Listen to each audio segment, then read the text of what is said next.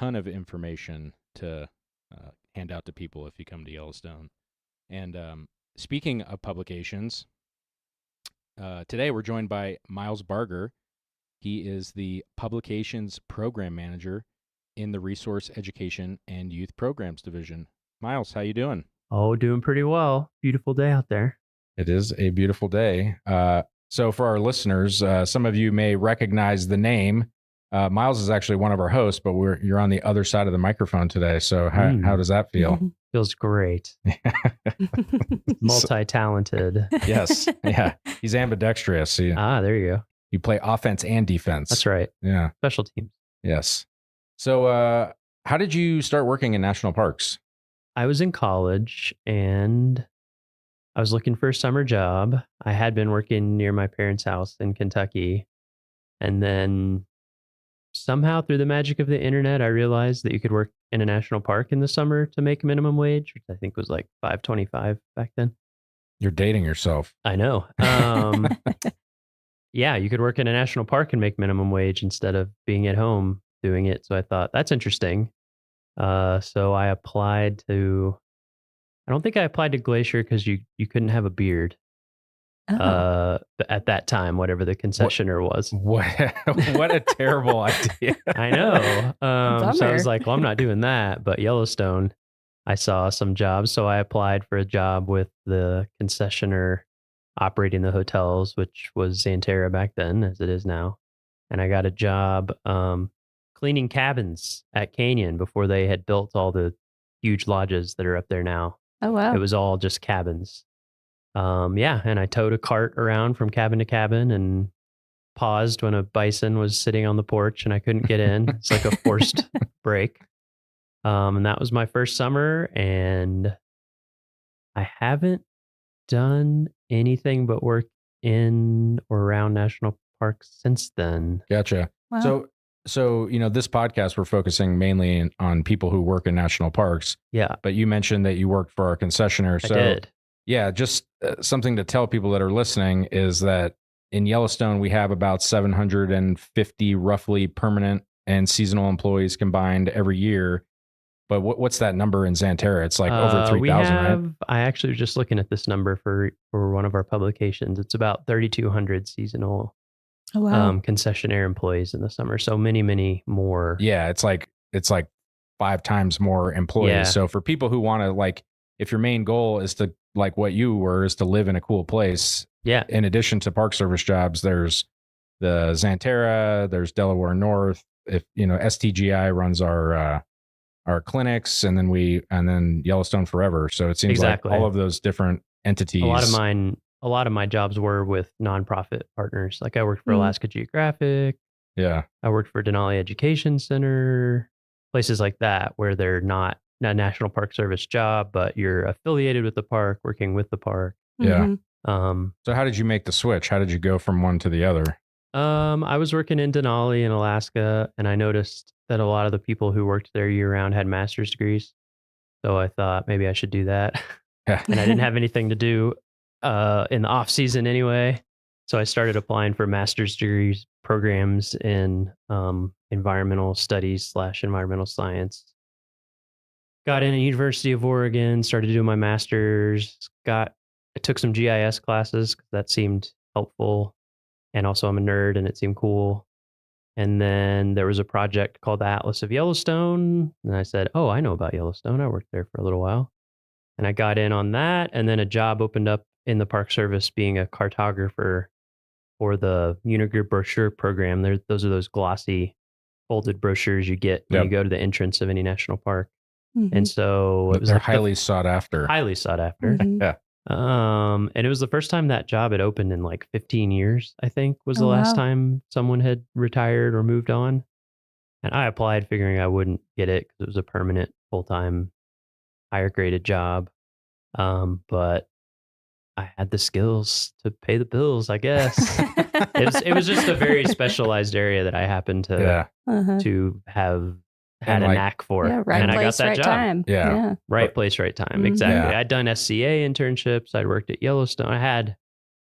I'd pieced together enough stuff over those seasons that combined with the cartography and design skills and writing, I could, make a pretty good case that I had the love for the game and the skills and the knowledge about the Park Service and all of that, and ended up getting the job. So, Cool. so your first Park Service job, what was your first seasonal one? I should say that was in Alaska, or did you go from? I never had a Park Service job. You never had a season. So your first Park Service job was Park permanent. Service job was a GS-12 visual information or cartographer. Way to just like come out swinging. Yeah. Yeah, So- I definitely didn't think I would get the job. So. Yeah. And that's like really very awesome. That is everybody that we interview, they'd have like a different backstory on how they started. And I would say, that is atypical, but Ashton, you kind of had a similar thing too, right? Like you didn't how did you get your start? I started it was Geoscientists in Parks internship program. Now it's called Scientists in Parks internship program. And I got an internship here in Yellowstone for a summer. And then this position opened up shortly after. Yep. And applied thinking the same thing as Miles. I was like, I'm not going to get this job, but got lucky. Yeah. And now I'm here. So I would like to say that, you guys are 2 in a million. Yeah. That's not the typical Very unusual. thing. Yeah. But it can happen. And I think that's, just right place, right time, being willing to just get, the background that you need so that when the jobs present themselves. So you were a cartographer. Where was that? Harper's Ferry Harper's Center. Ferry. Okay. So it's the kind of graphic design center for the National Park Service. I would say that's becoming more distributed over time, but things were super spread out in DC, is my understanding, in like the 50s and 60s. And then there was a push to consolidate everything somewhere. And Senator Robert Byrd was very good at getting things built in West Virginia. And so, Harper's Ferry, West Virginia is literally as far east and close to DC as you could possibly be in West Virginia. So it's right on the corner. It's like the lowest elevation point in West Virginia. It's a beautiful spot. It's where the Shenandoah flows into the Potomac. Yeah, I've sat on the confluence there and had lunch. It's very pretty. And so it's a building full of people who do. That's where the brochure program is, waysides, exhibit design, AV, all sorts of stuff. So between that job, your first Park Service job, and now the publications program manager, did you have some things in between, or did you go from one? I was there as a cartographer for almost 4 years. And basically I missed being in the Western US and I wanted to get back into a park and operations. The cartographer job was cool because I got to see like the breadth of the Park Service and how many different types of parks there are, and worked with every kind of park you can imagine, from like a tiny Civil War, not even Civil War, tiny Revolutionary War battlefields, all the way up to huge parks. And there was a job in Rocky Mountain National Park as the visual information specialist there. And I applied for that and got that job. So I moved to Estes Park and worked for Rocky for 5 years. And then this job came open and I applied for that. And came here in 2020. It was basically during the pandemic when the job opened up. Yeah. Well, so kind of getting more into your current job now that you're here, do you have a typical day or a season? Like what's your workload look like? I definitely have a typical day, which is come into the office and sit down at my computer and work on my computer. Can you expand? Yeah. So, being the publications program manager here, I'm in charge of not all the printed stuff, but the majority of printed things for visitors and for staff, like internal and even concessioners. We make stuff for them as well.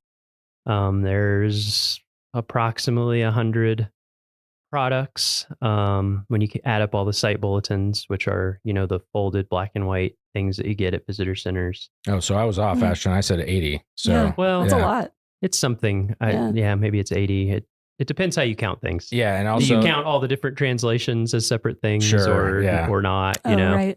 Yeah. Yeah, it's a lot of things. So yeah, depending on what the time of year is, I work on those. I would say my seasonality is kind of the inverse of a lot of people in operations, which operations is like, the front line, people who interact with visitors and are busiest during the summer, which is obviously when we're busiest. But I have to write, edit, get reviewed, and get ready for print, which printing takes a lot longer than putting things digitally. Anywhere from 6 to 8 weeks, you have to submit something before you're going to get the printed version. So my winter is really the busiest time Gotcha. from like October through now, basically. Yeah. I have a bunch of stuff I'm getting done right now because we need to get it here by the end of May, basically when our busy season starts. And then the summer it's busy, but in a different way. In the summer, I'm mostly responding to, I also make a lot of signs, design a lot of signs and get them ordered. So a lot of sign requests come in for just stuff that happens in the park. And then, things tend to happen in the summer. We have whatever, a road, something goes wrong and we have to reroute people, or a regulation changes, or it depends whatever. how many floods or water main breaks, or depends which plague we get. Yeah. So I'm kind of responding more short term to things like that, and like sending things to people in the field, getting things, taking requests for publications that people need more of. And then going out more in the summer to like visit places, talk to people, kind of see what the needs are. So those are kind of my two main seasons. So with that, do you have like an important, like what, for people who are interested in this type of a job, like, is there a skill or something that you would consider that it serves you well? Yes. So I do design, but I also write almost everything as well inside of the design. And so I would say writing is a very key, writing and editing. Yeah. So in that sense, like being able to write well, being able to write in different tones and styles, depending on what you're making, like the newspaper visitor guide that you get at the entrance stations is very just visitor information focused, and it has a ton of stuff in it. So it has to be very concise. So that's one type of writing. It's like plain language guidelines, which is a government thing for basically saying not using huge words and keeping sentences pretty easily understandable. So that's one type of writing. But then like resources and issues, I'm more editing other people, but that's more in-depth scientific writing and kind of everything in between. So I'd say write. It's also nice to be able to write your own stuff, because when you're designing on paper, everything takes space, physical space on the page. And so a lot of the time you need to be able to edit for space as well. So it's nice to be able to go back and forth to make things fit, or like I'm OCD about columns being all the same lengths and things. So it's like, oh, I want to edit this to be like 7 words longer. Things like that. And then detail oriented. Exactly. Detail oriented. And then there's the design side of things. I think that's a tough one for me. There are skills you can learn, but I also think there's a certain je ne sais quoi that some people have and some people don't when it comes to design. But that's an important skill. And then there's all the technical stuff of like, no, we use Adobe products in design, Illustrator, things like that. But something like Figma or GIMP or whatever, all the different open source things are very similar, but knowing how to run those programs well and do what you need to do, being like proficient and facile in those things. And then I make a lot of maps as well. I guess I wouldn't have to do that.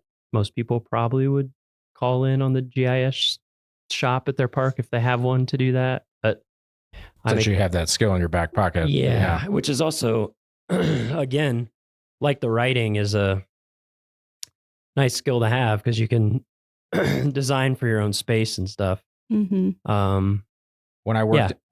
So my job before I came to Yellowstone was in Glacier as a visual information specialist, similar to what you were doing more likely in Rocky. I was very hesitant to write anything, and because it's like that's why I take pictures, because I'm not a solid writer and I let my pictures do the speaking. 1,000 words each. Yeah, exactly. I was like, I'm a prolific writer through photography. But when I came here, I was able to kind of do the same thing because there were people around me that were writing. But then as I got more into this job and started, changing things like the products that we were making, that Cam was asking us like, hey, do this or do that. There was no one to write. And so you just kind of had to write for yourself. And that is a skill that I picked up. And I would agree, like writing is I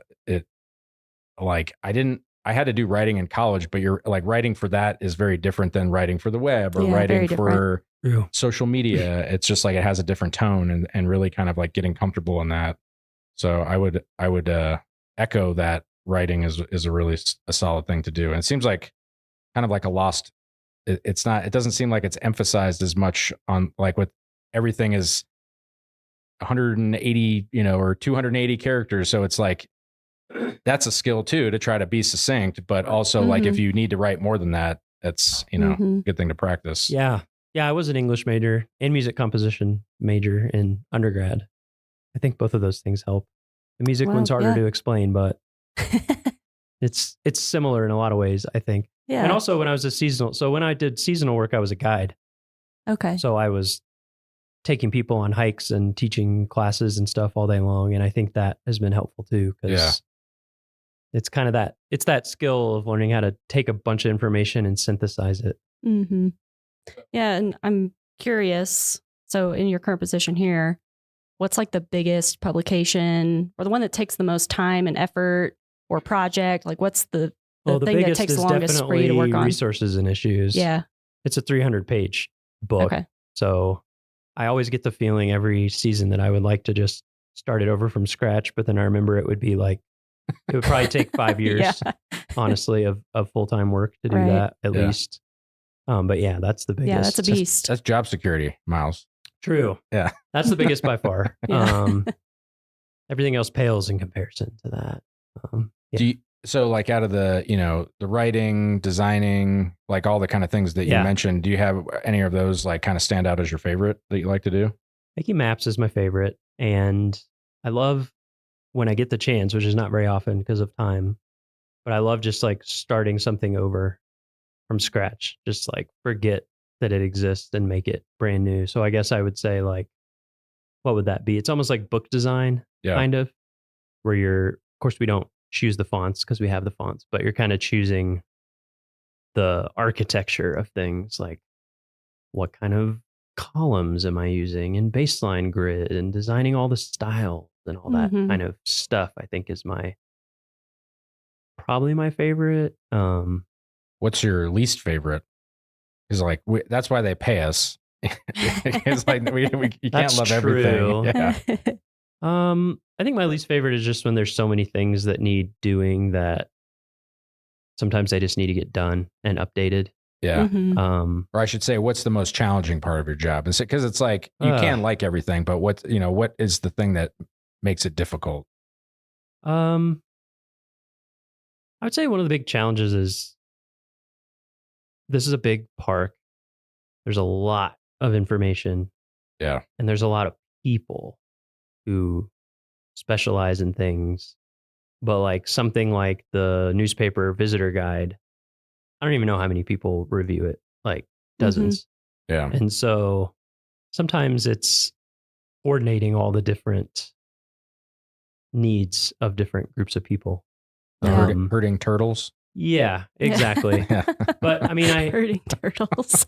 I wouldn't say it's difficult, but I also enjoy it because you get to learn a ton about the park. Like you get to learn about not only all these different subjects and information, but also the different perspectives, like the language on a sign for visitor resource protection or law enforcement purposes is very different from, like, if you have a sign about fishing or a wayside, the fisheries biologists have very different goals for that than the people who like want to enforce regulations versus Mhm. the interpretation side of it. So Yeah. I enjoy it, but that is definitely a skill that I've had to learn.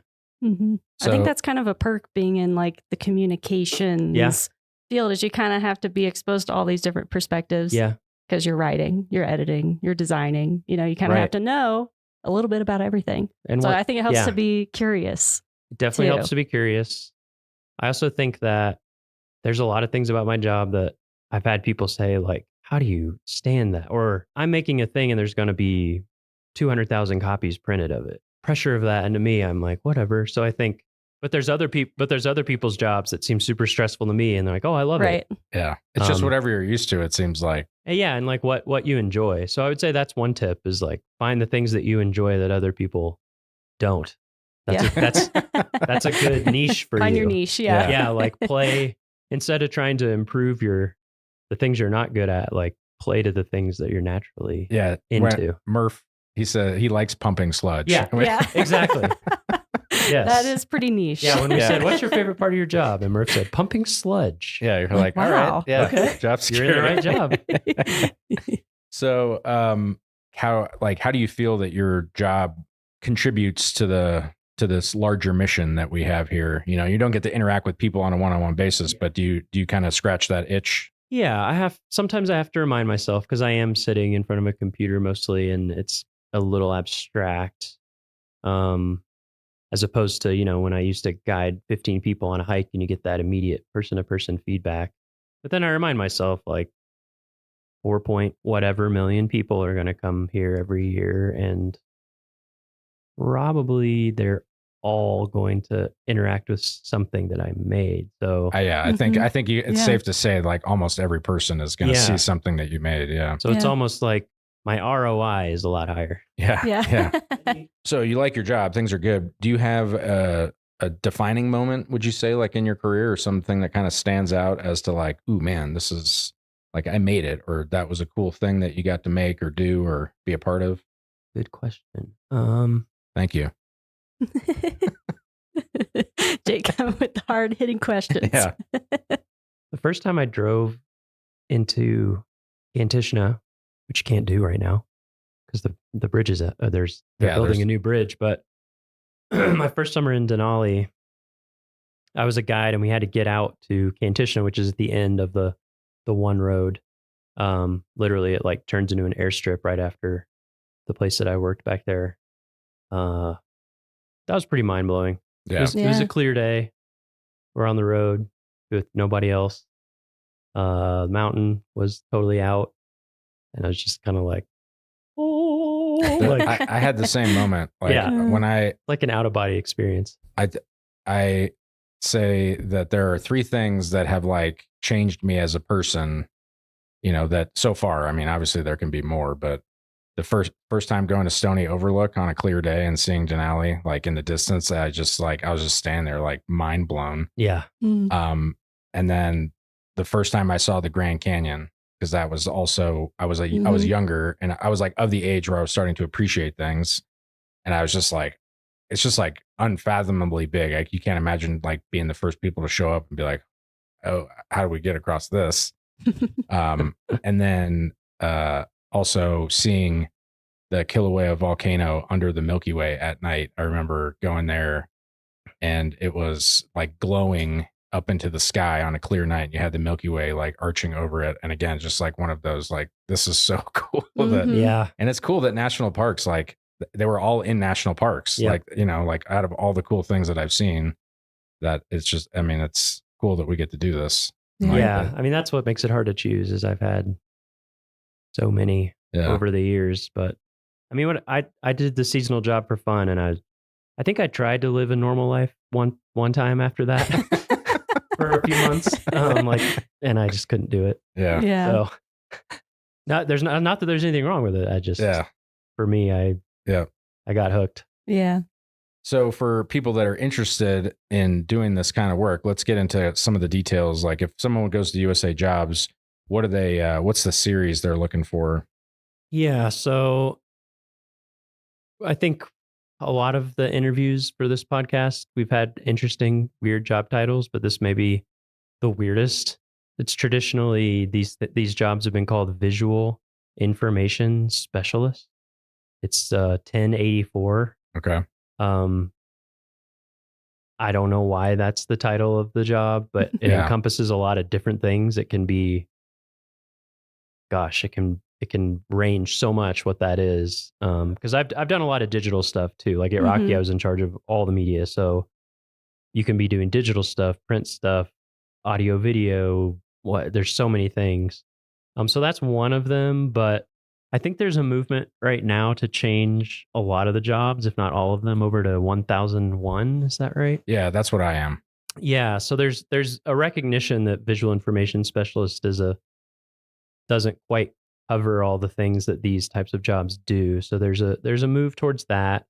And then I would also say there's, as you guys know, there's public information, and a lot of times almost exact same type of job as my job is advertised under different public information things. There's also, like I said, there's subspecialties, like cartography, which in my mind is a subfield of design, or like writer editor, audio video production. So Specialist. That was a job I had too. Yeah. So I think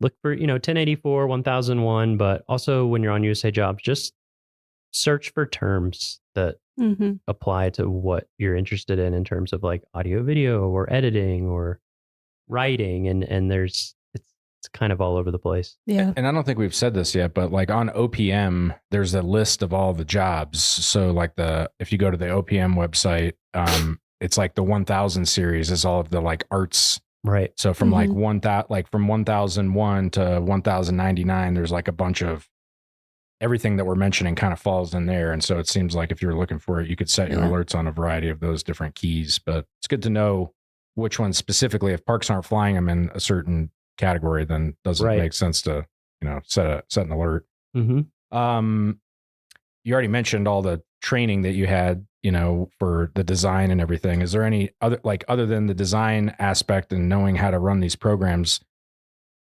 like is it required that you have a formal training, that you go to school for that, or could you just like teach yourself how to do this? And you like a lot of people grow up and know how to use Photoshop and stuff. I think you can teach yourself. Yeah. I mean, a ton of it I taught myself.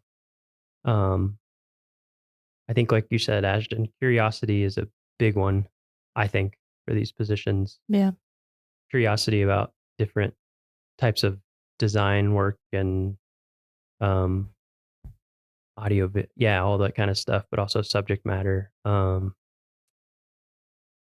did tons of personal projects, like I'd say I probably did more personal projects than work projects to get into this kind of stuff. Like whenever I was just seasonal, took a ton of photographs and had a blog and made books for friends and family that they didn't want that I thought were cool. Yeah. So it seems like you were interested in being creative and you just happened to find a job that it's just allowed you to do that. Yeah, it's just kind of who I am. Yeah. That's cool. Do you have any advice for people that, if they're looking to get into this career, just general advice?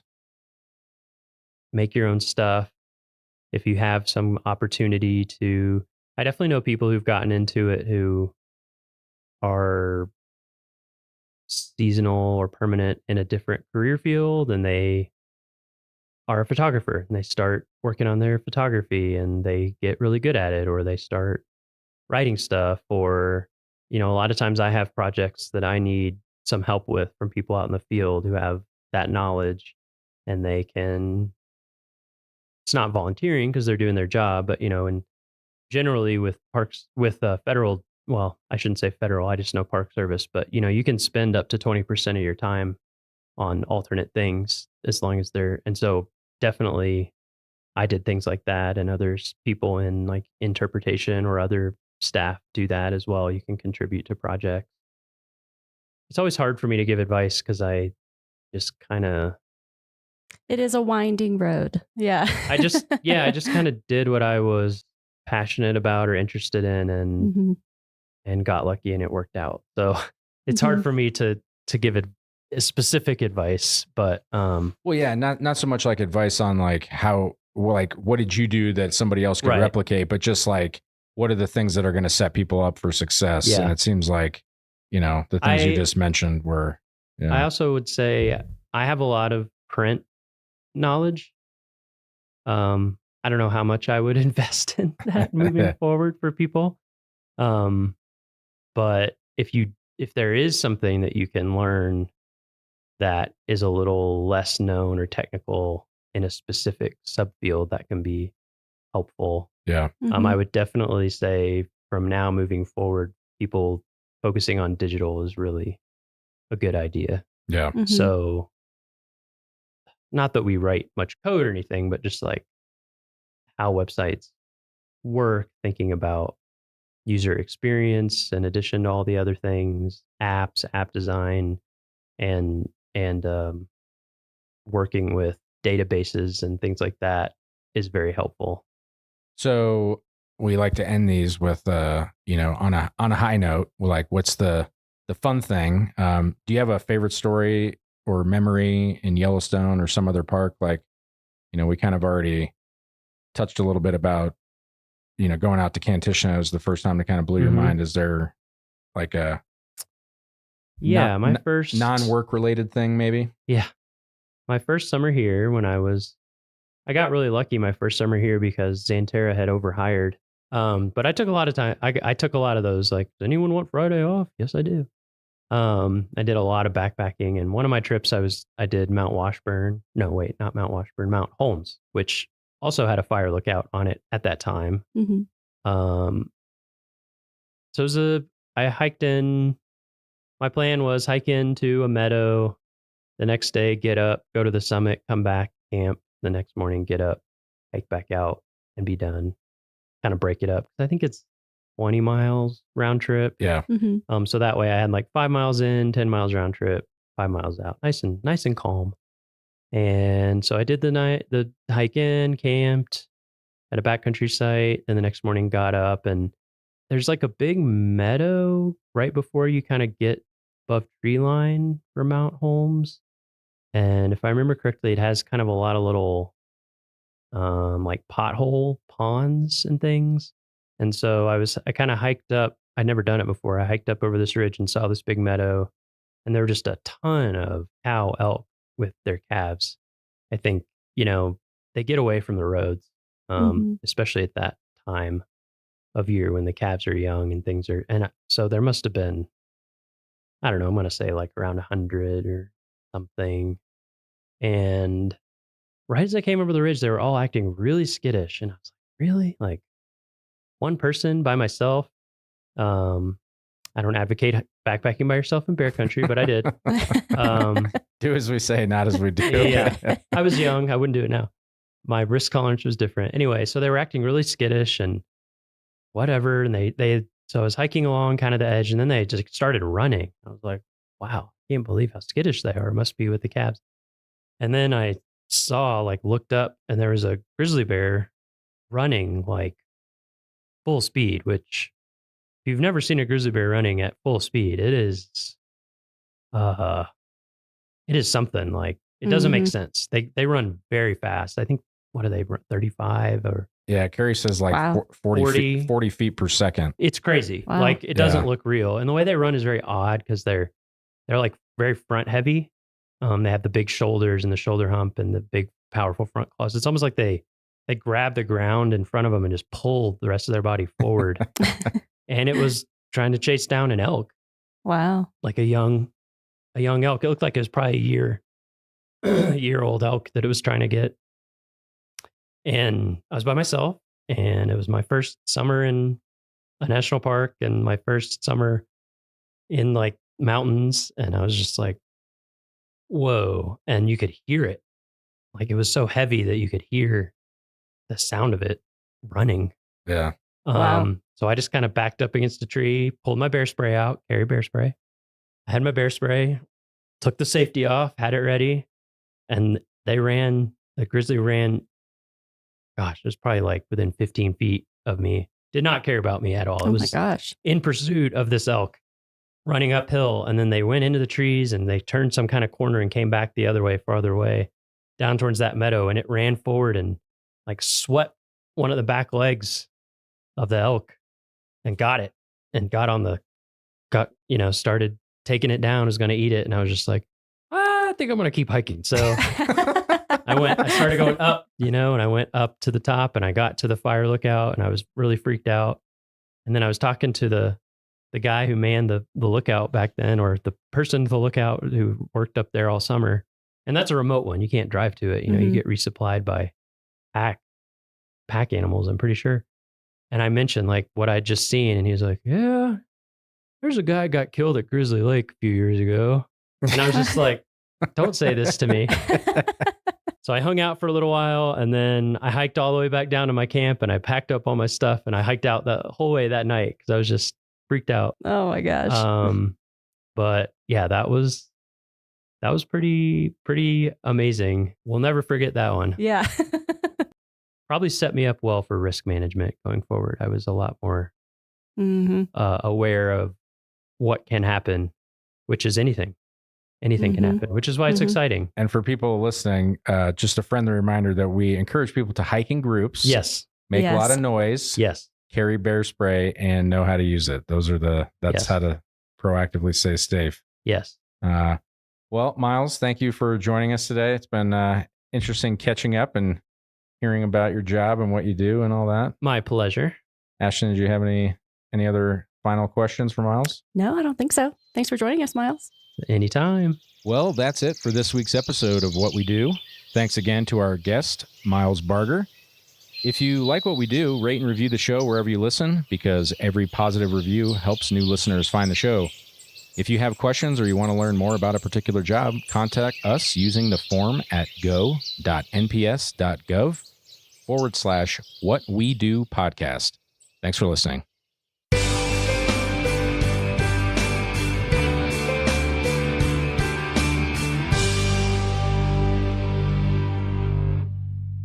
The East Side Tunnel was one of the most difficult challenges on the entire Going to the Sun Road. Built in 1931, the 408-foot tunnel appears to come directly out of Pegan Mountain, with waterfalls cascading down the portal. Before work could begin, a 3.5-mile trail was constructed 200 feet above the road from Logan Pass to a point above the site of the tunnel. A platform on which to work was excavated by moving 6,250 cubic yards of dirt and rock. The materials and equipment were hauled to the platform above the tunnel site and then were packed by laborers down ladders and switchbacks totaling 200 vertical feet. Crews worked 24 hours a day on the tunnel, boring around 5 foot each 24 hours. Both portals of the tunnel frame impressive mountain views. In November of 2006, severe rain and flooding washed out multiple sections of both lanes on the Going to the Sun Road near the tunnel. The largest washout was over 100 feet long. Within days, heavy snows prevented access, and repairs had to wait until spring road crews could plow their way to the damaged sites. Several strategies were explored for repairs, and eventually it was decided that a mechanically stabilized earthen wall 350 feet long would solve one problem, and a temporary bridge would be required to provide two-way traffic over another spot. Work will continue on some of the damaged locations throughout the summer, as well as the ongoing rehabilitation of the Going to the Sun Road that was previously scheduled. This incident is another reminder of the power of nature and reiterates the need to rehabilitate the Going to the Sun Road so future generations can enjoy its majesty.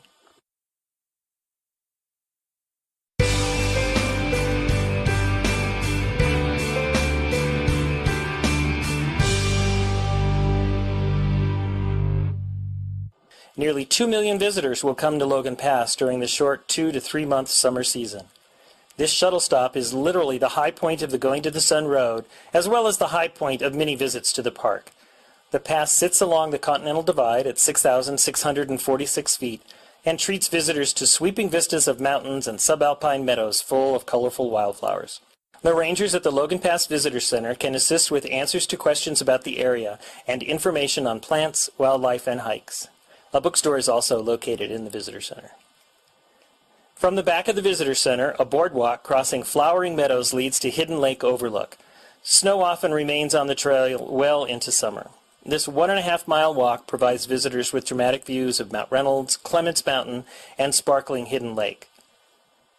Hikers can continue another 1.5 miles down a steep trail to the lake where Bear Hat Mountain rises high above on the far side. Please remain on the boardwalk and trail. A careless human step will leave a huge impact to plants in this fragile environment. Some may only grow 1/2 inch in 5 years. Across from the visitor center on the other side of the Going to the Sun Road, visitors can experience one of Glacier's most popular hikes in the park on the Highline Trail. Hikers often share this trail with mountain goats, so please yield the right-of-way to these alpine residents. Although there are a few precipitous spots on the trail, don't let that discourage you from enjoying some of the most spectacular views in the park. Wildlife, including bighorn sheep, mountain goats, and an occasional bear may be seen, as well as smaller animals such as Columbian ground squirrels and hoary marmots. Feeding any wildlife, large or small, is strictly prohibited. While wildlife may seem tolerant of humans, respect their need for space and do not approach. For both your safety and the safety of the animals, if an animal moves towards you, please move away.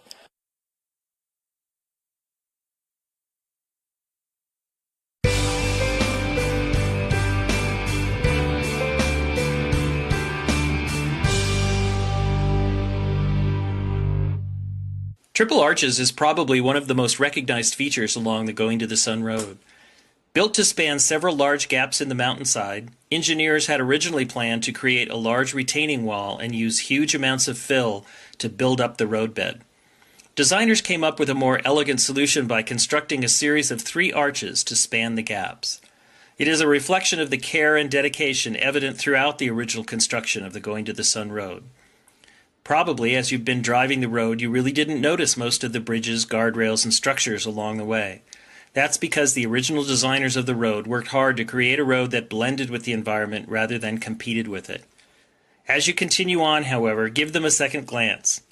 Even simple culverts in many locations are beautiful creations constructed of the same multicolored rock from the surrounding mountains. The Going to the Sun Road is one of 6 National Historic Landmarks in the park and one of a very few roads in the country to make that list. Today there is a massive rehabilitation project in progress along the entire length of the Going to the Sun Road. Engineers and contractors are working hard to ensure that the historic features of the road are maintained while creating a road that meets modern safety and traffic requirements. It's a challenging job and will take several more years.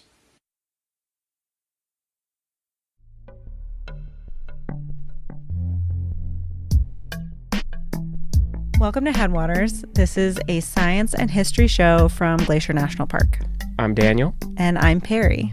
This show is brought to you by the Glacier National Park Conservancy, as always. And this is a bonus episode for those of you planning a trip to Glacier sometime soon. So not so much as a deep dive as much as a shallow... A dip. A quick dip. Okay. We're going to talk about place names. I think the place names around here can be a little confusing. I remember when I started here and people just were throwing out like Mini Glacier and the North Fork and the Middle Fork. It's very confusing. There's a lot of forks. This is true. So, first of all, we're talking about Glacier National Park in Montana. There is also a Glacier National Park in Canada and also Glacier Bay National Park in Alaska. Not those. We're talking about Montana. Okay, so just to note up front, a lot of place names in Glacier come from a lot of different languages, perhaps least of all English. Originally, the landscape had a lot of names from Salish, Blackfoot, Kootenai, and Cree languages. Then French trappers came into the area, and lots of other people have come here over the years with lots of different names for many of the same places. So if you're encountering a name that you're not understanding right away, it might be because it's a name coming from a language that you're not familiar with. Right, or like a direct translation from a language that is not English. I always reach for a book called Place Names of Glacier National Park. I got it right here. This is probably the best book that I know of, that it's, a few hundred pages of all of the place names from a park map, and it's got a little bit of history of all of them. Yeah, here's maybe my favorite quote from that book. It says, "Each language portrays a universe of its own, and it will often be difficult to fit the universe of one language into the universe of another. which kind of speaks to what we were talking about earlier, where all these names come from all these different languages and they don't always make sense in translation. Yeah, I like that. That's interesting. All right, well, with that in mind, Perry, let's start really broad. Take me around the park. I know that the North Fork has nothing to do with like a spoon or a fork, but it has something to do with a river. So maybe start there. What's the North Fork? Okay, so the North Fork refers to the North Fork of the Flathead River, which splits into 3 forks. One comes down from the north along the west edge of the park. Confusing. Yeah. The Middle Fork flows along the south of the park, also confusing. And the South Fork is not in the park. Did that help? But at any rate, they're all forks of the Flathead River, and they all come together to form the main stem of the Flathead River. Yeah, which flows west of the park towards the Flathead Valley. Right. Now, I hear people talk about the east side a lot. There's more to it than that, though. Yes. So the east side of Glacier has a series of big valleys, each with more or less confusing names. So there's Many Glacier, St. Mary, which some people call St. Mary's. It's controversial. And Two Medicine. Okay. And then there's a town called East Glacier, which is not the same as the whole east side. East Glacier also has its own history of many different names. Yeah. It at one point was called Glacier Station because the railroad stops there. And it also was called Midvale. Yeah. So in 1950, they changed it to East Glacier. And we are on the west side. We are in the town of West Glacier, which is near Lake McDonald and Apgar. Yeah. Okay. Yes. West Glacier, according to the Holterman book, was formerly called Belton. And then they changed the name just so it would be more friendly to tourists, I guess. Or more confusing. Maybe. So it used to be called Belton, but today it's called West Glacier. And again, it goes without saying probably that indigenous people have their own names for these places. The Kootenai have a word for the Belton area that means something like spotted foot mountains. Okay, so 3 of the main entrances to the park are West Glacier, East Glacier, and St. Mary. I feel like we probably confused people even more about those, but... Well, let's zoom in. What's in between West Glacier and St. Mary? Going to the Sun Road. That's what everyone's here for. This is true. So it's the road to the sun. Yes, going to the Sun Road is not between East Glacier and West Glacier. That's Highway 2. But between St. Mary and West Glacier is going to the Sun Road. Now, Jack Holterman here has a little bit of history on the name Going to the Sun Road. You would expect nothing less. I would not. Okay. This most unforgettable name in Glacier turns out to be a bit disappointing. Well, at least if we follow James Willard Schultz, who bluntly told the Geographic Board of Names in 1929, quote, "I myself named Going to the Sun Mountain. There is no Indian legend in connection with its name." But then Jack Holterman goes on to explain that there actually were a bunch of different indigenous legends associated with that mountain and with similar names. Okay, so James Willard Schultz is a big character that pops up a lot in Glacier. In early park history. Yeah. And something that I learned just a few years ago is that when you look at the map in Glacier, you see a lot of names that you might think are native names for things like Going to the Sun Mountain or Rising Wolf Mountain, all of these places. However, James Willard Schultz actually applied those names to all those features that probably already had different, much longer standing indigenous names and probably many different ones from many different tribes. So in some ways, some of these names are kind of a blending of Euro-American early trapper explorer names mixed up with the indigenous names that existed at that time. Yeah, and confusingly, James Willard Schultz did a combination of naming things because he thought certain names sounded cool, but also naming places in honor of actual indigenous people. People he was friends with. Yeah, his contemporaries. Yeah, so I guess we've just made this all more confusing than it started. Well, I'd like to think we've sparked some interest, perhaps, for people. At the very least, all I can say is, take out your park map and ask some questions. Yeah, there's a lot of overlapping eras of history here and a lot of different cultures that have been a part of this landscape. And names really kind of capture all of that history in an interesting way. Totally. Well, this has just been a quick dive into some park names and history. We'll be releasing some new episodes soon, so stay tuned. And if you have more questions in the meantime, or if you want to try and stump the ranger, We love trivia questions. So you can send us an email. Yes, at glac_media_lab@nps.gov. We'll put that in the show notes too. If you want to learn more about what the Glacier Conservancy does, you can visit their website at glacier.org. You can also just support the show directly by leaving a review in Apple Podcasts. It used to be called iTunes, but Apple Podcasts, or You're really dating yourself. Whatever app you use for podcasts, go leave us a review. Even if you haven't listened to all of Headwaters yet, you're not sure you like it. Just give us 5 stars anyway. Yeah, and then go back and listen to the past 5 years of episodes that we have. There's a lot of good stuff out there, and we got more coming, so stay tuned. If you like the show, tell your friends about it. Thanks for listening.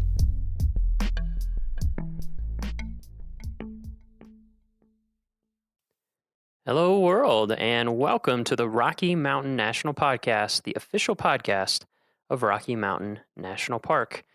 This podcast is something totally new for us. We're just getting started. This is episode 1. We're going to be running in a seasonal format, so we'll have a whole season, and this season we're going to do 10 episodes.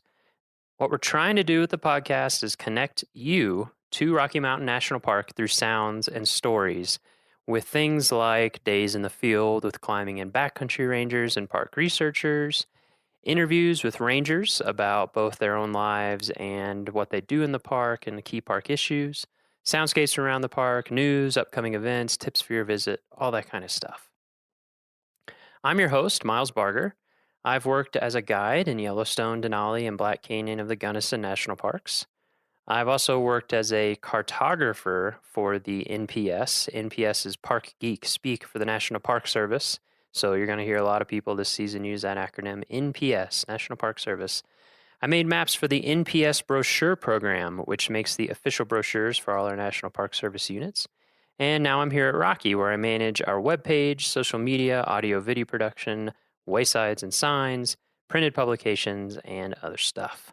I'm not going to go too much into my story here right now because, as you'll see, the interviews on our podcast are not going to be formal and stuffy, blah, blah, blah. We're not doing highly produced stuff. We're doing conversations with real rangers, with real park staff, volunteers out in the field. And we want it to be like you're sitting at a picnic table with us, you're sitting around a campfire, we're just having an interesting conversation. So I'm sure that in those conversations, details about me will naturally emerge. So for today's episode, I spoke with Kathy Brazelton, the East District Naturalist. The East District of Rocky Mountain National Park is the Estes Park side of the park.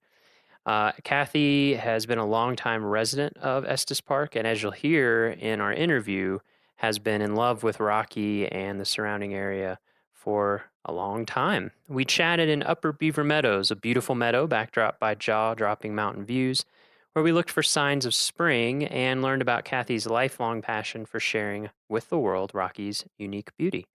We hope you enjoy.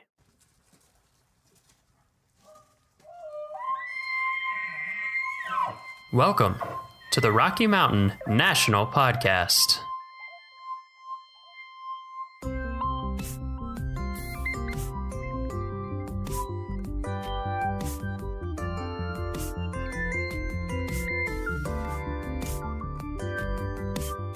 Hi, Kathy. Hi, Miles. Thanks for joining us out here. Where are we right now? We're in Upper Beaver Meadows in the picnic area. I like Upper Beaver Meadows. I think it's a beautiful place. Good birds up here. Yeah. I'm nodding. Yeah, that's okay. We'll nod. We'll have nod on audio. Okay. So, how's that big snow? For those of you who might be surprised, what's today, May 23rd? Yeah. And we're standing in snow. Because it's springtime in the Rockies. Exactly. It's springtime in the Rockies. We just a few days ago had, my house, we had over 3 feet. Yeah. I think in the park we had over 34, 3 feet, something 34 like that. or Yeah, something yeah. like that. I think Craziness. Allen's Park had like 42. Oh, Have you seen a lot of snows that big here in the spring? not quite that big. No? One year in March we got 56 inches. 56? Yeah, it was phenomenal. Whoa. But those are odd little Yeah. weather events. Yeah. It's kind of amazing how it will snow and then melt very quickly. It's kind of nice. It's like a little hint of winter. All right. We'll just head into background stuff. So, Kathy, what do you do here at Rocky Mountain National Park? I am the East District Naturalist, which means District Naturalist. I supervise all of the interpretive stuff on the east side of the park from the Continental Divide down. And what is, I don't know, our listeners might not know, we use the terms interpretation. What's an interpreter in the Park Service? We don't translate stuff, right? Well, we sort of do. I look at it. My grandmother, to her dying day, asked me what language I spoke. So, really? and I think it is kind of being an interpreter. I take my knowledge and love of this place and put it into language that the visitor can understand because it's new to them. So interpreters, we do stuff like ranger programs that people go on. What other kind of things? Walks, talks, hikes. And then there's the non-personal stuff that you'll see around the park, the brochures and the wayside signs and things that help you understand where you are. Yeah, I know a little bit about that. Imagine you do. So let's see. Where are you from, Kathy? Originally? Born in Memphis, Tennessee. But no accent. Amazing. I lost it on purpose when I moved out here to go to college. Yeah. But I was a child of the South. Yeah. I grew up in the South too, actually. Yeah.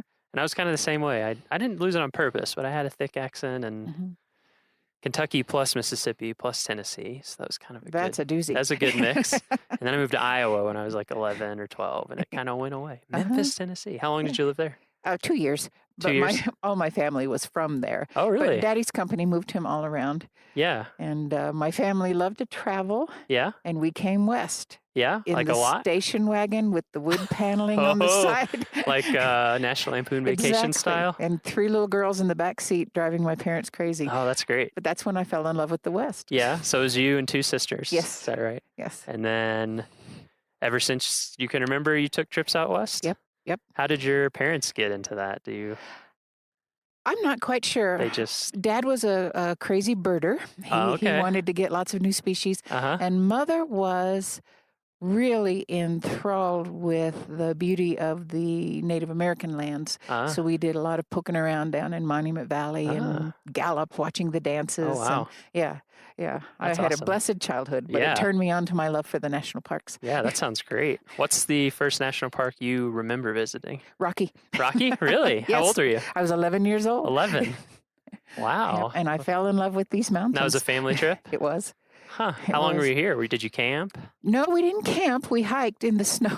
We all fell through. We had on our cotton jeans and our cotton boots. It was May, though. We, coming from the South, we thought it would be warm. But no. But no, we had so many good experiences here. And then later we camped and backpacked and hiked all through the park. But so you came here a lot? We did. Growing up?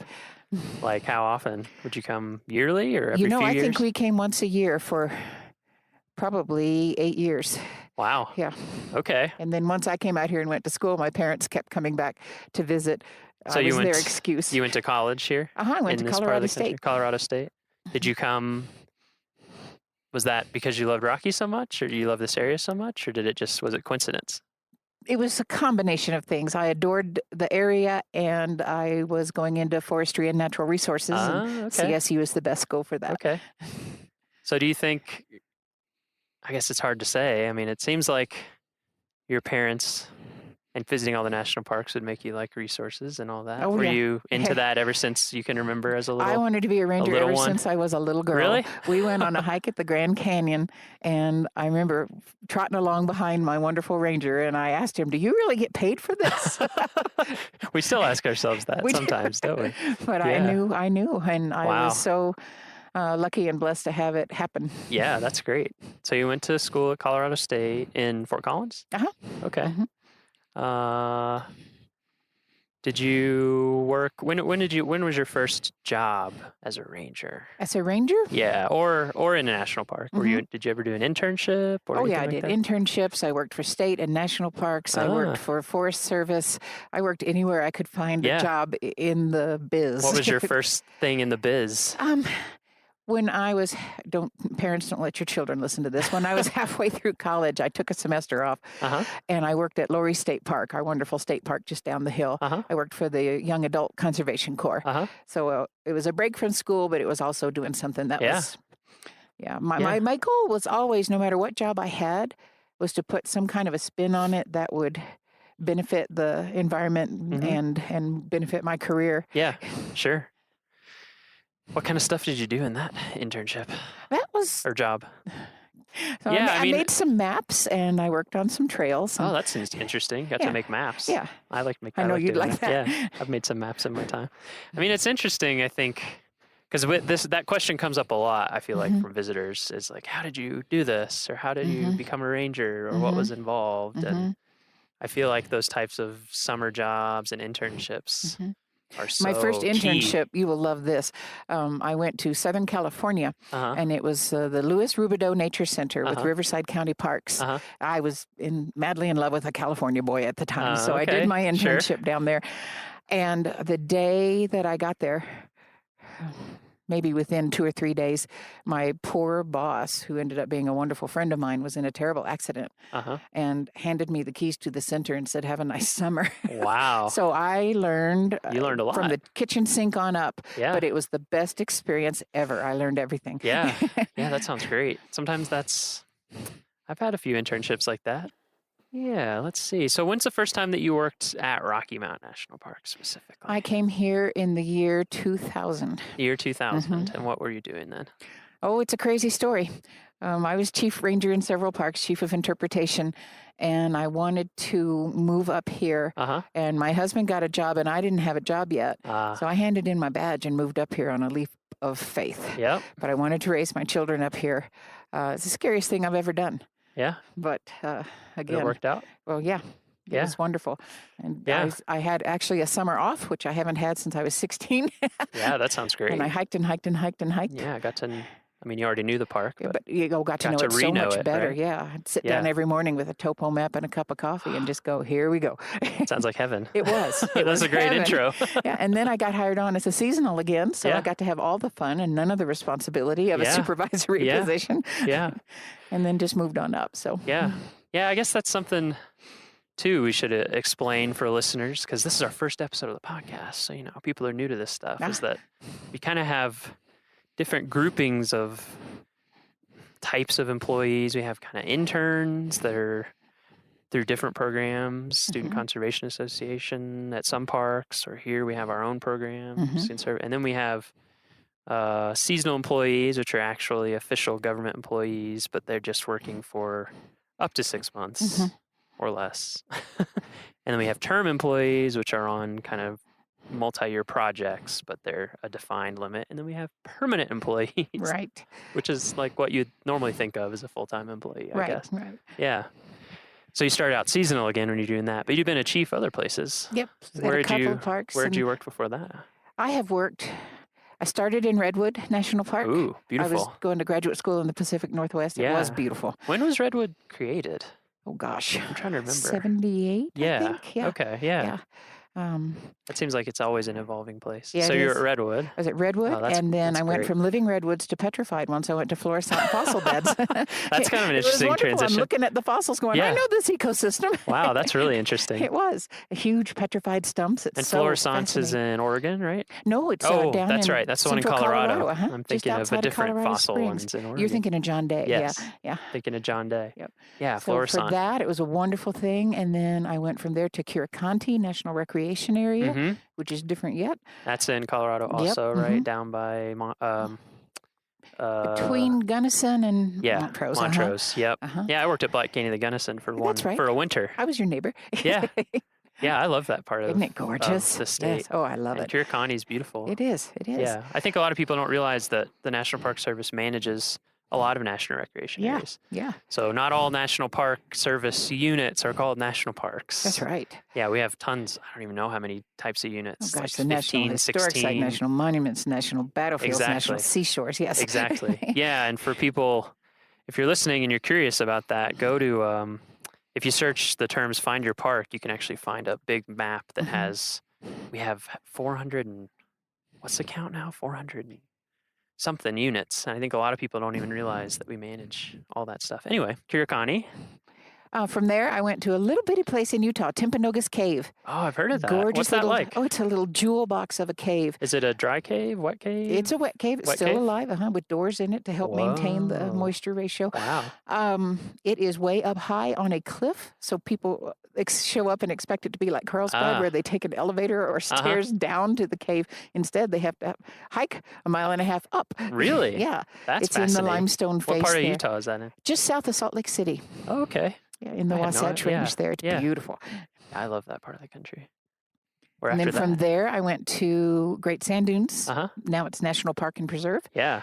And then up At here. that time, was it? It was just a national park. National Park, and then they added the preserve later. Yeah. That's also a fascinating place. If anybody's coming to Rocky and you have a longer trip, you should visit some of these places around us. I mean, Great Sand Dunes is bizarre. It's phenomenal. It's just phenomenal. These, hundreds and hundreds of foot tall sand dunes up against the Sangre de Cristos, and there's a 14er like right behind sand dunes. Yes. It's very bizarre. Yes. And then what's that creek that flows down? Medno. Yeah, and it flows like under the sand and kind of emerges on the other side. It And there's a comes in and wetland. out. I mean, it's just, there's secret pockets back in there. it's a bizarre And place. a bison herd and an elk herd. And Yeah, it's definitely worth. I mean, all parks. I've literally every park I've been to. Same here. Even when I'm like, I don't know about this place. It's always interesting. Every park has had some beauty. Yeah. Yeah, it's really fascinating. And so then after that, you came here to up Rocky. here. Huh. That's great. You got to be in And some I'm nice a happy places. ending. Oh, I have been in wonderful places. You like it here, okay? Yeah, I do. Yeah. So how did you get into interpretation specifically? Is that what you'd always wanted to do, or were you I've done lots of jobs in the national parks, resource management, law enforcement, cleaned my share of toilets. But my passion was to get people excited about these beautiful places. And to me, interpretation was the key to that. Just to share my love for and knowledge of and watch that glow spread across their face. That's the best thing in the world. Yeah, I have to agree. I love that too. So you talked about taking trips with your family. Was there anyone specifically, like a specific ranger that you remember, or someone in your family specifically that really inspired that desire to my communicate mom was and inspire a professional Girl Scout, outdoor education. And I was a scout myself, and that offered me many wonderful opportunities. Yeah. And then my dad being a birder, that's what we would do together. We'd go out on Saturdays and go birding when we could. So he taught me a lot about the different, birds and why they were there and the ecosystem idea. And I just loved science in school. I was a little science nerd. I just adored it. Yeah. But that's great. I had a hard time deciding whether I wanted to go into research, and because I just love immersing myself in resource knowledge. But I really wanted the other piece too, the communication of the sharing of. That's important to me. Yeah. Yeah, I feel like that happens a lot for people in the Park Service. They kind of have a lot of interests. It takes a little bit to figure out. Do you like being out in the field collecting data all the time, kind of on your own, or do you like interacting with people and and all of that? Both. Yeah, exactly. I kind of feel and the old time ranger, when I started, was more of a general ranger, a generalist, and we got to do a lot of the different things. And we've gone a little more pegged now into different categories. Yeah, I've heard a lot of people mention that. I guess I've only been doing park stuff for about 10 years, but I've heard a lot of people say, it used to be much more general, and it's just gotten more specialized over time. Why do you think that is? Well, a lot of my first parks were smaller parks, so you wear a lot of different hats because you don't have a lot of staff. Yeah, exactly. And then if you move into a bigger park, there's just more people to assume more roles. Yeah, makes sense. Yeah. A lot more everything. I mean, at Rocky, you were just a little under 250,000 acres, right? Yeah. And a lot of visitors. Yes, we do. I bet that's changed a lot. How many? Do you know what the visitation was when you were here, like in 2000, approximately? I think it was still. Don't quote me on this, but I think we're still under 3 million at that time. Yeah. And now we're at 4.5. Yeah, last year we had 4.5 million. Yeah. So what kind of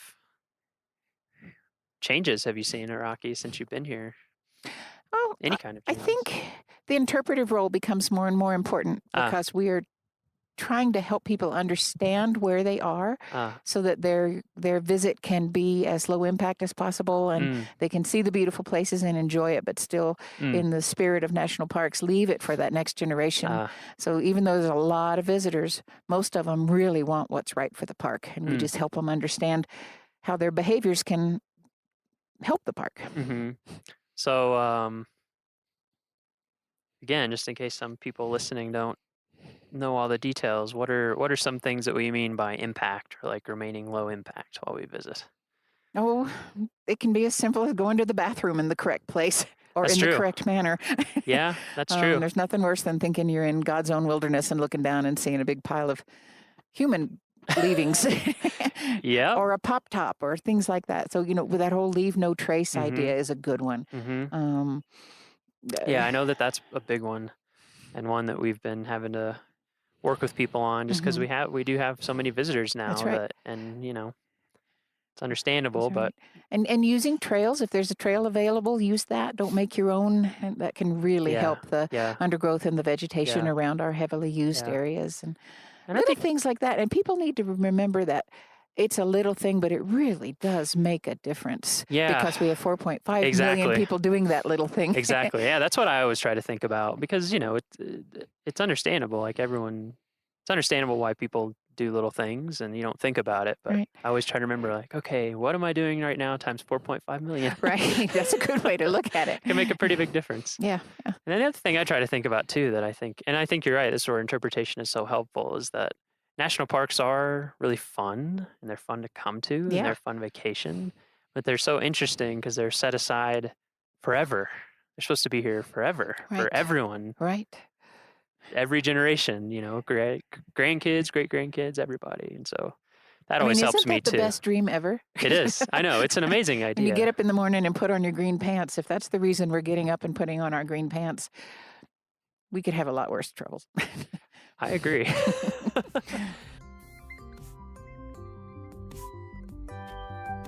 Okay, time for a little break while we give you quick news and announcements about things going on in Rocky Mountain National Park. First of all, summer is here. So it's hard to believe, wasn't that long ago we had a huge late May snowstorm, over 3 feet of snow in Estes Park, way more up in the higher elevations. But Trail Ridge Road is now fully open for the season. Roads are clear, but watch out for ice. It can get below freezing at night, and any water from melting snow on the runway can freeze. And be prepared for cool temps and high wind. It can really surprise you. For example, on Monday, I went up to the Alpine Visitor Center. When I left Beaver Meadows Visitor Center, it was 76 degrees, light wind, sunny. Up at Alpine Visitor Center, it was 46 degrees and very windy and pretty clouded over. So the weather changes really quickly, and temperatures always get colder as you go up in elevation. I was really glad to have a jacket, hat, and gloves and to not be in sandals. And we recommend that any of you coming to visit bring all those items as well. Warm clothes, hat, gloves, and if you're wearing sandals, some extra shoes in case it's really cold up there. Wildflowers are starting to bloom in the lower elevations of the park, and wildlife are out and about, with new elk and moose calves being spotted around the park, and lots of species of birds joining us from near and far, including the hard-to-miss ruby-throated hummingbirds. They buzz and chirp. You hear them through the air. Ranger programs. Have you ever joined a ranger-led program? They are a great way to learn about the park and have fun doing it, and they're free. So on a ranger-led program, you show up at a location, a ranger is there with you. We have walks and hikes, we have evening programs, we have more like presentation style, hands-on. We even have things especially for kids. They're absolutely great benefit, and like I said, no cost to you. We have a special program coming up on June 16th at 8:30 p.m. at the Upper Beaver Meadows Trailhead, and we call it Party with the Stars. So if you have not been to Rocky Mountain at night and seen our night skies, they are incredible. The Milky Way, all the stars, I can't even describe it to you. You have to see it yourself.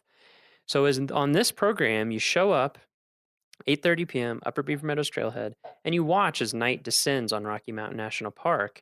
And then when it's dark, there's actually going to be volunteers available with big telescopes that will help you experience the magic of the night sky. They can point things out to you, or you can just look through the telescopes and get some great views. So highly recommend you check that out, June 16th, 8:30 p.m. We also have all of our summer programs beginning this Sunday, June 18th. There are way too many for me to talk about here, but you can find them online. For a full list of our ranger programs, check out our online calendar at go.nps.gov/RockyCal. That's Rocky, C-A-L. Or if you're here visiting us in the park, you'll get a park newspaper when you come through an entrance. Just turn to pages 3 through 7 in that newspaper, and you'll see our full list of programs for the summer. Finally, a few updates on our park roads. Old Fall River Road is currently closed to vehicles. It's open to bikes and walkers. It is set to open as usual in early July, weather permitting, so stay tuned on that. There's construction going on Moraine Park Road from the intersection with Bear Lake Road to the Moraine Park campground. You can expect delays of up to 15 minutes there during the day while construction is going on. And all throughout the summer, we have a park-wide project to repair and preserve pavement in the park, and that also might cause short delays in a few sections of road, and those sections will be changing throughout the summer. So just something to be aware of as you visit us. All right, there is all the news that is fit to speak for you this week, and let's get back to our interview with Kathy. Since it's spring, thought we could talk a little bit about spring in Rocky. You know? Spring in Rocky? Yeah. So when you Be ready. Be ready. Yeah. When you think about spring in Rocky Mountain National Park, what do you think of? You think of be ready. The first thing I think of is change. Change. Yeah, because it's going to be changing either by the minute or by the day, or you can have a 50-degree day one day and be sitting and getting sunburned on a rock, and the next day you are in 3 feet of snow. So be ready. Folks who come visit us, they have their shorts and sandals on and they're ready to climb longs, and we're saying, that's still a winter climb. They forget how far north we are and how high we are in elevation. It really makes a difference. Yeah, it makes sense to me. I totally get it. I remember the first time I came out west, because being from Kentucky, it snows a little bit. Yeah. May is summer. Usually warm. It's summer, basically. And I remember we came out here. I think it was early June. We went to Yellowstone. And the snowstorm was coming in, and they were basically like, you can either stay here for 3 days or you can leave, but you're not going to be able to get in or out. And we were just like, what? It kind of blew our minds. Yeah. So that's a good tip for everybody. Be prepared for anything. Like you said, sunburn and 60 or, 20 degrees and dumping snow, or 3 feet of snow like we just had in May. Yes. What else what other things are changing here? I think it's interesting when you live in different types of environments, there's always change happening, and we have spring, but I think a lot of people wouldn't maybe think of it as spring or recognize it as spring. It's not a long drawn out spring like other folks have. I think of my senses when I think of spring. There's things you smell. You can smell the current blossoms or the current leaves. You can that's one of our shrubs. You can smell the willow catkins and that green meadow waking up smell. It's just really is strong sense in the spring. I think of sights.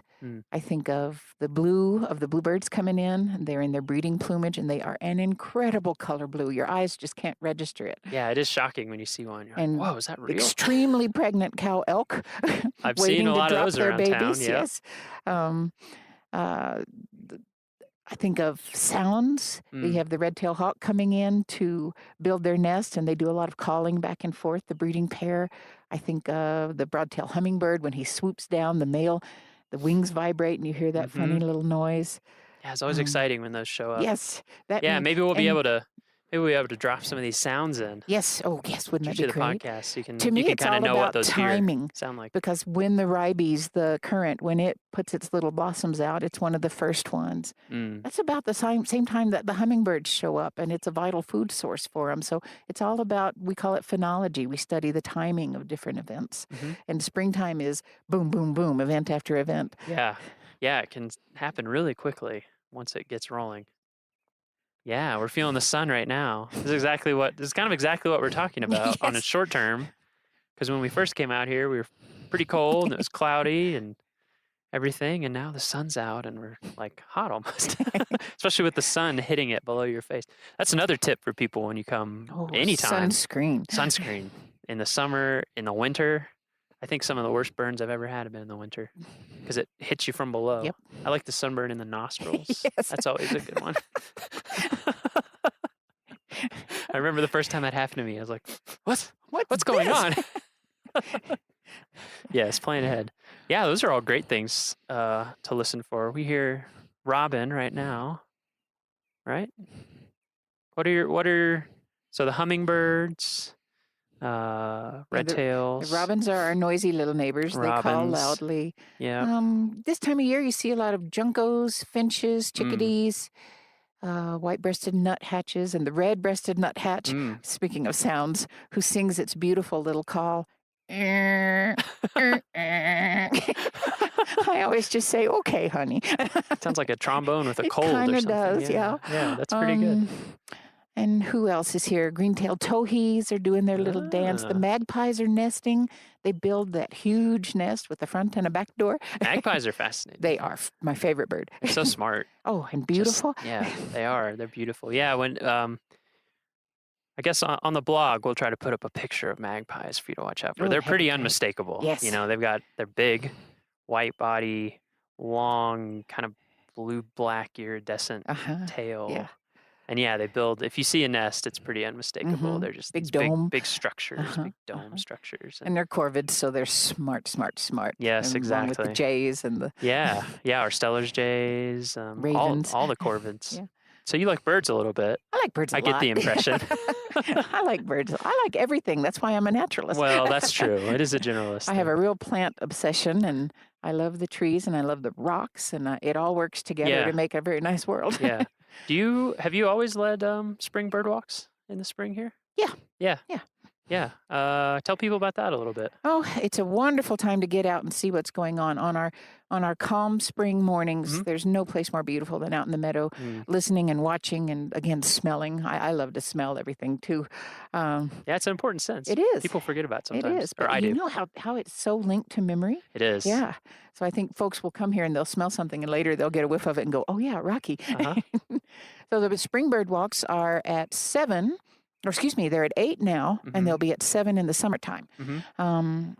We have wonderful mix of rangers and volunteers, our wonderful skilled volunteers helping us lead these. And this is the time of year when the migrants, the bird folk who go thousands of miles away, come back up and come home to Rocky. So it's great to see them arriving. It's amazing. It's really amazing. Yeah, bird walks are one of many types of walks and talks. We have so much stuff going on, especially in the summer.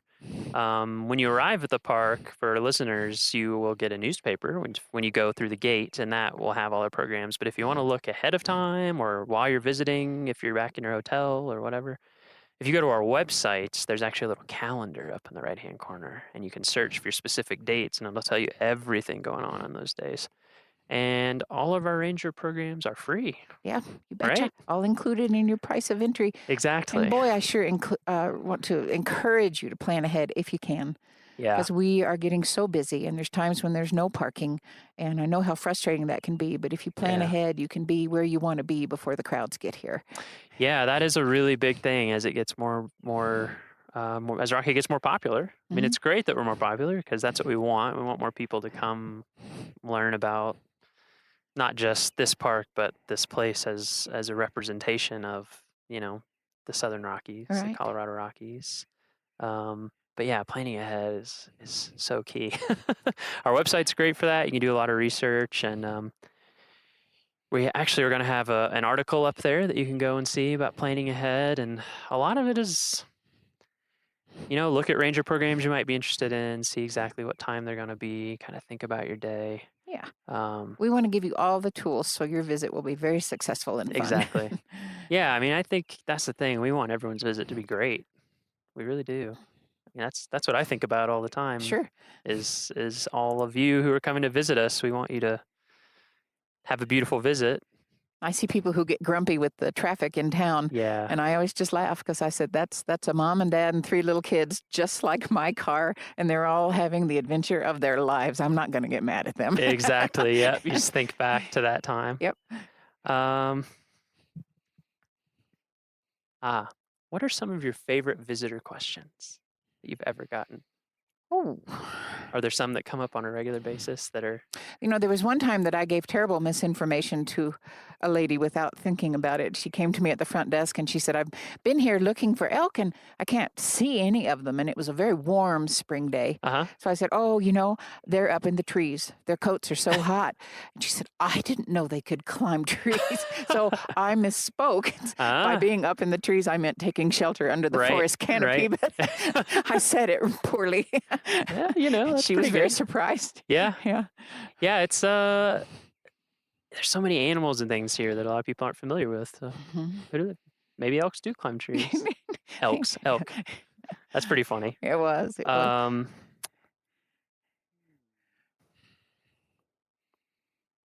If you could give listeners one, you can give more than one, but one piece of advice for their visit, let's say this summer, because we're going to put this podcast up in mid-June. What do you think it would be?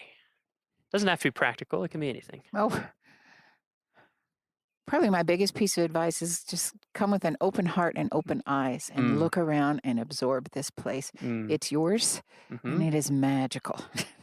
Be open to that. Don't get caught up in the traffic and where we're going to eat lunch and all the day-to-day things. Let those slide to the back of your mind and your heart and just be here now. Yeah, that's a great piece of advice because I experience that too in the park. Sometimes you have an idea of I want to do this specific or go this specific place. Right. And yet everywhere you go in the park, anything you do, I always find beautiful and enjoyable. Yeah. It just kind of And the mountains will, John Muir said, their peace will flow into you. I find myself on the way to work thinking about getting the kids to the dentist. And I look up at the mountains and go, oh yeah, that's what's important. Exactly. Yeah. Let it kind of, like you said, let it flow into you. Let it calm you down. It's important to remember sometimes, all times. We already talked about bird walks. What are some other events this summer that listeners might want to know about? Or what about some of our night sky stuff? Oh, we have several. They're primarily on Friday nights. Yeah. And I have a wonderful ranger on my staff who is a dark ranger as well as a park ranger. Yeah. Which means she is highly skilled in astronomy and the skills to teach that. We go out into these meadows here and we look up and I promise you've never seen stars like this. It is so magical. There are thousands. And we have a wonderful cadre of volunteers who come and bring their telescopes so we can all get a look. Last summer, I sat out here probably till about 2 a.m. watching Saturn and you could see the rings and it's just, it's impressive. Yeah, it is stunning. It's really amazing. And the difference between near to town and then when you drive into the park a little ways is if you're used stark. to a lot of light pollution in your urban sky, when you get out here and look up, you're going to be just amazed. I mean, a lot of times you can see the Milky Way just before your eyes even get adjusted. You just look up and there it is. You don't even have to adjust. Yes. Yeah, those are great programs. What do we like to say? Half the park is after dark. That's right. But it's really true. It's really true. There's just so much amazing stuff. And in the winters, too, we do some full moon walks sometimes. We do. Because that's a magical night to be out. Sometimes we have to go in snowshoes, but we're out in the winter landscape under that full moonlight, learning about how the planet works and how the moon works. And it's just wonderful. Yeah, so we have our night sky programs. If you go on our website, you'll find all of those listed. We also have evening programs, so not quite around when it's getting dark. Can you tell people about those? Yeah, those are primarily located in our campgrounds, but you don't have to be staying in the campground to come. You can pull in and attend the campfire program as well. Actually, we call them campfire programs, but we don't do the fire part anymore because of fire danger. Yeah. We have wonderful evening programs on every topic imaginable. It's so a great way to learn about the park. Those are in our amphitheaters, right? Campground amphitheaters. And all kinds of different topics, different people. Yeah. Different show every night. Yeah, exactly. Yeah, and those are nice because there's a lot of visitors around. It's kind of a nice, fun way to meet people. Yeah, communal they're real family oriented, and some we do early before the sun goes down because we know we have some campers who need to be in bed. Sure. And then some we do as it gets dark, and we use a slide a PowerPoint projector for that. I'm trying to think of some of our other programs. We have lots of walks. We have visitors. Yeah, we have walks. We have programs that are tied to the visitor center because we know you're busy, but you might want to learn something but don't have time to go on a long walk. Walks, talks, everything imaginable. Just, again, check out those web listings and see what fits your needs. I'm also thinking we also have some kind of fun, like Coffee with a Ranger. I think that's kind of an interesting program. That's a fun one. Meet the ranger at 7:00 in the campground. Yeah, exactly. And you can just, we try to keep it informal. It's just a chance for you to talk and ask questions. And you know what we really use it for? We use it as a chance to really put our finger on the pulse of what the visitor is doing, thinking, feeling. And we really like the feedback of what your experience is like and how we can do better. Yeah. Yeah, that's true. I haven't even thought about that part of it. But that is a great opportunity to just talk and see how things are going with people. And then visitor centers. We also staff those. Oh, yeah. Swing in and you can find maps, information, trail information, anything you need. And then also the bookstores. Oh, yes. Wonderful sales items with our partner. What are some of your favorite books about Rocky? Oh, let me think. Anything? Other than anything. Yeah. Well, field guides, yes. Field guides are great. That's what makes my knee go. Anything by Enos Mills. He was he's the father of our national park, and he was the father of really the rangering profession of taking people out into the field and learning. And he writes lyrically. You will fall in love with the mountains by reading anything Enos wrote. Yeah, Enos. Maybe we talk about him for a little bit because I think that's pretty fascinating, and definitely I encourage anyone to read because it's almost it's like halfway to poetry. Yes, it is. It's kind of halfway in between prose and poetry. It is. When did he come to this area? He came when he was a kid. Yeah. He was like same. Same but different reasons. He was quite ill back in Kansas where he lived, and they had thought that maybe if he came out here and lived with his uncle in the rarefied mountain air, he would get better, and he did. He got strong and wonderful, and really set up a mountain school, a nature school on the side of Long's Peak. And I can't remember how many times he climbed Long's Peak, but it's in the 300s, 400s. Yeah. He was like the king of that area. He knew it. He was such a good naturalist, and he could tell it in such beautiful ways that everybody got excited. And then he used that skill to get the idea of the national park going and campaigned for us all across the nation. Yeah, it's amazing to me how many national parks have that sort of story. They have, a person or a small group of people that recognize the beauty of the place, and they really work hard to have it protected. I always find that really inspiring. I do too. Because it's just a few people who spearhead it, and then now we've had this park for 102 years. Yeah. 102 years. Thanks to their efforts. Exactly. Yeah. And so never think that you cannot help or make your dream come true. You can. yeah. It really is amazing to read about all those folks. And so Enos Mills, basically, what would you say? Did he create the idea of a naturalist as like a defined profession, or do you think he pushed it forward? Nature guiding is what he called it. And he said, don't tell them so much the what, but get them excited about the how and the why and what it means to them. So he had the answers way back then. And his nature school was just a wonderful place to come and learn, and people would go up. Yeah, I think that's an interesting thing for me that maybe surprises some people when they go on interpretive programs. And that's why I think that's part of the reason why we have our own term, interpretation, as opposed to education, because we're not just trying to bring people out and just throw facts at you all day. Could you talk a little bit about that? Oh, I think our main goal is we know that people want to learn. Sure. We like it too. So we do that part, but we don't let it in there. We try to take it to that next step, which is something transformative, something inspirational. That's where people's hearts are touched. And our goal is to touch you in your brain with the intellectual and in your heart with the emotional. And we want you to leave this place a steward. We want you to leave this place a champion for national parks and for Rocky, and to do everything you can to help protect us. Yeah, I think, not to get too much into technical verbiage, but we're also, I feel like that's a growing thing in the Park Service, these more interactive programs with rangers where, again, we're not just talking at you, but we actually want to have a conversation, not just between the ranger and the person, but between everybody that's in the group. And I've been on some of those programs, and it is amazing what comes out, Oh, we learn so much from our visitors. Yeah. We look at it as being more of a dialogue than just I'm going to stand up here and tell you everything I know now. Yeah.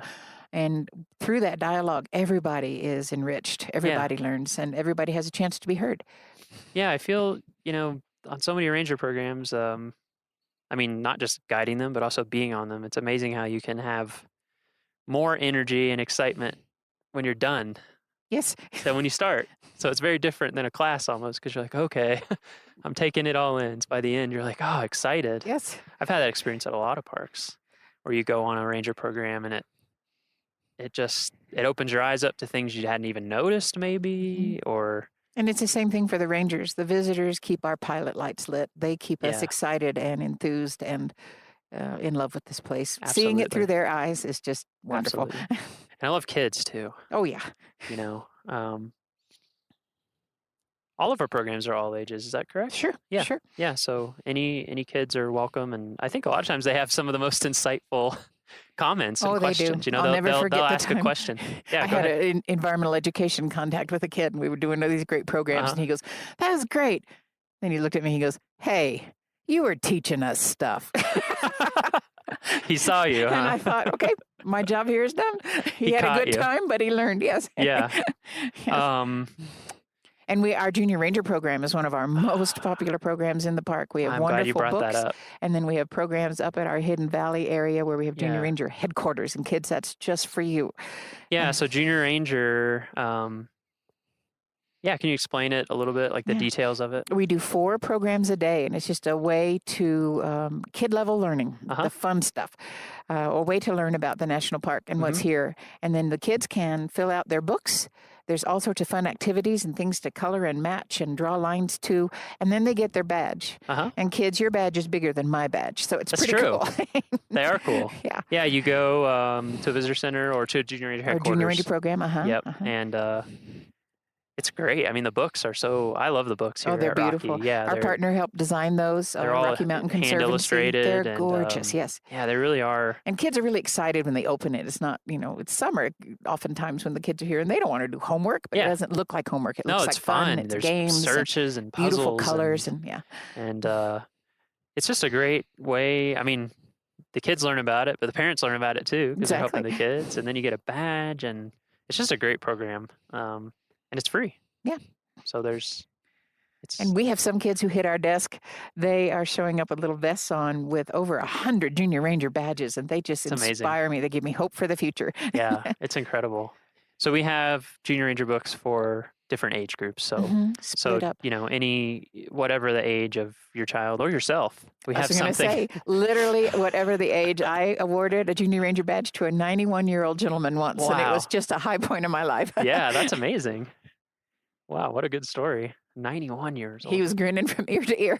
Yeah, it's a great program. I feel like I'm 32. I have tons of friends in their 20s, and who go and they collect them just like an 8-year-old. Like, it's just as fun. It's just as fun.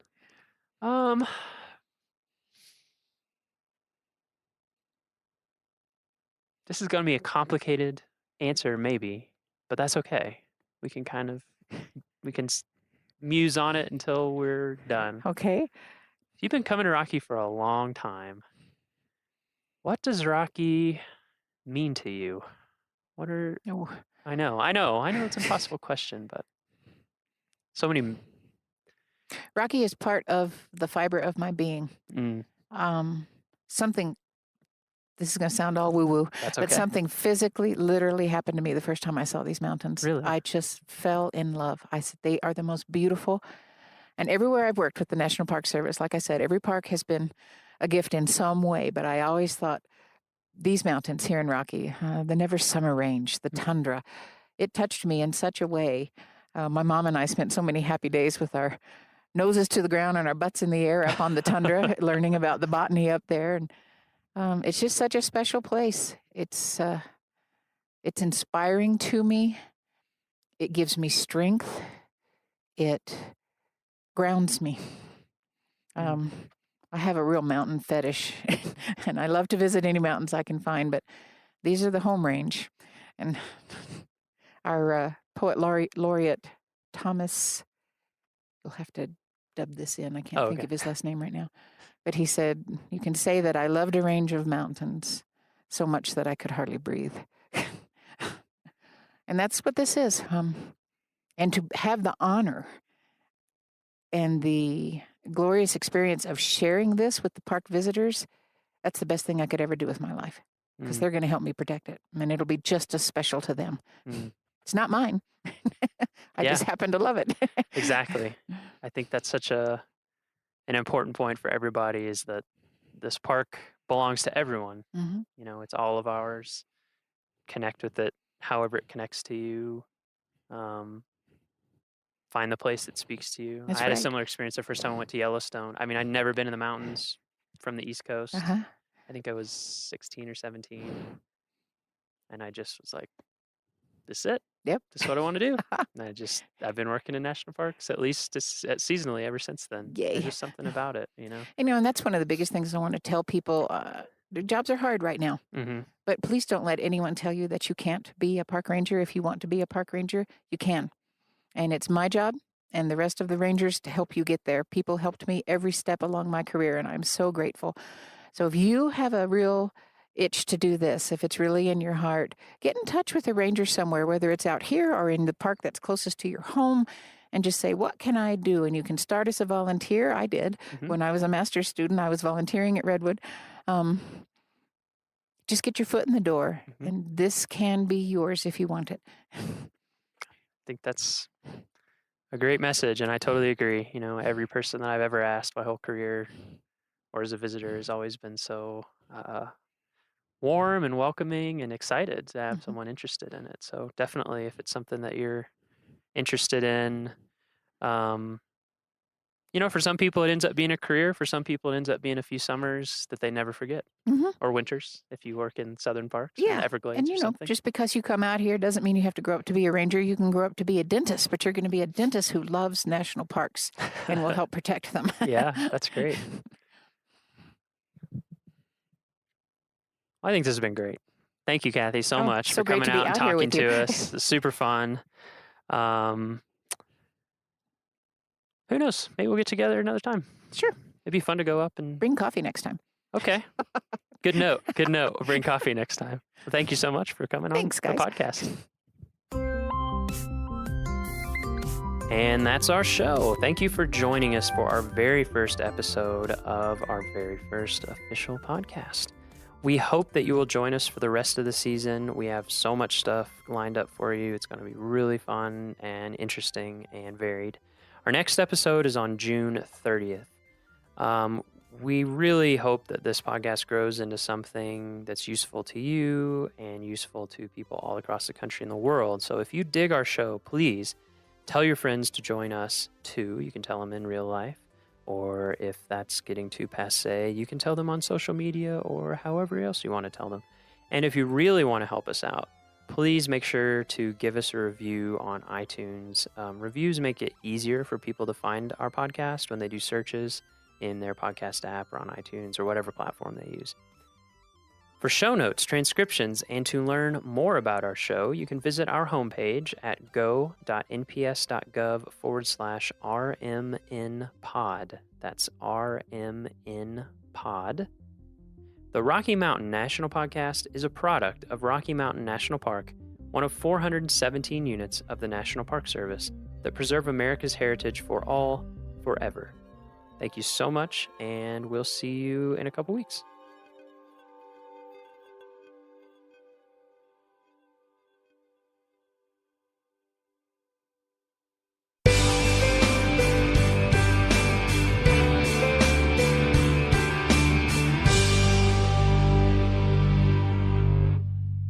The shuttle stop here at St. Mary Falls Trailhead provides access to several hiking areas on the east side of the park. Visitors are encouraged to pick up a free copy of the Day Hikes in Glacier newspaper. The maps and trail information inside the paper will help visitors match their interests and abilities to the many hikes in Glacier National Park. Here, the St. Mary Falls Trail, one of the more popular hikes in the park, is a 2.4-mile round trip which can be extended to 3.6 miles by continuing on to Virginia Falls. The hike offers a short and pleasant stroll down to the valley floor, crossing the stream below the roaring St. Mary Falls. After St. Mary Falls, the forest opens up a bit, and those continuing on to Virginia Falls will be treated with views of Little Chief and Dusty Star Mountains, as well as one of the best waterfalls Glacier has to offer. Please remember water-related accidents are the #1 cause of fatalities in the park. Use extreme caution near water and remain on the trail. Moss-covered rocks and wet logs can be extremely slippery, and falls into swift, cold streams, rivers, and lakes have been tragic. Never walk, play, or climb on the slippery rocks and logs around this or any other stream in the park.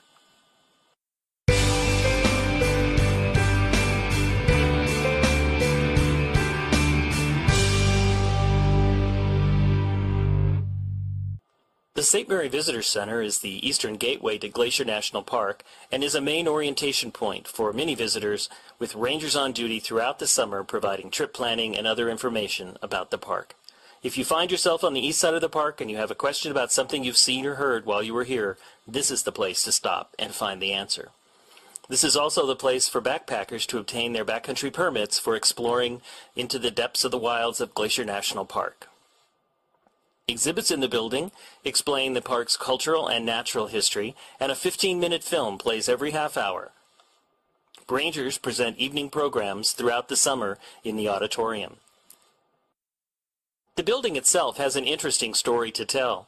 In the 1950s, the National Park Service embarked on an ambitious 10-year program called Mission 66 to upgrade facilities throughout the country's parks. The St. Mary Visitor Center remains a classic example of the architectural style prevalent during this program. If you look closely, you'll notice that the building's lines reflect the mountains in the background. In the years since Mission 66, many buildings and parks around the country have changed or been remodeled or in some cases torn down. That makes preservation of buildings like the St. Mary Visitor Center all the more important. These buildings help to tell the story of one of the most significant initiatives in the history of the National Park Service. One thing you'll notice right away about St. Mary, it's almost always windy here. So the building needs repainting often to keep up its appearance. And over the years, the original colors were painted over in shades of tan and brown. Recently, it became time to repaint the building again, and historians researched the original records and rediscovered the original colors used during the Mission 66 construction of the building. Its exterior has now been returned to its original appearance, allowing the building to once again showcase one of the most important building projects in National Park Service history. Headwaters is brought to you by the Glacier National Park Conservancy. This summer, Gabby went to Helena, Montana's state capital. She went to look at a painting, but she was also trying to get some perspective, to see one historic moment from another point of view. Later we can go see the rotunda. Yeah. The rotunda. Cool. An expert from the Montana Historical Society, Jennifer Bottomley-O'Looney, took Gabby around the Capitol building. Okay, so once we walk out, it'll connect us to the House of Representatives chamber. Hanging on the walls are two very different pieces of art that depict one particular chapter in Montana's story, the Lewis and Clark expedition. Entering the anteroom, and here are the murals by Edgar S. Paxson. Probably the best known is this painting, Lewis and Clark at Three Forks. This painting depicts them kind of in the center of the image. They're kind of standing up straight, holding their guns, looking off to the distance. They all kind of look like action figures a little bit. Mm-hmm. The way that they're standing and looking off to the side, it feels very formal. Yeah, very formal type. It puts them at the center of the story. Yeah. And it feels a bit stereotypical to what we know of Lewis and Clark, or kind of what's depicted in history books, at least when I was growing up. It reminds me of what I learned in high school. And this image is used in a lot of history books. It's requested over and over from us to provide an image for this. So you probably have seen this exact image in your history book. That is good to know. And not surprising at all. This is not the painting that Gabby went to Helena to see. This is the painting that everyone expects. Lewis and Clark as painted by Edgar Paxson, wearing fur hats and fringed buckskin jackets with their guide, Sacagawea, pointing at the horizon. Edgar Paxson didn't break the mold here. This is how Lewis and Clark are usually depicted, and it's probably the image you have in your head right now. But Gabby was touring the Capitol building to see something different. A much larger mural by the artist Charlie Russell that depicts Lewis and Clark as they're meeting the Salish or Flathead people. And then through here is the Charlie Russell mural. Okay, so Jennifer's opening the doors, unlocking them, and we are about to enter the chamber. This version is a totally different point of view. It's not what I was expecting, and it's definitely not the history book painting I felt like I'd seen before. It's a single freeze frame of a pivotal moment, and it turns my whole understanding of the expedition on its head. Wow.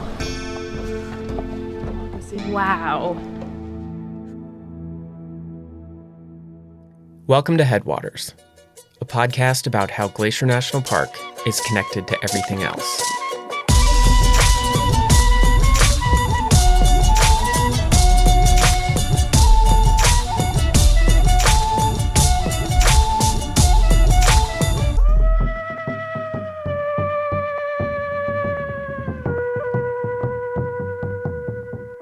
We are calling this season Becoming. It is by no means a complete history, but rather a collection of stories exploring how this place became what it is. This episode is about understanding history by finding different perspectives. Specifically, it's about one of the single most important moments in American history, the Lewis and Clark expedition. These were the first representatives of the new American government to set eyes on what is now Glacier National Park. Lewis and Clark are celebrated yet controversial, memorable and misremembered. Either way, their names still echo through the park today. The main mountain range through the park, that's called the Lewis Range. Montana state flower, the bitterroot, it has the Latin name Lewisia. So does Montana state fish, the cutthroat trout. And of course, you can't forget the Clark's nutcrackers. And we can blame Lewis for confusingly naming one of Glacier's most iconic flowers, beargrass, which is neither a grass nor eaten by bears. This will all be very helpful for my Lewis and Clark Junior Ranger book. Well, personally, I think there's no better way to get an introduction to a park site than a Junior Ranger book.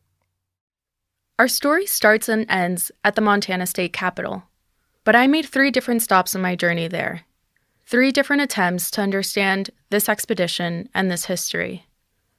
And my first stop was becoming a Junior Ranger. Junior Ranger Activity Journal. 2 explorers look into the distance. These are clips from videos that describe the booklet and make it accessible. It covers the basics, like how far the expedition went, 4,900 miles, how long it took, 3 years between 1803 and 1806, and whose homelands they crossed. Territories of 65-plus tribes. The Lewis and Clark expedition, which is also called the Corps of Discovery, was a special military unit of the American Army. It was created by Thomas Jefferson to explore the brand new Louisiana Purchase, but he also wanted to see how the country could make money out in the American West. The booklet uses hand-drawn maps to remind me of the route they took. The route winds along the Ohio River, southwest from Pittsburgh to St. Louis. A long and winding path to the West Coast. The route continues west along the Columbia River to Astoria and the ocean. On both the way out to the Pacific and on the way back, the Corps of Discovery traveled extensively through Montana. On their journey back, part of the Corps took a detour up the Marias River to just outside what is now Glacier National Park. That ends up being one of the most fateful moments on the expedition. They have a violent encounter with a group of young Blackfeet men that results in 2 of the native boys being killed.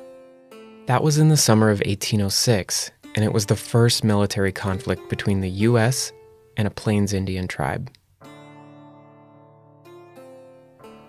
The Junior Ranger book does a good job getting you to think about these kinds of encounters and their interactions with native groups more broadly.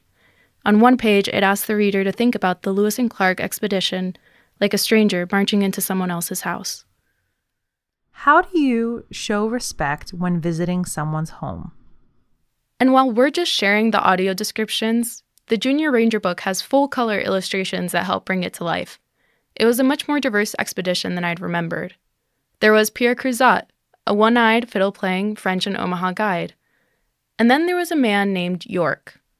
Credited as the first African American to cross the continent, tribes sometimes cooperated with the expedition just so they could meet him.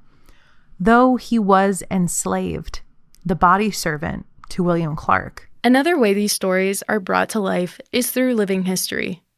Hassan Davis, a performer who contributed to the Junior Ranger book, gives programs as York. My presentation of York brings audiences into the triumph and the tragedy, the pride and the pain of being a part of, but separate from, what some would argue was the greatest American expedition ever mounted. This booklet does a remarkable job presenting different sides of a story I'd only really heard from one point of view. Such a good job, in fact, that the woman behind it won the Freeman Tilden Award, one of the highest honors the National Park Service gives out.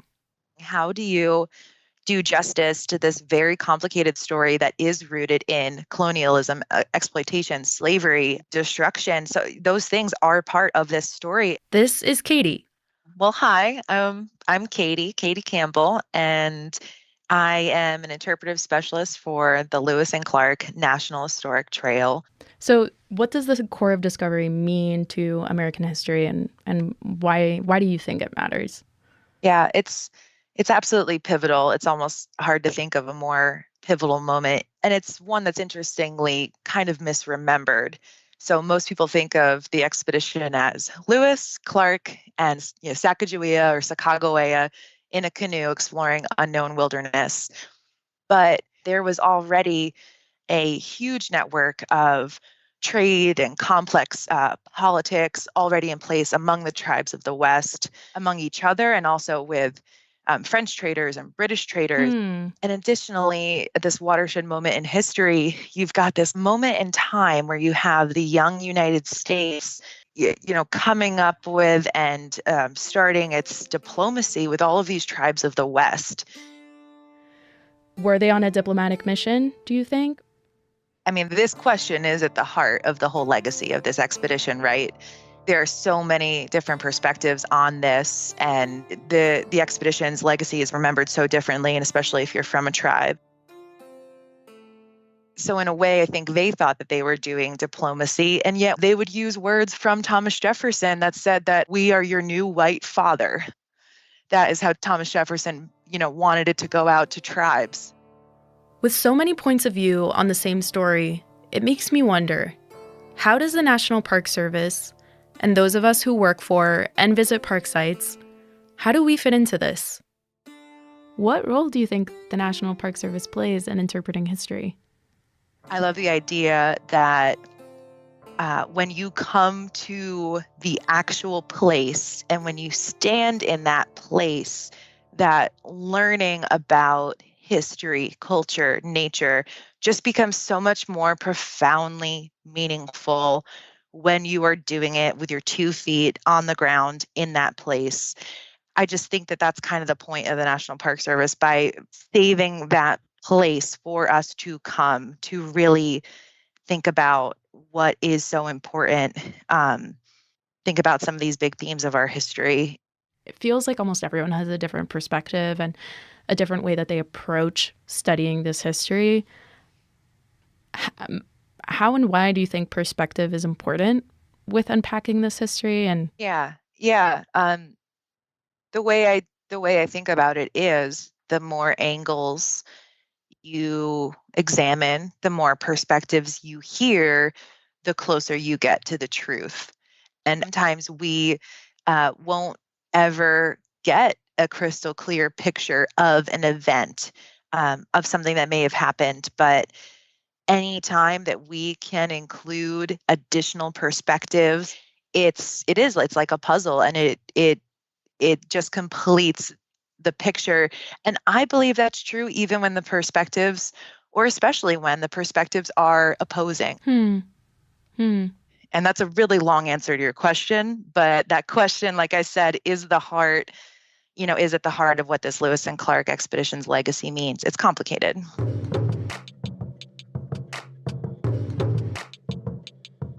It's no surprise that an expedition that traveled over 4,000 miles crossed paths with so many different people and points of view. But as I've researched the Corps of Discovery, those paths kept converging on one name: Charlie Russell, the painter behind the giant mural at the Capitol. Today, Russell is considered one of the most famous Western artists that has ever lived, and he painted mainly romantic scenes of the Old West. I hadn't heard of him really until I moved here, but when his name kept popping up in my research, I was excited to see it show up on the schedule for campground talks here in the park. When he was a 16-year-old boy in 1880 and he wanted to come west, he wanted to see the West that was passing, because in 1880 it was. The buffalo herds were almost gone. The railroads, the development, the mining, everything was changing. So he got here just in time to see the last little bit of what he grew up listening to stories about and what he'd read. And of course, he read the Lewis and Clark journals until they were in tatters, because he just loved that era of the mountain men. That's Mary Jane. My name is Mary Jane Bradbury, and I am a storyteller. She gives a program on the life and legacy of Charlie Russell, but she does it through the eyes of his wife, Nancy. And I like to tell it from her perspective. But in order for me to do that, we all have to use our imaginations. You use your imagination, and we'll both just pretend Nancy's going to walk out of the forest and step right up here and tell us her story. Living history is the art of portraying historical figures by dressing in their clothes, talking the way they might have talked, and giving a performance in character. To be honest, I wasn't that familiar with living history, and at first glance, I thought it sounded a little corny. But then I met Mary Jane. When I put the clothes on, I get the strut going, I get the voice going. I admit, you don't get in my way now, because I'm Nancy Russell, and you will pay for this painting because this is what it's worth, and there will be no more Charlie Russell art. So you want it, you pay for it. I love that. Okay, Mary Jane Bradbury. She's kind of a character herself. I think I usually associate living history with more Revolutionary War, Civil War reenactments. The Park Service does a lot of those. But Mary Jane uses her outfit, her accent, and her strut to tell a more personal story. I asked Charlie one time if he ever thought he'd run out of ideas for paintings. And he said a man couldn't live enough lifetimes to run out of all the ideas that he had for stories in his art. And if he ever lost the use of his hands, he'd learn to paint with his toes, because he had to paint not only what was in his mind, but what was in his heart. And Mary Jane shared that while Charlie was a talented artist, he wasn't much of a businessman. Charlie was blessed with a great amount of talent, but not a lot of ambition. So lucky for Charlie, at a very critical moment in his life, he met Nancy Cooper, who became his wife. Together, they could create the legacy of art and stories that we have now. That is a remarkable chronicle of the West. Charlie would make paintings, and Nancy, his fiery, no-nonsense wife, would get people to buy them. She'd travel all over the country to sell his art. New York, Los Angeles. And here in Glacier, too. Charlie and Nancy started coming here before Glacier was even a park, and they loved it so much they ended up building a cabin on Lake McDonald. They named it the Bullhead Lodge, and it was a really big part of their lives. Glacier was a special place for them. After the park was established, Lake McDonald Lodge was eager to capitalize on having the Russells as neighbors. So they set up a special gallery where Nancy could wheel and deal and sell Charlie's art to wealthy tourists. The two of them were amazing storytellers and would give captivating impromptu performances to tourists in the lobby. Charlie would even join in on visitor pack trips as the official storyteller. It sounds like they really loved this place, and people here really love them back. Mary Jane always pulls a huge audience to this talk. I love telling the stories from the first-person perspective, the historic portrayal. That brings alive the history that we've been through and gives us a little bit of an insight as to where we are now and hopefully where we're going next. What I love about this approach is that you get to see the people behind the paintings. The man with a vision, the woman with a plan, and the couple that spent summers in Glacier for decades. And it's easy to imagine why the people building the Montana State Capitol hired Russell to paint its largest mural. When the Capitol was built, they wanted a mural. They had asked a number of Montana artists to contribute. Of course, Eastern artists were all the rage in those days. If you really wanted something of high notoriety, you would hire a big Eastern artist. And Charlie said, fine, if you want angels and cherubs flitting through the skies, go ahead and hire an Eastern artist. But if you want history, hire me. And so they did.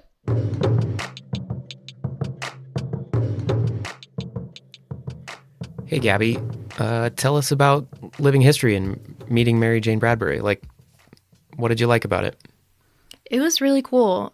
I thought the way Mary Jane Bradbury captured Nancy Russell and shared her experience with us was amazing.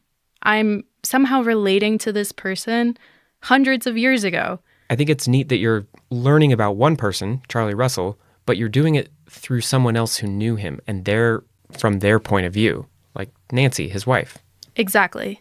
Often history is kind of presented as just one thing, a set of facts in a textbook, but I think that's a good reminder that you can learn a lot from different people's interpretations.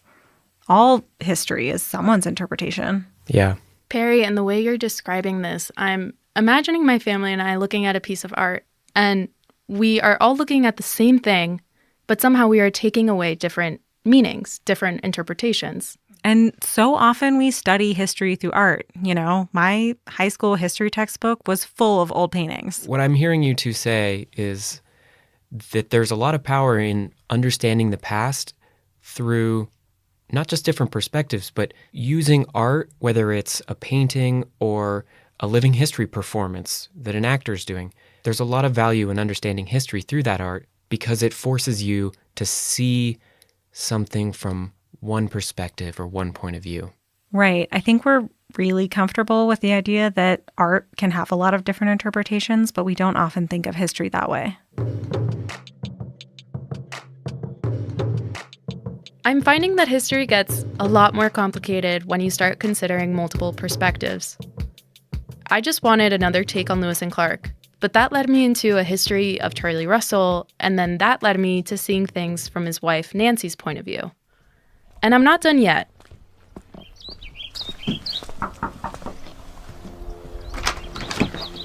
Hello! Before I see Charlie Russell's painting in the Helena Capitol building, I wanted to get one more person's thoughts. So we stopped at Jermaine White's beautiful home on the Flathead Reservation. Do you guys want a drink of water or anything? I have both LaCroix and Waterloo. I'm fine. So I wanted to talk to you a little bit about the Charlie Russell painting, because we're going to go see it tomorrow. I love it. Why? How so? I think that when you look at it, what you'll see is Salish people.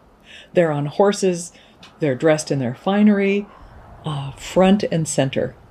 That's like hero of the story, that central perspective of a painting. And then off on the side is this little straggler group of folks that kind of look like they're lost. It's a direct collision of cultures that is about to occur. And it's really quite powerful. When Daniel called and I thought, oh my gosh, really? I don't know if you want a tribal voice talking about Lewis and Clark, who I sometimes irreverently call Clueless and Lark. They're revered by so many. Mm-hmm. And there really has not been, until recently, I believe, Indigenous people included in history. Indigenous people are eloquent but dead, or dead. Did I mention? Mm-hmm. Did I mention that? Jermaine is now retired, but she started the Cultural Resource Protection Program on the Flathead Reservation and is currently serving as a board member for the Glacier National Park Conservancy, the organization that funds this show. But I'm talking to her because she helped create a book telling the Lewis and Clark story from the Salish perspective. So I'm curious, how did you get involved? Where you kind of contributed / wrote this book? We wanted to tell a story that was really framed by the voices of our elders. The title of the story is not Lewis and Clark and the Salish people. It's the Salish people and the Lewis and Clark expedition. They entered a homeland that was known and loved and that was fully occupied. As the people watched Lewis and Clark,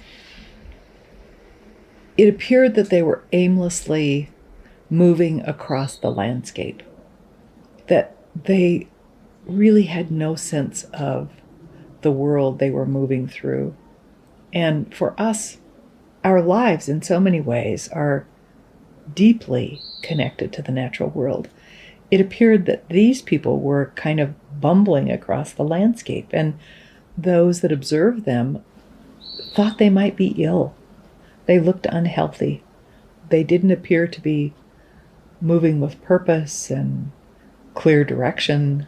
You know, they're upside down face people. They have hair on the bottom of their face and no hair on the top of their face. And who are these strange, unhealthy looking people?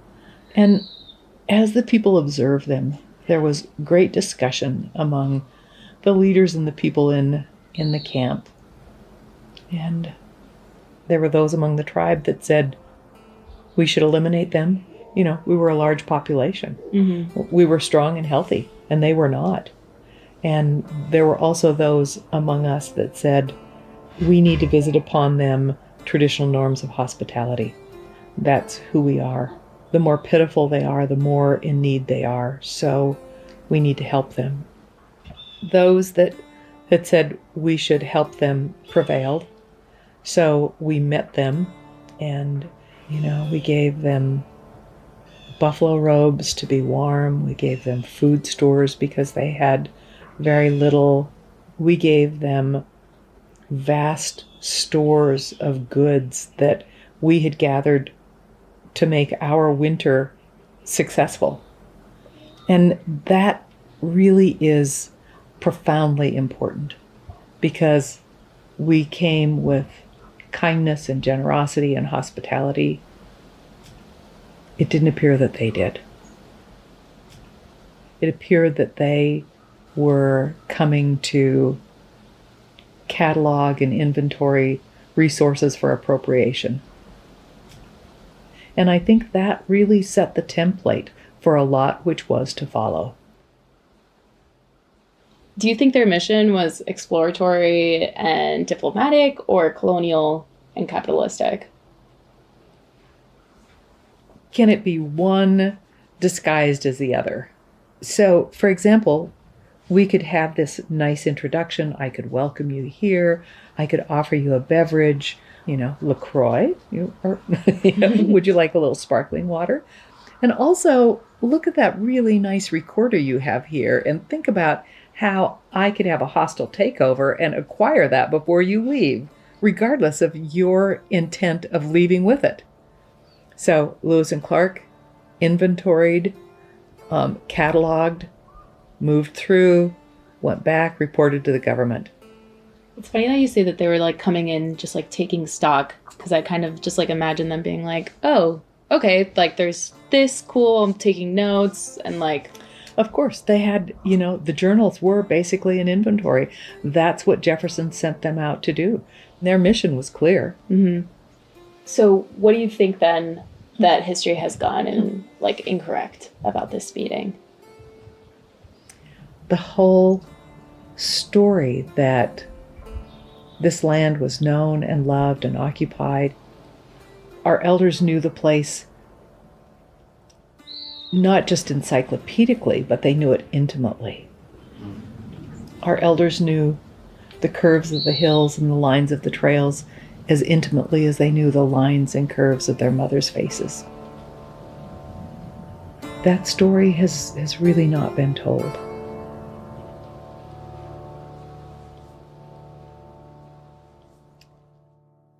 The Corps of Discovery met dozens of tribes on their years-long journey, not just the Salish. And versions of this encounter happened over and over again.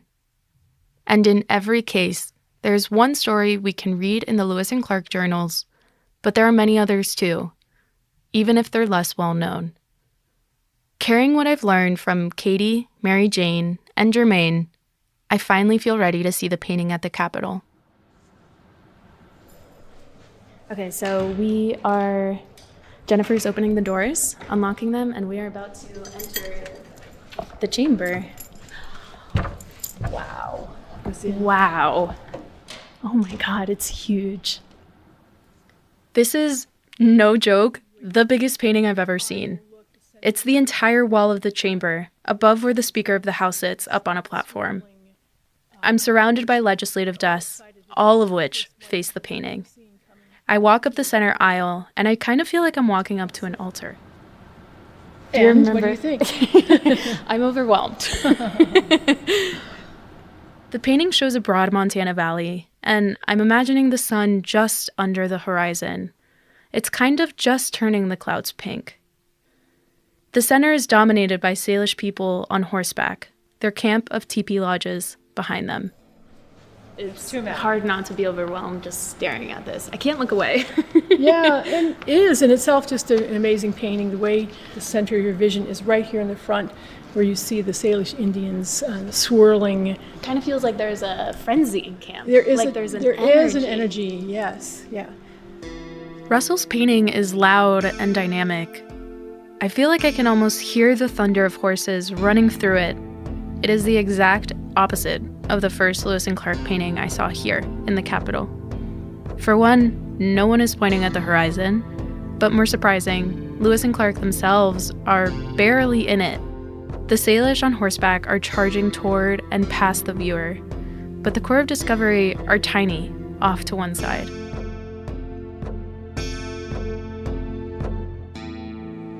Somehow the emotional and intense energy does not reach them. No, it does not. They're kind of just standing there, and there's not much emotion on that side. You can see, the focus in Paxton's painting, of course, is Lewis and Clark and the Corps of Discovery. And here the focus are the Salish Indians. Yeah. Near the bottom of the frame, there's a dog that I assume belongs to the Salish. And from my perspective, it looks like it's stalking. Directly behind the Speaker of the House, watching the politicians of Montana. Without saying a word, the painting comments on the sweep of history about to unfold. Charlie never talked about it. There's no recorded documentation that I know of what he thought about this painting. So what happens next? And that's up to the viewer to decide.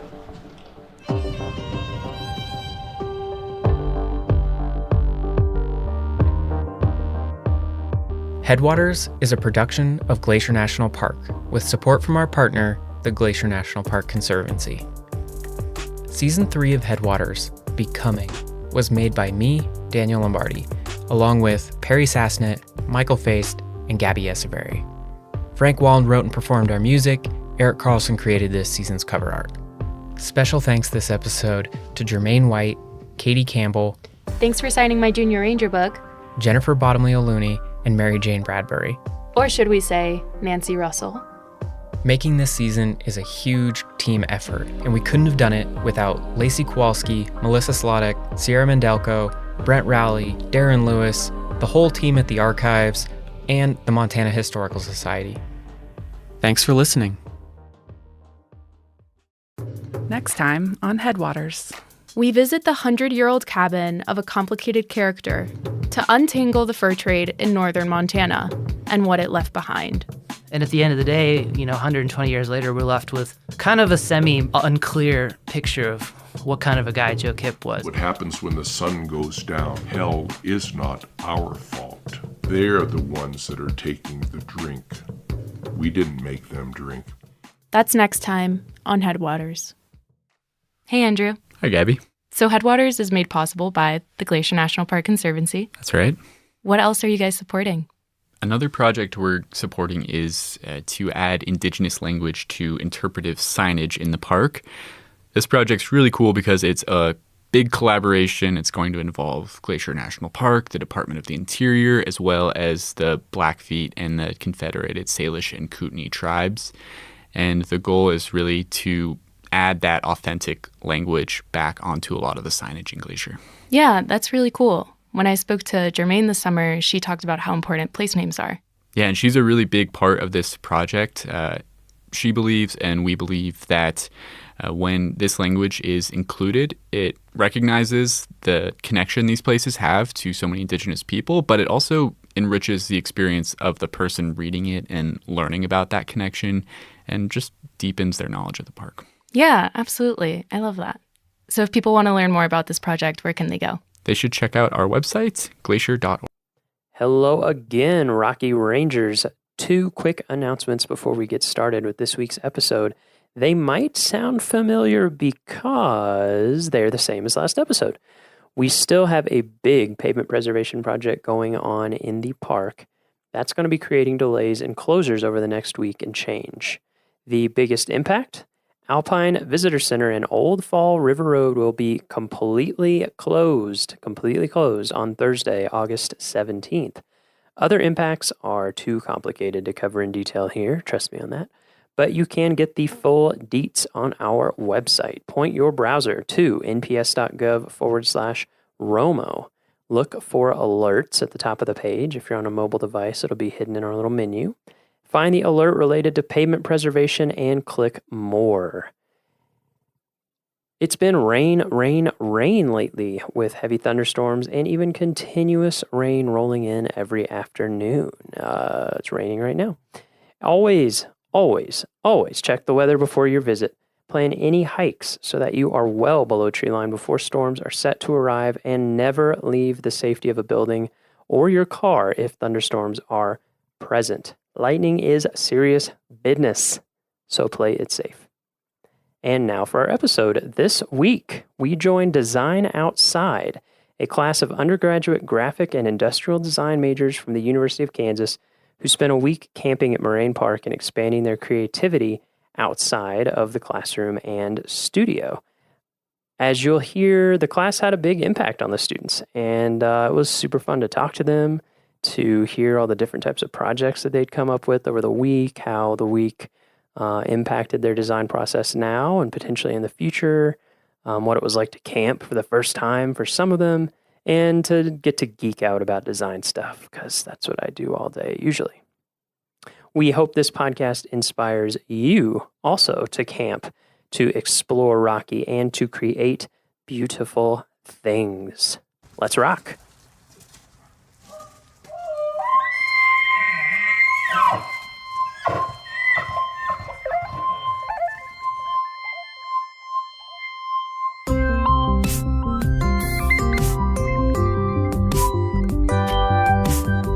How's it going? Good. How's your week been? Very good out here. Thank you very much. Yeah, you're welcome. So, how about you introduce yourself? Okay. My name is Jeremy Shelhorn, and I'm Associate Professor of Design at the University of Kansas.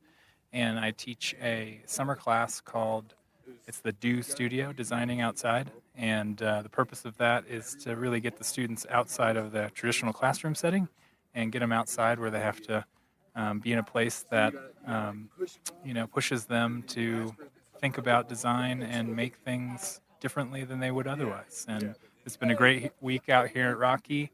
The weather's been great, but it's just a good time to get them out of their comfort zone and have to deal with things like climate and elevation and not being able to run into studio every 5 minutes to print stuff out. Mm-hmm. Yeah, so great. Yeah. This is year 2, right? This is year 2, yeah, second annual. Yeah. So I was certainly a little bit better at preparation. And yeah. How did this feel this year compared to last year? It was very good. I think I had a good mix. These students got to do a couple hikes to kind of get acclimated. Oh, we nice. went to Emerald Lake the first day. Yeah. We had a lot of flatlanders, so they had to get used to the elevation. Very smart for our listeners. Very smart move. Yeah. Start easy. Started easy. So you went up to Emerald Lake, and did you do like sketching and stuff, or was it? Yeah. What was kind of involved? So we got up there and just got acclimated to hiking in the elevation, and then just kind of had a sketch time. Yeah. And it was hot out, so we did have a couple brave souls that did maybe get into the water. Ooh. And and then very quickly got back out of the water and resumed sketching. Never will you feel more alive. Yeah. And that's awesome. So that was a great kind of first day to get acclimated. And then the next day we went to Mills Lake, kind of the prototypical, gave them the story about, one of the proponents of getting, Rocky up as a park, Enos Mills, and he was actually a Kansan. That's right. From Lynn County, Kansas. Yeah. And so I gave him a little bit of story about how he ended up here. And so we went and visited the lake of his namesake. That's great. And then a couple of us that were up to a little more adventure kept on going to Black Lake. Okay, yeah, that's a good hike. And there was a little bit of snow. Yeah, you were saying that earlier this week. Like, how much snow? There was quite a few spots where we were crawling up and then maybe sliding down. Yeah, okay, so a lot of snow. Yeah, a lot of snow. And I guess that was like late June. Yeah. Late June. That's pretty. Yeah, that's pretty typical. Yeah, it was gorgeous, and one of the nice things about going past, Mills Lake was, it's fantastic to see that site, but if you're able to go maybe just a little bit farther, you beat a little bit of the crowds. That was Mills Lake was kind of like my first introduction. So I came here for the first time, I guess 3 years ago, to make their brochure map. Mm-hmm. So everybody uses a map in the park. I came here to make that, and I stayed afterwards and did a backpacking trip. And I went in Glacier Gorge, up to Mills Lake, up to Black Lake, and then I actually kept going up past that, way up into Glacier Basin. And I tried to go over Stoneman Pass, and that's when I lost the prescription sunglasses that I was talking about earlier. Oh, got it. There was still a lot of snow up in that pass. Yeah. And that was late. That was in the 20s in July. Wow. Anyway, but it's beautiful up there. I love that. Longs and the Keyboard of the Winds coming down, and Pagoda Mountain, Chief's Head. Tried to point out Black Lake, as many places like that on our way, and certain times you head up that part of that particular trail and you get a good kind of side angle of the diamond on Longs Peak. And so we did have a couple climbers in our group. They did not venture to something that hard. Yeah. But a little bit of bouldering this week, and mostly hiking and sketching. Oh, that's awesome. And just getting out with the paints. Yeah. And stuff that sort of forced them to, get off screens for the week. So as an educator, just a chance to get them to, experience a place like this. Force them to have maybe some parameters they don't always have. Yeah. And force them to be a little bit more creative Yeah. about how they're going to create. What we're looking at now is sort of a show. We're in Moraine Park Campground, and my students have put up a show, a little art and design show, and invited some of the camp guests here, and we're just hanging out and sort of looking at what they did this week. Yeah, we're gonna walk around and play Pass the Mic. Cool. We're just gonna get to play Duck Duck Goose. Awesome. Kind of. Awesome. Yeah. We'll do that in a little bit. Well, yeah. Yeah, I think it's great. I think it's so awesome, and it's something that we do try to promote, but I think doesn't get associated a lot with national parks is art. Mm-hmm. And art has always been so essential. Part of the reason why Yellowstone was even set aside is that Moran went into the wilderness and hauled all the stuff and painted it and interpreted it so other people could see it and be like, wow, that's incredible. Yeah, and a painter and it's inspired so much art too that isn't even about national parks necessarily. That's great that you made the connection with Enos Mills. Mm-hmm. Yeah. Yeah, and Albert Bierstadt. Yeah. Oh yeah. The lake named incredibly after famous him here. Same kind of deal. If you didn't have a photographer to send out, you had paints and drawing, and I think for these kids, they know how to use those tools, but this really sort of forces them to do it. And camping all week too. Yeah. It kind of gets you in a different headspace. Absolutely. Especially after the first couple, after the first 2 or 3 days when you're really in it, you're really embracing the new shower routine. Yes. Or lack thereof. Yes. A couple cold showers, mornings and a couple solar showers that maybe we didn't set out in the sun. Long enough. Yeah. But you tried. Yeah. That's good.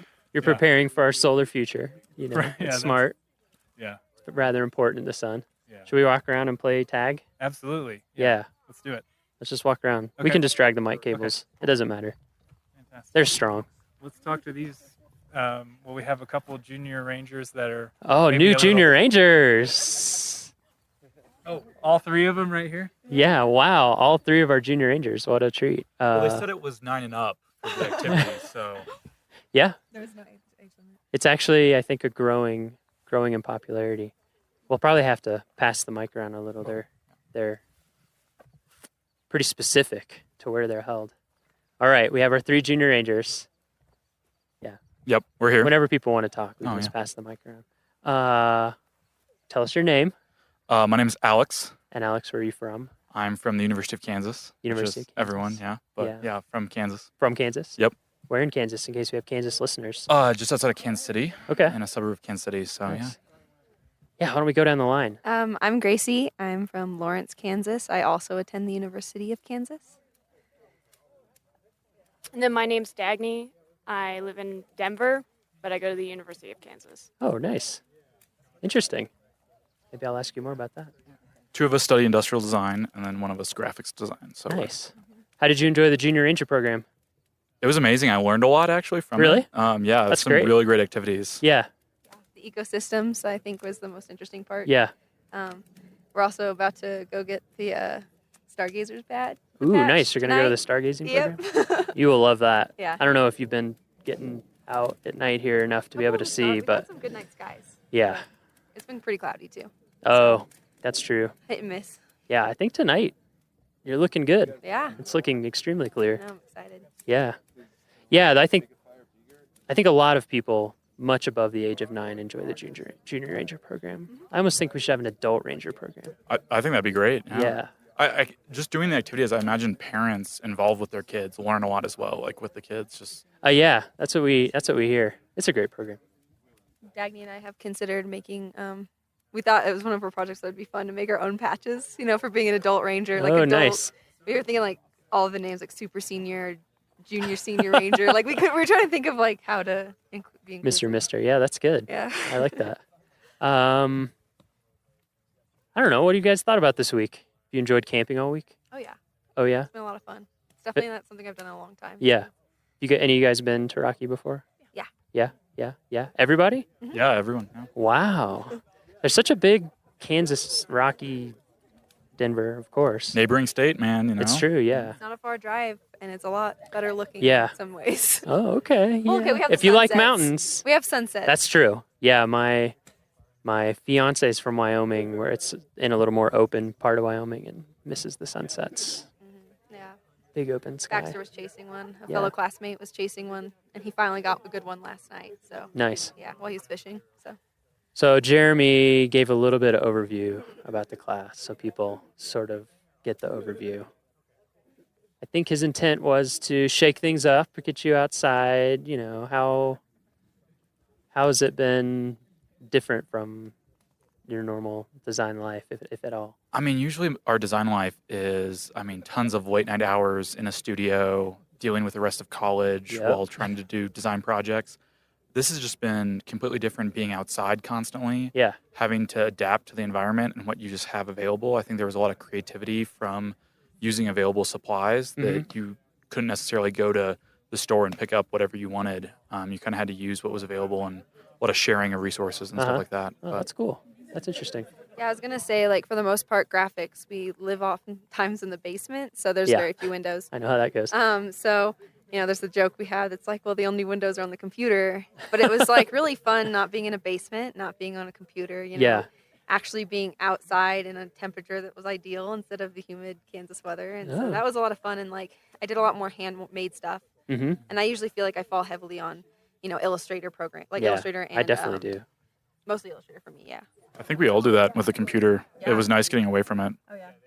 Definitely. During our normal design process, we usually jump into that technological aspect Yeah. really, really fast. Yeah. And staying away from that, really, I know I got a lot more ideas than I normally would have Really? gone through. Yeah. Just by using the pencil and paper and some watercolor. Yeah. I think there's the Bauhaus philosophy of design where, like using a lot of materials to experiment. And it was fun. We do that in our first year of design school. It kind of gets lost and we go to the computer. And so it was nice kind of returning to that and playing with physical materials. I was playing with some pine cones earlier today and put some googly eyes on them. And that was just a great time. We were were Like, doing you with tripped- that. Yeah. He just tripped over a pine cone and then he just started collecting them, and we were just like, what is? I just picked it up and I looked at it and it looked like a face, and I was like, this would be a great character, and so I just put some eyes on it. It's like cabin fever, but with a van in your case. Yeah, just with a van. Yeah. We watched The Shining last night, so Oh, man. we're all thinking about In that. that little ranger. Yeah. Little ranger section. Have you been? That was amazing being in the ranger station. My favorite thing was looking at how they store hats there. Oh. So cool. Yeah, you saw the I hat loved holders? That. I geeked out about that a Yeah, bit. I'm trying to think how to describe it for people. It's just like like 2 pieces of thick paper with kind of a circular cutout in it so that you can slide the brim of the flat hat down into it. Yeah, It's so the pretty- hat sits flat against the wall. Yeah, and it keeps it in a flat, it keeps the right shape and all that stuff. Everyone had their name next Yeah. to their hat, which was just really cute. Yeah. It was awesome. It's like, going to class, hanging up your hat. Yeah. I really want to make one now. Yeah. Just because I have so many floppy hats. For kids and Yeah, mini 'cause- uniforms. I was gonna say that was the cutest thing. We went to the Alpine Ridge Visitor Center, and they had all those like mini junior ranger or like just ranger outfits for like kids. And Yeah. I don't know. We've been enjoying a lot of the mini outdoor gear that is out there for children. Oh yeah, and actually, I'm pretty sure the Junior Ranger badge is bigger than the actual badge. Yeah, no, so. I actually have to agree with that. Is yours made out of plastic though? No, they are metal. That is different. Dang. Actually, I don't I have feel a badge right now. I feel cheated. Because I'm also often in the office and on Illustrator and in Photoshop and in InDesign, and I find the same thing. Even being here, sometimes it's hard to remember to get just like sketch stuff. Yeah. It's also can be so much more time saving, I think, too, to just get stuff out. You know what I mean? Like when you're really proficient in Illustrator, you can do some things. You can be fast, but I just think there's something cool to just. I feel like sometimes you get to your result almost a little too fast Yeah, and miss out on the exactly. creative process. Exactly. Because I think a lot of the fun I had today, like this whole week, was just like playing in my sketchbook, because I haven't really used like markers and ink or gouache all that much in like recent years. Like I love like those like just illustrating by hand and stuff. And so that was a lot of fun, just like experimenting with layering and how those Yeah. look and interact with each other. And so it's like kind of a fun, I really didn't do anything graphic design wise. I just was like illustrating all week, and it was Yeah. like really cathartic. Yeah. Really fun. Sounds great. Yeah. Is your all's stuff? What's your all's stuff? I did the I'm calling it the climbing universal route identifier. Oh. Yeah, so I feel like climbing routes could be increased safety-wise if they had a better like designation system. Mhm. So I just started like talking to some climbers, and out of the climbers I pulled at several of the crags, mainly at Lily Mountain, none of them knew the name of the route they were climbing or the difficulty. Really? Nor the amount of Interesting. protection that was required. 0% of them. So I thought Wow. that was like kind of crazy. Interesting. And so I felt like if, some little like small designation tags could be made with the route information from the difficulty level and also the amount of protection needed. Interesting. And also when it was bolted. So that's on the back of the tag. Uh-huh. So I made some little prototypes and put them on a route and photographed them, and then Oh, that's great. tried to use. I was hoping like all the climbing routes designations around the world are all kind of different, and so I was hoping Yeah. to maybe use shapes and color and maybe a new system that they could all fit within. Could kind of unify them. So I was trying to use almost like the skiing slope system of a green circle tag for Right. low level routes. And then, all from the Yosemite system to like all the other worldwide ones, they could all put their numbers on it. Right. But, it'd Somewhere have- on that scale. Somewhere on that Yeah. scale, but they could all have a unifying design language of, the lowest ones are green circle up to, blue square to all the way up to, like a black diamond. Yeah, So- that's awesome. Yeah. Well, hopefully Jeremy will send me example like everyone's stuff, but Yeah, I'm excited to work some more on it and maybe Yeah. send it over to you. So. yeah, I mean, it'd be interesting to see what our climbing folks would think about it. Yeah, because we definitely like. I remember just speaking with Alex like real quick on his that like one thing that was really cool too was the idea. Sorry, I was getting That's okay. Yeah, we've got some campers or other visitors that have showed up to check it out. Yeah, they're from the next campsite over. Nice, making connections. I'll get back to my thought. I just kind of like escaped me. So I guess what I did was I just focused on a lot of illustration because I really wanted to make a children's book. But like, nice. We did so much outdoor activity that like I really didn't have the time to sit down and illustrate. So I just made like a little character, a little chipmunk. And I was just thinking of how he might interact with like the mountains and the ecosystems because I really thought it'd be a cool way to educate on the ecosystems and like introduce to other characters among ecosystems. And so I made a little bear too. So it's like for you, that's like the Yeah. birds on top are for my sketchbook, but then it's the mountains and then like the little things at the bottom. With the That's awesome. Little red jacketed. Yeah. Yeah. So that's kind of what I just did this week, was Yeah. thinking of more of a younger approach to the mountain. Yeah, that is a fun feel. So- I'm trying to think of what era or something it reminds me of, but I like it. Thanks. Yeah. I don't have a name for him yet, so Yeah. if you have any suggestions. For now, he's just Blank, Yeah, the he's bear. just Blank. Mm-hmm. Yep. So I kind of like Blank the bear. Blank the bear. Actually. Yeah, that's cute. No, I like the. Yeah, but Yeah. that was kind of my approach. I work with preschoolers back in Kansas, so Oh, I kind of okay. had them in mind when I Uh-huh. was making it, like the idea and like That's the colors great. and stuff. So yeah, I was like really thinking like, how could I teach the kids I teach in Lawrence Uh-huh. about what I've experienced and how they can help save the Rocky Mountain National Park, or like how they can make a difference, or even just be more educated in a very Yeah. easy way. Oh, that's super awesome. Yeah. That's great. What about you? So I focus specifically on some hiking shoes for people hiking Oh. specifically within the Rocky Mountain National Park. Uh-huh. Because as a child, I did a lot of hiking, but my footwear wasn't adequate enough, so it really made me really dislike hiking, dislike backpacking. Yeah, sure. Until I was able to find the shoes that actually worked for me Yeah. and for my environment. And I notice a lot of people on the trails are wearing like these athletic shoes, which Yeah. don't really translate well into this environment, especially when you're encountering snow and rocks and water and dust and dirt and everything.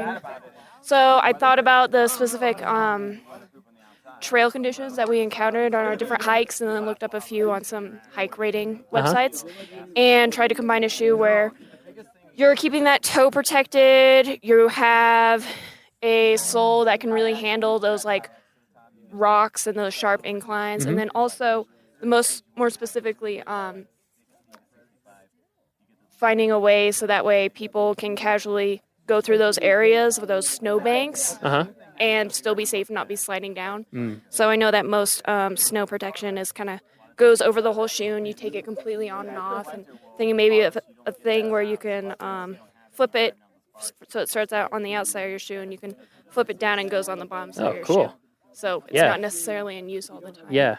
Is that do you do a lot of product kind of design like that in your normal Yeah, school I stuff? would say shoes is my emphasis right Yeah, now. you really like shoes? Yeah, I really like them. I've been having a good time drawing them. That's awesome. And there's a lot of different variations. Yeah. Yeah, I like lots of weird types of shoes. Yeah, I can see that. Yeah. Right now I have on, what are these? Tiny, like super thin, barely there barefoot sandals. The I soles like are really thin. Yeah, they're super thin. But They're yeah, really nice. yeah, shoes are fascinating. And like you said, especially if you end up hiking or backpacking a lot, you start to really care about shoes. Yeah. Because you and- hate when your feet are killing you. Yeah. And I'm a person with a really weird foot. So if other people can not be feeling the same discomfort I have in the past, Yeah. that would be a great thing. And That's I'm sure awesome. a lot more people would come outside and Yeah. really enjoy it. Yeah. That's really cool. What a diversity. What do ranger boots like? What does a ranger usually wear? Because I feel like they, with as much as you guys are outdoors, like, is there a standard or standard issue boot? Let's move out of the smoke. Yes. Yeah, we're right by the campfire. We said we were going to have podcasts that were like we were sitting around a campfire, and we actually are this time. Very literally. What's up? Too bad you can't see it. We'll get some sound of the crackling fire later. Ranger, there are standards. Yeah, there are uniform standards. So in terms of appearance and things like that, and then there's like specific ones that you can order. And then people who are out in the back country or, like climbing rangers or there's more choice about what works for you. So, I mean, nobody's going to want to let you go out with something like totally inadequate, but most people are just like, these are the type of boots that work for me, They tend to be brown leather. We try to keep it classy for the most part. Yeah, it's a good question. Yeah, the uniform standards are, I don't know them as well as I should because I don't usually, I don't get to wear a uniform as much as I'd like to, really. Yeah. I actually, Alex and I recalled what you were going to say about the tags. And Yeah. It was just the fact that we thought, like, how is there a way national parks could be a part of that? Because you wouldn't, Ah. I think you actually, did you see how much it cost for rescue? Well, I just tried to look up some data on rescue, and from what I could tell and some brief sources, it looked like climbing rescues were the most expensive rescue operation that the park can have. I was reading stories about helicopter rescues, and I found just one bill, like one cost, which was, I think, a little over $30,000 for one rescue for a climbing operation. So I thought, man, if there's anything we can do to make those routes safer, which I feel like knowledge is power. So if you can equip people with more knowledge about the climate environment and the route, that possibly you could reduce the number of climbing rescues you need. Yeah, because that's what we were thinking too. Is like yesterday was actually my first time rock climbing, and Alex was like looking for the specific route he had picked out for us, because like I couldn't climb anything harder than, well, I think it was a 5.2 that we might have found. But yeah, I couldn't have climbed anything probably harder than that. I mean, I'm already, your first time. Exactly. And so like thinking about like, you know, that kind of also like if maybe you don't know what to look for and you get misled. So like thinking about how like that icon like really, really could save, because people then might also realize like, oh, I can't quite do this one yet. And like think about that. It's very interesting. Yeah. I don't think we found the right route because we were using a guidebook, which I thought I had the most updated guidebook, but I guess we were trying to, you know, climbing routes are designated by, it's the third bolted route from the left side of this rock feature. And I think more bolted routes had gotten added since that guidebook had been published. So it's kind of interesting. It's a very popular climbing place up here. That's interesting. It's cool that you were thinking about that. I just met with one of the climbing rangers today, Everett, and we're going to work with him on a new preventative search and rescue video. PSAR is what we call it in the Park Service, for Longs Peak, for exactly what you're saying. Like, number one, we don't want anyone to get hurt ever, obviously. And then number two, whenever someone needs a rescue, you're putting people's lives at risk. I mean, that's what they do for a living, but still. And then, the cost is incredibly high. So I think something that everybody forgets, whether you're new to it or old to it, that usually looks a little easier from the ground. And I think, and this is what we're going to try to convey in the video for people with Longs Peak, is that it kind of has a reputation as a climb or as a hike, and it's not a hike. Yeah, we went up to the visitors center. Oh, really? Up there, and we're like, oh yeah, Isn't this is cool? very intense. Yeah. They had some cool shoes up there. Yeah, that's true. They give you. We met some llama rangers. Nice. Yeah, I'm going to go out with them soon, sometime this summer. We're going to do a podcast with them. I'm glad. The Longs Peak Ranger Station is really cool. It really apparently gives you a feel for it. I haven't climbed yet, but I'm going to a week from next Thursday, because we're going to go up there to start getting some shots, and for me to scope out places where we can get shots, and just getting that message out there to people of like, take it seriously, because it's a type of thing once you get past the keyhole where if you fall, you'll probably die. You'll at least be very badly injured and need intense rescue. So I think people go not realizing that. Anyway. We had a lot of fun. We went out as a group, and also, this is a different segment, but you through Jeremy, encouraged us to look at the wayside signage. Yeah. We had a lot of fun looking at that and kind of seeing I bet. The design of those and how they designated or, showed information to visitors. It was really interesting looking at those. We tried to do, we kind of talked about one as a group as like a see-through wayside sign, so that you could maybe etch the outline of the mountain with the peak information. Get to the right level. You could get to the right level and look through it and see that's interesting. The kind of mountain range. Here, right. And it's like it's a perspective point. Yeah. Because the one thing that we noticed was like you had to look, and compare before you really kind of saw what parts of the mountain were where. But I always thought like it was kind of evolved from the idea of like maybe an app, but then we realized service is so non-existent up on those mountains. But like, that idea that you could use GPS and like hold it up and kind of like those constellation apps that show you where constellations are, it could show you the peaks, and you could just like tap these little hot spots and it would give you that information. So something. Yeah, as we talked about earlier this week, that's something that I would love to see happen is an app for a park. That'd be amazing. I think. And I've seen some prototypes for a couple parks, and basically the way they work is that when you're at home, when you download it, they say, do you want to download all the content for offline use? So that way you can, when you're at your hotel or visitor center, before you get there, you can have it all. And then, there's one like that for the National Mall in DC. Oh, really? Yeah, so you can hold it up and just move around, and it'll show you like where all the museums and monuments and things like that are. Yeah. I like that interactive aspect, because it's almost like virtual reality. Yeah. augmented reality where it kind of like transposes Mhm. something computer generated on top of something real. And I think Yeah. that's like a really cool interactive way to like learn more information. Yeah, to learn more. Yeah, I think that's, we're all, any way that we can let people learn more stuff. Oh yeah. I think that's why I like the Junior Ranger program so much, is because it was so informative. And I was kind of like, it was funny going into the station like, oh yeah, we're here for our Junior Ranger badge. And they're like, how old are you? You know what I mean? But I think that like having something like that, just like We're over 9. Yeah, That's all you need to seriously- know. Yeah. If it says up, sir, up. We just happen to be up. Exactly. The Junior Ranger program actually ended up leading us around the park a lot. Yeah. And I feel like I got a more fulfilling visit from this time, even though I've been here a lot in the past, being someone from Denver. Yeah. Than I ever had before, just because it's a lot more information and you feel like you have more of a mission. Yeah, because like we were like, oh my gosh, is that a bird in our gotta- handbook? And we you were gotta like, check what it bird out. is this? And we were really into it. And then like Dagny and I had an unfortunate, we had to run back to our campsite because we needed to grab something before dinner. But on our way back, we were lucky enough to run into some bears. So it was like, while we were a little bit late for dinner, we also had this Right. crazy experience where we got to see a mom and her cubs. And Yep. so like that was like, and we were just like, we get to put this in our ranger book. We I were think so that's excited about it. I think like what you were saying earlier about like being more creative, having more ideas come to you, that kind of thing.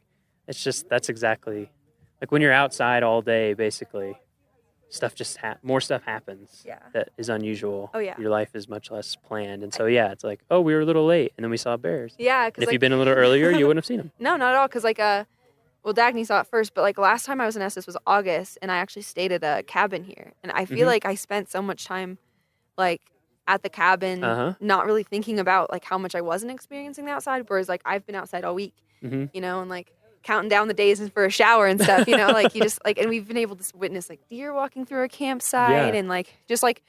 And we had a bear spook that spooked a couple campers and stuff like that. So, I mean, it's just been like a fun experience Yeah. that I couldn't have had if I was in the safety of four walls. There's one right now. Right next to that other. Is that mule deer? Oh, yeah. Yep, mule deer just a little ways out from the campsite. Man, it's such a nice evening. It's too bad we can't transmit temperature. and Would you really want wind to, and- though? We want you to come here. That's true. We do want you to come I here. hope VR doesn't get that good. Yeah, me neither. No, I don't think so. I don't think it'll ever become like 4D. But I was gonna say that like I think what's craziest about being here is like I'm used to like 90-degree, 60% plus humidity, and like coming Yep. here has been like a dream. And I Yep. was like, I had to go buy a hat. Like I was like, I'm gonna go back to Kansas, and I am not gonna be able to use this hat. Like, Yeah. I remember the first time I grew up in the South and kind of the Midwest, so humid for sure. And yeah, they don't get to choose who talks on mic next. We choose them. Oh, it's like Duck, Duck, Goose. They just have to accept it. Those are the rules. Yeah, so I lived in Mississippi, Iowa, Kentucky, places that are hot and humid in the summer. And then I went to Yellowstone for the first time, and I worked there for a whole summer. And I lived about this elevation, like 8,000, almost 8,000 feet. I was at Canyon. And then I came home, and I was just like, oh my God, I can't handle that. Like, it's almost like I never noticed it before, and then it ruined it for me. I think that's why a lot of people, we get a lot of people, just for it's so refreshing and cool. Love that dry air. Yeah, exactly. lips Gives me have life. Never been more chapped. I already have gone through my chapstick. It takes, actually, that's something that we try to tell people in our visitor information. So we're telling you now in visitor information that, Apply chapstick. before Yeah. You arrive. As you drive Vigorously. towards Colorado, the closer you get, the more chapped your lips Every get. Yeah. That's how I can tell when I'm going to get home. yeah, it takes you a while to get used to it. Who are we going to pick next on mic? Thanks so much for talking to me, to us. Who's next? I'm stepping on my cords. Does anyone want to? Because if not, then you're going to be assigned. Yeah, hop on mic. We'll pass it around. Yeah. Sorry, I didn't come prepared. Yeah, lay down. I thought I did, but Let's get like 16 bars. I'm just kidding. Yo, my name is Yeah, Blake. we'll give him 16. 16 bar. Now I just have 16 ain't enough in my head. Have you heard that? No, I have not. Oh man, Andre 3000 just destroys on it for like 3 minutes straight. Anyway, what's your name? My name is Blake. Blake, where are you from, Blake? St. Louis, Missouri. St. Louis. Yeah. I have family in St. Louis. Really? Where? I think Webster Grove. Oh, yeah. Webster Grove. Yeah. Yeah? I'm also from St. Louis. Yeah? Yeah, one of my uncles and 3 cousins and my aunt. St. So Louis. The whole family. Yeah, basically. and then my uncle's still there, and Kansas City. I've got my cousins in Kansas City. all right. So yeah. Yeah, it was hard making the switch from St. Louis to Kansas. Yeah. Yeah, I was a Mizzou fan. I don't know if you've heard, but we're all KU students. And, for my whole life, basically, I was a Tiger fan, and I was like, that was hard, huh? Everyone else likes Mizzou out here. I'm gonna like something else. Nice. But- So, have you been to Rocky Mountain National Park I before? have not. I have This not. is your first time. Yep. I've been to Yellowstone though. I've been all Okay. over the country. So Yeah. yeah. What'd you think about this park compared Honestly, to some others that you've been to? some of the most beautiful sights I've ever seen. Really? I mean, I've been, like I said, all over the country, and the mountains are my favorite part. Yeah. Of it. Me too. Like, I guess. Yeah. Any natural setting. Yeah, So. it's kind of my thing as And well. plus, I took a geology class earlier Uh-huh. this semester. So. Oh learning yeah, it about- must be really cool to be Yeah, here with all this the plate exposed rock tectonics and yeah. think about how different things formed. Yeah, Did you go up on Trail Ridge Road at all? Yes, I did. Did you see Lava Cliff there? I don't. It's a pullout there. It's a thick layer of rock that was from a big volcanic explosion from the Never Summer Mountains, which are to Wow. the west. Yeah, it's pretty cool. I didn't see that. It's easy to miss. There's a lot to look at when you're on Trail Ridge Road. Yeah, I mean, my eyes. Yeah, what'd were- you think about that, Trail Ridge Road? That's one of the things that I I had think. trouble breathing on, Yeah. on my way up there. I was short of breath. Yeah. And like there was this one point where there was a parking spot before the visitor center. There was like a parking area and Yeah. a walkout, and you could see like a whole bunch of different peaks. Oh yeah. I'm not sure what that area was called, but as I was walking downhill and out of breath. Yeah. Getting to the scenic. It surprises people. Yeah, I know. There's a lot less oxygen in every breath up there. Yeah. You're right. And I mean, I saw someone smoking a cigarette up there. I was like, oh my gosh. Yeah. How are Their they lung breathing? capacity must be incredible. Yeah, exactly. I want some They're of that. superhumans. Sometimes I've been up there at Alpine Visitor Center, and did you go to Alpine Visitor Center? Yes, I did. Yeah, that's a cool visitor center. Yeah. I got to see both gift shops. It was really- That's the highest elevation visitor center in the National Park Service. Really? The entire National That Park was Service. yeah. 12,000, like 13,000. It's just under 12. Okay. Yeah, it's all just right. a little bit under 12. Actually, I should know the exact number because it's on our podcast that we just put out today. It's like 11,796 or something Okay. like that. It's close to 12. Yeah. Yeah, it's the highest Right, one. right above the tree line. Yeah. It was really cool just coming up from an area where there's heavy forest, and then it just cuts off and there's Yeah. nothing. It's like a completely different environment, It but is. at the same time, it's just it goes together. I can't explain how many things are running through my mind. Like, how is this? Yeah, it's pretty mind blowing. You know what I mean? Yeah, it has. It's a. For me, it always has a really surreal feel. You're just like, how is this real life? Right. Yeah, It's just exactly. everything's a little weird. Yeah, I feel like humanity is not supposed to be on the top of mountains, but somehow Biologically, we are not. But, it's hard to survive up there. definitely. And I mean, that road's only open a little bit of the year. right. I saw those giant sticks on the side of the Yeah, road. mhm. Well, those are for the plows, right? Exactly. How big is the plow that goes up on that They're road? huge. They're actually not plows. They're rotaries. So they're like a giant snowblower. So on the front Like of a them, fan, like a blade. yeah, they're like a spiral blade on the front. Okay. That's like 4 feet tall or maybe more, and then so it basically eats the snow in, and then spits it really high out the back. Because if you plowed it, there wouldn't even be anywhere to. So, but it doesn't put shoot it back onto the road, right? No, right? yeah, it shoots it at an angle, Okay, like over all the right. side of the road. All right. Yeah, so the snow is so deep that they have to take multiple passes with that thing. Yeah, I So figured it's as pretty much. crazy. Yeah. And this year, they had it all clear. We were like almost ready to go, maybe open the road a little earlier than expected. And then we had like here where we're standing 3.5 feet of snow. This was like right here in this camp. This is like mid-May. Are you serious? Yeah. I was gonna ask. Like, I guess snow stays up there until like a couple weeks from today. Yeah, right? if you'd been here a few weeks ago, there would have been a ton of snow up there. Oh my gosh. It's just that once the sun starts getting really intense and the days get long and it gets clear, the snow melts incredibly fast. But like I went up there. You should go on our Facebook and look. I went up there and took some 360 photos, and it was like May 22nd, and it's I have on a huge coat. Up on top of Trail Ridge Road? Yeah. I have on a huge coat, and the snow is like incredibly deep. Oh my God. Yeah, it's pretty crazy. I still can't imagine the snow in the summer. That blows my mind. Yeah, that's the other thing is the snow sticks around here a really long time. Coming up from St. Louis, it was probably 70 to 80 degrees a day. And then I've been wearing a sweatshirt, doubling up on the sweatpants every night. It's crazy. And it's like it's July. Yeah. Yeah, exactly. So this is about as warm as it gets. Yeah, just about. It's crazy thinking about. I got a chance to go down to San Francisco. It was the same thing. Yeah, in the summer it's chilly.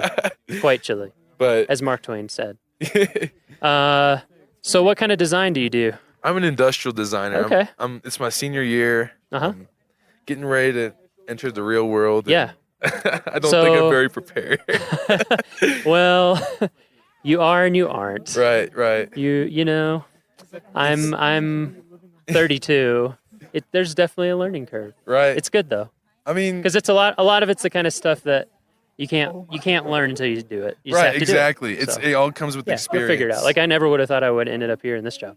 Right. When I was a senior in college, never could I have imagined. So. I know my passions are going to lead me where I want to go. I've been drawing since first grade. Yeah. So what's it been like being here? So I mean, normally when you're probably designing on the computer. Yeah. Constantly. Yeah. Like all of us do that do design. Coming out into this environment, having no studio. Yeah. It's a totally different game. Yeah. I mean, granted, I did cheat a little bit. I went to Kind Coffee, and I had an opportunity to sit down and work on my computer for the necessities. But for the most part, I was doing a lot of drawing, sitting right outside of my tent. Yeah.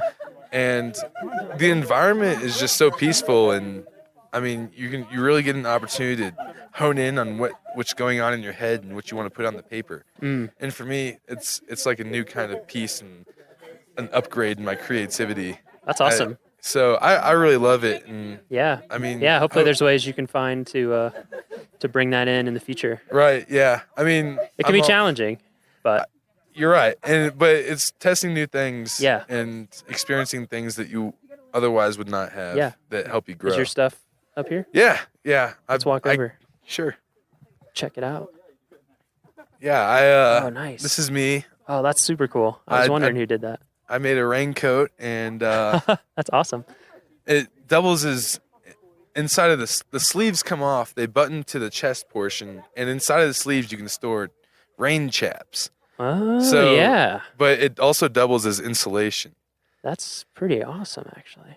So, yeah, it was just the quick idea I thought of. Usually it takes me longer than a week to create a product, but why do you think it went faster here? Well, actually, good question. It's because I got to experience the environment myself, and I recognized what would be easy, light, and efficient to bring with you on a hiking trail or rock climbing. Because you never out here. I've learned that the weather is pretty unpredictable. It's extreme. Yeah, it's crazy. So you want to be prepared for hot, cold, rain, sunshine, like all in a day. Yeah, especially if you go up to Trail Ridge. Right, and you want to also pack lightly too. Oh, sure. So I thought I'm going to make a coat that can keep you warm, protect you from rain.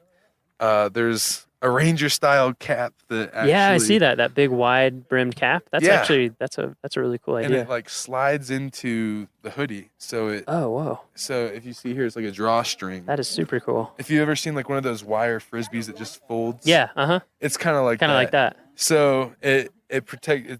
Yeah. It's like a sunlight you know. Sure. Yeah, I mean, So- you need sun protection here as much as rain. Right, And exactly. it goes back and Because forth. I've gotten sunburnt, and I've also been shivering. Yeah, So yeah. it's all part of the experience Yeah. for me. And It's invigorating. right, exactly. Yeah, it is interesting. When I'm a big hiker and backpacker, and like, I think you just tend to get interested in gear stuff. Like, Yeah, I mean, like you definitely. to the point where people who aren't into it almost think you're a weirdo. But it's like when you're freezing cold and not thinking very straight and it's you can't see and whatever, like you care about how nice a zipper is, and Yeah. how nice a zipper pull is, things like that. If there's a need for it, there's Yeah. a market for it. And Yeah. if there's not a market for it, that's an opportunity to make one. Yeah. So what kind of stuff do you normally do in terms of design? Is it all over the place, or do you focus Yeah, on I mean- particular types of products? My specialty is computer-aided design, CAD. So this last semester, I created a computer mouse, and it was more of a task mouse. It vibrated, and it like had an LED light on the bottom that would pop up, say blue if it was social media, green if it was a work-related email, or Interesting. red if it was a text. So when you're designing that in CAD, are you going into like the tiniest Well- detail? Like, to what level do you have So to go? basically, from start to finish, I'll decide who I'm going to be designing for. I decided in this case I was going to make something for a person in an office-related environment. So I researched what that person does on a daily basis, what they need, what can make their job easier. So once I figured that out, I did 100 to 200 sketches of just quick product, quick mouses, getting the form right. Then I took those sketches and I brought them into CAD and I made a model, and I made probably 6 or 7 different models until I got my form right. And from there, I moved it into KeyShot, which is a rendering program. It's what a lot of car companies do to put their car in an environment like this without bringing the car actually out they here. just render it into the environment. Yeah, Put so your light sources and a few things. Yeah, exactly. They choose the Perspective, angle of the light. It makes it look real, as if you just took a Yeah. photograph of Uh-huh. it. So after that, then I'll put it all together, wrap it up, and put it in Photoshop and whatnot. Yeah.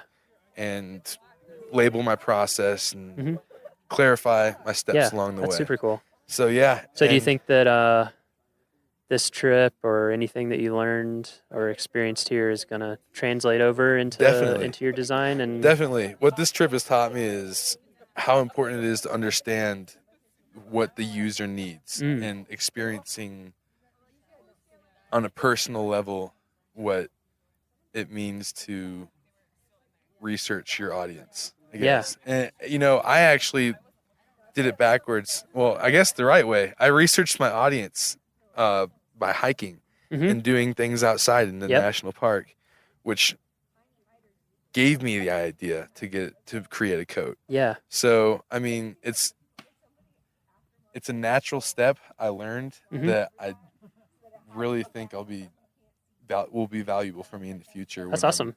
testing out products for other people, and I That's want to great. understand what's like in their shoes. Yeah. So, yeah, I love it. That's great. I'm glad you had a good first visit. Yeah.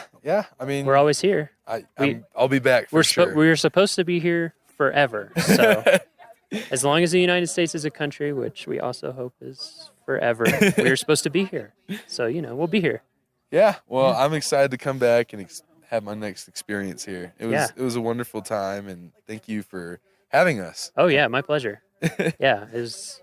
Yeah, when Jeremy approached me last year about it the first time, he was kind of like, "Do you think we get a campsite?" And because housing is really tight here. Yeah. Like we don't even have enough houses for our own employees, and so it's hard. But he was like, "Oh, we'll camp. It'll be great." That's exactly what I want. Right. Because it's going to put people in a different In that environment where in a they're different forced- headspace, where they're forced to use different tools, where they're forced to like make art despite physical discomfort or or whatever. experience it from a different from a process to shake things that- up. Yeah, exactly. And I think, I mean, maybe this doesn't happen for everybody, but I definitely relate to what you said and what other people is just like being outside day after day, all day, It takes a few days, but after a few days in, you start to kind of get in a different Right. space. Getting used to the altitude, definitely. Yeah, and that was definitely probably takes the time. hardest Did you have part. headaches or anything? I didn't have headaches. I had breathing problems on the first day. Yeah. So I had to call That's it not short. uncommon. But after the second and third day, I was 100% Doing way ready to better, go. yeah. I went climbing yesterday, and I didn't actually get to climb because it started drizzling. But I went up the hill to the climbing spot, and I just felt 100% better than I did Monday. Yeah. So that's good that you recognize that. Some people don't even realize necessarily, and they keep pushing it, and then they feel real bad. Right. Yeah, I get headaches. I don't. I live here, but when I was first adjusting, it usually takes me a couple weeks to feel like pretty. Right, like you're in a natural environment. And the actual to become some people never become 100% acclimatized, which is interesting. Yeah, quite a few Is it people. like smokers or? No, it's not really understood why. Number one, different people adapt to altitude differently, and number two, this is what makes it confusing, is the same person on different instances will react very differently. So you can have someone who's acclimatized a bunch and never had a problem, and they're in great shape and blah blah, all the things, and then just one trip, they'll just have huge problems. Wow. Or I had a friend. Part of that might be because they're used to the extreme. It could be. One of my friends. I've had multiple friends who are backpackers who are just like in incredible shape, and they even went early and took the time to acclimatize. And they'd had other trips where they were fine, and it just like shut them down. Yeah. Like almost to a dangerous level. So you know, it's pretty interesting. The crazy thing is I think I hiked 7 miles my first day, and it didn't feel like 7 miles. It was just the fact that I was going uphill the whole time. Yeah. That I think it was almost a mental thing for me. Like, like you need to chill out, breathe a little bit more. And it's like a challenge. Yeah, exactly. I don't know.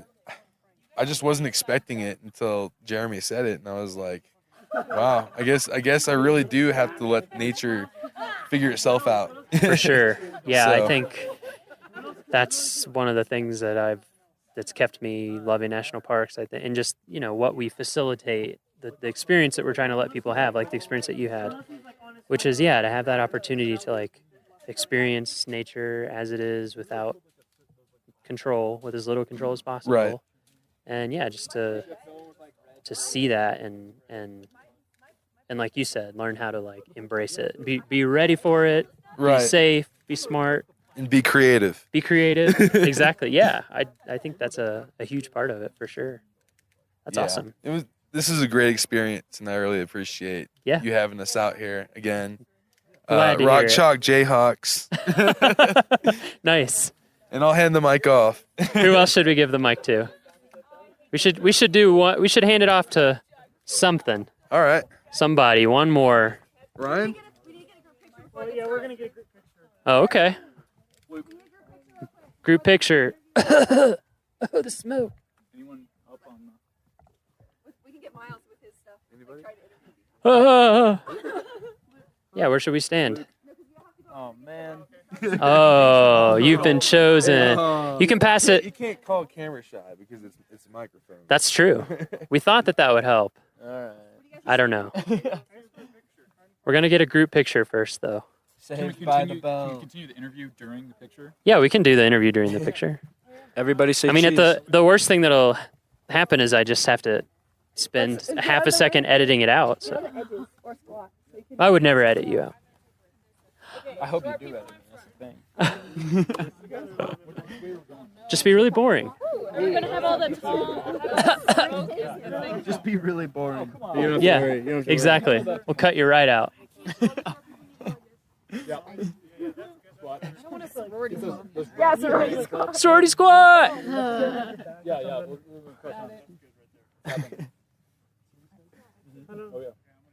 I'm just casually holding a mic. Work it, use it. Work it. Say cheese. Where? Oh! Oh. That's a Leica too, isn't it? You better be. That's a precious, precious child. No, I can't sorority squad. Molly just nodded it.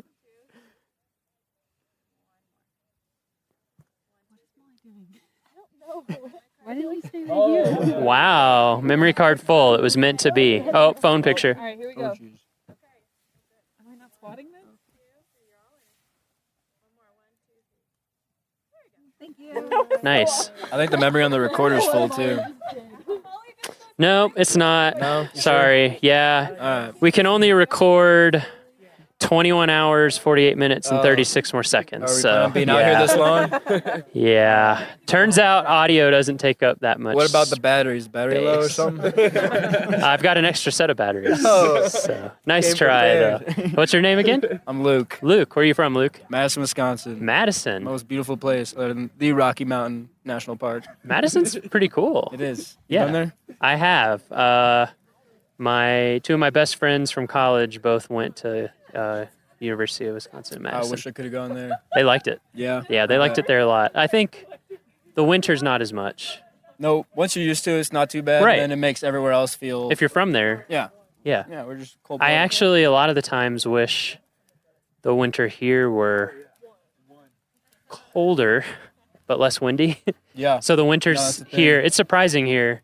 A lot of times in the winter, it's above freezing. Yeah. But the wind is like That's- brutal. That's what makes like Kansas winters almost worse than Wisconsin. Like Wisconsin will be 10, 15 degrees Yeah, colder, exactly. but like not wind. Yeah, So, like, I would gladly take like 0 degrees and calm over like Oh, for sure. 35 and windy. Yeah. Yeah. They get that more on the west side of the park. They get the colder, stiller, Yeah. deeper snow, 'cause then you can cross country ski. Yeah, I bet. About 2 years ago, Wisconsin was colder than Mars.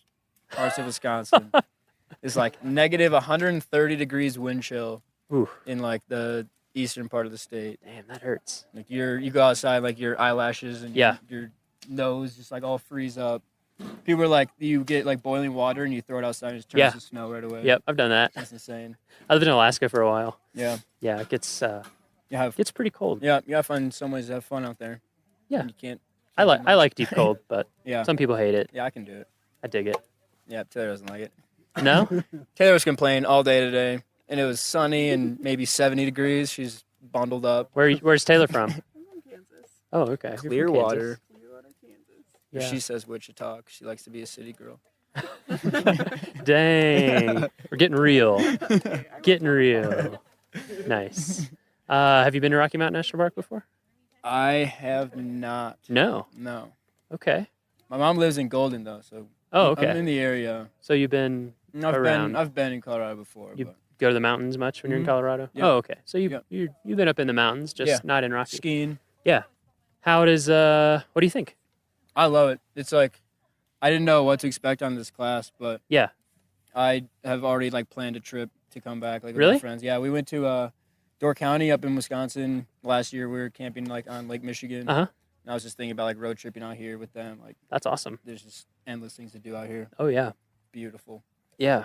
Do you guys want to be on mic? We'll pass it around. They're just waiting for it. Oh, and what kind of design do you do? I'm in industrial design. Industrial. Another industrial Yes. designer. We Yep, gotta- and so are these two. Awesome. This is cool. Yeah, handing off to Tay-Tay. We'll just pass it around. Tay-Tay. Is that your legal name? I'm just kidding. What's your name? Taylor. Taylor. Yep. And you're from Kansas. Mhm. Where in Kansas? Clearwater, Kansas. Clearwater, Kansas. Just, we probably have a lot of podcast listeners, we hope, from Kansas. Yeah. So they want to know. They're curious. Do you do industrial design as well? Yes, I do. And have you been to Rocky Mountain National Park before? I actually went on the trip last year. Oh, and I really? liked it so much, I'm taking Oh my it again. gosh. Yep. I'm sorry that I didn't recognize you. How's it been different this year versus last year? I feel like this year the projects are a lot better. Uh-huh. I don't know. I knew I had more like expectations last year. I didn't really know what to do, but I came into it this time Yeah. wanting to do outdoor gear, which is why I came. Nice. And so sleeping in the hammock, I have Uh-huh. lots of ideas Oh, of how cool. to improve that for camping. I bet. So Yeah, it's you been should. helpful. I don't know how many companies you researched, but there's some interesting. There's a big world of hammock campers. Yeah. Yeah. Which- like people get really into it. Yeah. They do which- some stuff like they design them with, Oh, yeah. with foot pockets so that you sleep off the bias so that you can lay flat. That's a Oh, big thing with yeah. camping hammocks. And then the other problem, as I'm sure you found out, was staying warm. Yeah. Yeah. Yeah, that's cool. Yeah. That's a neat. Actually, someone I went to college with like owns his own hammock camping gear company. Yeah. I actually got inspired polar stuff out of Portland. Uh-huh. They have a lot of like casual camping stuff, Mhm. which I kind of want to get into more Yeah. because a lot of the stuff that I found for like camping with hammocks, it's super expensive and like really specialized. So Yes, that goes for a lot of backpacking and camping gear. yeah, so I'm trying to do like simpler stuff that you can like add into a hammock you already have and like turn it into a tent. That's So, really cool, actually. Yeah. Yeah, I think that's something that I'm not an industrial designer, but just kind of tangentially interested in. Because with backpacking, like, it can cost so much money Yeah. to get into. And so Yeah. I feel like it can prohibit a lot of people just based on that, and it shouldn't. Yeah. So that's really cool. Yeah, because last year I was like, I've never really been like Yeah. camping, and I was like, I'm nervous. Like, what if everyone else is like has all this high tech stuff, and I have no idea what I'm doing? So Yeah. it's been pretty interesting. Like, Yeah. So do you feel that your camping skills have improved since last year? yeah, I think they have. I mean, you came back, so you must have Yeah, liked it. yeah. Yeah. I tried to sleep in my hammock last year, and I got way too cold and slept in the car. So this year I only slept in the car once Wow, instead that's of like cool. 3 times. So That's cool that you're taking that and making it like your focus. yeah. Yeah. Yeah, I've noticed quite a few people with doing kind of different gear, like footwear, clothing, Yeah. stuff like that. And it Yeah. makes sense because it's your direct experience, right? Yeah. And so for this trip, I want to do that for my senior thesis. So I just kind of focus on patterns Uh-huh. and I would like take pictures and then create like color palettes from those Mhm. and then make patterns to use like for the camping gear. Nice. So that's what I focused on this week. We got embers in the Yeah. air. Yeah, we'll look at it in a second. What about pass the mic? Getting everybody on the mic. What's up? Hi, how are you? Good. What's your name? My name's Baxter. Baxter? I'm from St. Joe, Missouri. St. Joe. Mhm. Okay, nice. That's where is it? It's about an hour north of Kansas City. Right. Mhm. Okay. Yeah, I lived in Red Oak, Iowa for quite a while, so we would always drive down through. Sort of through that area. So you're industrial design as well? Yes, I am. Nice. Mhm. Have you been to Rocky before? No, this is my first time, actually. Really? Have you been in the mountains a lot? I was in the Bitterroot Valley in Oh, Montana yeah. a couple weeks ago. Bitterroot is beautiful. Mhm. It's That's very awesome. cool. So that was your kind of first Yeah, kind big of mountain first trip. Yeah, Yeah. drove up with a couple friends and enjoyed it so much I thought I'd sign up for Yeah. another class. And, Yeah. How's this been? Fantastic. Yeah. Yeah. What do you think about the park? You know, I've never been, but I have just been blown away by the views. Yeah. Yeah. Incredible. And Yeah. I've been just awestruck about all the lakes here. Yeah, And the they're lakes just are amazing. beautiful. And I just didn't imagine how great this place would be. Yeah. So, That's awesome. I mean, It's been a great yeah, experience. Took me by surprise the first time I came here too. Yeah. And I've been to a lot of parks, but still, it's just there's something about it. Just like every park, there's something about it. Yeah. What have you been working on this week? I kind of been taking a step back and doing a little bit of photography, but Nice. I kind of focused on an app Mhm. a little bit, a hiking app based on just looking at, the types of people. There's all different types of people come from all over the world here, and it seems like they've been maybe unprepared. I've Uh-huh, noticed. uh-huh. I saw a couple people walking up in just like sandals and without water. Yep, And for sure. for safety reasons for park rangers, I thought it'd be nice for people to be educated about their trail that they're Yeah. going on. So the app I've been kind of designing is based on a little bit of an app that's already been out there. It's Mhm. called All Trails, Mhm. but I took a little spin off of it, and I've kind of created just something that's easy to use and shows all the trails around you. Yeah. Do you have? Yeah, it's actually right here. Oh, nice. Just shows a quick picture of the your hike that you're supposed to go on Uh-huh. and the rating and all that kind of stuff. With most of the park not having service, I thought it'd be nice to download a map so that you know what direction to take and that kind of stuff. Yeah, I mean, if it's not super data heavy, then yeah, you could pre-download a bunch of stuff. And then another quick thing I wanted to do was like have a check-in, so that if you like maybe go on a serious hike, you know, you're gone for maybe a day or two, you could check in and then check back out, make sure, you know, people know where you are if you're just by yourself. That's cool. And, you know. So if you checked in and if you had like a profile page or something, somehow people could see if you had checked back in or not. Yeah, that's awesome because that's that's something that we try to impress upon people. And I mean, it's easy to forget, but you know, just always let somebody know where you are. Especially if you're out there by yourself. Yeah, even here, I think like our trails are so nice. Like our trail crew does an amazing job, and they're just beautiful. And there's so many nice bridges, and there's paved roads, that it kind of gives people the impression that, oh, you know, whatever. But yeah, when you're 5+ miles away, and we have people get hurt not even that far from the trail, just sprain an ankle maybe. Yeah, or like you said, they just don't bring water or just, you know, things that are preventable. I think people just don't know. So that's cool that you're trying to just integrate the education part into it. I also thought I'd maybe integrate like a medical part aspect of it, maybe that just the park rangers could see. Whereas it could have your medical information on it if there was a rescue mission or something like that. Yeah, like it could be built in that you would give consent or something to have that information shared. Maybe you're diabetic or something like that. Yeah, that's cool. Yeah, that's nice. Yeah. So how has being out here been different for you in terms of, well, I mean everything, but design? What kind of influence do you think that's had? It's been different because you're not in a studio. You don't have, you know, other people. It's been kind of just on your own this week in terms of designing things, which has been nice. Yeah. You don't have a lot of, I don't know, people telling you what to do or that kind of stuff. And so you kind of go on your own.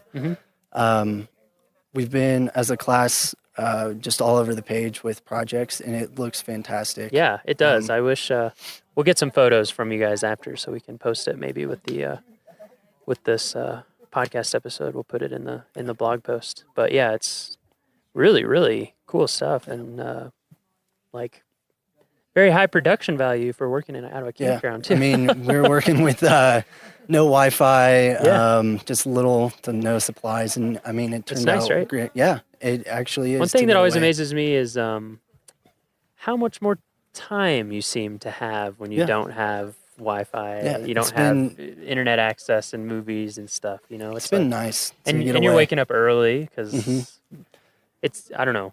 Maybe there's people here who are still sleeping, but I usually am a sleeper inner. But when I'm camping, I get up. Sun wakes you up in the tent. I'm just like, and you tend to fall asleep really early. You're so cold, you're ready to get up like in the morning. like backpackers midnight. Yeah. When I would be backpacking, we'd be like, oh man, it's late. What time is it? 8. You know, like in the spring when it's not quite as light as it is now. It's really light. What time is it right now? 8:34, and plenty of light in the sky. It's interesting.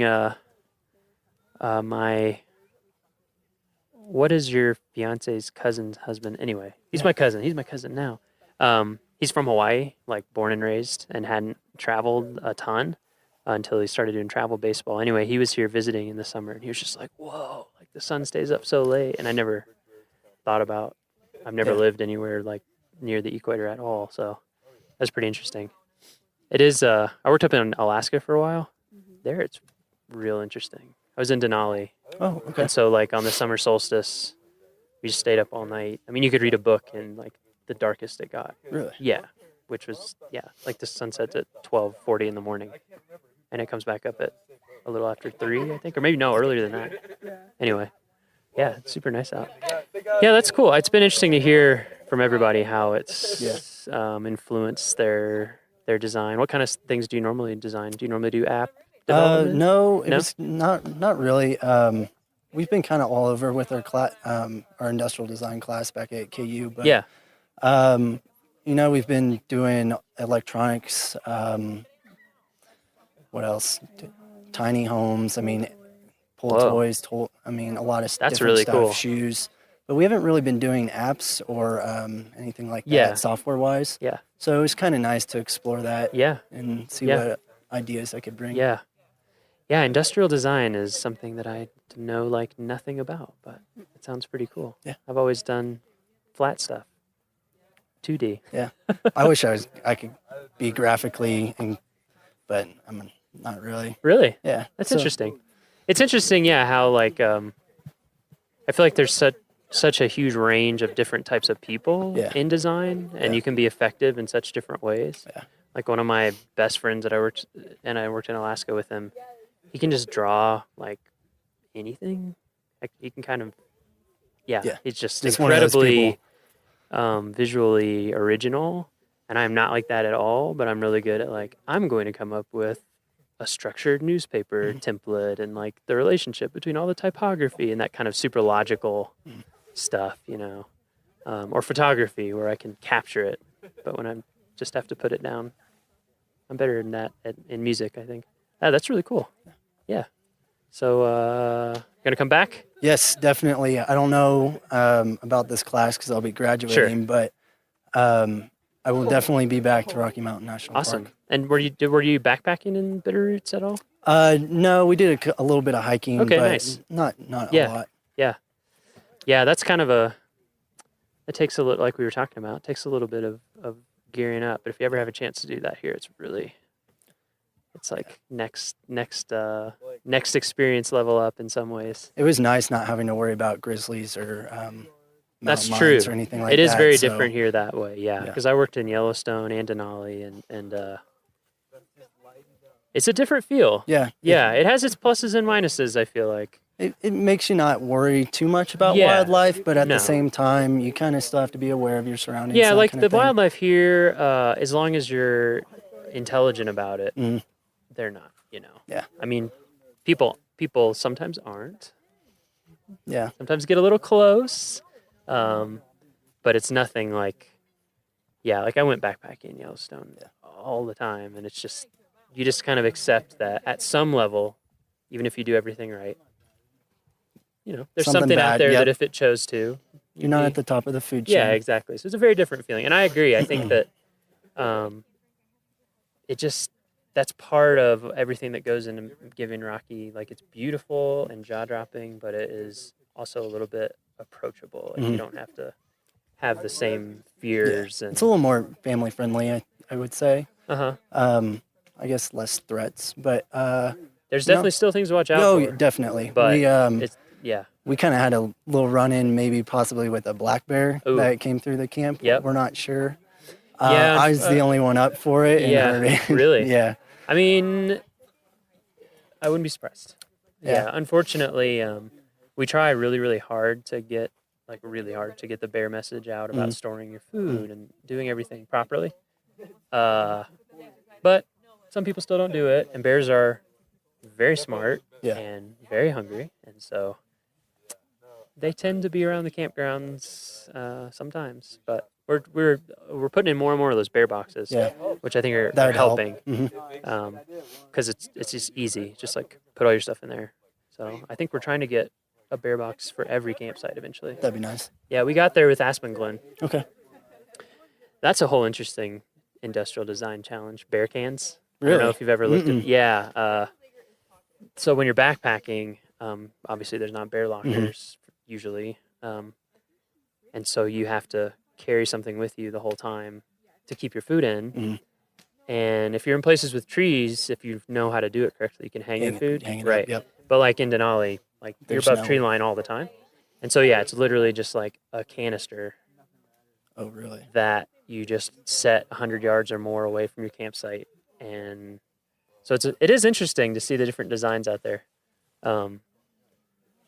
Like the one that I use has tabs that you push in, and then it kind of lets you unscrew it.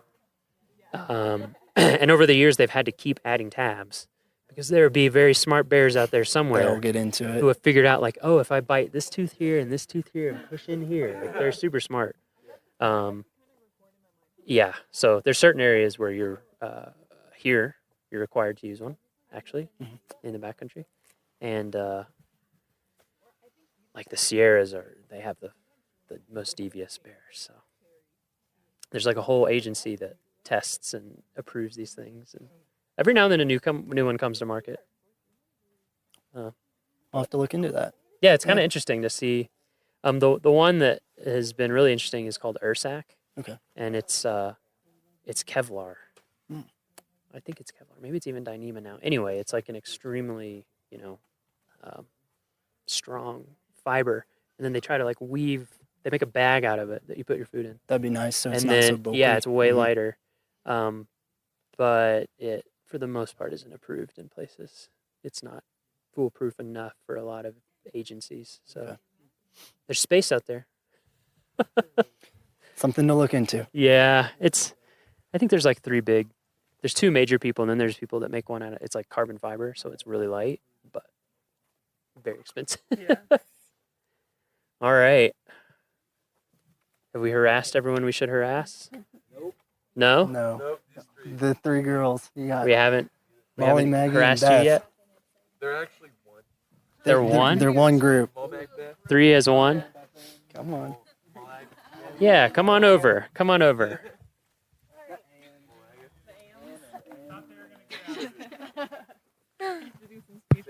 Nice.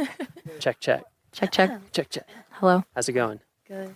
Why don't we introduce? You can start with yourself. Yeah. Okay. What's your name? My name is Molly. Where are you from? Minnesota. Where in Minnesota? It's called Woodbury. It's like 5 minutes from St. Paul. Oh, okay. So yeah. I just figured there'll be podcast listeners who know exactly where that Relate is, to so, Minnesota. yeah, Yes, we're Woodbury, trying home of the Royals. to- Yeah. What kind of design do you specialize in? Graphic design. Graphic design. Yes. Okay. Me too. Yeah. All these industrial designers. I'm like, I know. that is I super think cool. I don't know anything well, about it. there's 4 of us here, yeah. Oh, okay, nice. So it's interesting to be around a bunch of ID kids because we really aren't after a freshman year. Yeah. What do you think is? I've never interacted with With ID? Yeah. They think a lot more 3D than us. Uh-huh. They can see like physical copy a lot better than we can. It's a little hard for us. We see pretty flat. Yeah, I digital was just things. I was just talking about that actually. Yeah. With Baxter. Oh, yeah. Yeah, about like I was like I'm in the 2D world. Yeah. That's how my brain works. I feel like a lot of their projects too were a lot more like practical and like used where we just made cool things. So Mhm. Yeah. Yeah, it's I mean there's lots of different ways of graphic design. For us in the Park Service, for me, it's like just how to communicate with people well.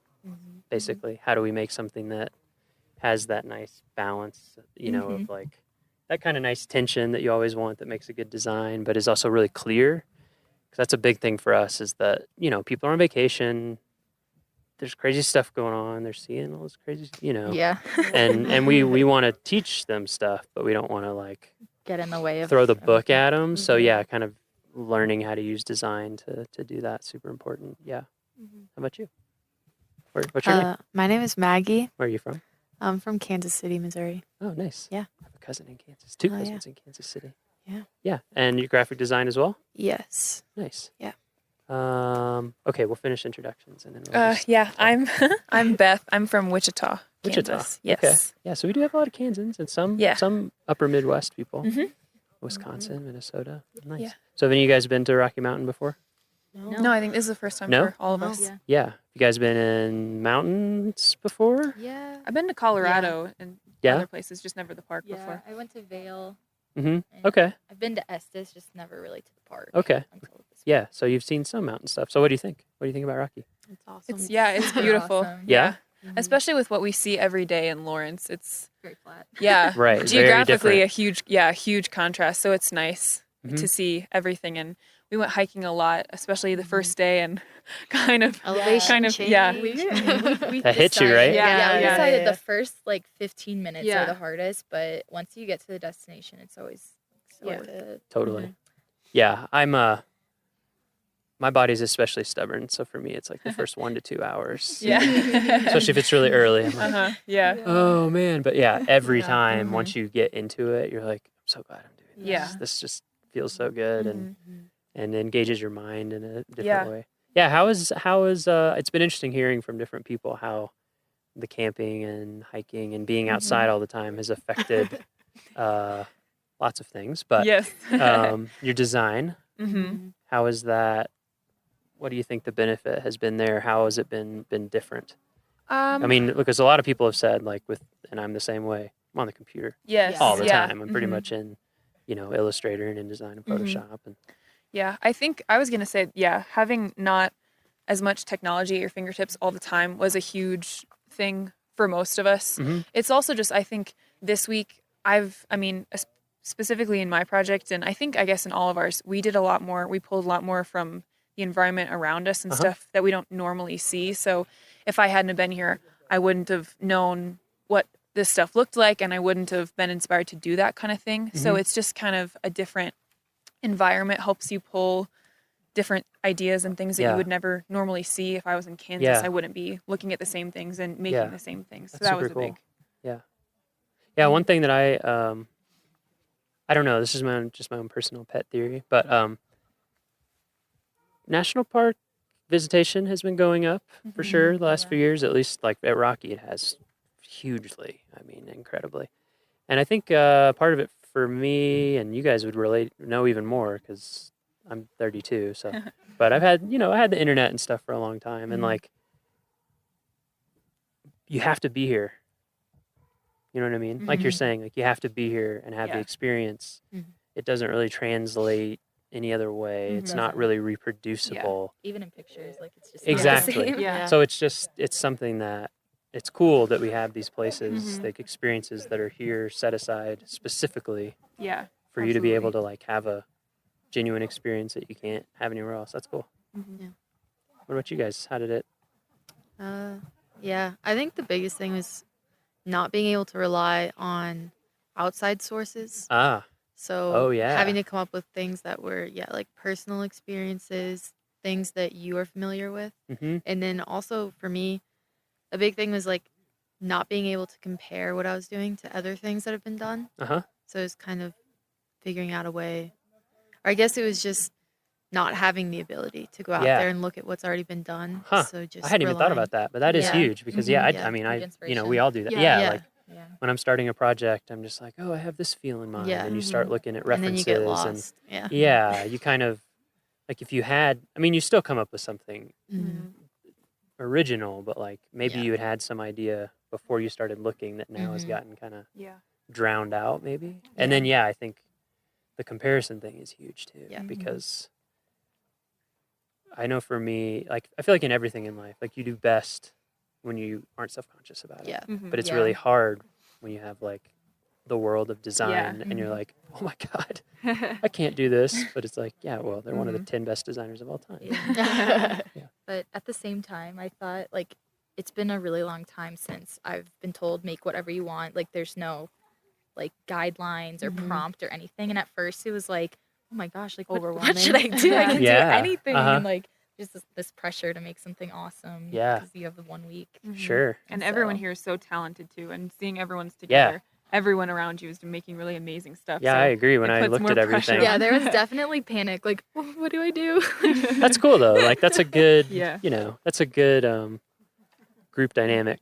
I think when you have a bunch of people together who are good at something, it makes everybody kind of step their game up. That's true. Yeah, I love a lot of this stuff. Yeah, we're gonna try to get pictures up so we can put it on the blog. Oh, cool. Good. Yeah. Well, I'm glad that you guys have had a good time and that it's been valuable. Absolutely. Do you think there's things from this experience you'll take back with you?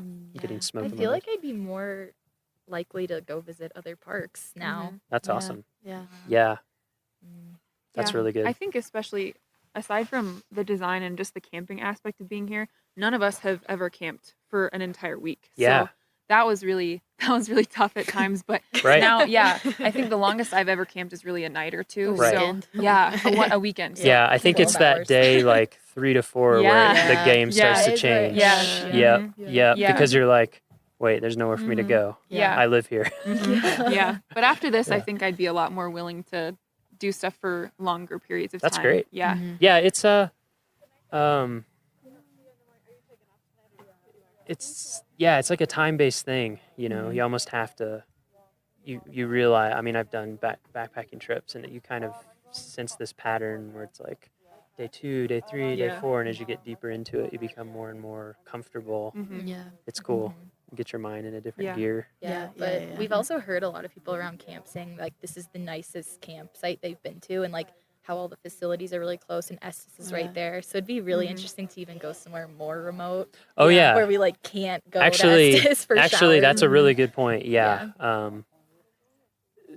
I've talked about this with people before, like those of us who work here. You know, it's very unusual to have a park of this size and type, but then to have a real community right at the doorstep, and then an airport an hour and a half away. Yeah. Because like when I worked in Denali, and even there's some stuff compared, but like there's no grocery store. Although I heard that they're building one, but there's no grocery store. So we would drive to Fairbanks. So it's 4.5, 5 hours round trip for groceries. Yeah, and so it's and so you're right. There's a whole realm. Yeah. Also, what I would encourage you to do, there's 417 units in the National Park Service system. Wow. So there's national parks, which I think there's 59 or 60 of now, but then there's a whole bunch of other stuff, and like national monuments. We run a lot of those. Forest Service and BLM run a lot more. There's historic sites. Anytime you have the chance. The job I had before this, I went to all sorts of different parks and made brochures for them. It just, so many places are really cool, even if you wouldn't think to stop there. Like little Revolutionary War battlefields and Civil War battlefields. And oh man, I'm blanking on the name right now. It's a Congaree National Park, which is a swamp area, kind of right on the border of the Carolinas. Like, it was incredible, and I'd never heard of it. So that's cool that you're more interested now. Definitely. Yeah. You can go if you go to findyourpark.com, or if you go just go to nps.gov. Like, we have maps of every park unit. Cool. Yeah. Cool. Keep it up. Future park visitors. All right. Thanks. Yeah.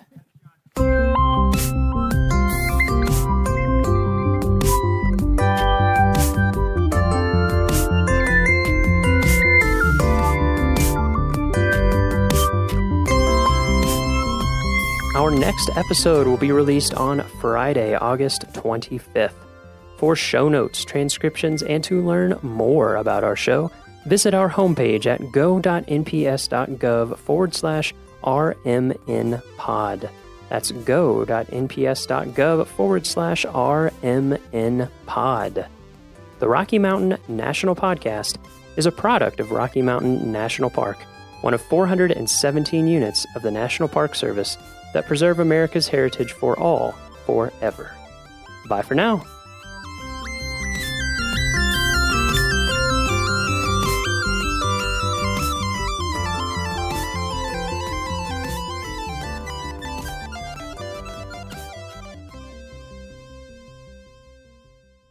Headwaters is supported by the Glacier National Park Conservancy. Have you ever met somebody for the first time, introduced yourself, and had a nice conversation, only to walk away and immediately forget their name? I have. It feels like one of the great shared human experiences to have that guilty conversation with yourself. Was it John? Jim? Shoot. Which makes it all the more surprising when you meet someone who seems to be immune to that phenomenon. Someone like Chuck Cameron. My name is Chuck Cameron. There's a squirrel. There's a little squirrel. Sorry, one more time without the squirrel. Without the squirrel. My name is Chuck Cameron, and I'm a wilderness ranger here in Glacier. Chuck has been a ranger at Glacier longer than I've been alive, and he's a bit of a local legend. Even so, after meeting me once for 30 seconds at a party during my first season here, he remembered my name months later, shook my hand, and was happy to see me. Which felt nice, because I'd heard Chuck's name a lot.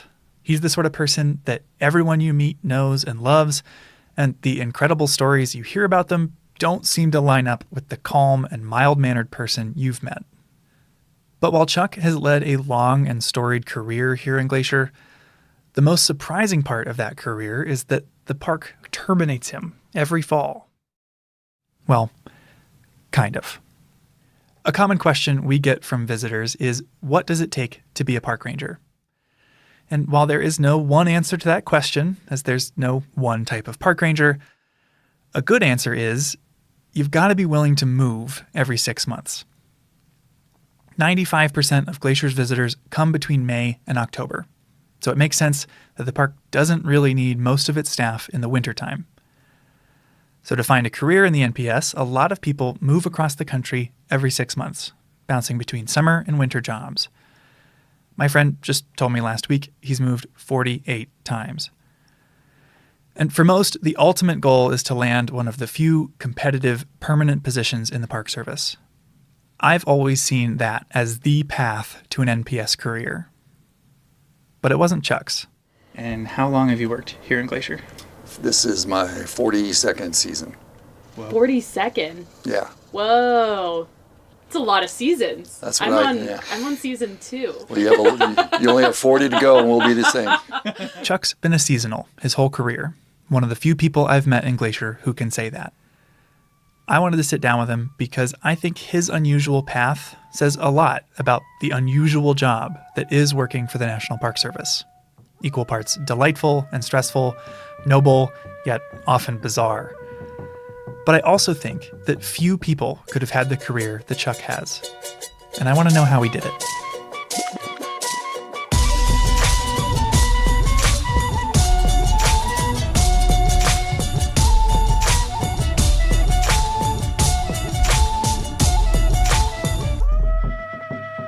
You're listening to Headwaters, a show about how Glacier National Park connects with everything else.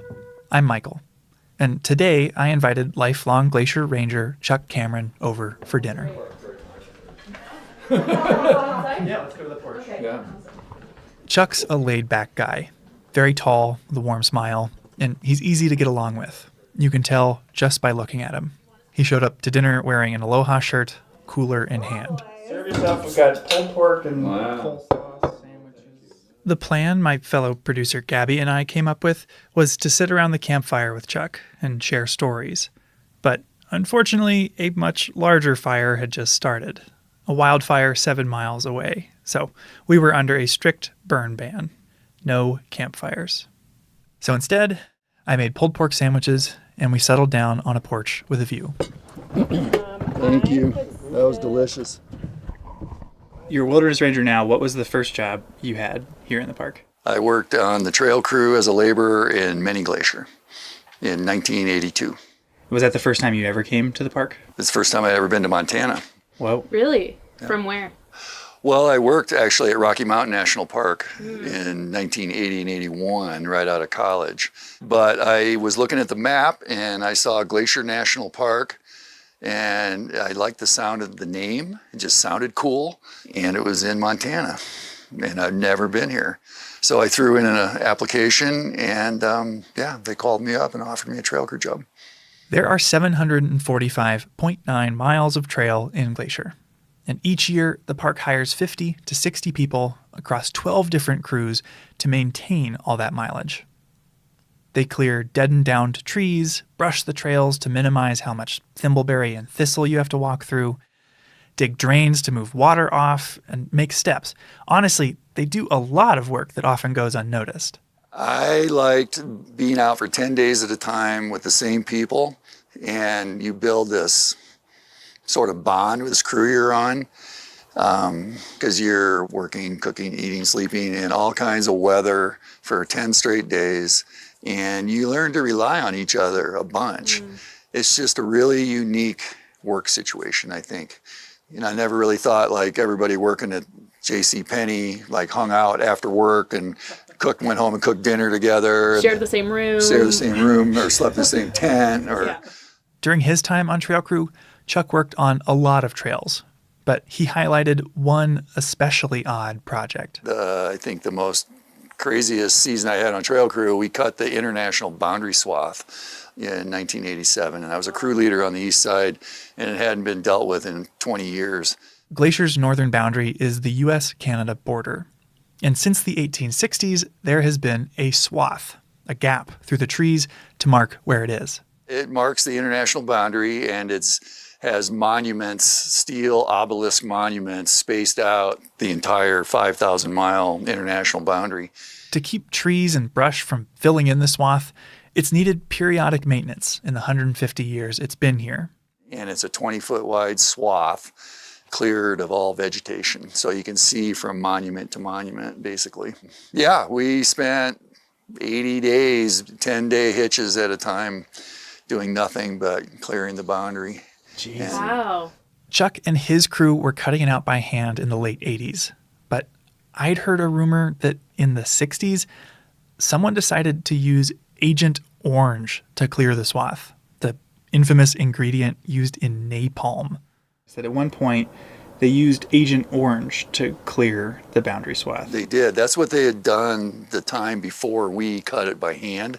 They had defoliated it from the air, which wasn't very accurate. And so the boundary swath was this like snaking thing through and so our job was to straighten it out. And so we surveyed it as we went from monument to monument. You're redrawing the line. Redrawing the line, yeah. That's a lot of responsibility. Wow. Well, it was, and it was kind of nutty because sometimes the swath was just going through the forest. There was no like cut. It was just point A to point B. We just up the side of one mountain and down the side of the other, when we went around beaver ponds, we handed tools up cliff bands, 5-gallon cans of gas up through these cliffs, to get to the next bench and keep going. Because normally trail crew working on trails requires a lot more thought and care into where the trail is placed than many people realize. And so the boundary swath is kind of atypical. It's like, yep, straight ahead. Across. Yep. Yeah. Our slogan, and we made a t-shirt, was total destruction is the only solution. Which is, it's a line from a Bob Marley song about nuclear war, and that's kind of how we felt about it. But like all seasonal jobs, Chuck's season on trail crew came to an end.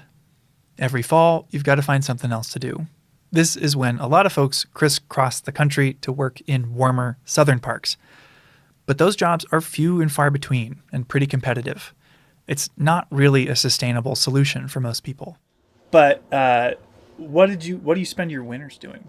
How did you string together the other 6 months of the year? That worked out. I was really lucky in that regard because I got a job on Big Mountain and I worked on the ski patrol there for 26 years.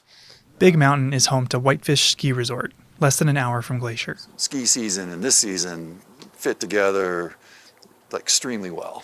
And about the time I'd get sick of ski patrolling in April, they'd lay me off and I'd get to come here and do something completely different.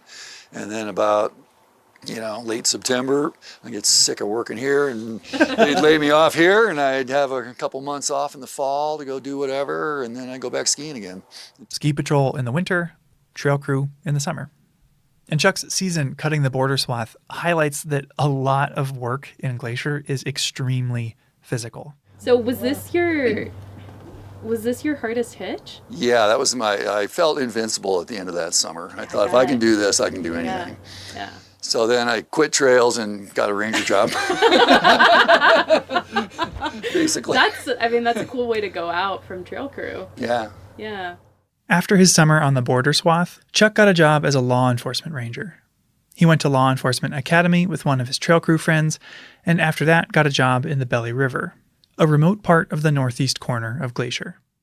And I worked for a guy named Dave Shea, who was an incredible wealth of knowledge, a scientist, just, knows everything about everything.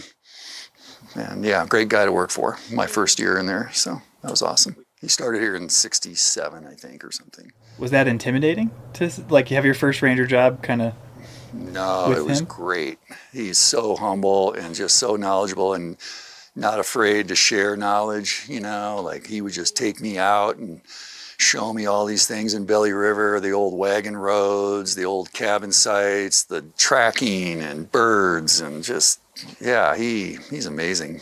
He just took me under his wing and I spent the whole summer with him.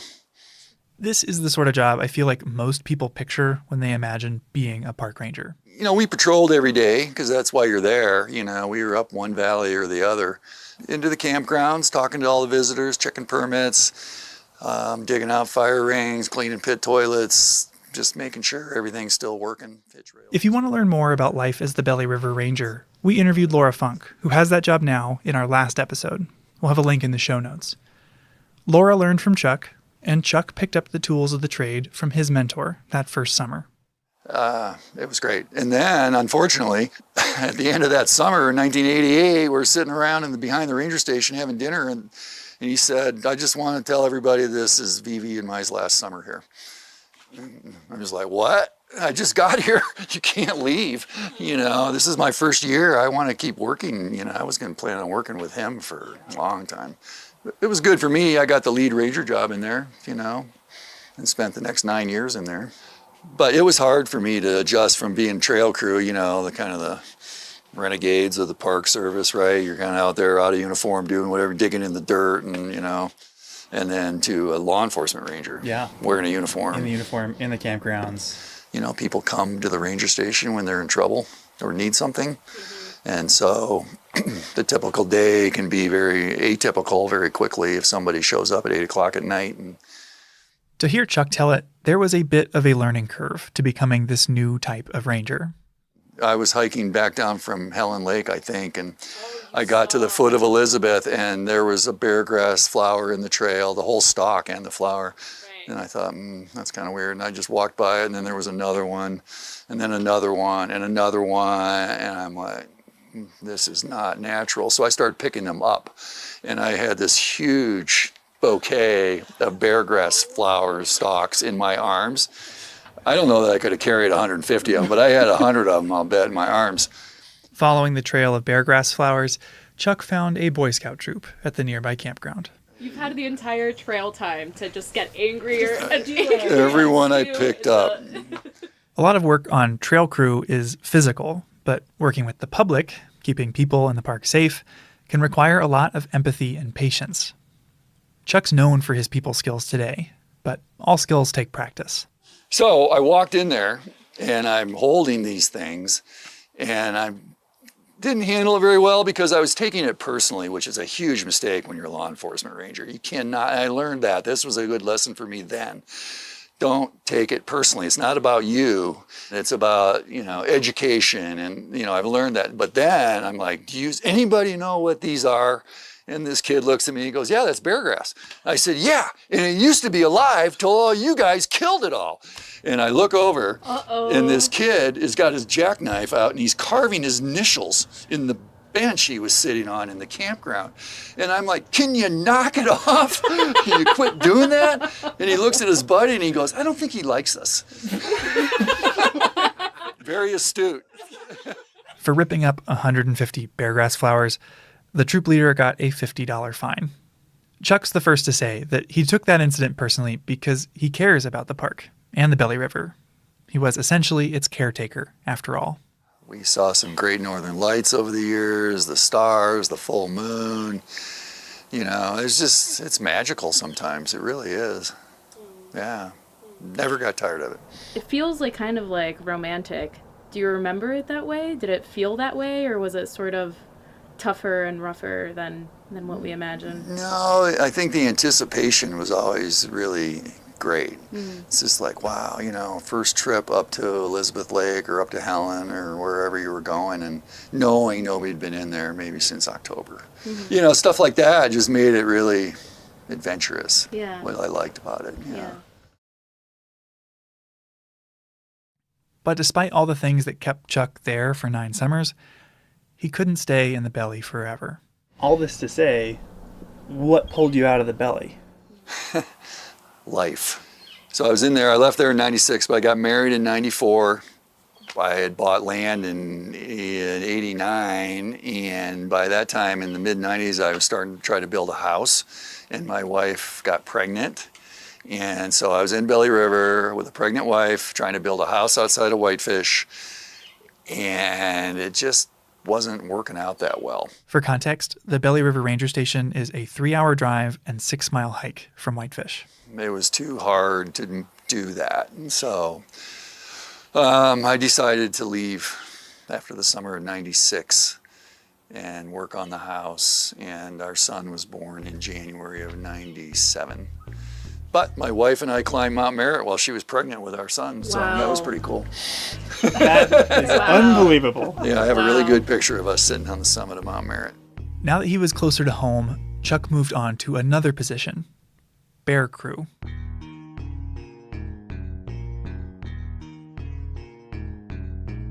What was the bear team? Our job was to default to wildlife calls in the McDonald district. And there are no shortage of these types of calls. Each year, there are hundreds, some years nearly 1,000 bear-related incidents in the park. That's everything from bears causing traffic jams on roads to more serious incidents, like getting into improperly stored food. You know, the bears get all the press, but we did all kinds of wildlife stuff, goats and sheep and marmots and skunks and bats and, you know, anything that anybody was having an issue with wildlife, the bear team would get to go deal with it. Do you have any memorable, like, specific wildlife encounters from that time? Yeah, lots. Well, one of the funniest ones, if you want to hear a funny one, was the auto shop called one day and said, we have a marmot in our auto shop over here. If you don't know, marmots are big squirrels, Montana's version of the groundhog.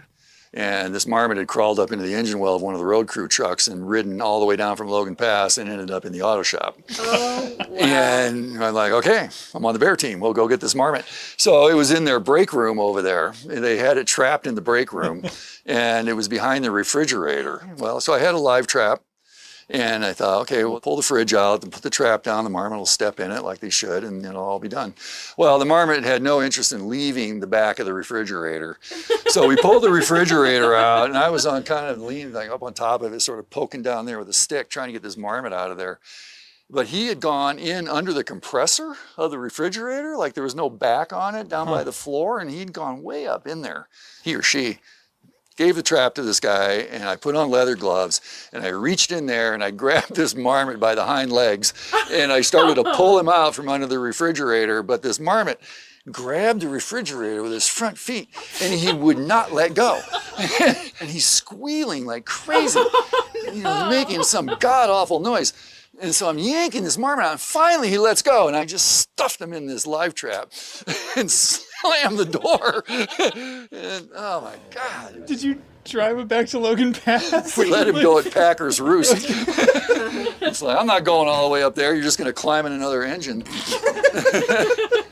Unbelievable. Marmots are strong. I don't know if you know that, but marmots are really strong. So far, Chuck's career has focused on, among other things, physical work and people skills. Bear crew required getting to know the park's wildlife up close and personal. So was it in college or in law enforcement academy when you learned how to wrestle a skunk or like talk down an aggressive bear? Like, how do you learn how to do this? Trial and error. Never going to do that again. I don't know. You get thrust into it and you just sort of do it, figure it out. I wasn't afraid to ask questions. If we had something that I needed to talk to the biologist about, I would certainly go talk to the biologist about what do you think we should be doing here. But I didn't go to school for wildlife biology or anything. I have a liberal arts degree, so I wasn't college training by any means. It was on-the-job training, basically my entire career here. Finally, I wanted to ask Chuck about climbing. He has a shout out in the Climber's Guide to Glacier National Park, which is essentially the local mountaineering Bible. When did you climb everything? Because it seems like you've climbed a lot. I tried to climb every peak in the Belly, and I didn't quite get there. But yeah, well, when you're in there 9 years, you have a lot of time to climb, right? Actually, my boss in there told me that if you don't climb Mount Cleveland this summer, you're fired. Mount Cleveland is the tallest peak in Glacier, and it's been the site of some infamous accidents. He said that visitors are climbing these mountains. They're going to get hurt or disappear. You need to know the routes. You need to know where they're going. So you need to get out there and start climbing all these peaks. I said, great. I'll do that. Chuck has a lot of funny stories from his time in the park, but there were a lot of serious days too. Thanks to his knowledge of climbing routes and the park landscape, Chuck started helping with search and rescues, and he was good at it. Good enough that the park asked him to get certified as a helicopter manager, and he's been helping with search and rescues on the ground and in the air ever since. Had you had interest in going into search and rescue, or was it sort of just like a function of being law enforcement in a national park? No, I like it. It's a really interesting part of my job. I enjoy it. And so I was more than willing. Unfortunately, search and rescues happen every year here in Glacier. In the last 3 years, there have been over 200. And they're not just climbing accidents. Folks get lost on trail and are reported missing by friends and family. Others wind up in trouble from exposure to heat or the cold. When you worked search and rescue, what were the outcomes that you expected? Especially when there's like those low percentages of finding. It's based on areas. time, right? How long has this person been out there? And what was their plan? If we even knew what their plan was. Searches often include huge teams of people covering all the places that person might have been. People can survive for pretty extended periods of time based on the weather, how kind of shape they're in, if they have any food with them. But if they fall 500 feet off a cliff, they're not going to survive. And so if you can search an area really thoroughly, day one, everybody's like, we're going to get this person. Day two, we're going to get this person. Day three, they're still viable. We know this person can still be alive. Once you get 6, 7, 8, 10, 9, 15 days down the road, and it's like, this person's probably not alive anymore. You never want to feel that way. You always want to know that they're still alive. You can find them. It drives you crazy when you can't. It's like, where are they? They still could be alive. Now, where are they? I came across an incident that the guy, he was trying to get to Longbow Lake in the North Fork. Oh, yeah. Oh, you knew who it was? I found him. Yeah. He was a baker at the Pole Bridge Mercantile, and he went on a hike to Longbow Lake and never came back. And so we started looking for him. And we had ground teams, and Longbow is above Akakola. It's off trail. We had a helicopter in the air. Chuck was actually assigned to a ground team with the subject's nephew. And they sent us up on the ground, up this creek drainage. Oh my God, it was horrendous bushwhacking. And we're just beating the bush, going up this creek and yelling this guy's name. And we're out there yelling, thinking, he's not out here. This is stupid. And then we hear, all of a sudden, hear a voice up in the woods. I'm like, I looked at this guy, I don't remember the kid's name. Did you hear that? He goes, yeah. So we start yelling. The guy's, Dan, we hear this voice, yeah. Holy crap. And so we bushwhacked our way up to where we heard this voice, and there he is. And he has this huge gash in his head. He'd been out 48 hours maybe at that point. Had no recollection of what happened to him. It appeared to me he fell off a cliff or something from his head trauma.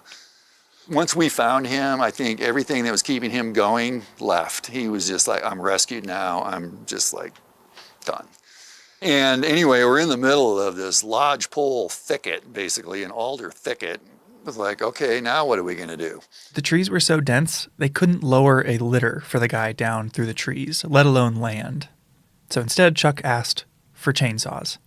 So anyway, they flew us in a couple chainsaws, and we spent like 2 hours cutting a landing zone out of the woods right in the middle of wherever. 40, 50 foot diameter hole out of the woods maybe in a couple of hours, and we brushed it all down. And this allowed the helicopter to land and take the guy to the nearest hospital. And he ended up in the hospital for like 11 days. He had a brain bleed. Yeah, he had a major issue going on. He wasn't going to make it maybe another day, but he made it. He made it. He's alive and well. Chuck's colleagues are quick to say that he's the kind of person you want involved in a search and rescue because he cares so much, even if the result is ultimately to give a family closure. And thanks to folks like Chuck, most search and rescues in Glacier end like this. Maybe someone's a little banged up, but they're alive. Out of the over 200 that have happened here in the last 3 years, 96% of the people have survived. Must have felt pretty good. Felt great. Found one alive. Saved him. Yeah, it was awesome. But I did miss the Willie Nelson concert on Big Mountain that night, though. Which I had tickets to. You saved a life, but you also missed a Willie Nelson concert. Missed Willie Nelson on Big Mountain.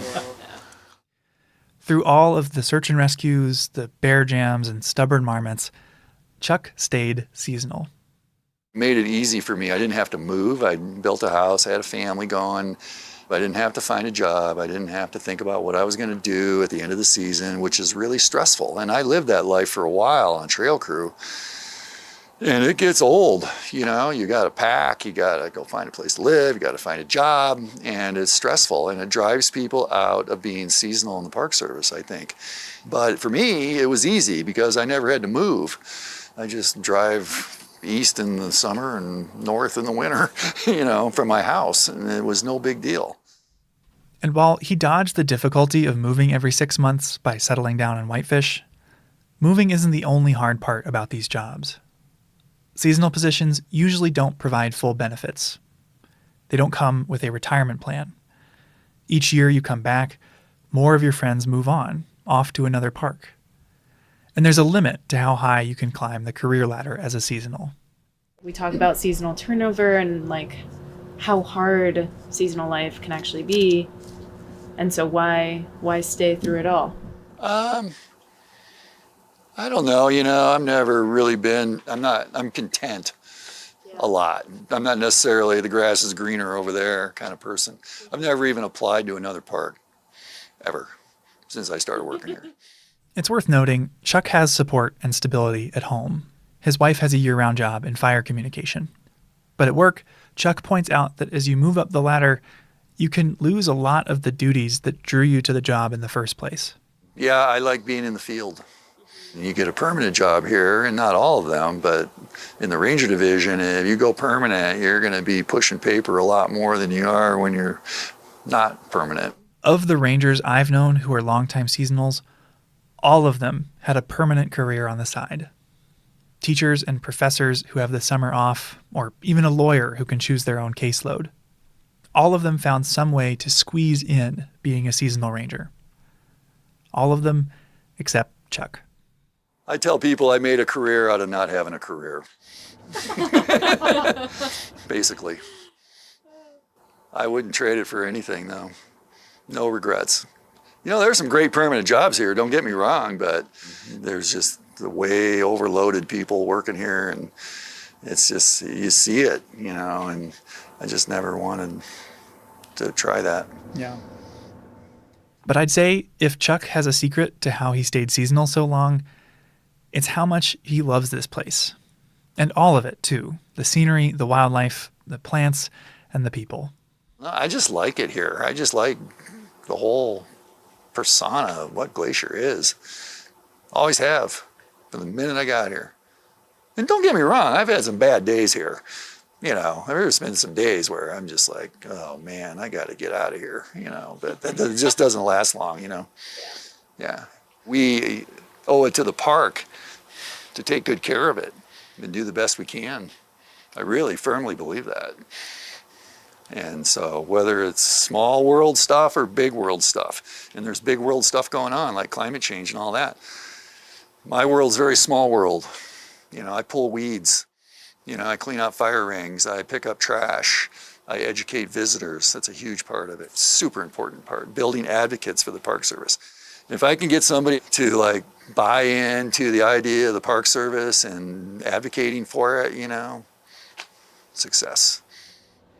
Well, I think that is a nice segue into the rumors I've been hearing about this maybe being your last season. Is that true? It is true. It's not a rumor. I'm wrapping it up. It's not called retiring when you're seasonal. What is it called? Quitting. They're going to try and hire me back, and I get to say no. Chuck loves Glacier, and it's clear Glacier loves him right back. He invited us to his retirement party, which happened a couple months after our interview, and we arrived to find every parking spot full, cars lining the road to the venue, and people from every stage of his career who'd shown up to celebrate. Here are just a few of the nice things they had to say about him. He's humble. He hates leading, but everybody looks up to him. He's trusted. He spends more nights out camping in the park than his colleagues half his age. He's a mentor, a moral compass, and he never forgets a name.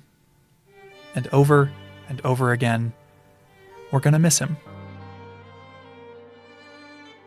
Chuck's career captures what it's like to work for the Park Service, and he's been a role model for a lot of the people who work here today. Our last question for him: what comes next? I've been stuck in the glacier rut for so long, I've never even been to the Cabinet Mountains. There are all kinds of little mountain ranges around Montana. We got like 54 state parks. I've only been to like 3 of them.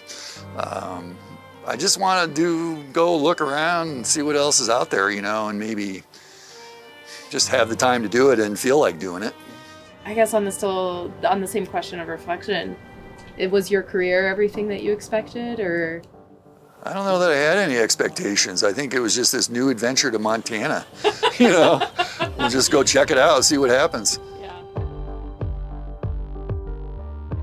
Headwaters is a production of Glacier National Park and is supported by the Glacier National Park Conservancy.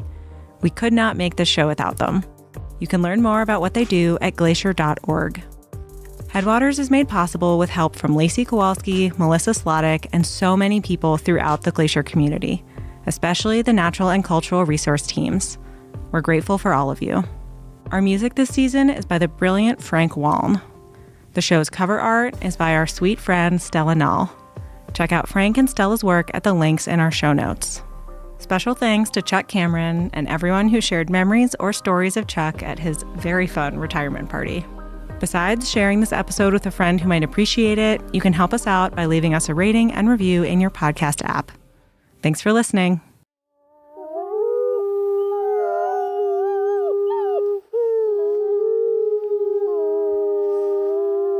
From Yellowstone National Park, this is what we do. I'm Jake Frank. And I'm Brett Rayburn.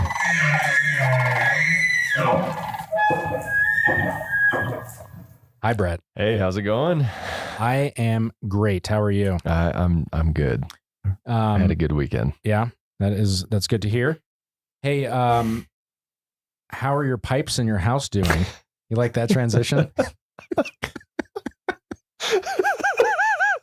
Have you flushed your toilet today? My pipes, I think they're good. Do you know something I don't that I don't know? No, I just wanted to. That was the best transition that I could come up with. That was terrible. I'm not gonna lie. So no, what I have a trivia question. I want to ask you. Okay. All right. So Yellowstone, we're a big park, 2.2 million acres, 4.5 million people roughly visit the park every year. We have a lot of infrastructure in the park that's hidden to support all that visitation. Part of those systems are water and wastewater systems in the park. So how many combined between the making clean water and then making dirty water clean? If you combine those two systems, how many of those are in the park? Like pipes? The number of systems of total systems. Yeah. So you don't have to. It's not like miles of pipe or anything. Okay, it's just that's like what I was a complete system because they're located all throughout the park. So if you were to count the total number, how many are there across the park? 15. There are 23 wastewater systems and 21 water systems. So a combined 44. So it wasn't even close. It's a lot. It's and this is like something that I had no clue about until I started, working with the facilities team to document all of our infrastructure, from like the GOA projects and putting in money to improve our infrastructure. It is unbelievable how much infrastructure there is, and it's all hidden. Like no one sees it, but it's by design. It's all, behind the trees and whatnot. So do we know how many feet of pipe there are in this park? I really want to know that now. I have no idea, but maybe our guest today, Jason Murphy, he's the utility systems facility manager for our water and wastewater systems. Do you know that answer? The exact number off the top of my head, I do centimeter to the millimeter. No, thousands though. Yeah. Between water and sewer, it's thousands. Yeah. There's over 500 manholes. That one sticks in my head from that spec sheet. But wow. Yeah. That is crazy. That's a lot. Water and sewer. That's a lot. Well, speaking of water and wastewater and manholes, how are you today? Another great transition. It is a very great transition. I am fine. Yeah. Well, thank you for joining us today. How are your pipes? Our pipes are good. Yeah. Toilets are flushing. Great. That's a win. So, why don't we just kind of dive in? How did you get into the Park Service? Did you start in the Park Service, or did you even before then? Just how'd you get here? My first Park Service job, I applied as a summer seasonal in 2001, and I was picked up as a wage grade 3 garbage truck operator, and not the driver, but I rode the garbage truck. We had ride-along garbage trucks in Canyon then. We had about 300 of those swinging bear cans, and I rode the garbage truck for that summer, picking up garbage in Canyon.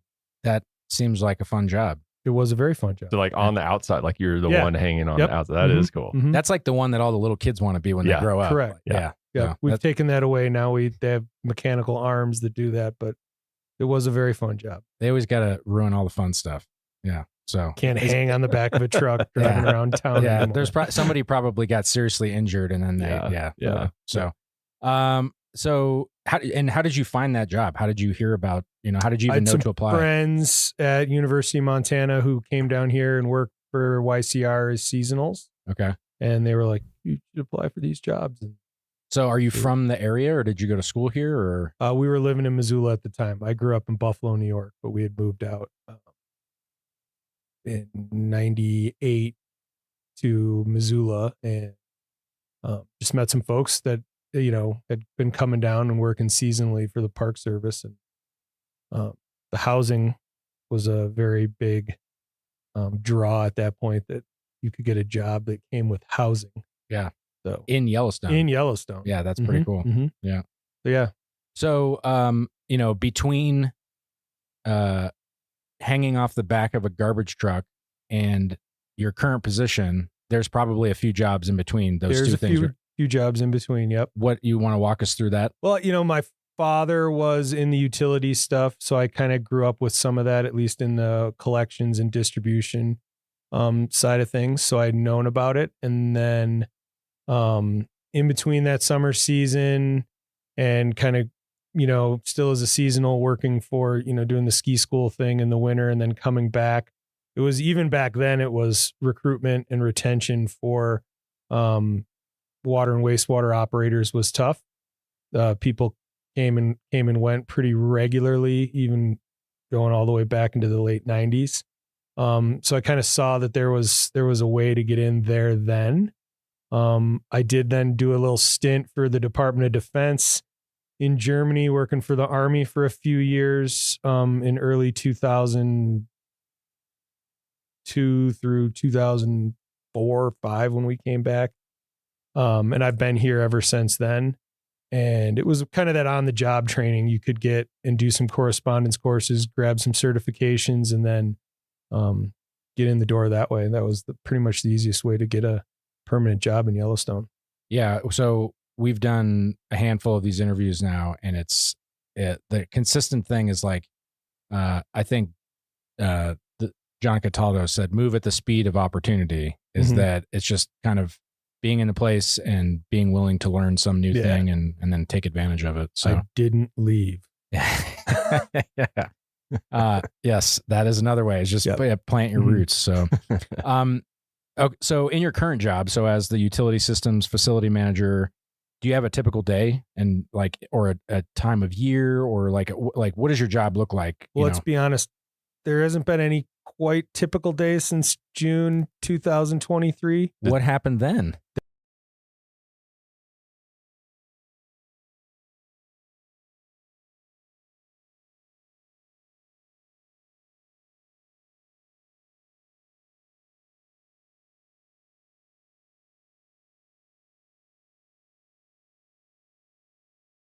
Oh, yeah, there was a big flood. Yeah. So been pretty wrapped up in that project, getting the wastewater plant up and running here in Mammoth, which it's been up and running since July of Yeah. So did I get the date mixed up? Was that 22? 22. Yeah. So for Um, folks that don't know, we had a big flood in June of 22 that washed away one of our roads. And in that road was a wastewater line that would take our sewage from Mammoth out to the town of Gardner where it was processed. And then when that line severed, we basically had to build a temporary wastewater facility in Mammoth. We resurrected a facility from that was last used probably in the late 60s, within a matter of 48 hours after we lost the main line down to Gardner. It was like a zombie facility. Yeah. Came back from the dead. Mm-hmm. Got a lot of chainsaws Spooky. and weed whackers out, and thanks to YCC and a bunch of other folks and fire crews for getting some stuff cleaned up, and we were able to utilize some existing infrastructure actually to great success for a while, to keep the community of Mammoth here. And then over the course of that year, I got those dates mixed up. So June 2022 to July 2023, build a biologically processing wastewater treatment facility here in Mammoth. It's been that crazy. Wasn't on your radar either. It was just like, oh, by the way, I know you have this to do, but this is a new thing that you have to do starting now. Yeah. And, living in Lower Mammoth, looking down and seeing that thing go up and just how fast, there's always speed bumps in the road, but I mean, with the government building things like building a wastewater facility in like less than a year isn't a typical timeline. No. Yeah. So I'm guessing that's been your primary thing to take care of is here. Being on site. There's a few other folks like Molly, our park civil engineer, who's very critical in getting that up and running. We got great support from Denver Service Center and then the contractors and stuff that stepped up to get it all going. So with, all of the things that you're mentioning, is there like a skill set that you have that you found that has like kind of allowed you to be the most successful in your position? I feel like I'm pretty adaptable, flexible, kind of got to roll with the punches. And you need to be creative and use what you have around you. Like I said, there's some folks here who have been here for a while. So when the flood happened, we reached out to a few people that have been here for a while, and they were like, if you do this, and you got to have a good network of people to get all that information across and then implement. So being able to strategize quickly and then implement that plan. And that's kind of the general thing with utilities is stuff's going to happen and you're going to need to figure it out kind of on the fly. And you don't always have those parts on the shelf or even whatever it is. If it's a water main break or something like that, you've got to really be able to react quickly, but yet systematically and approach to keep everyone safe and to get the job done. Yeah, it's one of those things too that's like everyone's looking at you, waiting for you to figure it out too, because they're like just holding their pee over there, waiting to use the toilets again. Like, yep. It's a high stress. I think situation. The park had a great team response too from the whole flood that I don't think anyone was holding it too much.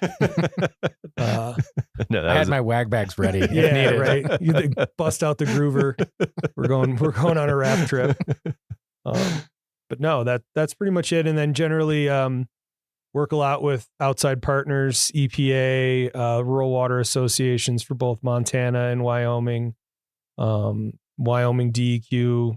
This position here, and with Molly and the civil engineer for the park, we work a lot with Denver Service Center, and it is kind of that kind of position where you're balancing between the regulatory agencies. Wyoming is the only state in the nation that did not take primacy over drinking water, so we get the fun of we work with EPA for drinking water Region 8, and then Wyoming DEQ for wastewater. But yeah, and Wyoming DEQ also has everything to do with construction and permitting and things like that. So, well, that's also the benefit. But the majority of our infrastructure is in Wyoming, right? Like we do have a little bit like that does bleed into Montana, but the majority of it's Wyoming. Yep. So, do you have a favorite part of the job? Like what do you wake up and enjoy doing?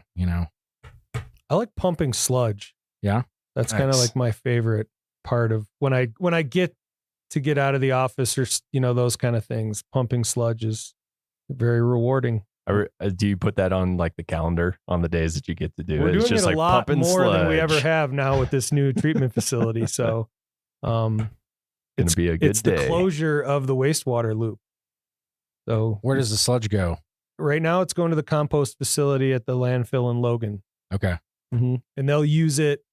They use it in the landfill. They mix it with wood chips, and most of the municipal wastewater treatment facilities in the area, Livingston, Bozeman, even Three Forks, and some of the other ones, they all use the compost facility too. So they use it in the as they layer things in, and when they close cells and in between intermediate stuff in the cells, they put that layer of that material. They mix it with wood chips and other things like that.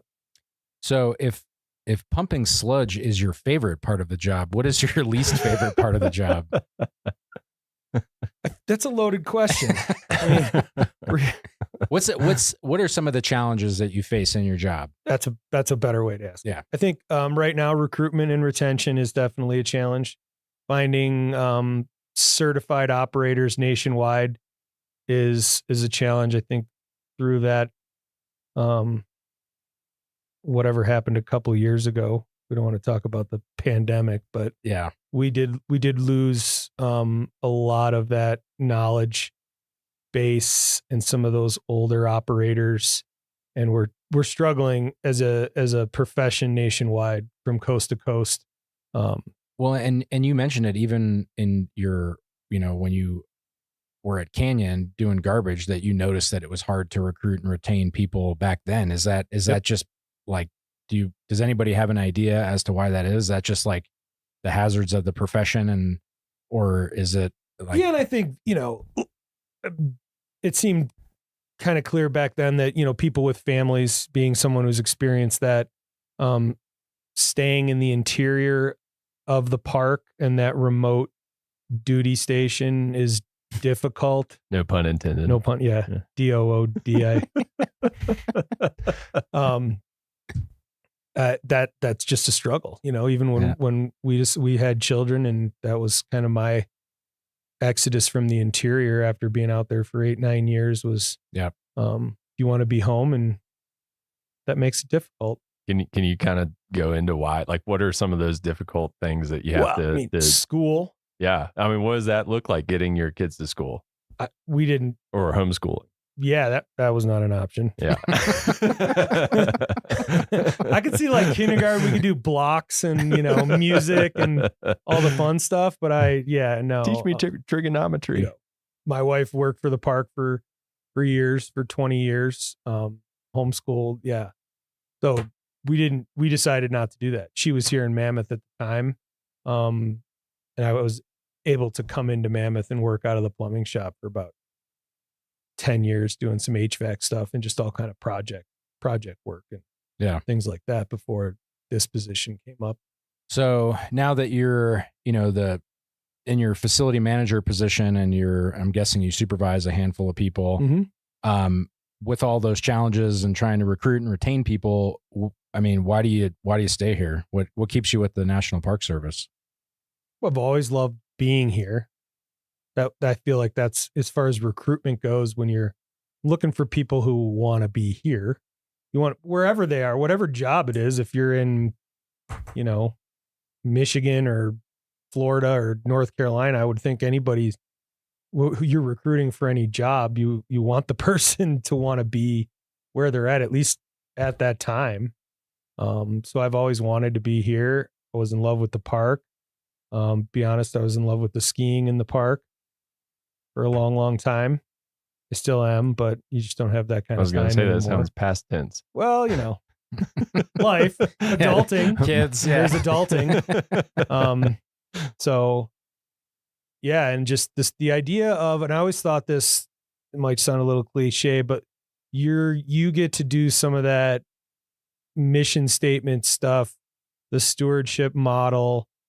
Take Canyon Wastewater Treatment Plant, for example. It's the only treatment plant in the park that discharges directly into the Yellowstone River. So I always thought, even going back to 20 years ago, that you had a part of that kind of responsibility and stewardship. And plus you're doing a little bit of science. There's some science to it. And I just thought that was the best part of working in the park. And you can only, I was never going to be in REYP or anything like that. So it was just, for me, it was part of that. You could see that in the mission. Yeah. Well, relate to it. And, 2001 is when you said you got your first job here. Mm-hmm. Is there, between then and now, has there been some point in your career that you kind of identified as like a turning point or a defining moment that you're just like really stands out to you? I think there's a lot, and not to talk, the flood was definitely one last 2 summers ago now. I think a defining moment was, getting that first permanent job, because that was a roller coaster. And then even progressing up and moving from the interior to Mammoth. That was a big deal. And because that's like the whole, everything other than work, it is improved by being up here, not the logistics of with your kids and, Mm-hmm. Things like that. Yeah. That was when the skiing stopped. Yeah. So I guess in some ways improved, and in some ways, fun, right? Yeah. Mm-hmm. Yeah, I do get that. And that's a cutting edge. It cuts both ways. Like, it's super fun to be in the interior in the winter. You have access to all this stuff, but then on the flip side of the coin, you got to get on the snowmobile and drive to the store. So I think it's important though that we make sure that people know that the interior life in the winter is not, it's manageable. If you don't make a grocery list now, if you come and you work in the interior, you might want to start working on your grocery list. You can't forget eggs. You can't forget. Yeah. There's just a little bit, there's another level of logistics, and organization that goes to it. But I loved it. And that was a hard part of moving. Yeah. I kind of felt like I was abandoning something that, I really wanted. I always wanted, even when we were in Germany working, I was always like, oh, okay, this is great. Yeah. Europe, we're traveling. Eating schnitzel. Yeah. We get to go to Croatia on our day, on our trips or wherever it was. But I was always like, all right. And then the supervisor at the time, he would call my mom. Be like, is he coming back? No, he's not coming back yet. And so when we decided to pull the plug, it was just a phone call. It was like, okay, I'm ready. Come back. And they welcomed us back here with open arms and a lot of mosquito bites. Mary went down to the south entrance. There's not a lot of mosquitoes in Germany. That was the one. Yeah. Not a lot of bugs in general, probably. So, we're mentioning like recruitment, retention, finding the right kind of person. So say that there are people listening right now that are interested in this type of career. If they were to try to find this job on USA Jobs, what are they looking for? Like, is there a job series for like that you're hiring for, or typically that, We typically were hiring for its utility systems repairer and operator. I believe the series is 4742. Okay. And we do hire. We have some higher graded positions that are open right now that would come with, being more certified at the beginning, but more and more we're opening positions that are entry level positions. We hope to do, in this recruitment push, we hope to do some other things. I don't want to, say things and never be able to implement them. So yeah, this is recorded. So then right, it's like, you said you would do this. Say-do gap is huge in this one. Yeah. But I think we want to get creative and work and talking to Wyoming Rural Water last Friday, and just reach out and try to come together with other organizations that are having the same problem and try to just pull together and work through this. Cause this is a nationwide kind of thing for us. In this field.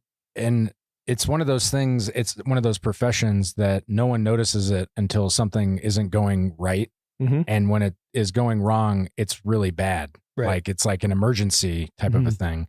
Do you have any advice for people? Like if they wanted to get started in this, like if they have their certifications and everything, it sounds like they would just apply for a job. But Correct. if somebody is brand new, like what do they start with? I think you could start with, like this is going to get edited.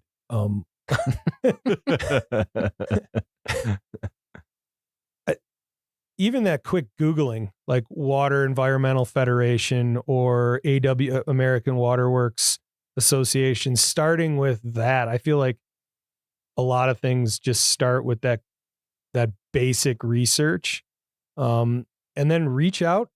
Every community has people that do this. Everyone has wastewater. Everyone has water and wastewater, and I'm sure you've noticed somewhere driving around your town, you've seen somebody in a truck, Department of Public Works truck. Yellowstone has municipal features. We operate, we plow roads, we make water, we do wastewater. I would encourage people to start there. Go to a water and wastewater district board meeting, meet people, get in that way with your local folks.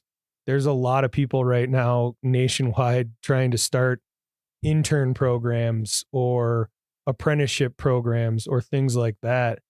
I would be really surprised if your local high school biology teacher or doesn't have or knows some way to get a hold of somebody in your community that knows the water and wastewater guy or gal.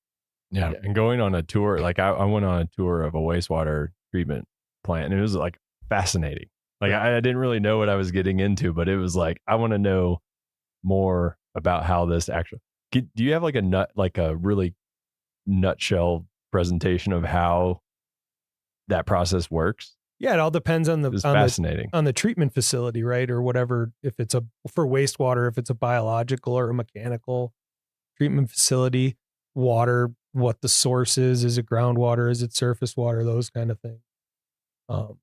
So pick one, and like, it sounds like we have all the flavors in Yellowstone. That's kind of an interesting. Yeah. So if you were to say, what's the most complicated one? What's the wastewater facility here that's giving you the hardest time, and like kind of explaining? Well, I think we deal with some of the aged infrastructure that gives us a harder time. I think some of the ideas behind, you turn it off and you turn it on every year, that wears on a system more than the thought of maybe, well, you only use it 6 months out of the year, it should last double the time. Yeah. No. And just in the learning of bringing this facility here in Mammoth online, it's a more modern treatment process than we have anywhere in the Park Service. Teton, we went down to Teton. Patrick Larson down at Teton has an MBR there at Moose that they've had probably maybe inside 10 years. We went down there and we talked to him and we learned about some of that. And I think what was good for us is we had that Great American Outdoors Act push already going. So we had a lot of this stuff we had a year under our belts of planning for building Old Faithful and Grant Village and Canyon. So we had some of that experience with the engineering firms already to kick this off the ground. And one of the things I learned, going out with you guys is when you said aging infrastructure, a lot of our facilities were put in like 40 or 40 plus years ago, right? And what's the average lifespan of a facility? Well, I think that the average lifespan of a facility is if it was maintained. And we've struggled with that for a whole host of reasons. But I struggle with the idea of putting a number on it. Gotcha. Like I don't want to say, it's going to last for 50 years. It's going to last as long as we need it to last if we take care of it. Yeah. We're lucky here. We're not in a situation like a municipality that's going to put in another 15,000 homes. So we can cap our capacity for the most part. So we don't need to worry about having another 1 million gallons of capacity when we might do some lodging updates and infrastructure stuff like that. But, we're not going to have those same issues like a municipality, like a like a Bozeman or somewhere else.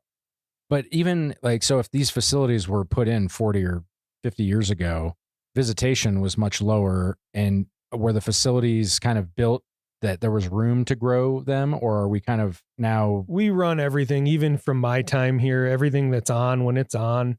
I always go back to the campgrounds were full in 2001 when I showed up, and the lodging was full in 2001 when I got here, right? Like,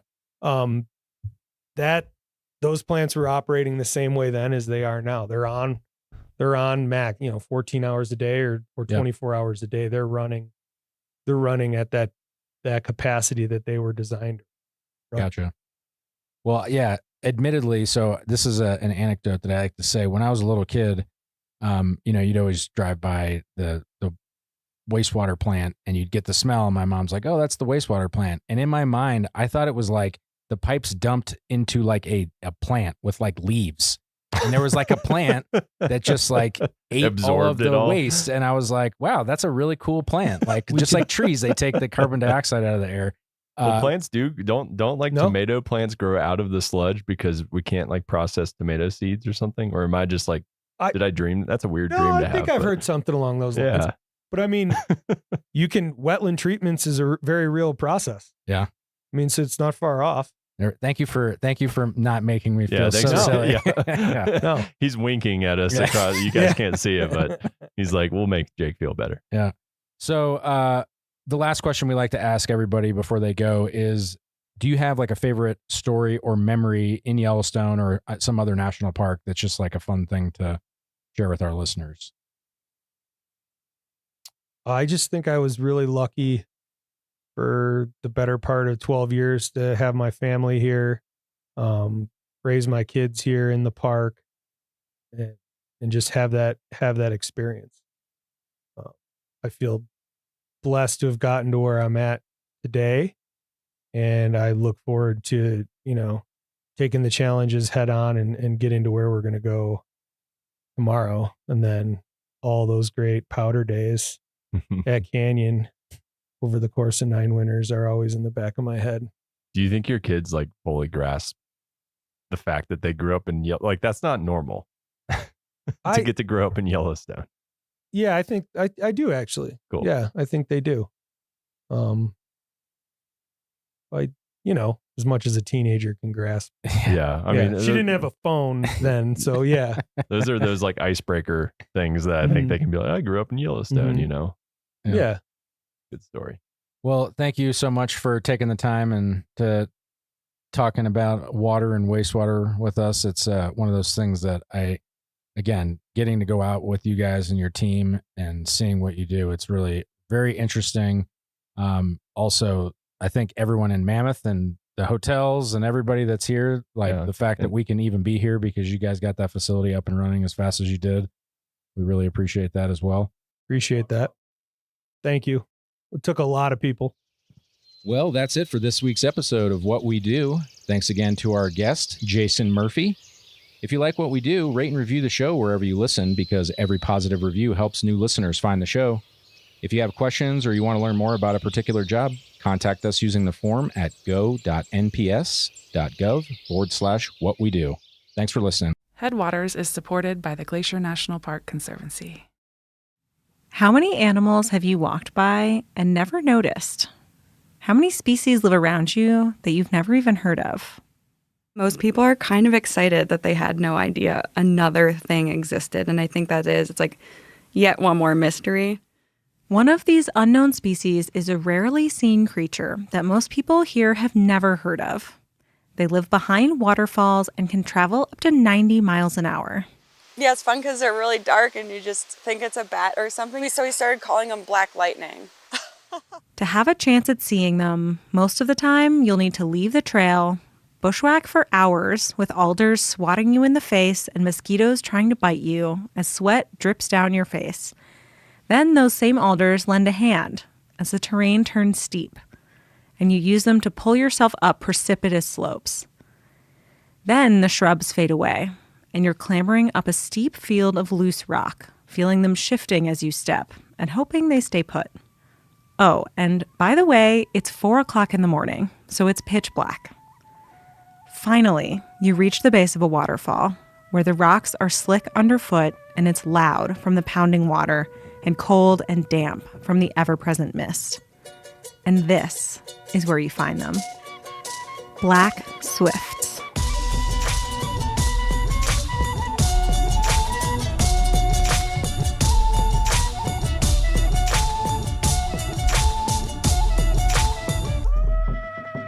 I'm Perry, and you're listening to Headwaters, a show about how Glacier National Park is connected to everything else.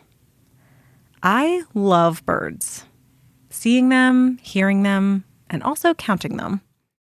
This year so far, I've found 242 species, and counting. But I've never seen a black swift. For a lot of birders, seeing a brand new species can be a highlight of your month, or even of your year. It's called a life bird. I've looked for black swifts every summer I've lived here, but I strike out every time. They're basically big black cigars that fly thousands of feet in the air, and they're incredibly hard to see. But today, I'm going out with Amy Seaman from Montana Audubon and her team to survey for these elusive birds, and hopefully, I'll be in luck. But this isn't just a story about me going bird watching.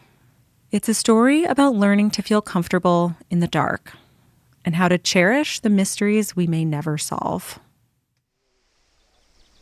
Once it shoots out, your eye might not pick it up till like out here, where it's out further from the waterfall. I think part of that's just the speed they come out. Which is how fast? So fast. I mean, That's Amy. She's an all-around bird expert, but has spent a lot of the last 10 summers looking for black swifts in a collaborative effort between Montana Audubon and the park, with support from the Glacier Conservancy.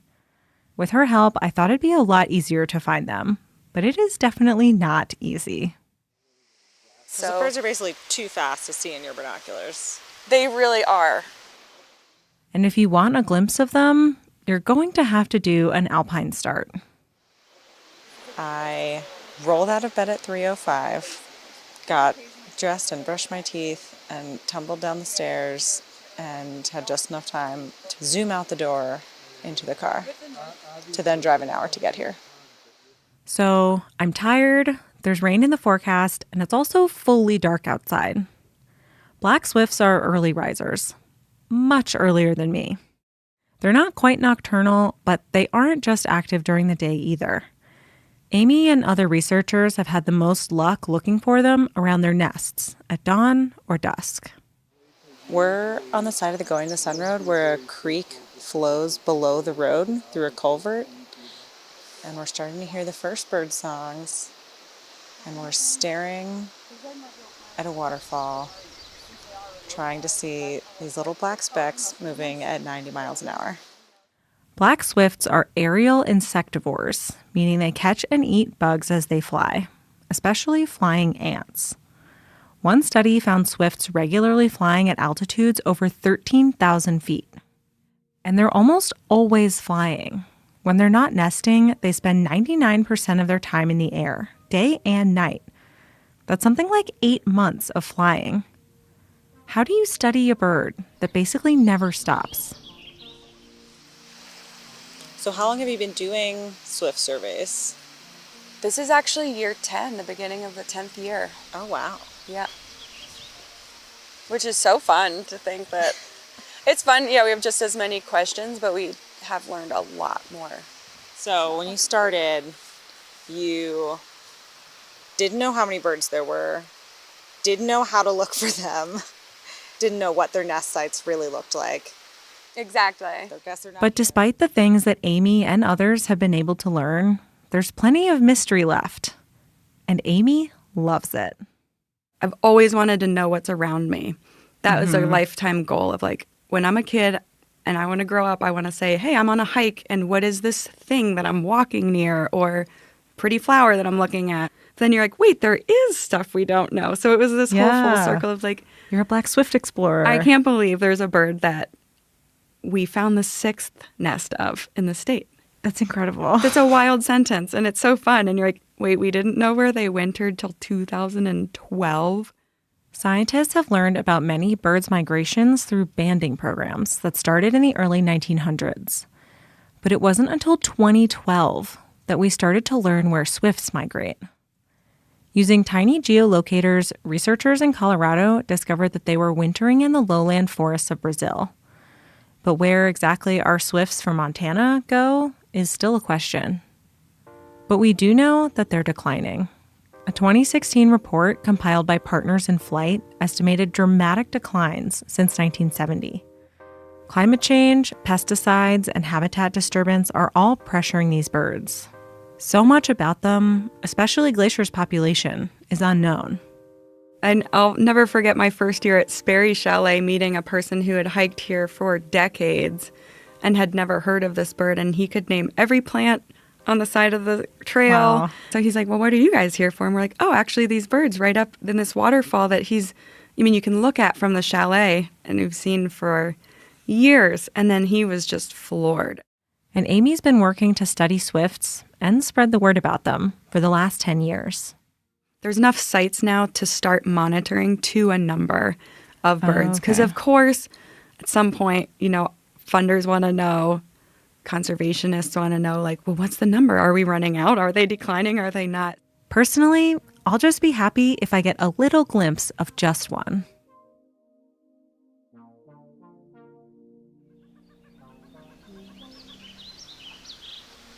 Okay, have I missed anything? Not yet. Just staring. I'm standing with Amy and her team, all of us staring intently at the waterfall coming out from under Going to the Sun Road. I'm bundled up, but the cold, damp air is still somehow seeping in. It's 5:25 now. I've still seen no swifts, although it's seeming less absurd that I might be able to see that now that it's a little lighter, but it hasn't happened yet. We do call them the swifting hour. There's a certain light that starts to settle in the morning or night, and you're like, okay, I can feel the activity now. So Maybe Amy could feel it, but I was not at her level. So I'm just looking at the waterfall in my binoculars, and we talked for 2 hours yesterday about how you can find the nests and what to look for, and this kind of nook or crevice or the whitewash from their poops out of the nest, and they made it all seem very straightforward. And I am befuddled. Needless to say, seeing a swift, even with Amy's help, was not going to be as simple as I'd hoped. But compared to most of their sites, which involve not just a drive, but hiking miles off trail to get to, this is a breeze. So is this the cruisiest survey spot you guys have? yes. I was saying I've never rolled up and I was like, I'm going to wear Crocs just because I can this morning. It was enough of a challenge for me to get up at 3 a.m, and I'm grateful we did not have to backpack here or bushwhack for hours up a mountain. So I say swifting's not for the faint of heart. You would be right. Also, because you get so excited sometimes, I'm like, oh, I'm going to have a heart attack because of my excitement level. I can't say that I was at heart attack levels of excitement, but some booms of thunder did start to get my heart going. Okay, status update. It's 5:59 a.m. It's thundering quite a bit. Seeing some lightning off to the north. Still have seen no swifts. Don't know if this is looking promising. Shoot. I might just put my rain jacket on. If it's pouring, we won't survey, but we have done some half rainy ones. It's honestly hard to tell if it's past dawn yet because the storm clouds have made it so dark. We take refuge in the car and the storm lets loose. Rain is coming down in sheets and pouring off the cliffs above the road. In a way, the wet weather is appropriate. Black swifts nest behind waterfalls, peeking out through the mist with their big dark eyes. As the clouds empty around me and my nose fogs the car window, I suppose I'm getting a glimpse of what their habitat might feel like. One question I had was, why did they so often nest behind or around waterfalls in the first place? There isn't conclusive evidence, but experts think it serves a few purposes. The first is to avoid predators. And another possibility is climate control.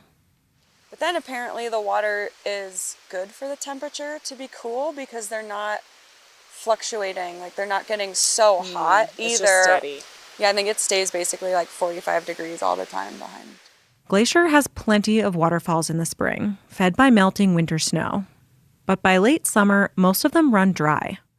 Black swifts are smart enough to only pick waterfalls that will protect and cool their chicks all the way until the end of summer.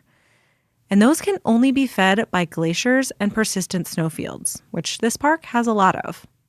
We have realized that they love Glacier National Park. There are more nests here than in the rest of the state combined that we know of. But as temperatures warm with climate change, the sources of these waterfalls, those glaciers and snowfields, are declining. Because I guess you could see the swifts as a bit of a canary in the coal mine. And as you say, like, the waterfalls are where they are. They can't move up in elevation. But also they feed on insects. And so as insects decline, like, that's even more invisible. Yeah, and I think you totally nailed it, because part of the interest in studying black swifts isn't just that they do have a unique place that we just didn't know about them, but they totally share a decline with other aerial insectivores. And the jury's kind of out on exactly what issues are happening. This is one of the biggest motivations for their studies in Glacier, trying to figure out what the population is like and how worried they need to be. And it also helps us know, like, oh, maybe we don't need to hit the panic button either right away. Like, there is a lot of great habitat in Montana, and it could be that we have a lot more of these birds than we thought. But all of Amy's work can still only go so far. We can also learn only what we can learn in Montana. Mm-hmm. We don't know anything that these birds are encountering on their migration or on their wintering grounds. And even with 10 years of data from Glacier and efforts in Colorado and Idaho, we still know remarkably little about these birds compared with almost every other species I might see on a morning walk. It makes me wonder what else I'm missing. If a tree falls in the forest and you don't hear it, right? Like, what happens? And then so it's like if a black swift disappears from a waterfall, but we never know they were ever at the waterfall, to me, there's something really interesting that's lost in that.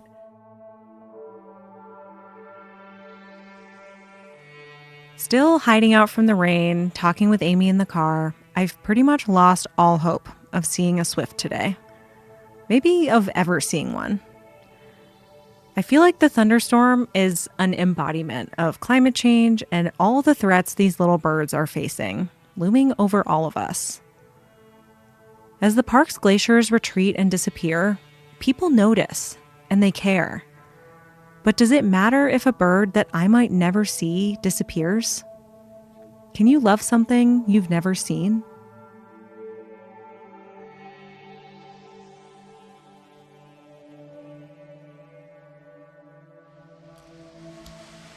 All right, it's 6:38 now. The storm has abated. There are a lot more cars now. I'm still seeing no swifts, but so you would normally survey until 7:15. So we have another like half hour. Mm-hmm. So do you think you see any swifts? I mean, there is like a smudge back there that could be something, but it's not moving. And right, I see a smudge, but I don't see anything. Put that in the data sheet. Smudge on mist.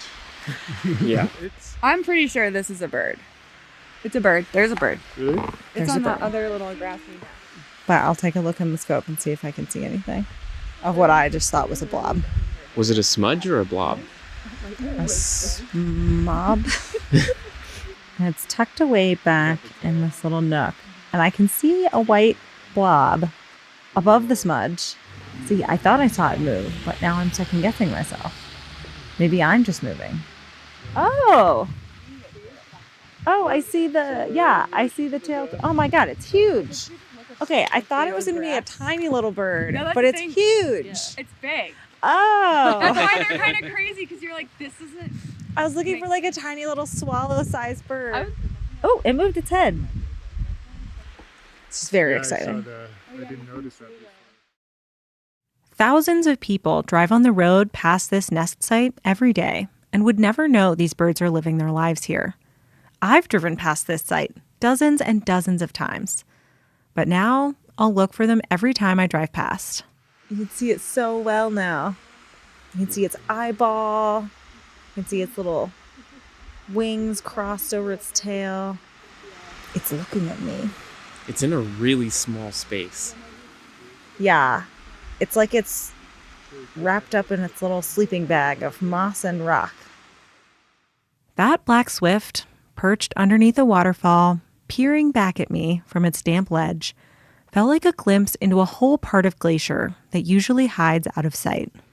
It has black, shiny wings and black feathers, and I can see a little tiny bit of white on kind of the front of its face and a big black eyeball kind of looking at me. So it's like a little bit of light, but mostly dark, which was also our experience in this survey. They do a lot of things in the dark, and mostly we can't really see them during the day. And most of their lives are in the dark, but we're learning a little bit more each year and each survey. In all these years, what do you think you've learned from black swifts? I think the biggest personal change that I've seen has been sort of a minor one, but I've realized that it actually does run quite deeply into life, and it's that I really am more comfortable at night being a nocturnal person, walking around in the dark, even in my own house or in the creepy basements or in other people's creepy basements.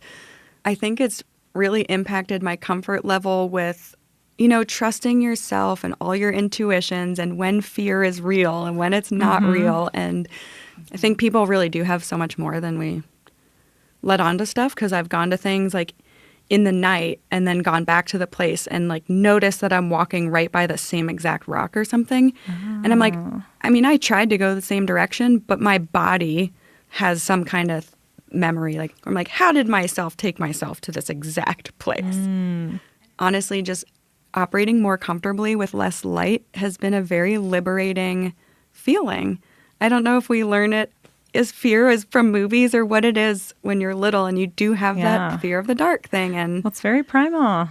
I mean, we spend so much time trying to light up the darkness, whether it's our car headlights or our, you know, turning the lights on in our houses or even leaving our porch lights on all night. It's just oddly satisfying. And you're like, this just makes life easier when you take off a layer of worrying. I like that, though. It's not like you go out there and try to make the dark more light. You can just become more comfortable in the dark. Yeah, absolutely. One thing you said earlier was like, these birds love Glacier so much. And I don't know, it kind of got me thinking, like, does Glacier love these birds back? And it was like, I think that there's so much effort going into studying them. Kind of makes me maybe say yes now.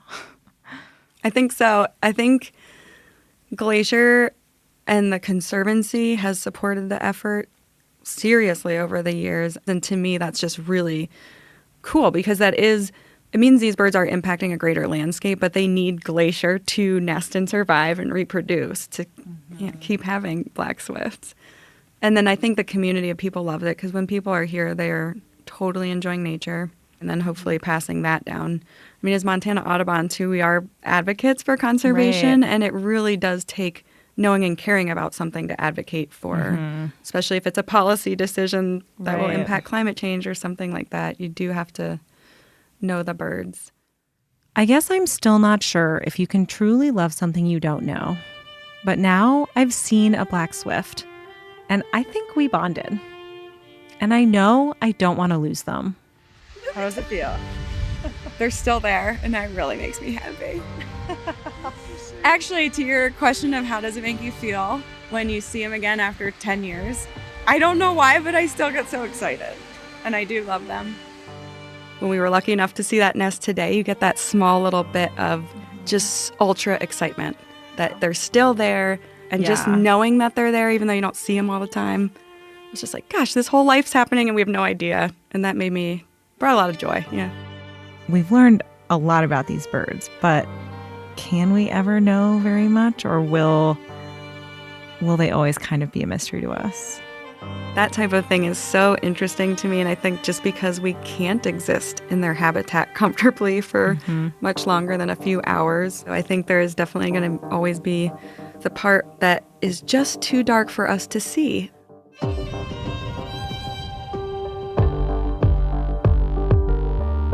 Headwaters is a production of Glacier National Park and is supported by the Glacier National Park Conservancy. We could not make this show without them. You can learn more about what they do at glacier.org. Headwaters is made possible with help from Lacey Kowalski, Melissa Slottick, and so many people throughout the Glacier community, especially the natural and cultural resource teams. We're grateful for all of you. Our music this season is by the brilliant Frank Waln. The show's cover art is by our sweet friend Stella Nall. Check out Frank and Stella's work at the links in our show notes. Special thanks this episode to Amy Seaman and the whole Black Swift team, Montana Audubon, Lisa Bate, and Kaylee Kimball for all the pickles. Besides sharing this episode with a friend who might appreciate it, you can help us out by leaving us a rating and review in your podcast app. Thanks for listening.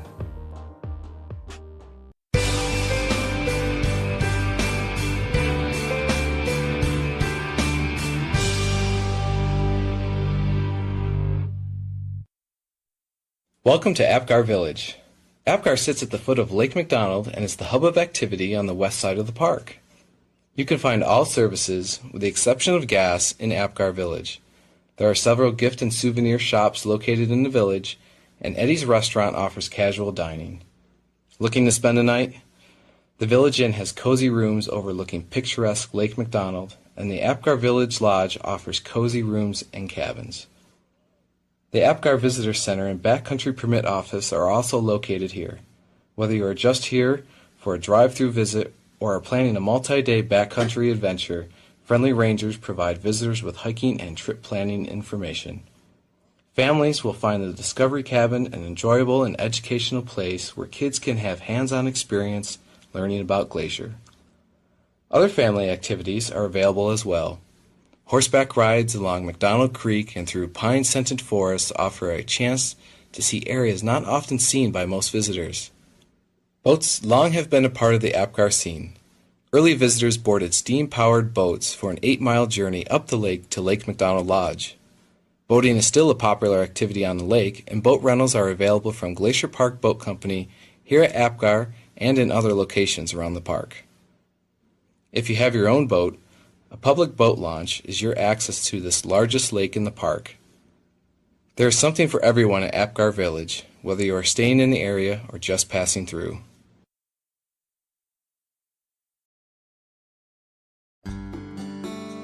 In 1872, the United States, a country that had not yet seen its first centennial, established Yellowstone as the first national park in the world. President Ulysses S. Grant signed Yellowstone into existence, and a new concept was born. And with it, a new way for people to preserve and protect the best of what they had for the benefit and enjoyment of future generations. Yellowstone Lake is one of the largest high-altitude lakes in North America and is centered over the Yellowstone caldera, the largest supervolcano on the continent. In the southwest area of the lake, the West Thumb geothermal area is easily accessible to visitors. Geysers, fumaroles, and hot springs are found alongside and even in the lake. The federally funded Hayden Geological Survey of 1871 provided the most detailed and scientific descriptions of Lake Yellowstone in the pre-park era. The Hayden Party, 34 men in all, launched Annie, the first boat to sail on Yellowstone Lake, and began exploring the islands and shoreline. The first photographs of the lake were taken by William Henry Jackson, and paintings by Thomas Moran, along with the Geological Survey, played a prominent role in convincing the U.S. Congress to pass legislation creating Yellowstone Park. Yellowstone Lake is the foundation of the Greater Yellowstone ecosystem, the largest remaining nearly intact ecosystem in the Earth's northern temperate zone. It provides the key ingredients to a large and complex food chain that sustains many of the animals for which Yellowstone is so famous. In 1894, the Lacey Act was passed by Congress, giving full protection to wildlife in Yellowstone Park, with the exception of wolves and coyotes. This act paved the way for future wildlife and environmental movements. From the days of the Hayden expedition to the present, Yellowstone Lake continues to be a source of rich, diverse, and sometimes surprising information that is rare among the world's Great Lakes. Lake Yellowstone and Yellowstone National Park, in all its preserved glory, is like no other place on Earth, and must be seen and experienced to be believed and enjoyed.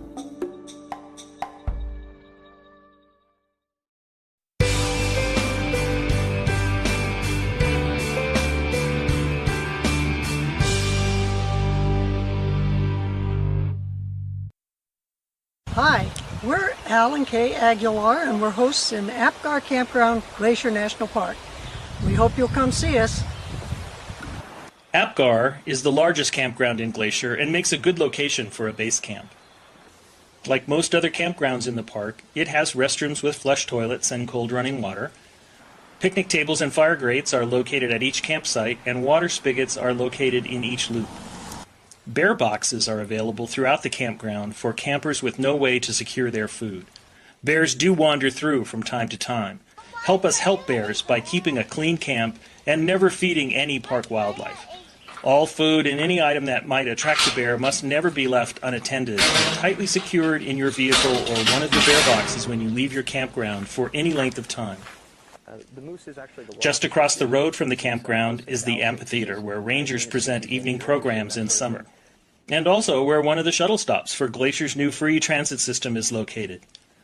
A short walk or shuttle ride away is Apgar Village, where you can find a host of services including lodging, a restaurant, gift shops, and the Apgar Visitor Center. Stop in at the Visitor Center and let one of the park rangers help you plan your trip as you discover this magnificent national park. The legislation that created the National Park Service specifies two main missions: preserving the natural and cultural resources unimpaired for future generations, and also making them available for the benefit and enjoyment of the people. Well, one way to make parks available for people to enjoy is through the building of campgrounds like the one here at Apgar. Campers frequently comment that their first introduction to a lifetime love affair with the National Park System started with a childhood camping trip to a nearby park. The memories of chilly mornings gathered around a campfire and the smell of bacon wafting through the campground can remain as vivid decades later as they were on that first camping experience. The excitement of seeing a deer walk through the campground never fades. Somehow, a roasted marshmallow, a piece of chocolate, and a graham cracker just don't taste the same back home. Apgar Campground is a great place to relive old memories and make some new ones as well.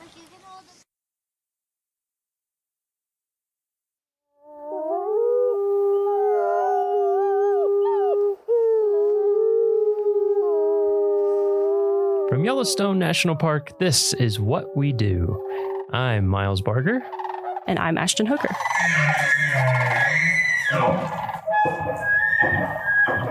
Hey, Ashton. Hey, Miles. How's it going? Pretty good. How are you doing? I'm doing pretty well. Are you ready to record a fire podcast today? Yes. Straight fire? Fire podcast. Straight coming fire. your way. Because today we're going to talk to John Cataldo, Yellowstone's Fire Management Officer. And before we get started, I have to do a little fire trivia. It's going to be a trite one, but I think it's still interesting. So, Yellowstone, record fire, 1988. How many acres of the park burned during those fires? I know it was massive. I know it was a lot. It was a lot. I'm going to say... round to the nearest 100,000 if you want. Okay, I was going to say a few 100,000. I'll say 600,000 acres. You're up. A little higher. I'm getting the up motion. A little more. 800,000? That would be the right rounding. Oh, nice. Wow. 793,880 is the official number I found. Do you know, like, if we were to compare, and that's what's in that Yellowstone. size? That's not the full fire. Like, complex, what's correct? like 800,000 acres compared to? Gosh, that's a good question. Yellowstone's 2.2-ish million. Okay. Which is what states combined? Rhode Island and It's 2 Rhode Island 2 Rhode Islands. and the chain. So maybe 2/3 of a Rhode Island. It was 36% of the park. Pretty big. That's a pretty big fire. Yeah, pretty big. And that's just inside of Yellowstone. Anyway, there's our trivia. But today, like I said, we're talking to John Cataldo, Fire Management Officer. You ready to dive in? I'm ready. All right, good. So in your career, have you always worked for the National Park Service in your career? Or did you start with a different agency in terms of fire? I started with the National Park Service in 1992, and I've kind of oscillated back and forth between the U.S. Forest Service and the National Park Service, but always a federal agency. Okay. Yep. What was your first job in fire? My first job in Or in fire, general? well, in general, it was actually part of my financial aid package when I was an undergrad at Humboldt State University. I was offered a work study opportunity as part of my financial aid. And I was studying wildlife management at Humboldt State University in Northern California. And my advisor and the department chair was married to the branch chief of wildlife at Redwood National Park.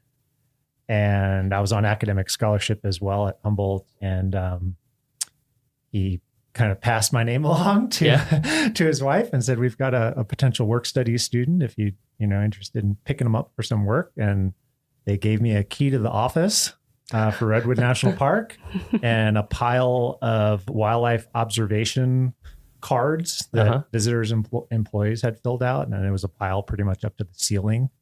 And they gave me a key to the office and let me go in there 10 to 15 hours a week, all during the school year, and just at my own pace whenever I could fit it in between classes and whatnot. And that was kind of my very first Park Service job. Interesting. Wow. Yeah. Huh. So how long after that was it when you first got into fire of some kind? The very next summer, I was working up in Alaska for the Forest Service in Cordova, which is the last place I ever moved to without checking the Farmer's Almanac for like how much rain or sun it gets or doesn't get. And turns out that Cordova, Alaska gets 169 inches of rain a year. And I was working in fisheries at the time. So I studied wildlife and fisheries in college. And so that was how I got my start in the service, was those sorts of positions. And so working in fisheries, we were outside every day in Cordova, wearing rain gear. And honestly, after a couple months of that, I was basically pruning. Like it had just been like, you just had been in the shower for 2 months. And they said, hey, do you want to go to fire school? And I just said, is it indoors? And they were like, yeah, it's down here in the district office was an old courthouse of some kind. And it was like, fire school was in the judge's chambers or something in the courthouse. And it was in fact indoors. And I said, yeah, I'm your man. And so I took fire school. And of course, a place where it rains that much, you don't get a lot of fires. But it was an exceptionally dry summer there the next year when I returned, and we had a couple of like little fires out on the Copper River Delta, fireworks or something. And I got to go to those. And then the 1994 fire season in the lower 48, which is kind of another benchmark fire season in the lower 48, at least, kicked off in August. And I spent the last 6 or 8 weeks deployed down here on fire crews. They kind of went to each little team on the district up in Alaska, and everyone had to volunteer somebody to go be a firefighter. And I was good at hiking and carrying a big pack and stuff. And they said, why don't you go? I said, let's go. Well, so what did you said you were studying wildlife starting out. Yeah. Did you ever envision yourself being in fire? Like what were you kind of working toward before you got the offer of like, hey, you can come indoors and learn how to like, deal with fire. Just working towards, a career as a wildlife biologist or a fisheries biologist. I studied both, and I grew up loving it and, loving the outdoors and whatnot. I'm a kid from suburban Long Island, New York, like 20 miles outside the city. And that was my big escape, was going to the woods and even if that was running around catching garter snakes under garbage on the side of some parkway on Long Island, which is honestly how you start in wildlife management. Wow, beautiful, if beautiful, you're yes. a little suburban Long Island kid, there's not a lot of open wild spaces or places to get away from the crowds.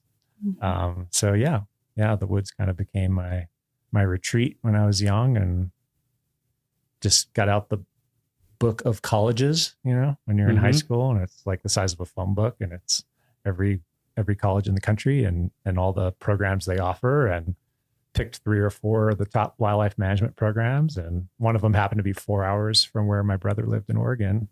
And nice. Yeah, ended up at Humboldt. Oh, cool. Yeah. So when you finally did get into fire, what was it that kept you there? I've always been into, played a lot of sports growing up. So I like being really physical. And honestly, probably statistics and organic chemistry pushed me towards firefighting, because to kind of take the next step in wildlife and fisheries, it was going to be really heavy. And, you kind of get to that point in your education where it's like, I don't know if I'm ready to take the next step. I think organic chemistry is that line for quite a few people. Yeah, it kind of weeds people out, huh? Yeah. So just working on a team and being outside, and it was just a good fit. It was like I was kind of made to do it. I just felt enjoyed right. it. Yeah, it just felt right. It was just right off the bat. It was a good fit. I just fell right into it. And you're lucky if that happens to you. Yes, Whatever I agree. you are, whatever you're doing. Yeah. Yeah, I feel the same way. I'm like, how did I get to where I am today? And I feel lucky. I don't think I would have planned it.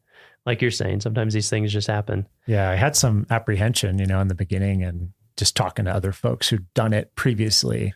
And they're like, no, it's great. It's like camping for dollars. Like we're going to go camp for weeks, and we're going to work hard all day, and then we're going to go sleep in a tent, and we're going to get up and do it again. I was like, that sounds great. So what was I'm guessing, I don't know yet, but I'm guessing a theme in these podcasts that will come up is the career progression can be interesting. So like, what are the steps to go from that, where you're like actively out camping, fighting fire, to where someday you're spending most, if not all your time in an office and dealing with budgets and hiring in the big picture? Like, what did that look like for you timeline wise? Yeah, that's kind of one of the hazards of the job is someday someone's going to hand you a radio to talk on. That's the first hazard of the job, right? They kind of leave you alone for a few years because it's dangerous to let you be in charge of anything. And then at some point they're like, oh, like you seem pretty squared away. And they hand you a radio, and that's a big fork in the road. Is you're going to let me talk on the radio while I'm on a fire and actually, help coordinate what's going on. And I've held a lot of positions along the way. We get to go a lot of different places in this job, which is also what attracted me to it. I think I've been to fires in 18 different states. Oh, wow. At this point. And I'm not done yet. I got a lot left in me, but was one of those states more memorable than the others? Does one stick out to you? They are so unique. I know it, it sounds cliche, but I mean, literally I've spent 3 weeks camped 3 feet from the Yukon River in interior Alaska, helping manage a long duration fire up there, and I've done a lot of prescribed fire down in Big Cypress, down in South Florida. So literally this job has taken me from one corner of the country to the other. And a lot of places in between. And you just get to, granted, you're working really long hours while you're there, but you get to see a lot of interesting things. You're off the beaten path a lot.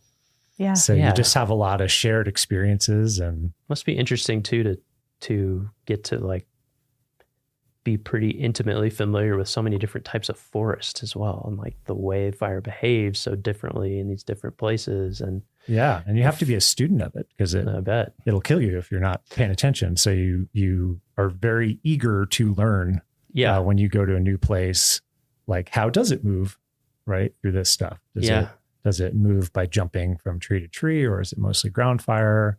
Are there interesting local factors? Like, does it burn? Some places it burns really hot and downhill at night. didn't see that coming, right? So you gotta make sure you're being a student and finding the people that understand how fire moves on that particular landscape. And, helps keep us all safe and meet the objective, whatever that is. Yeah. So let's jump ahead to now. Okay. So do you have a typical day in your job? You know, a lot of what drew me to this is that it's not a lot of typical. I guess should focus on maybe on the summer, because like you mentioned, the winter, you know, when you're in a year-round position and you live at 6,300 feet in a national park, we get a lot of opportunity for winter and typically don't have fires. And in the off season, it is a lot of just planning and for next season and hiring and communicating with our partners and cooperators and just kind of getting on the same page for the next season. But once we kind of throw the switch and the temporary employees come on in the spring and we kind of ramp up and just sort of get into the mode, so to speak. A typical day, we start off with a briefing with everyone on the team, and we get together for about 20 minutes and we go through a safety conversation and a weather conversation, situation, whatever's going on, fires in the park, fires around the park, fires we may find ourselves on later that day, just whatever's going on, go through a plan for the day. And then we just sort of fledge everyone to their assignments. And typically we'll go 5 different directions on any given day. And we'll be engaged with fuels reduction projects, you know, in some of the urban interface areas around the park. We'll be out monitoring the fuel moisture and different types of fuels that we're curious about in the park. That's a big part of the program, just being prepared for what might come, and how wet or dry the fuels are is a big part of that. So we'll be out doing that, maybe helping our neighbors with some incidents that they're managing. So they're just really, every day is different. Yeah.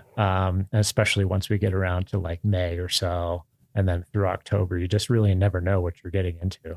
Right. So it's a good career field for someone who likes to keep moving and have surprises thrown at them. There's a lot of moving. Yeah. There's a lot of moving parts. You have to be and really, you're out in the field a lot in the summer?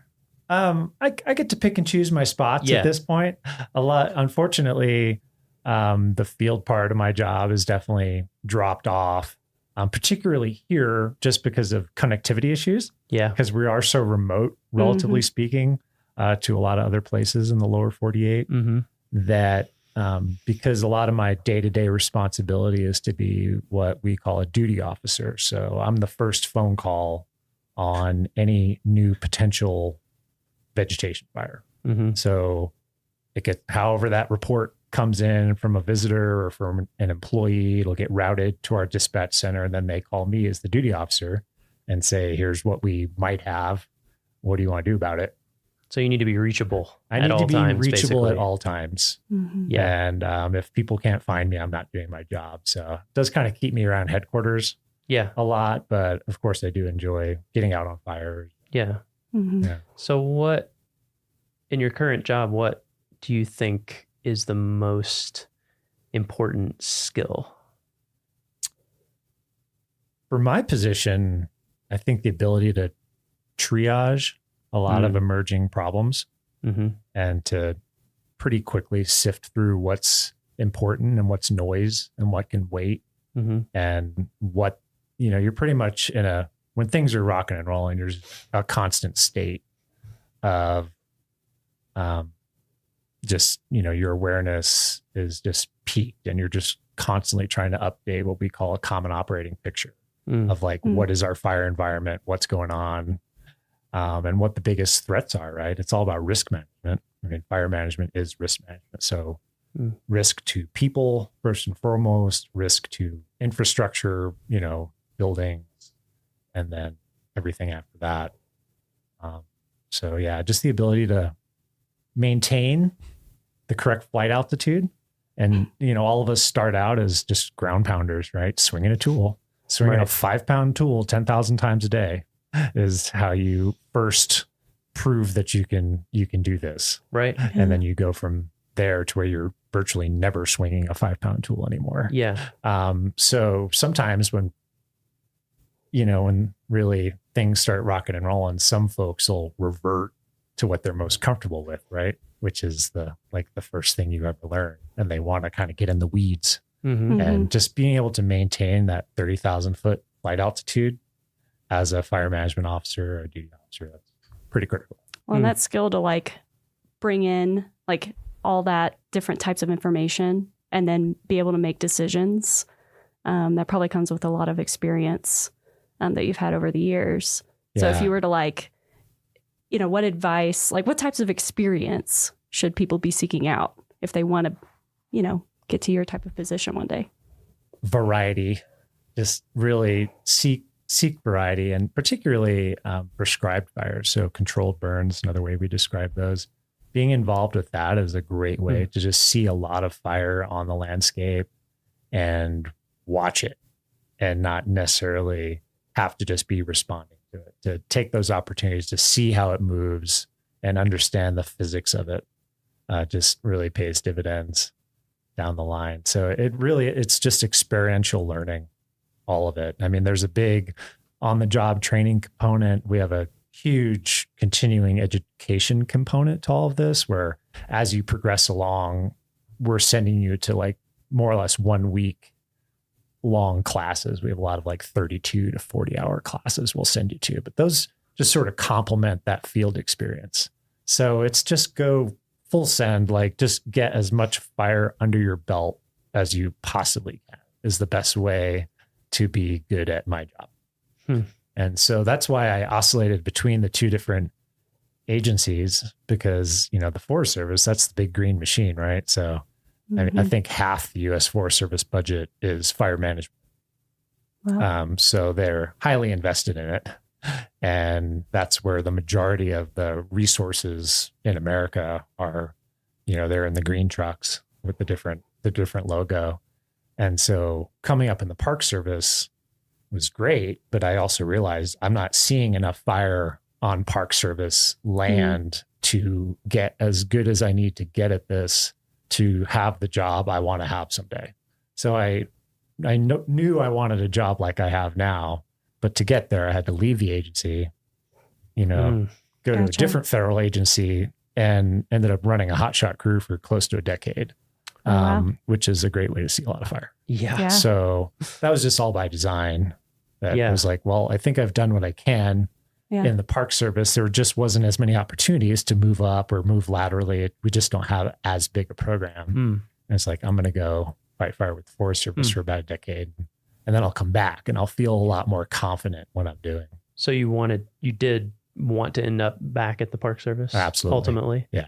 Why that over, like you said, Forest Service is the big agency that's handling all this stuff. What about the Park Service made you want to end up here? I just love the mission, really. And I mean, it's the greatest, last, best places. Right? I mean, the Park Service units are, particularly for me, loving the mountains. I mean, being in the Northern Rockies, it's just outrageous. And this region in particular, I've spent time in the Pacific West and the Pacific Northwest, and I love those systems as well. But I mean, the Rockies are just outrageous. So for me, you can't beat it. So yeah. Was that kind of same sentiment what drew you to Yellowstone, or was there some sort of draw to Yellowstone for you in particular?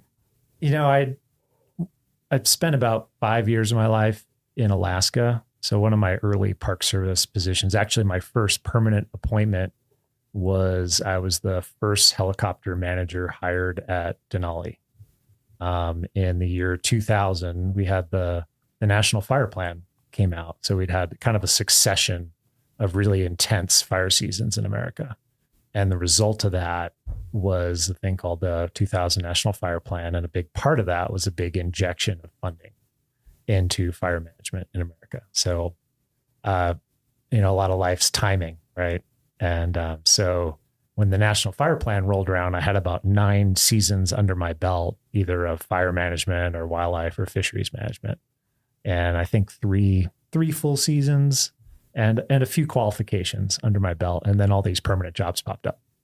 And I was sort of in a really good position to compete for one of them. So that was just good timing. And a lot of my peers, we call ourselves like National Fire Plan babies because we all got our start. We all got our very first appointment sometime in the spring of 2000.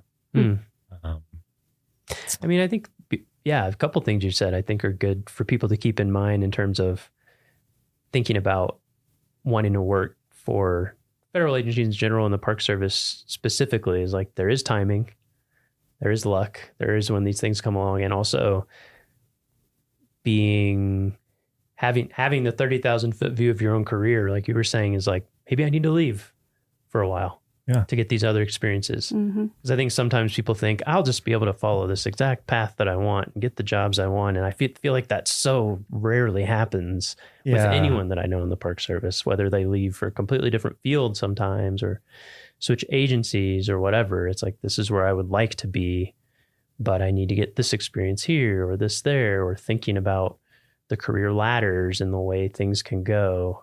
I think I'm glad that you brought up those points because I think it's a good thing for people to remember. That's certainly how my career has been. I think almost everybody I talk to. Yeah. I think a big part of it, I tell folks all the time, to some extent, you have to be prepared to move at the speed of opportunity, and you can't just expect to, in the federal service and the Park Service, like plant roots in one spot and march up the ladder through your entire career in one place. It's just not realistic.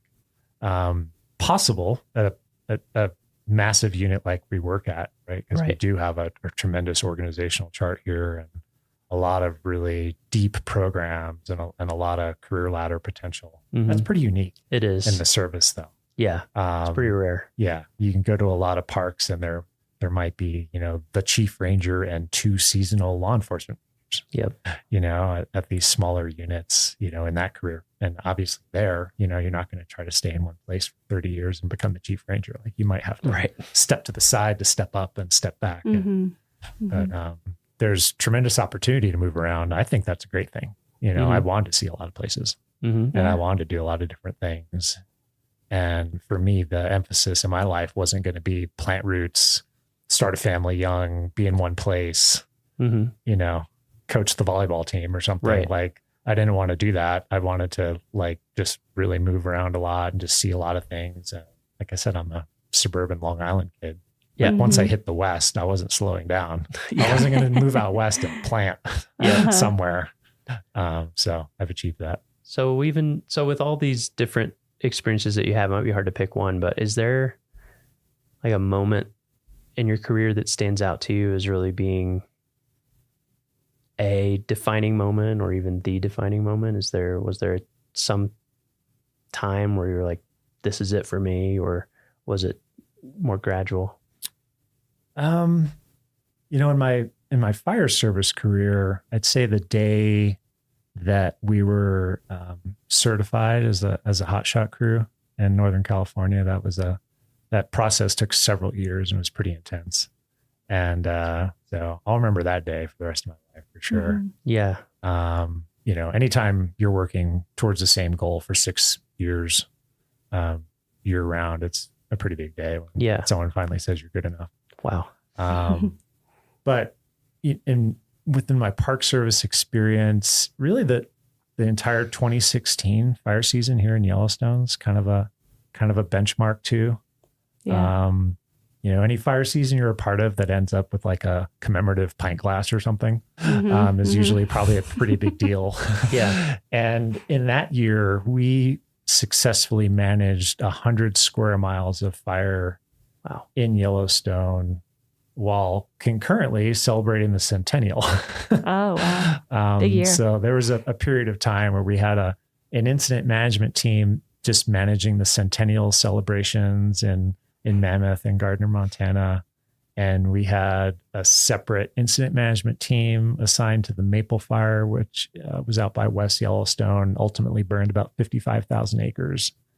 And we had a third incident management team concurrently managing a basket of about 5 or 6 smaller fires, most of which were out on the northern range of the park. And we had all that going at once, and we didn't have any single serious injuries. rotating firefighters through that for months on end, and didn't lose a single shingle off the side of a structure. Wow. So no one got that's hurt. amazing. We didn't burn anything up that we didn't want burnt up or Right. or were willing to accept burning up. Mhm. And, 100 square miles of a pretty incredible natural process in the world's first national park. So that year sticks out. Yeah. Yeah. So you just mentioned like protecting these historic, buildings that are in the park and stuff like that. And earlier you mentioned fuels reduction projects. Mhm. For people who don't really know what that means. Like, how do you do that? How do you protect? Like, because there's all these historic buildings throughout the park. How do you go about protecting those? It's really all about just creating what we call defensible space around those. And we really focus on the first 30 to 300 feet of vegetation immediately around that structure. So we just basically need some elbow room around there to function as firefighters. We can't have little baby trees growing out of the foundations of old buildings and pushing the shingles off the side of them and stuff like that. That'll happen in a place like Yellowstone. Lodgepole pine is a pretty robust species, and it's a little bit weedy in some places where it gets really thick and comes in pretty strong, especially after a fire. So when we're talking about fuels reduction, we're just literally in and around the developed areas in the park, just reducing the amount of biomass. So really focusing on the smaller brush and grasses and trees that are, say, under 4 to 6 inches in diameter, and just removing those and just basically thinning it out. Okay. In other areas, we might use prescribed fire or controlled burning to try to accomplish that same objective, because fire is a really efficient way to reduce the amount of biomass around a subdivision. But lodgepole pine, when it burns completely. So its natural fire regime is stand replacement. So it burns from the surface of the ground, of the tops of the trees, and completely is what we'd expect. And that's not really a great thing to have in and around a community, because you're just trading one problem for another. So you do a controlled burn, and then you have a patch of dead trees next to your homes, and then you're dealing with that.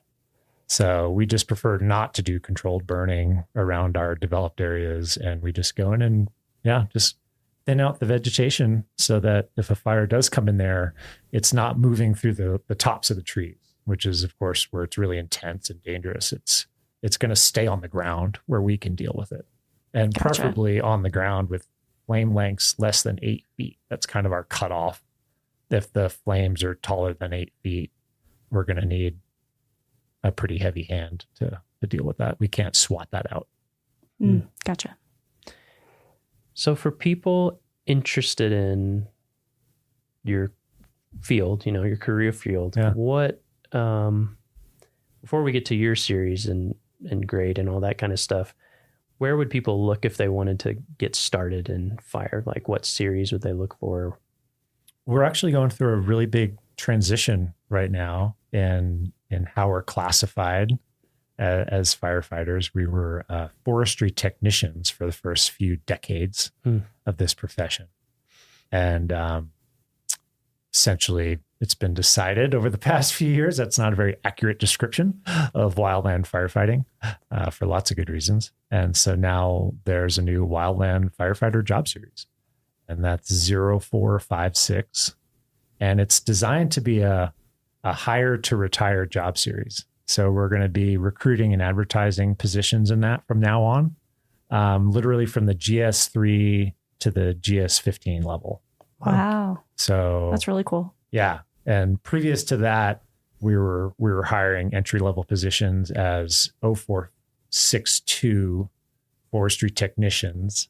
And then I'm currently in an 0401, which is a biologist, ecologist job series. And that's all transitioning. So going forward, it'll be 0456 from GS3 to GS15. Wow. So that simplifies it a lot for people interested in looking. It does. Yeah. Yeah. They can focus in on that series and find something that aligns with whatever experience they have. Yep. And get in the door. Yeah. And getting in the door is not that complicated. We don't have super high educational requirements, basically a high school diploma and a great attitude and an aptitude to learn new things. I know a commitment to physical fitness. Like, let's go. Yeah. Like, and that's it. Like we can start there. Right. And we're going to teach you the rest. So it's pretty cool. It's pretty cool. Yeah. Yeah. Cause I've definitely noticed, like, I've never been in wildland fire or anything myself, but just being around people who are, there's definitely like a vibe, a culture, I think, of the people who stick with it. Cause like you said, you gotta want to get into it. Well, and you have a lot of intense shared experiences, right? Yeah. So anytime you do that, you do form a certain bond with the people that you're doing that with that you can't simulate elsewhere, except maybe like within your actual immediate family, like the experiences you might have with your brothers and sisters growing up. And there's, I mean, so many stories I can't tell anybody because they won't even understand. Sure. You know, and that's a powerful thing. And it can be lonely at times because there's, you know, you got to like find your old hotshot friends to like talk about, you know, some fire you're on, because you would just spend all your time trying to explain it to other people. Yeah. You know, so yeah, it's kind of a unique job in that regard. But you meet a lot of great people, and it's not easy. It's not an easy job to do, right? So if you're around people that are doing it and sticking with it and making it past, there's kind of this imaginary line at year 3 where you're sort of in or out, right? You're either like, this is what we're doing because the commitment level is so high, or maybe this isn't for me and I don't like sleeping on the ground and not being completely convinced like when the next meal is going to show up out here, or just being out in that environment. Yeah. So when you're around people that have made that commitment and made those sacrifices, it's a pretty special. So yeah. We have really good stories if you can get us to tell them. Maybe someday. About to say, I could keep I wish we could talk for like 3 hours. Yeah. And so along those lines, like if somebody's looking for this job in a national park, not every national park has these jobs, right? Or do they? I'm not familiar. Not every unit. Certainly the larger mid-size to larger parks. So for example, in our region, we have 14 park level fire programs, and those programs either manage one or a group of parks. So, you know, when you talk about a Yellowstone or Mesa Verde or Bandelier, Rocky Mountain, Dinosaur, Zion, all those units have a program, and pretty robust, you know. So sometimes when you get into like a much smaller unit, like we manage fire for the Little Bighorn. So Little Bighorn Battlefield National Monument, it's about 4 hours east of where we're sitting. And we provide fire management services for them, but they don't have any firefighters per se, or any equipment. So it's just sort of an administrative responsibility. And so, yeah, we manage their fires through agreements and relationships. So the Crow Agency has agreed to come over, put out any fires if we get any out. But, so yeah, but most mid-size national parks are going to have, especially out west, will have their own program. So cool. There's a ton of opportunity, investment. The bipartisan infrastructure law I call it National Fire Plan 2.0. It's essentially the next huge influx of investment in wildland firefighting in America. The Park Service is benefiting greatly from that. So all those programs are kind of on the uptick. It's a great time to get your foot in the door and start a career or advance in your career in fire. Awesome. Yeah. Well, like I said, I wish we could talk for like 3 hours. I want to just ask you about fire ecology and behavior and what it's like to like get to know it's just like a fascinating process to me. You know, it's like a chemical reaction happening that has its own life and scale, and like you said, behaves so differently. But we do have to wrap it up. So do you have a favorite story or memory from your time in Yellowstone or another national park, but just something that, you know, I've been reflecting on that recently, and I couldn't come up with, the one thing. And maybe that's because at this point in my career, in my life, I've learned to appreciate like small things, Mm-hmm. And I mean, obviously we live in a place where we're just kind of surrounded by wonderment, and people have a hard time even relating sometimes to the things we try to describe that happen in our backyard. But for example, literally in my backyard the other day, I went out to chop some wood for our stove and was just enjoying the weekend. And I kind of had a quiet moment, and I stood there and a wolf howled. And it sounded like it was, maybe a mile behind the house. And I thought, it's like noon. That's not typically when I hear wolves howl. Sometimes they come around at night, and I'll hear them when I'm letting the dog out, for the last time in the evening or something. And so I sat there real quiet, and it howled again, and I probably have 100, little stories like that. We're just surrounded by it all the time here. And it's there all the time if you're listening for it, and if you're open to it. And we're just surrounded by wonderment here. So if you got your eyes and your ears open, it's always there. Go enjoy it. I think that's the perfect way to wrap up. Thanks for coming and talking to us today. Oh, you're welcome. It's fascinating. Let's do it again. Yeah, I would like to. Cool. Thank you. Thank you. You're welcome. Well, that's it for this week's episode of What We Do. Thanks again to our guest, John Cataldo. If you like what we do, rate and review the show wherever you listen. Every positive review helps new listeners find the show.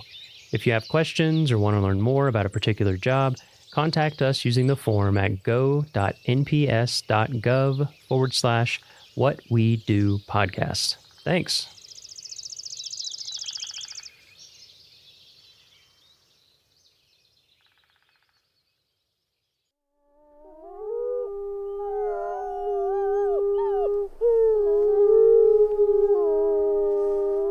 From Yellowstone National Park, this is What We Do. I'm Miles Barger. And I'm Jake Frank.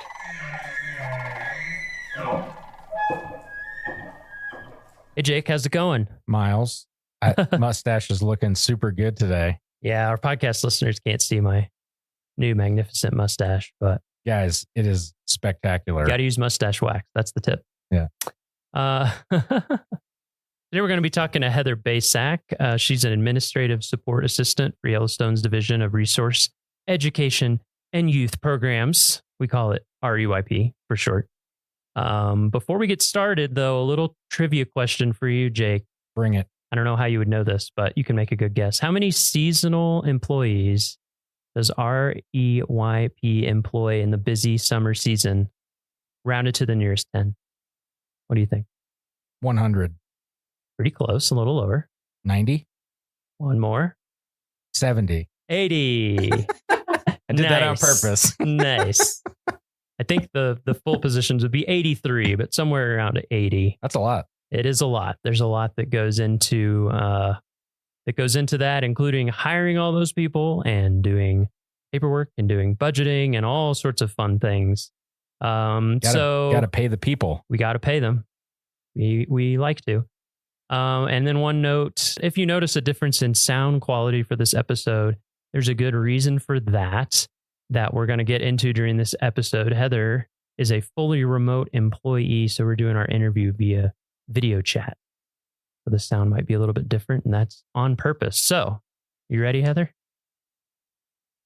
You ready as you'll ever be? Yep. Good to see you, Heather. Yeah, it is good to see you, as always. So, first question to kick it off, when and where did you get your start in the National Park Service? Or if you got started in something that led into the Park Service, you could even start with that. Sure. So I never thought I would actually be working for the National Park Service. When I grew up, my family, we didn't really visit national parks. We didn't really do that type of thing. We did other types of vacations, but never the parks. So that was never on my radar. And it wasn't until I was in college that I visited my first national park, Big Bend National Park in Texas. And it was a wonderful trip. I had a blast. It was beautiful. But again, didn't put two and two together. Never thought that I would work for them. And it was getting towards the end of college, and I didn't have a job lined up. I wasn't exactly sure what I wanted to do. I was thinking about going the museum studies route because I was an anthropology major, but I just didn't have anything lined up. And so I actually saw a poster on one of the buildings in my college, and it was for the Student Conservation Association, or SCA. And it talked about internships on public lands, and I thought, that could be something to look into. I don't really have anything lined up. I'll look into it. So I went on their website, and it was a ton of internships. It was with like U.S. Forest Service, Bureau of Land Management, National Park Service, doing a lot of the park servicey, park ranger type jobs.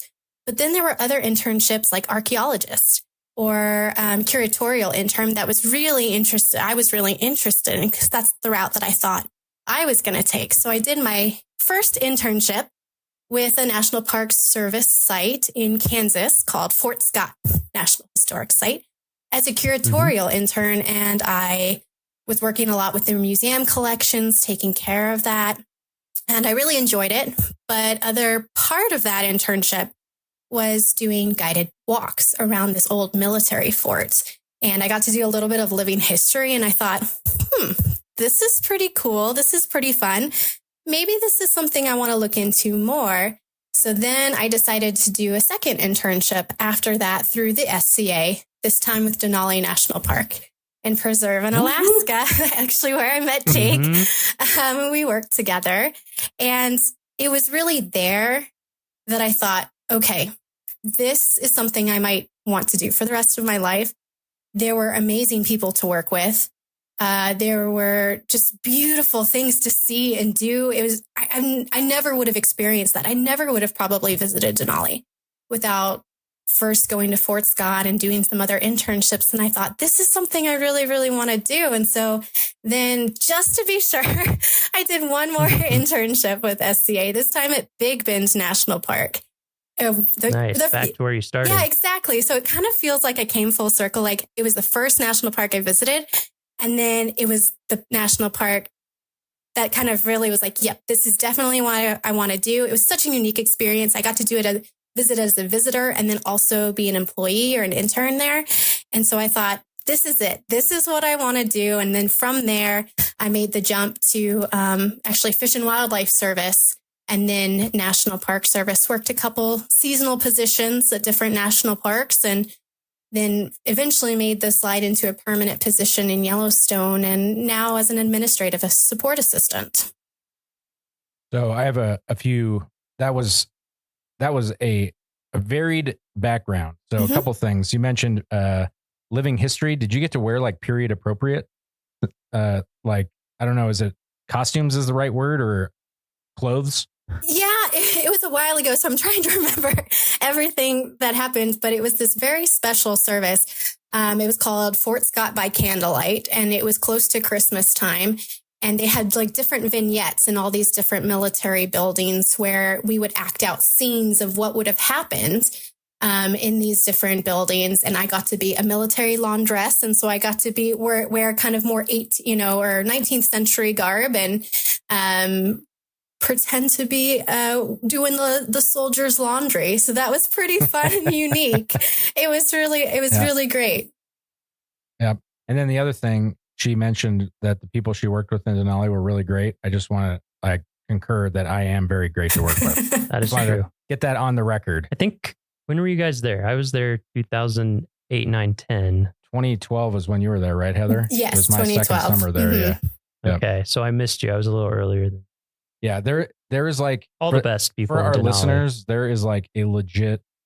If you've worked in Alaska, you have like a camaraderie with the people in Alaska because it gets into your bone. Like such a cool place. Like, yeah, you can tell from Heather. She's like, I went to Alaska and then I realized this is what I wanted to do. Like, it's really cool. Yeah. Yep. So, I resemble that remark. So out of all those jobs that you did to get you to Yellowstone, all the seasonal jobs, did you have any repeat jobs or did you move like every season? Was it a different job? So good question. I worked for Fish and Wildlife, had a very similar job. I was a park ranger, interpretive park ranger for them. and I worked with preschool kids and did a preschool program for them, and then kind of translated that into the National Park Service. I did interpretive park ranger jobs. So a lot of the guided hikes, the guided, talks and walks, that type of thing, working in the visitor center, helping plan people's programs. But then I worked also as a campground ranger in Great Smoky Mountains National Park. Got to help people check into their campsites, go over campground rules, walk around, talk to them, educate them about the park. And then I went to Yellowstone and worked as a remitter. So I worked in what's called the cash room and counted all the money that comes in from the entrance stations and the visitor centers, reconciled all that money, and then got it ready for deposit. And then also worked in the visitor services office in Yellowstone, helping people plan their trips and then work on some special use permits. So I did move around a little bit, but I might have been in a little bit different boat seasonally because I was with my husband who had a permanent job at some of these places. Yeah. So I stuck around in some of these parks probably a little bit longer than other seasonals do. They might tend to move around a little bit and follow their job, while I was more in one area for a longer period of time. Yeah, I was asking because until I got my first permanent job, I moved 12 times in 6 years. So it was every 6 months I was on to something else. So that is part of the lifestyle until you're permanent. Okay, so where are you joining us from right now? So I work fully remotely from Boise, Idaho. Mm-hmm. And how long have you been working fully remote? Has it been 2 years? Oh, that's a great question. It's been probably about 1.5 years. Okay. So what do you have a typical day? What does your typical day look like? You have a typical day? So I don't think there ever really is a typical day for an administrative support assistant because so many things get thrown at us and there's so many things that pop up last minute that we have to take care of that I don't think any one day is completely the same. But we do have a lot of reoccurring tasks that happen every 2 weeks. And so we'll do a lot of the same stuff. They may every 2 weeks, but it may not just be every day. Like we have to get payroll done. That's kind of the big one. Everybody wants to get paid. It's pretty important. So that's kind of one of our, Thank you. You're welcome. One of the biggest tasks that we have, but we also arrange travel for a lot of our NPS employees. If they have to go to meeting that's outside of the park, any trainings, go to other parks to assist with anything, we help arrange that travel. You can think of us kind of like a travel agent in that regard. We deal a lot with HR. So we're kind of an HR liaison. So anytime there's personnel actions for hiring somebody, all those 83 seasonals, we put in hiring actions for them. If anybody resigns or moves to a different position, that kind of all starts with administrative support assistance. And then depending on the park or even the division, you might even help with some budget work, reconciling accounts or tracking expenses and expenditures. Mm-hmm. Do you also have a credit card? I do. Not all do, but I do have a purchase card and I make purchases for some of our division. Yeah, I know that I've never owned a purchase card as a government employee, but that's another thing that administrative folks are worth their weight in gold for managing the purchasing process. It's very complicated and there are a lot of rules. There are a lot of rules with it. Yeah. Yes. Yes. So what would you say is the most important skill for your job? Or if there's more than one, you can say more. Yeah, I think administrative support assistants really need to be flexible because there are so many things that will pop up last minute. So occasionally you'll be working on something and then have to put that task away and work on something else because it's time sensitive. So you need to be able to jump from one task to another pretty easily and change your priorities on the fly. And then I think you need to have a really good customer service mentality. administrative support assistants, we don't work with the public, but we can think of our customers like our fellow employees. We want to make sure we give them as much support and as many tools as we can so they can be successful in their jobs. And so they can protect the park. They can also, share it with visitors. So we really need to be focused on our fellow employees. Mm-hmm. What's your favorite part of your job? I think the variety. There's a lot of stuff that you get to do as an administrative support assistant. You're not really necessarily pigeonholed into one thing. You get exposure to a lot of different routes, parks, career routes, like budget, HR. You get exposure to different divisions. Every division needs an administrative support assistant, and what they do for each division is a little different. So you just get exposure to a lot of different things, a lot of different processes. And I really, really enjoy that. And you get to work with people, which is pretty great too. Mm-hmm. And what about the flip side? Do you have a least favorite part of your job or hardest part? All the emails. Yeah, nonstop the emails. Nonstop emails is just be a little overwhelming at times. But but in all seriousness, I think having to juggle so many different things at once and balancing all the different pieces and being able, like I said, to switch from one task to another can be a little difficult at times. So it's really important, if you do get one of these jobs, to take meticulous notes, be really organized. I'm still figuring out really great organization methods for some of this stuff, but but that's kind of the hard thing. And I think sometimes you all have to deal with really long-term deadlines, or what seem like long-term deadlines to me. And that, I think that's always hard for me, where it's like, oh, we need to have this thing in like 6 months ahead of time, or, and they're deadlines that you can't miss, really. Yes, those are, especially when it comes to HR, we've got deadlines pretty far in advance for some of our things. And if you miss those deadlines, then it pushes back, maybe when somebody can start. And so there are some definite repercussions when that happens. Yeah, a lot of people relying on you guys they're like the grease of this machine. They make sure that everything keeps chugging along, and without all the little actions and paperwork and everything, it seems like we're constantly in contact with admin. Yeah, and you all know all the little things and the tricks and the say, wait, what do we do? How do we do that? Let's ask Heather. Oh, she knows. Well, a lot of research. You do have to be a researcher, I feel like, in this job to look at some of this stuff and know who to ask when you've got some of those questions. Because there are a lot of rules. There are a lot of things and I'm still constantly learning. And that's also why I really like this job too, is like I feel like you never really stay static. You're constantly in motion. You're constantly learning. Mm-hmm. So you mind if I ask you about when you're talking about moving with your husband and everything? Mm-hmm. Just because I think that would be interesting for people who are thinking about NPS as a career.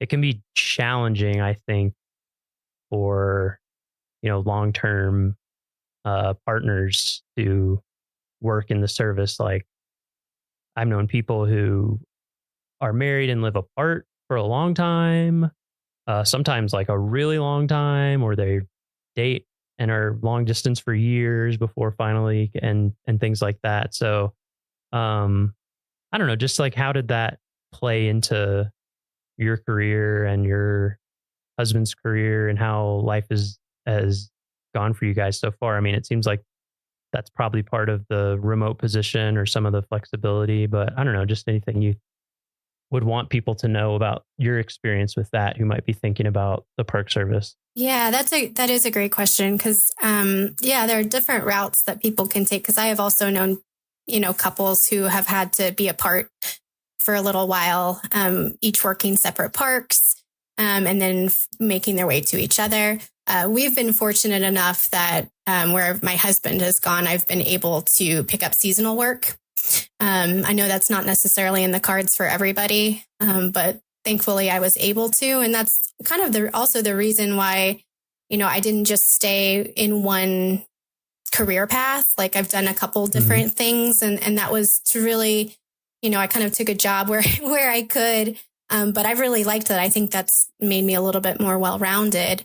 Really appreciated that. And then thankfully, when my husband moved to a different position away from Yellowstone, I was able to go remote, especially with some administrative work kind of leans more towards that. You can't do that with every job in the Park Service. There's so many that have to be in park. But thankfully, this job allowed me to have that flexibility, and my supervisor was very, very supportive, and I was able to get a remote job that way. So that's really helped with us. Yeah. Yeah. Yeah. I mean, not that we need to dive too deeply into it in this episode, but it is interesting. I think a lot of people would be surprised to learn that, number one, if you work for a national park, it doesn't mean you're going to get like housing in the national park. In fact, it generally means you're not going to, and that it's not just Yellowstone, but like a lot of parks, it's becoming harder and harder and harder to find places to live right by the park just because of how the real estate and things have gone as well. And then sometimes with some of these parks that are really remote, there's situations with like school for kids or extracurricular or all sorts of things. So, yeah, that's part of why one of many reasons why we wanted to talk to you is just to let people know that is something that remote positions are something that parks are utilizing for the right positions and the right people. Like you had already been at Yellowstone, so you know the park, you know people here. Yeah, I just think it's cool that that's been able to work out well for you, and it has worked out well for us as well. Well, kind of I'm not a very big fan that Heather is remote, but other than my personal opinion that we don't get to see her in person. Yes, I agree with that. Tease her in person. So, even with the, I'll say, difficulties or challenges of, managing relationship and career and all different parks and the tough things about jobs and the good things about jobs, what has kept you working for the National Park Service? Like, what has kept you knowing that your decision, this is what you're going to do, is the right one for you? I think that's a good question. I think, it really goes back to when I did that internship or a couple of internships, and I just, you just see it and you just feel it. And it's just, I just believe in what the Park Service stands for.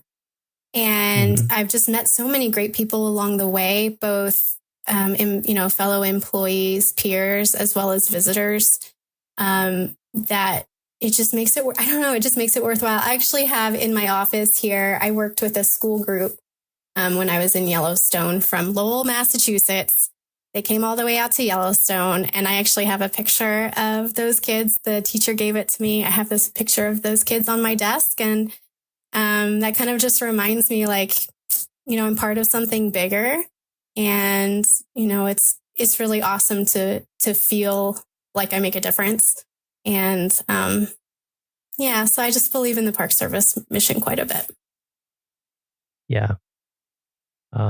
Yeah, same. I think I kind of had a similar experience. I think a lot of us do, where it's like, I think my first summer in a park was here in Yellowstone making beds at Canyon. But then, I did a couple SDA internships, and at some point you're like, can I go back to a normal lifestyle? I don't know if I can. And then the mission, and just to remind everybody, the mission of the Park Service is to preserve unimpaired the natural and cultural resources and values of the national park system for the enjoyment, education, and inspiration of this and future generations. So, like you said, even if sometimes a day might be filled with like a checklist of what might seem like mundane tasks or something, I think for me, and it sounds like for you, having that bigger mission that you're working for really does make a difference. So a question that I have, like with that mission, I think a lot of us, when we have the rough days that like physically work here, you have the rough days, but then you go outside and you hear the wolf howl or you see Old Faithful erupt. Like, how's that transition been for you going remote? Like, and, you know, keeping yourself, like, how do you remind yourself that, you know, when it's not in your face, like it was when you were physically working in the park? Yeah, so it has been a little bit of a transition to remote. I very much enjoy it, and the flexibility it has given me to be, you know, still continue to work for the Park Service and be with my family. I think it becomes more about the people, and than necessarily, I do feel a connection to the place, but I feel a connection to the people even more. And so to me, Yellowstone has not just become like the first national park, an amazing place to experience geysers and hot springs and wildlife. It's really become like a community. And it's about a people connection now for me as well. And so that's kind of helped. Yeah. Yeah. Hashtag Team Yellowstone. Yeah. Well, and I think that's a good point too, because I know I've talked to people in my family or friends about working for the Park Service. And I think as people will get the impression pretty quickly while they're listening to this podcast over all the different episodes and all the different people that we talk to, you just get to be surrounded by interesting, brilliant people in like every job, basically doing all these things for the park. And it's such a cool community to be a part of. So I think, yeah, that over time, I've appreciated that more and more and more as to like what makes it such a cool place to work. So getting into the details of if someone were interested in this type of work that you do. So your official title is Administrative Support Assistant. Yes. Do you know the job series on USA Jobs? Yes. It's a 0303. And sometimes that it comes up as like a miscellaneous clerk, but it's Administrative Support Assistant. And the GS level can range, I've seen from like 5 to 7. Okay. Do you need formal training to get started in this job series? Or like what are the minimum requirements that people would need if they were thinking about applying for this type of job? Sure. So there's a lot of on-the-job training. Like I said, I'm still learning about so many things. But if you have like a background in budget or HR or travel, you know, those are all applicable to the administrative support assistant. A lot of times how I, you know, came up through it is I just worked my way as a GS5 and seasonal interpretive park ranger, and then switched over to a visitor services assistant as well. So, I mean, if you work seasonally in the Park Service, getting your time and grade in, I think just even that experience can help you along too. But if you could take any, even if it's like informal trainings on budget, purchasing, HR, anything like that, you know, put that on your resume as well. Because a lot of things you may not think apply do, because administrative support assistants are in every single division. And I think if you work your way up kind of through the division as well. So if you're a seasonal maintenance worker, like, you know what seasonal maintenance workers need, and you know the support that they need. So you may not think it applies, but it probably does. It also seems like a lot of the systems that we use in the government are like proprietary. They've like were built for the government. So if you haven't worked in the government, you could have, like, say you're an accountant, like you have budget experience, but you still have to learn new things in a job. So like, to your point, it's like, you know, if you're in an entry level position, it just seems like having a base level, you know, being organized, and, you know, it's like, you're not necessarily going to know how to do FBMS or insert any other acronym right here, because, you know, there's so many of them. Right. And different federal agencies too, some will use different systems as well. Like I learned from an HR specialist who moved over from the Forest Service that they don't use FPPS for their HR actions. So there's different things that you'll learn on the job in the park that are even different from other agencies. And then just being in government in general, you know, having almost over 200 years of laws and things that have developed for different reasons, and a special ways that we do things, and not just scrutiny, but like we have a high responsibility to everybody in the United States, basically. Yeah, it's like taxpayer dollars. We need to make sure that we're not. Yeah, there's no waste, and there's a good accountability. There's all those checks and balances. Exactly. All right. So last question.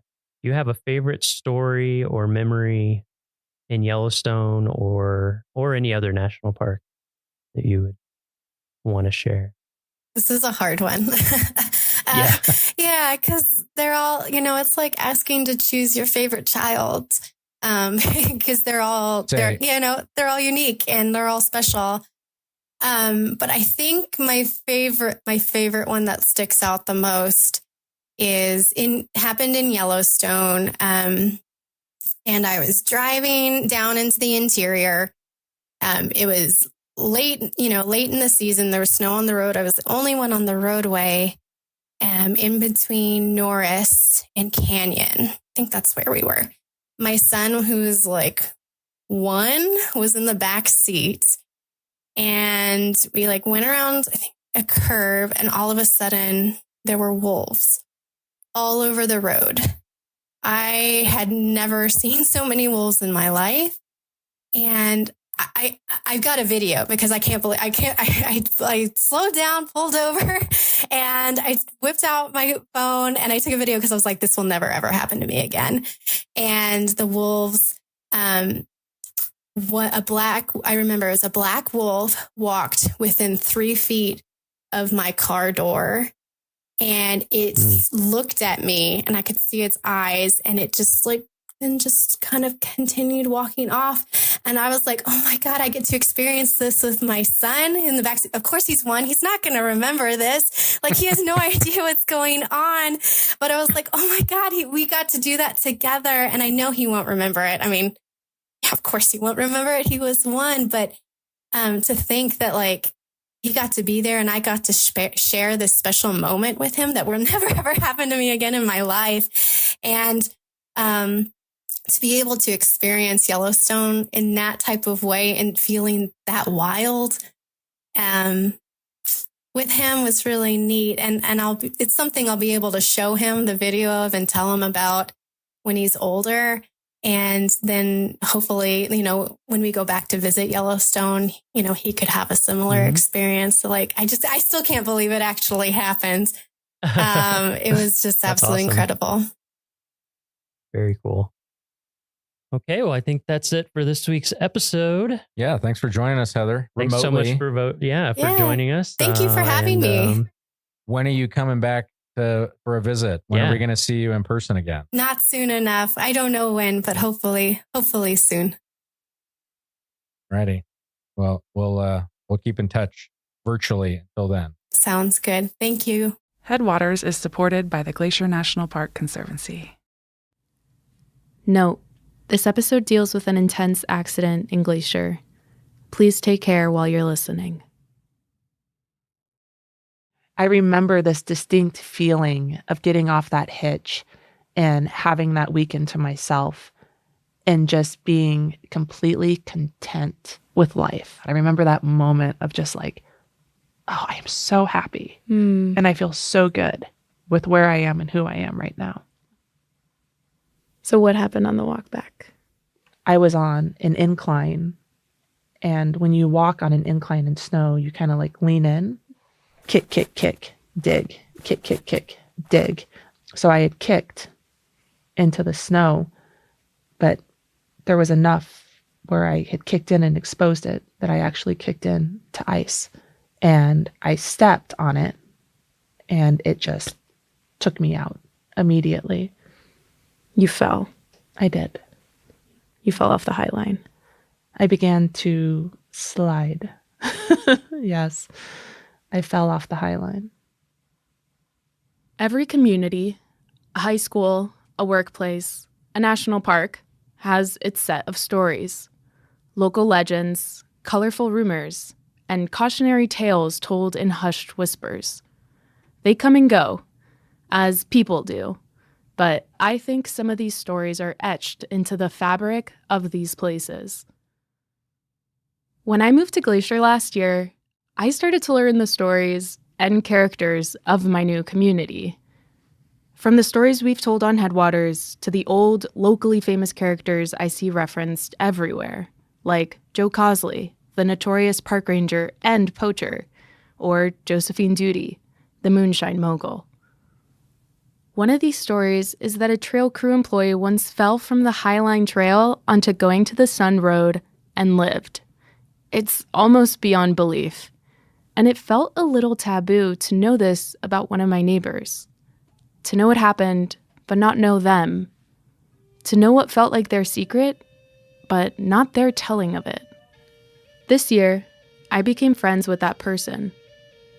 And I quickly realized that they don't see it as a secret. This story that I saw as a dark piece of their past was something that they brought light to.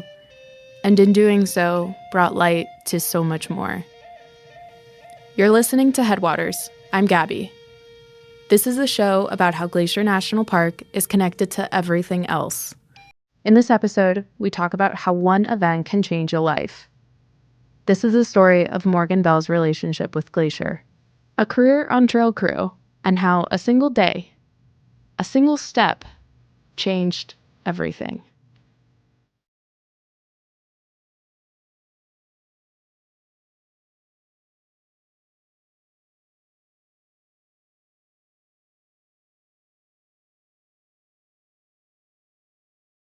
Do you get the sense that you'll go down in park history, park lore? I think with such a substantial experience and story of survival, yes, I think my name will be associated with this place for a very long time. My name is Morgan Bell. I am a concession management specialist here at Glacier National Park, and I have been employed here for 22 years. What brought you to Glacier then? What brought you to Montana? I had received a letter from Glacier National Park in the mail advertising positions for trail maintenance. Had you ever been to Glacier? I had never been to Glacier. Okay. In all honesty, I had never even heard of Glacier National Park. Okay, cool. Mm-hmm. So when you came out here at 22 to work trails, this place sort of represented adventure. Yeah, it really set a stage for me to be my own person. It was my first time on my own. 22. Yeah. So what was working trails like here when you started? It was super intense. It was exposing not only to the elements, but emotionally, like personal level exposing of being embodied in the woods with strangers for 6 months. And you're physically doing a lot of work because you're clearing trails. Yeah. Right? Yeah. Okay. What does that actually mean? What are you actually doing? It consists of typically a season that runs from April to October. And you primarily in the spring are focusing on clearing down trees that would have fallen through winter storms. Okay, to get them ready for visitors. Yeah, for hiking. So we'd go out and clear trails with chainsaws, sometimes crosscuts, clean all of the drains so that water can move off of the trail. We built structures, so all of the bridges that you cross across creeks and rivers. So it's taking a lot of you physically to be able to do all of that. Physically, and then mentally, you're put into the wilderness and working hard in building relationships. But it really laid the foundation and gave me a glimpse into my ability of self, what I could and couldn't do. It was a really strengthening period for me. So tell me about this culture of trails. There's a lot of pride in it. There's a lot of ownership, and there's a lot of longevity. If you're a newbie, it's like, are you going to stick around? Are you going to stick around? Yeah. Are you going to be what do trail people call themselves? Trail dogs? Trail dogs. Okay. Yeah. Trail dogs. It's a right to become a trail dog. You have to work for it. It's a sense of pride to become one. Yeah. To become part of the pack. There was an authenticity to the relationships that you could build with individuals in such extreme environments. It was a community that provided instantaneous support. It was a wave of experiences with each other. We have 10 days where it just pours rain on us. Everyone's unhappy. Everyone's unhappy. Yeah. But that somehow connected us. And we still got the job done. We still had fun. We still made our meals together. Yeah. So moved here when you were 22, started trails.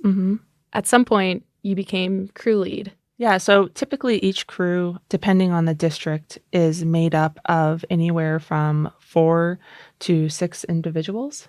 My crew that year was myself, the crew lead, and then I had a maintenance worker, and I had 2 laborers.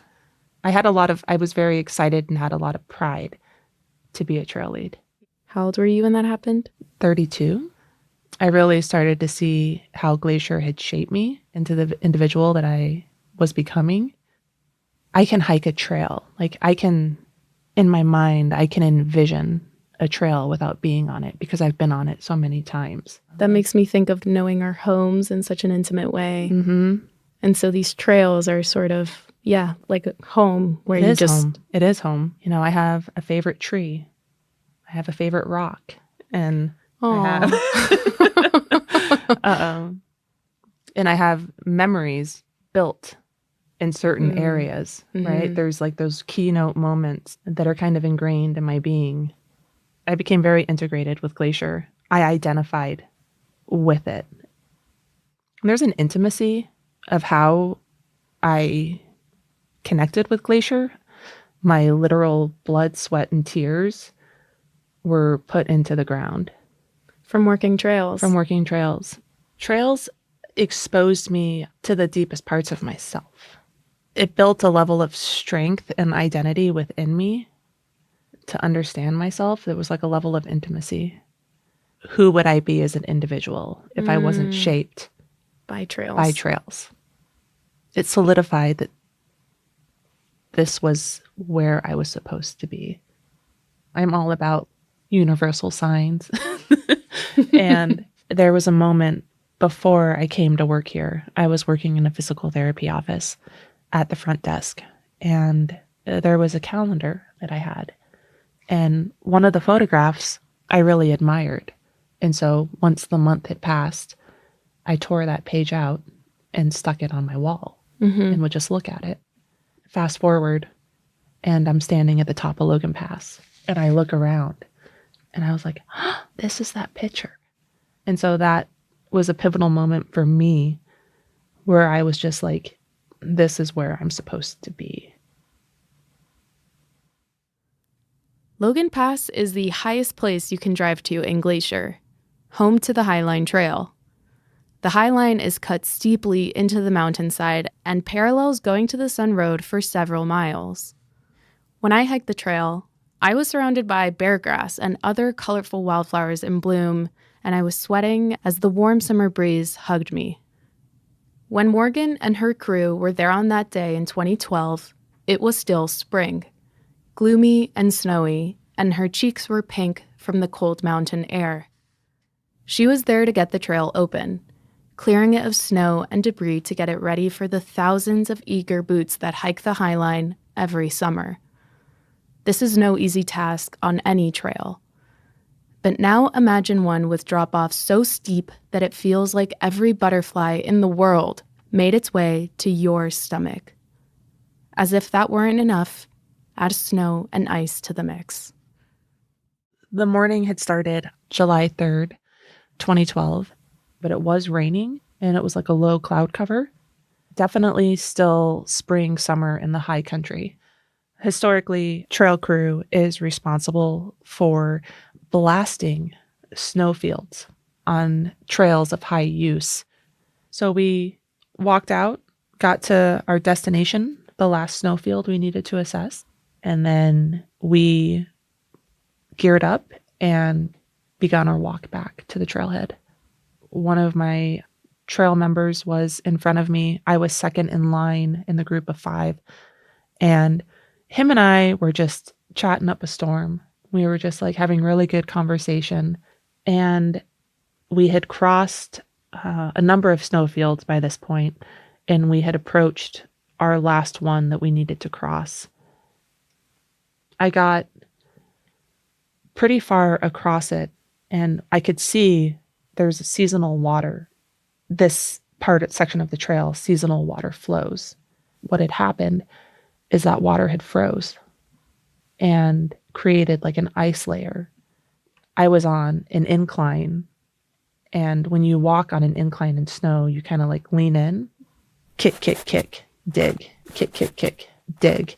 So I had kicked into the snow, but there was enough where I had kicked in and exposed it that I actually kicked in to ice.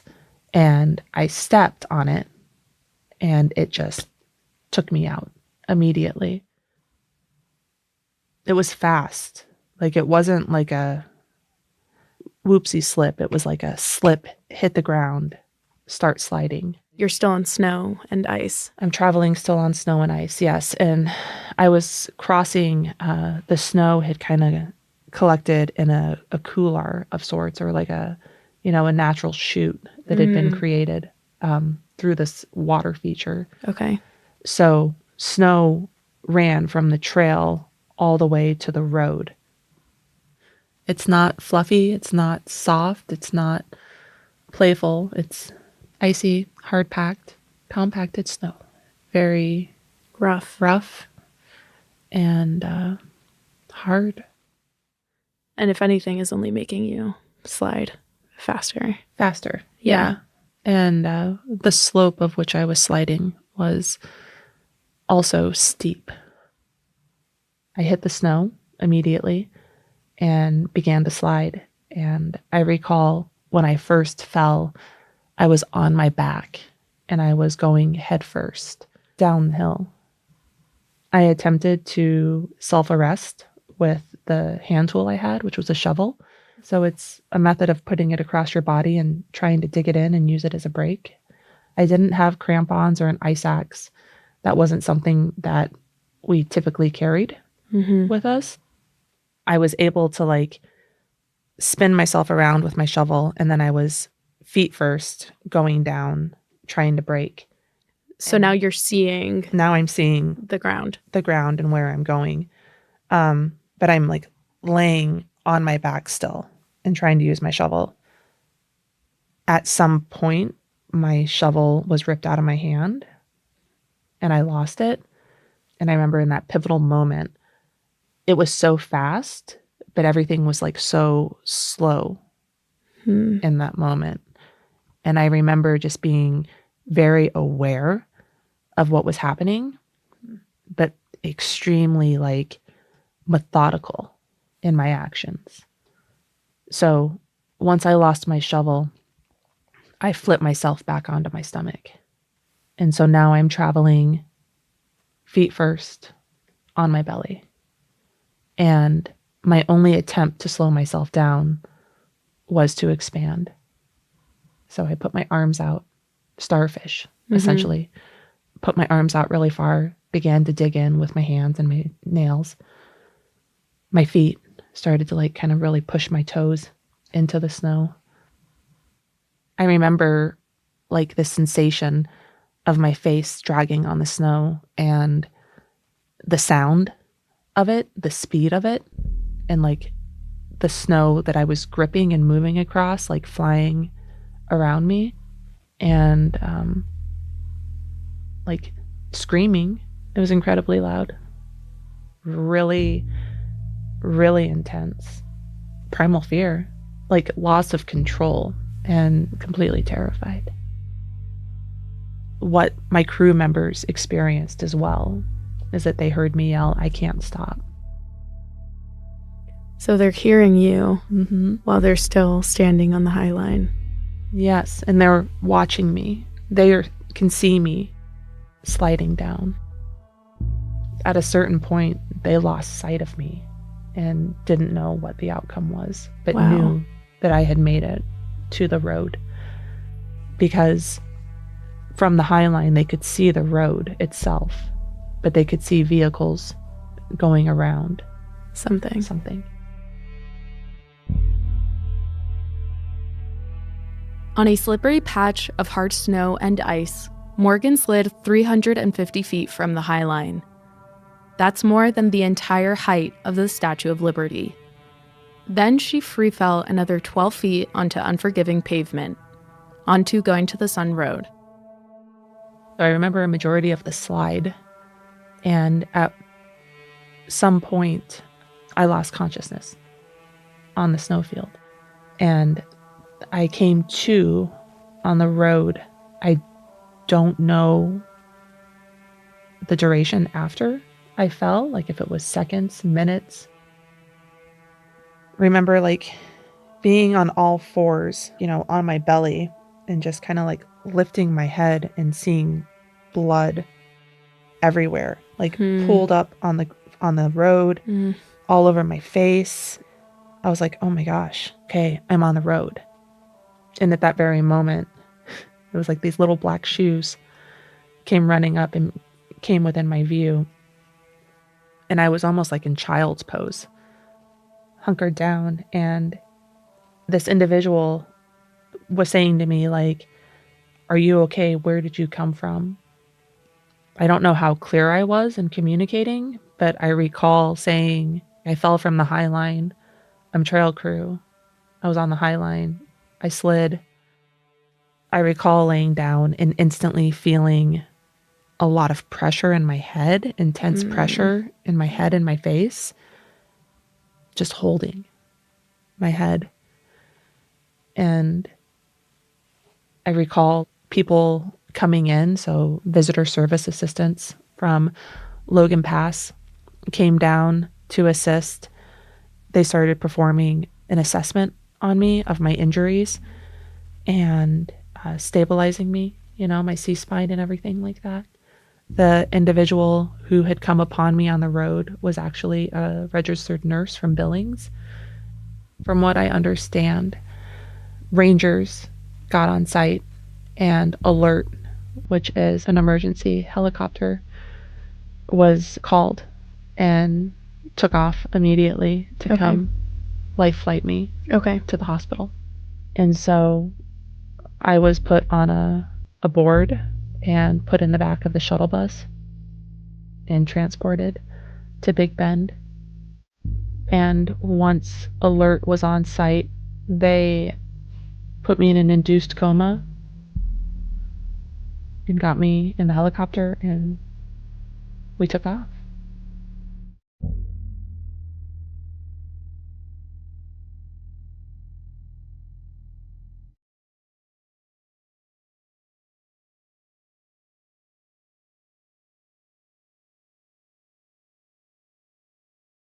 I would never be who I was again. Even with complete healing, I would always be different. It would never be the same. That trails would never be the same.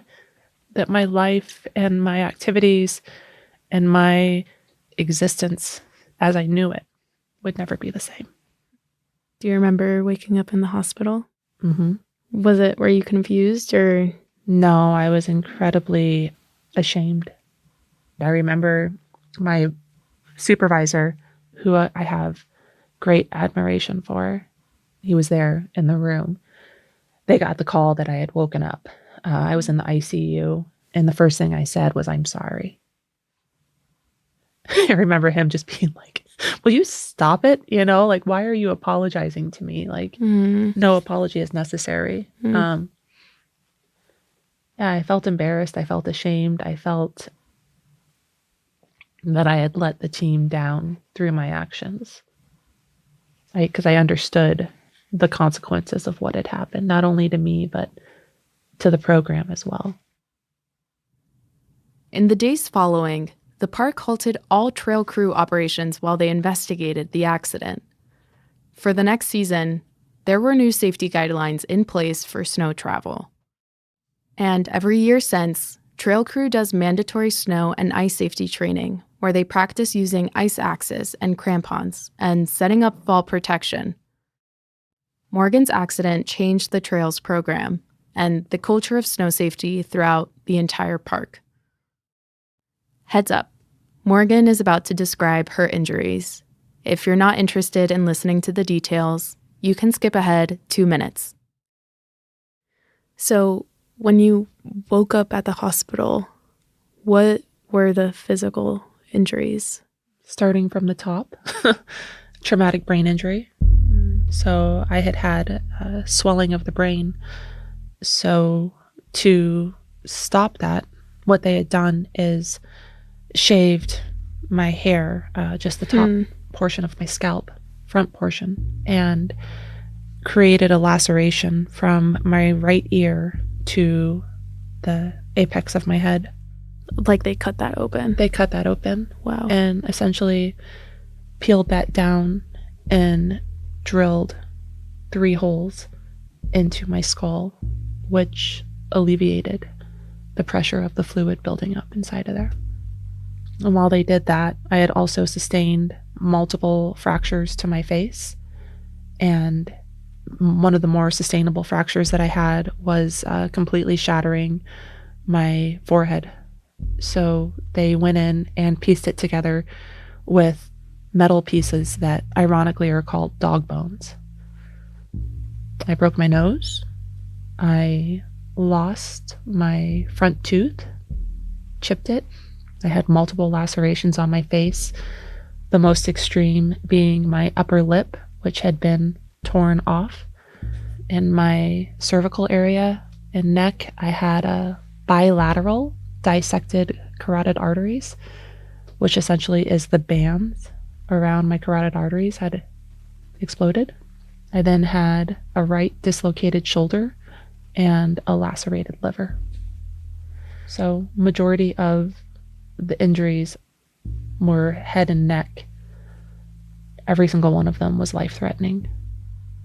Did you feel like you looked different? Like it was a different person that you were looking at after the accident? Yeah, and that was really hard to look at myself. Really hard to look at myself after the accident. A lot of sadness for what I had done. It was just hard. It was hard to I don't feel myself as vain, but it's hard to look at yourself in a different context when something on your face changes or on your body changes.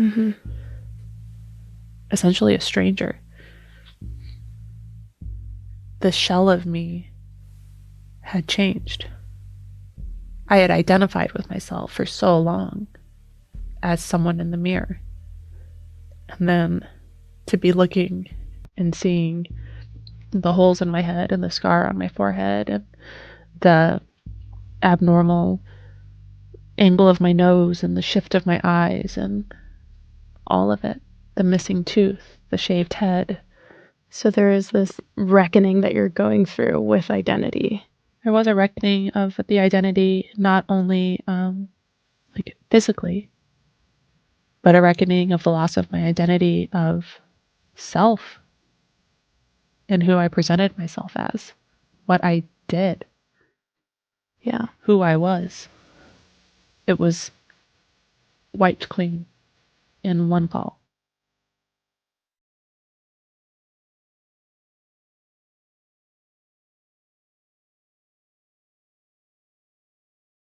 This loss of self and identity and my former relationship with Glacier for a very long time challenged me and put me in very dark places. Depression came naturally with it. I get covered by the darkness, and there's times that I can let it put me on the ground and be at the depths of it. Ultimately, there's an essence of my being that shines brighter. Did the fall at any point feel like it defined Glacier for you? Like you were sort of avoidant of this place because it was too intense to go to Logan Pass or too intense to go through the entrance station? Never. Never. No. I'd be remiss to say that it wasn't moments of anxiety driving up the road and approaching the chute. I know that none of this occurred out of vengeance, that I did something wrong to deserve this. I was eager to come back and connect. Such an integral part of my being, it was a loss. I was grieving. I was grieving Glacier. I was grieving that I wasn't able to immerse myself in it and that I had to be home. There was nothing I wanted more than to be here. This place means a lot to me, and I care immensely for every square inch of it. And so I have apologized to Glacier. We've come to an understanding together that that wasn't intentional. I have a direct line of sight of the garden wall from the foot of Lake McDonald. And while you can't see the exact location that I fell, it's still the general area. And I have allowed the wind to carry my words up valley, and I have allowed the wall's words to carry down to me. I honor it. Dubbed the chute, like, oh shoot. Oh shoot. Yeah, That's oh, what you call it when you go by it? Yeah. Hmm. You know, yesterday I drove the road and I said hi to it as I passed it. I spotted it. I was like, oh, well, there it is. Oh shoot. The oh shoot. And I don't pass it and associate it with the memories of falling. It's just like, wow, there is that pivotal point. The memories of the fall aren't associated with it anymore. I don't think anyone would have blamed Morgan if she decided to leave this place after experiencing what she did. For all its beauty, Glacier has seen some truly horrible things, Morgan's accident, and so many others. This place has stories that I will never really know, or for that matter, understand. Maybe all places and communities do. But I think Morgan is right, that to really know a place, a community, means honoring that darkness. There's not a conversation where it's like me without Glacier. It has been such an integral part of my life for 2 decades on so many levels. It's where I have worked. It's where I've experienced loss. It's where I fell in love. It's where I've raised my daughters. It's where I have some of my closest relationships and life memories embodied. It is here.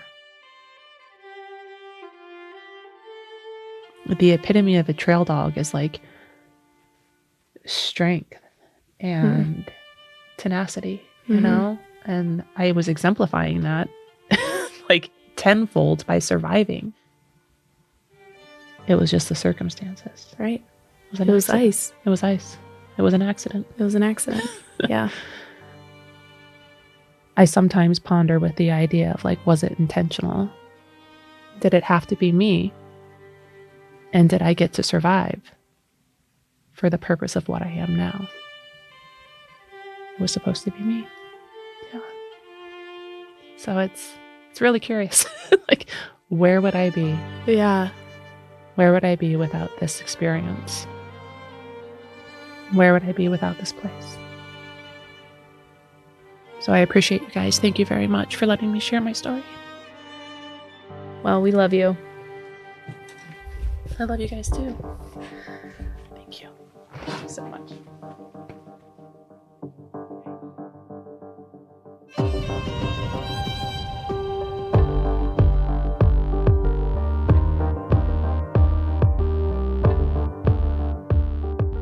Headwaters is a production of Glacier National Park and is supported by the Glacier National Park Conservancy.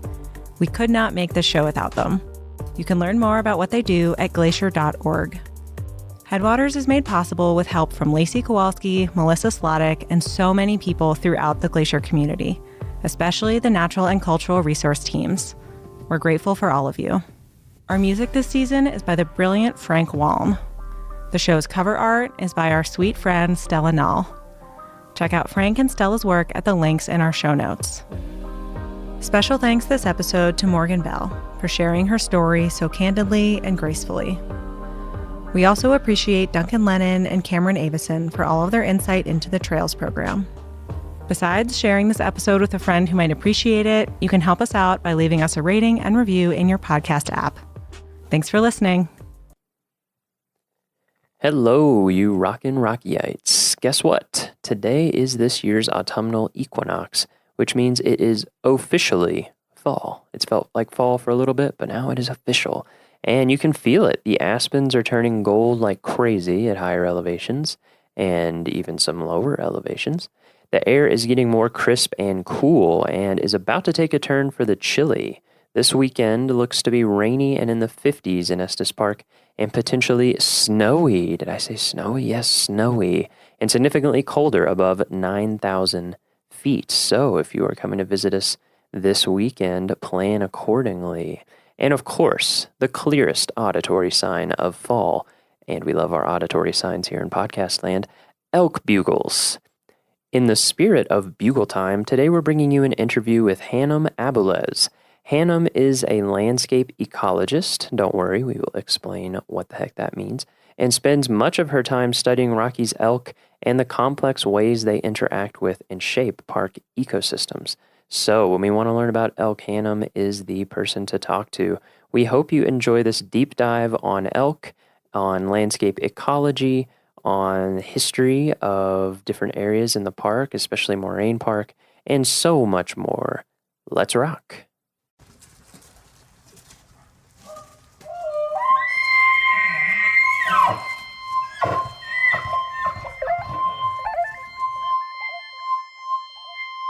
All right, so we're here in Moraine Park, and we are here with, could you give us your name and your title? My name's Hannum Abules. Uh-huh. Hannum with an M. Hannum with an M. Not Hannah spelled incorrectly. And my title is landscape ecologist. Landscape ecologist. I work on big things. Big things. All right, I like that. Lots of things that kind of transcend the boundary of the park, if you will. Oh, nice.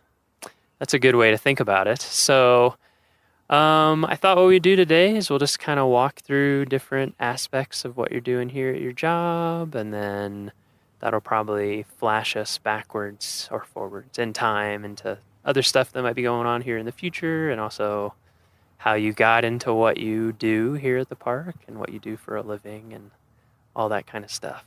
So, landscape ecologist,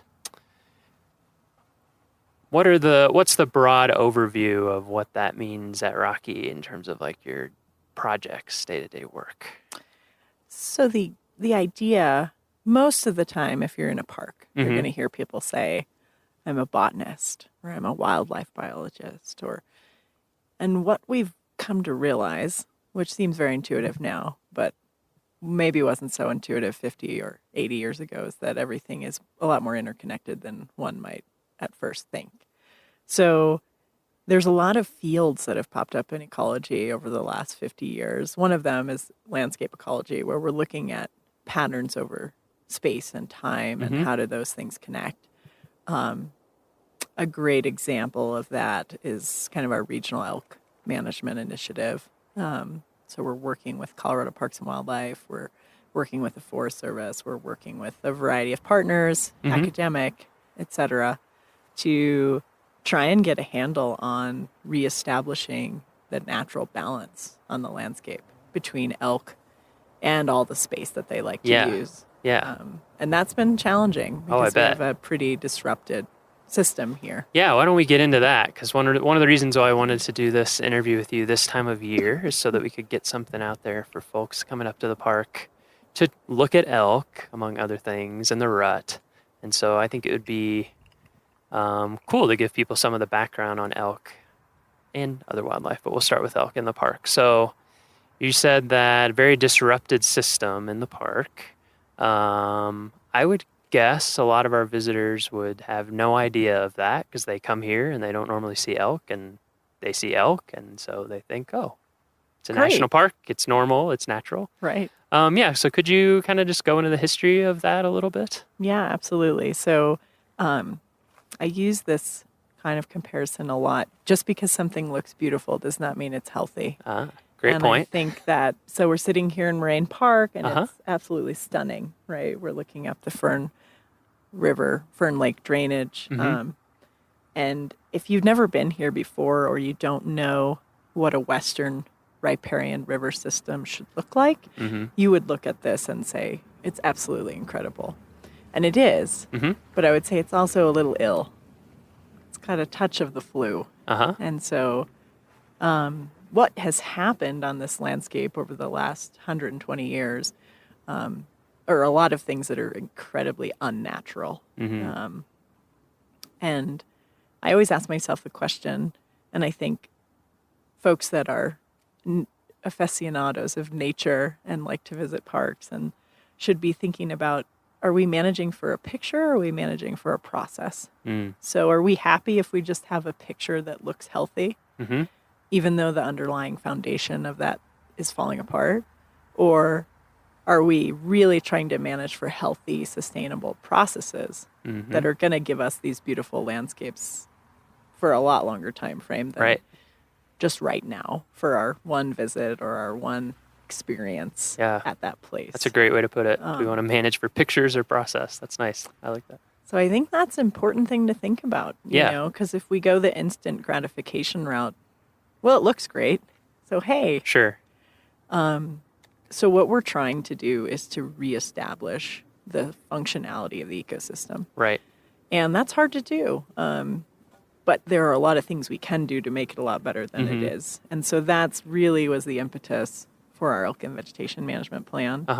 You know, elk at the turn of the century last century were completely extirpated from the park. There weren't any left, so they'd market hunted them out of here. Right. Yeah, so I think that will surprise people. So extirpated means locally extinct. Is that right? Yeah. So, so we had a healthy, functioning elk population. Then people showed up with firearms, with market hunting, with all this kind of stuff. And it didn't take very long before there were no elk in Rocky Mountain National Park area, right? At all. And that was by, like you said, the early 1900s or even late 1800s. Yeah, and I don't remember the exact date of that, but somewhere in there. And around the same time, humans also got rid of all the things with teeth and claws. Right. Yeah.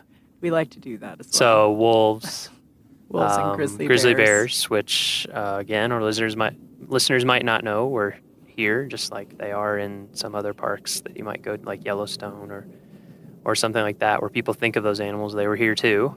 So those had all been gotten rid of. The elk had been gotten rid of. Moose. So moose weren't here. Oh, moose weren't here. That's right. We're going to get into that. Moose are a whole different story. We're going to get into that later because I think that is also going to be fascinating to people, and that's something I want to educate people on. We can clarify. Yeah, that'll be great. Weren't here. We'll clarify here for me parts. too. Yeah, what was here and wasn't here. So what was here at that time? We had elk, grizzly bears, black bears, wolves, coyotes, probably, bison. Or bison. Most people don't know. That's a big one. Also, were quite prevalent. So you had a complete system, right? You had a system that functioned somewhat in balance with itself. Sure. And you have peaks and troughs in that system, but it's what we would call self-regulating, right? Where the human doesn't need to come in and manage actively because it's managing itself. And we are just a part of that system. And there had been hunting, of course, before that, but it was just on such a different scale in terms of what was being killed and taken and things, right? That it fit with, it was resilient enough to put up with the hunting that was done before Anglos showed up, basically. Right. Yeah. And so, when you start to get into this model of we're going to harvest all the animals in one area and use them to feed humans in places far away, like Denver. Right. And that's pretty much what happened. Gotcha. So you totally utilized all of the hoof stock here, basically, to feed folks far away, which is an unnatural thing in itself, right? All these things we think of as normal are not normal at all. And they have pretty wide-ranging impacts. And that's actually where the North American model of wildlife conservation comes from, is that wildlife is a public trust. Folks who hunt that visit the park are probably quite aware that when you do harvest animals, not in the park, but that you're not allowed to sell those animals. And Right. that's where this all came from, is Gotcha. that when you use wildlife as a commodity, it typically doesn't go very well. So wildlife was being used as a commodity, hunted to local extinction, extirpated. So we have elk now. When were elk reintroduced? How did that work in the park? So they brought elk down from Yellowstone. From Yellowstone, okay. In the 2 years before the park was created, actually. So Okay, in 13 and 14. Okay. And they reestablished a population here. But didn't reestablish predatory population, right? Exactly. So they just brought the elk back. Right. No grizzlies, no wolves. Which has been most of the story of the 20th century. Exactly. Is we hunted many, many things to local extinction. Yep. In many areas of the country. And then we restocked some of those species and not others. The ones that we liked. The ones we like. The ones we we like wanted. hoofed things. Yeah. We don't like things with teeth Right. and claws. And when I say we, I mean human beings. Right, sure. As a culture, not Yeah. the National Park Service or anything like that. So from those, the 1913-14 reintroduction, 1915 Rocky Mountain National Park is created.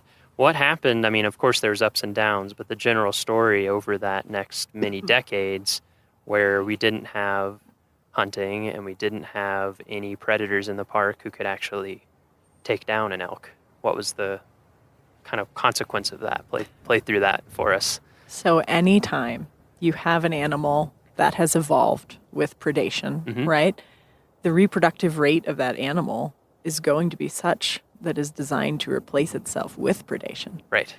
So you remove what we call the top-down control.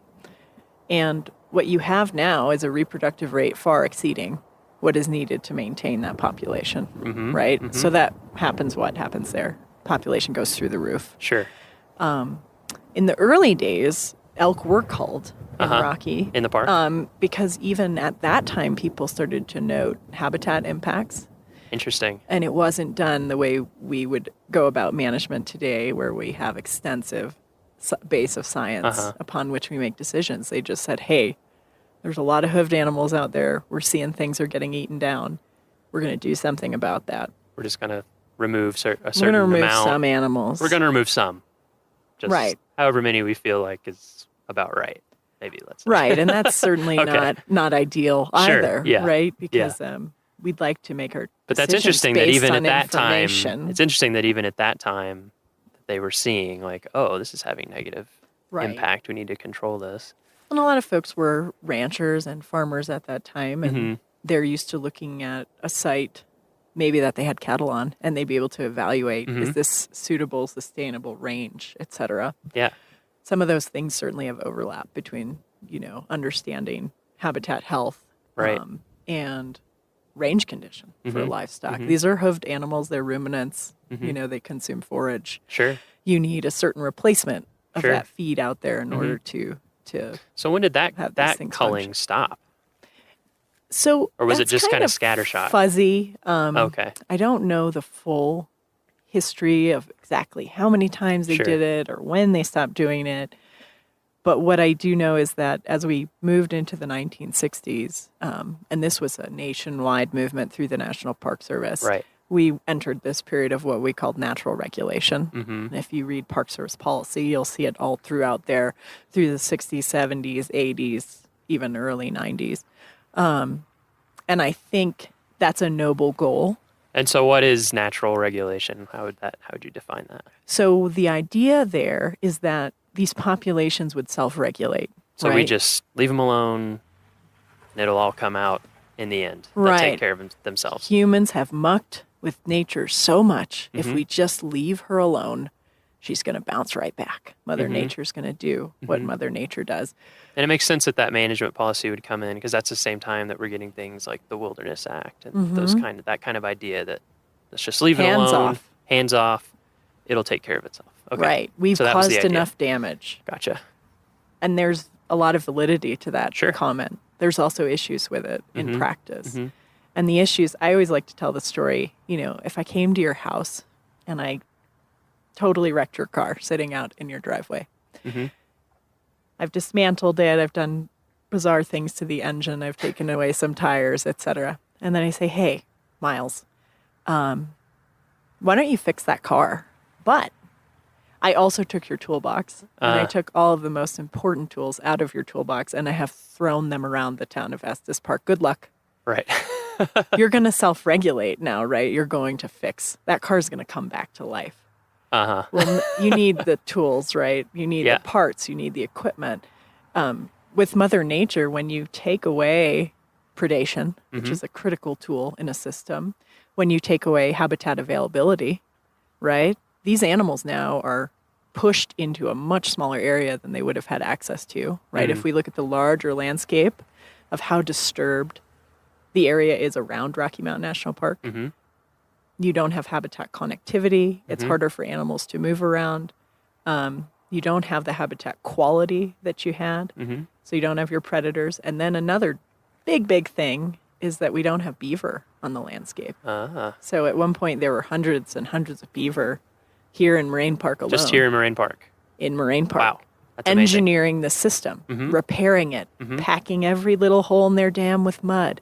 What's the aggregate of all that effort? It's a wetland, you know, a complete functioning, regenerating wetland system on this river. And when you take that keystone species away, so you took away all Mother Nature's critical tools, and then you said, hey, fix it. And what we found was that didn't work very well. That's really interesting. Yeah, the beaver thing. I remember when not too long after I came to this park, and I don't know why I hadn't thought of it, but I hadn't. And someone mentioned that, like just in Moraine Park alone, probably hundreds of beaver. And then I thought about like when I was working up in Alaska and Denali and tons of beaver. I don't know, impacted isn't the right word, but they're there, you know, and they're doing their work. Right. And it's so different looking. Just the amount of, like you said. Hopefully our speakers caught that. That was a little bugle in the background. So different, you know, just from the shape of the stream to, I mean, there I noticed it a lot because there's really no trails. And so you're bushwhacking through everything. Yeah. And, you know, just, the vegetation that you're bushwhacking through is so different and difficult to bushwhack through. And the kind of game and wildlife trails and things that you see is so different. Okay, so that's really interesting. So we have all these tools removed. We thought, even without these tools, we're just going to let it sit and recover. So what did that do in terms of the elk population in the park and the effect that it had on the landscape? We can talk about in general or Moraine Park in specific, however we want to do it to help kind of paint the picture for people. So, you know, with this concurrent decline in beaver, you also had a dramatic increase in the elk population, a completely unnatural increase. And so by saying we're going to let nature take its course and we're going to let it be natural. Yeah. And I still hear that a lot today, let it be natural. And I say, well, what is that? In my mind, that's the proper functioning of a system, not an elk roaming around without a GPS collar on it necessarily. So if we think on a macro scale, what is natural? And so we ended up on a very unnatural trajectory, and we ended up with the most concentrated, highest density of elk ever recorded in a free-ranging population right here in Moraine Park. Wow.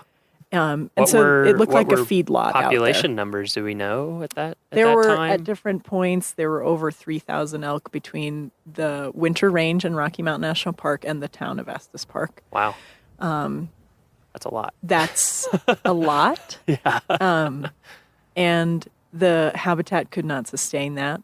So the combination of not having beaver on the landscape, you know, constantly planting willow, constantly digging side channels and maintaining dams and ponds.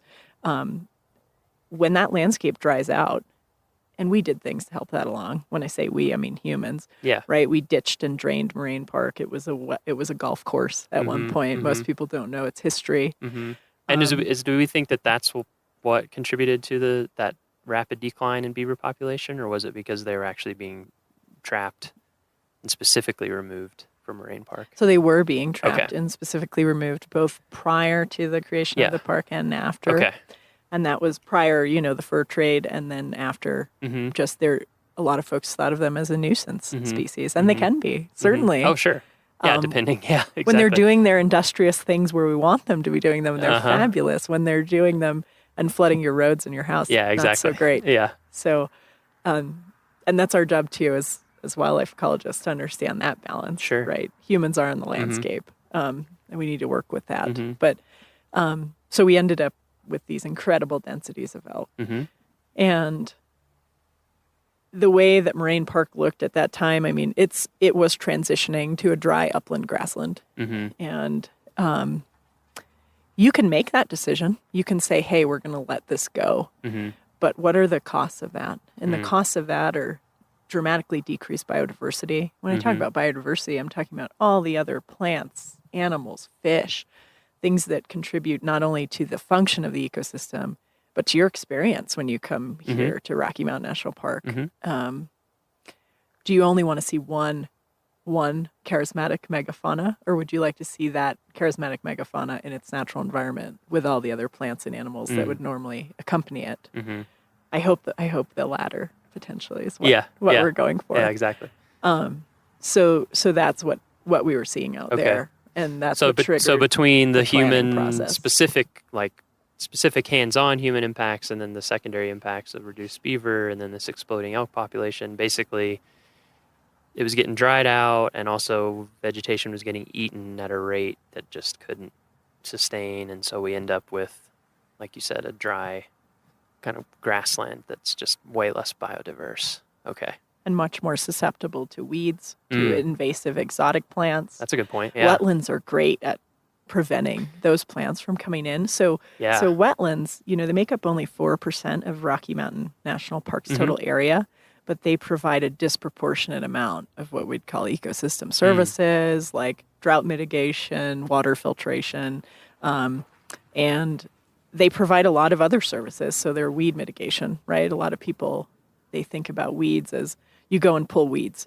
Yeah, you can do that. And you can also create environmental conditions that are not conducive to Right. weeds The in the weeds just first won't take place. they exactly. just can't take root. Yeah. So we're trying to really manage these systems holistically and say, where do we get great bang for our buck? And we get that through riparian restoration.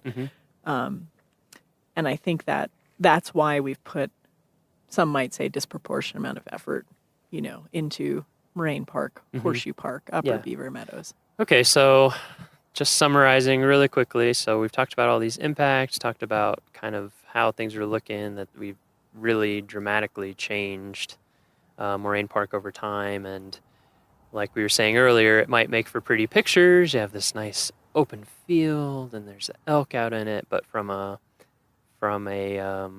more complete understanding of the history and how it could be, maybe should be,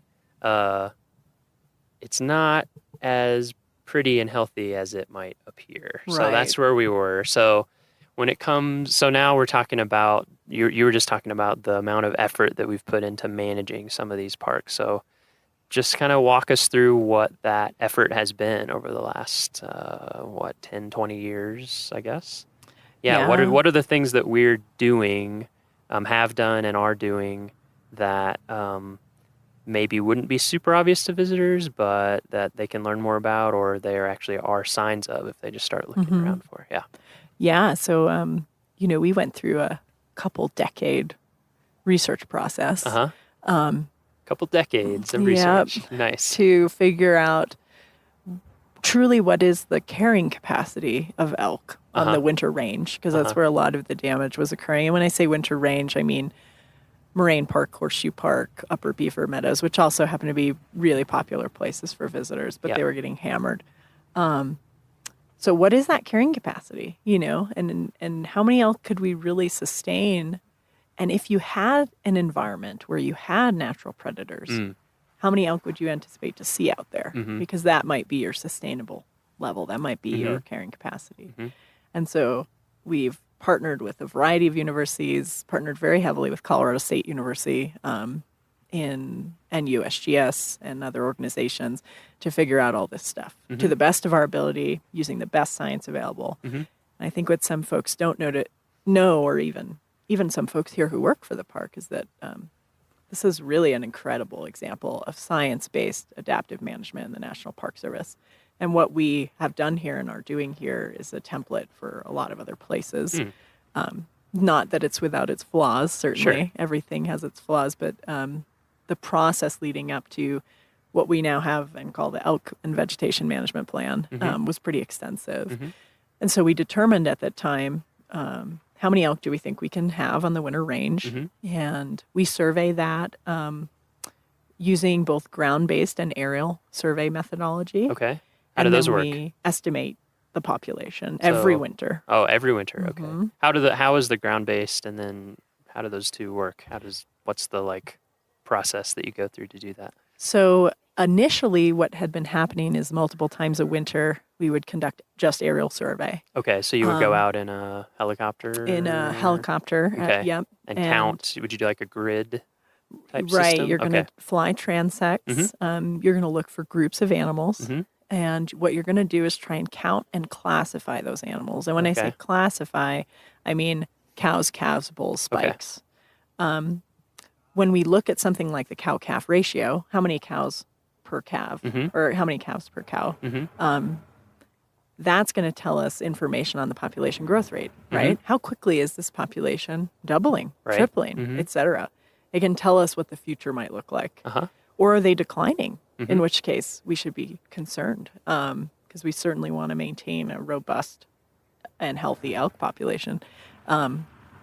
So that's what we do from the air. And then what we've been able to do, because we got to know our elk so well through these many decades of research and research that is ongoing still. It's interesting when you talk to people who've been observing animal populations for a long time, how intimate how well they get to know them, like you're saying. Yeah. You'll know exactly which group is going to be where and how they might behave versus another group. Yeah. And so because we know that so well, we were able to design a ground-based survey methodology, which we're now leaning on a lot more heavily than the aerial work. And that's nice because we try to minimize the number of times we put planes in the sky. Sure. That certainly can impact someone's visitor experience if they're happen to be in the park that day. Yeah. It's also a lot safer and a lot cheaper to survey from the ground. How do those ground surveys work? So we have a predetermined number of routes, and we survey those every morning for 3 days, the second week of every month. Okay. October through April. Okay. And we're able to get some very robust, pretty solid population estimates for the winter range. And nice. we look at both the winter range in the park as well as the town of Estes Park. And if folks are interested, a lot of that ground survey work is volunteer-based, so they can get in touch with our volunteer office. Yeah, another volunteer thing. Yeah, we had Lindsay on the podcast a few episodes back and talked about, we tried to cover all the things volunteers do, and I don't even know if we touched on that one. So yet another thing that volunteers do and that you could do if you wanted to get involved. It's massive. I mean, just the quality data that we're able to produce, and we would have to fly a lot more if not for the effort of our volunteers. And it's just been incredible. I think it's a great citizen science-based project that's being used for, again, like some pretty advanced modeling. So this isn't just go out and look at animals. These guys are really producing some of the cornerstone data for our management objectives. So that's how you're getting data on elk population over time and dynamics of, like you said, different classifications and all that. So how does that fit in then with the rest of the plan? So the rest of the plan, anytime you're talking about a hoofed critter, you've got to talk about plants, right? Yep. So again, coupled with this pretty extensive elk monitoring and census, we're also monitoring our vegetation. And how is that vegetation coming back? Is it coming back? And how is it responding to our management actions? We talked about elk. What we didn't talk about were the habitat fences that you see behind me. Right. Yeah, we're sitting right in front of one. Yeah, you can definitely talk about that if you'd like. Yeah, so they're good opportunity. They are certainly were controversial at one point, and I can understand why. It's not something you're really excited to come to a national park and see a fence. Sure. But what we can say now with confidence is that these things are working. So the idea was that we would protect some of the most vulnerable areas and eliminate elk browse from those areas entirely. Because our model showed that if we didn't do that, we would lose our aspen and we would lose our willow, and they would not come back. Wow. So aspen are a part of this as well. So these fences that people see out and about, we call them exclosures. And that's because unlike, well, I guess a lot of fences keep things in and out, but these are meant to keep out elk and any other large... Moose. Yeah, elk and moose. To keep them out, but to allow space, depending on the fence, you'll see different techniques, but between the size of the fencing or space under the fencing to allow other animals to move in and out. But it's basically protecting the vegetation inside of the fence from being browsed by elk and moose. Yep. Okay.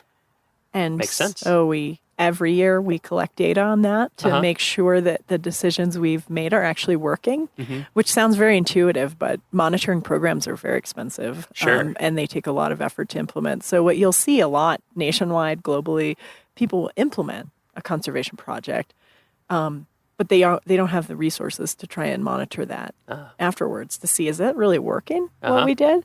And we're hitting that side of things hard.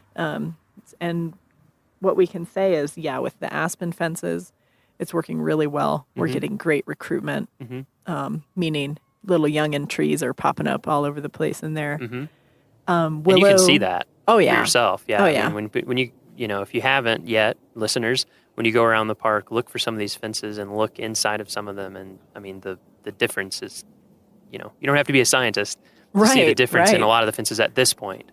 Of course, you're monitoring it, like you said, from the very beginnings of these things all the way up and doing it much more detailed. But it is cool that you can even just see it with your naked eye. Yeah, I think, if you go up above Horseshoe Park and look down at Horseshoe Park, I mean, it's just incredible. Yeah. The different meadows are in different states we're in different states of decay and decline when we went in and put some of these exclosures in. So in Moraine Park, we've had a little more struggled response. And so one of the things you'll see out there if you walk around in Moraine Park, and we've certainly had a response in the fences, but you'll see that if you look at the Big Thompson, it's extremely incised. So cut into one narrow channel. Right, cut down into one narrow channel. Whereas before with beaver and everything, it would have been just all over Moraine Park, just meandering side streams, wet areas, almost standing ponds, all sorts of stuff. Okay, so cut down into one channel. Yep, and so you've got maybe 3-4 foot of bank that river needs to overflow. I mean, again, a very unnatural situation that was created, over 100 years of decay. And I've heard one of the frequently asked questions I get is, when are the fences coming down? And I say, when the habitat can sustain itself. Well, when's that? I think us as humans, we naturally want to operate on these very concrete, very short timelines. Yep. But I say, we didn't create this problem in 10 years or 20 years. We're not going to fix it in 10 years or 20 years. What we're trying to do is reset the trajectory, right? Go from a negative to a positive. And we're absolutely doing that. But one of the things that in a place like Moraine Park is challenging is the water. It's channeling, it's running right through the system. It's not spreading out across the landscape the way we'd like to see. So excluding browse through fencing is one tool. But that doesn't necessarily spread water back on the landscape quickly. And so those are some things we're talking about now. Is really how do we get beaver back in these sites to do the engineering that we need them to do. And that's kind of TBD. a hot topic at the moment. TBD? Okay. I won't press you on the details, but we'll have another podcast in the future when we talk about the Beaver Repatriation Act of something. Figure out how we can affect that stream channelization. That's a great point. And again, I think something that if you didn't know it, you never think about it. You look out and you're just like, oh yeah, there's this nice river and I see it and everything, but you don't realize if you had been here 150 years ago, how completely different. You'd be able to have lunch in the shade. So try and do that now in Moraine Park. Yeah, exactly. It's great for your fisheries as well. Trout like cold, cool streams. They like stream bank vegetation. So I've heard great comments from a lot of our fishermen who are, I think, some of the first folks to notice the positive impact of our exposures. Interesting, yeah. They were like, wow, the fish are back in there. Huh. I'm like, yeah, because the plants are Yeah. growing and it's shading the stream. Right. Oh, that's very cool. And we saw in 2015, I was actually giving a talk to some of our new law enforcement folks by the Exclosure, talking about all this. And up comes a sandhill crane. Ah. And it was the first time we had seen one of those in here in a very, very long time. So animals will respond, you know, and if we help it along a little bit, the hope is that, again, we can get that trajectory going and it gains enough momentum where it does start to self-sustain. And we can take the fences down. Right. Okay. But it's going to take some time. Sure. You know, it's hurting. Yeah. Yeah. Well, like you said, Humans did a job. You know, it took a long time to get it where it is, and it'll take a while for it to recover back and be healthy. Right. At least on the human time scale. You know, that's the other thing that's hard to remember Exactly. in terms of landscape ecology and just anything to do with the natural world is that it makes sense. We're humans. We think on the scale of human lifetimes, but human lifetimes are very, very short compared to these ecosystems and these processes at these scales. So, yeah, that makes total sense. That it's kind of like, well, we'll see when it gets healthy. It gets healthy. So, yeah, that's pretty amazing. I hope that helps people understand a little bit more with the fences and what they're seeing. And I also have heard, you know, from people who have been coming to Rocky for decades, you know, they have lived long enough to see some of the changes in elk population and the effects, and definitely have questions about that. So, what else about the elk and vegetation management plan do you think would be good to cover for listeners to know? So we've got a couple projects that are ongoing right now. One of them is long-term chronic wasting disease. Yeah, could you tell? Yeah, what monitoring, chronic wasting surveillance, looking at disease? the health of our elk population, which is different from the habitat side. And so we've historically had a fairly high prevalence of chronic wasting disease in Rocky Mountain National Park. And what is, for folks who don't know about chronic wasting disease, what are some of the, like, what effect does that have on the animals? So it's a prion disease that affects the nervous system. Okay. And it leads to death. So in another those affected prion animals. disease that people have probably heard of would be mad cow. That's another type of prion disease. Or And prions are Creutzfeldt-Jakob in really humans. weird. We can't really go into that, but that's a whole other talk. Very, very weird, but it is a prion based. Okay. Yep. So it's nothing like anything we had really seen before. Yeah. Either in wildlife disease or any other disease areas. And it's not a virus, it's not a bacteria, it's a protein. And so that's bizarre. But what it does is it chews through the brain, essentially. And so if you see an animal with chronic wasting disease, or CWD, as you'll hear us call it most often, that animal's going to get thin. They might be drooling. Their head's going to be low. Their cognition is not very good. They're having nervous system impacts. And so those animals aren't going to last too much longer if you see an animal in that condition. And we've been an epicenter for research on this because we are the first place that we had this disease occur in a wild population. Really? And it's interesting. And we've had fairly high rates of it compared to the surrounding area. And there's been a lot of discussion over why that might be. At this point, we don't have great data to back up the whys.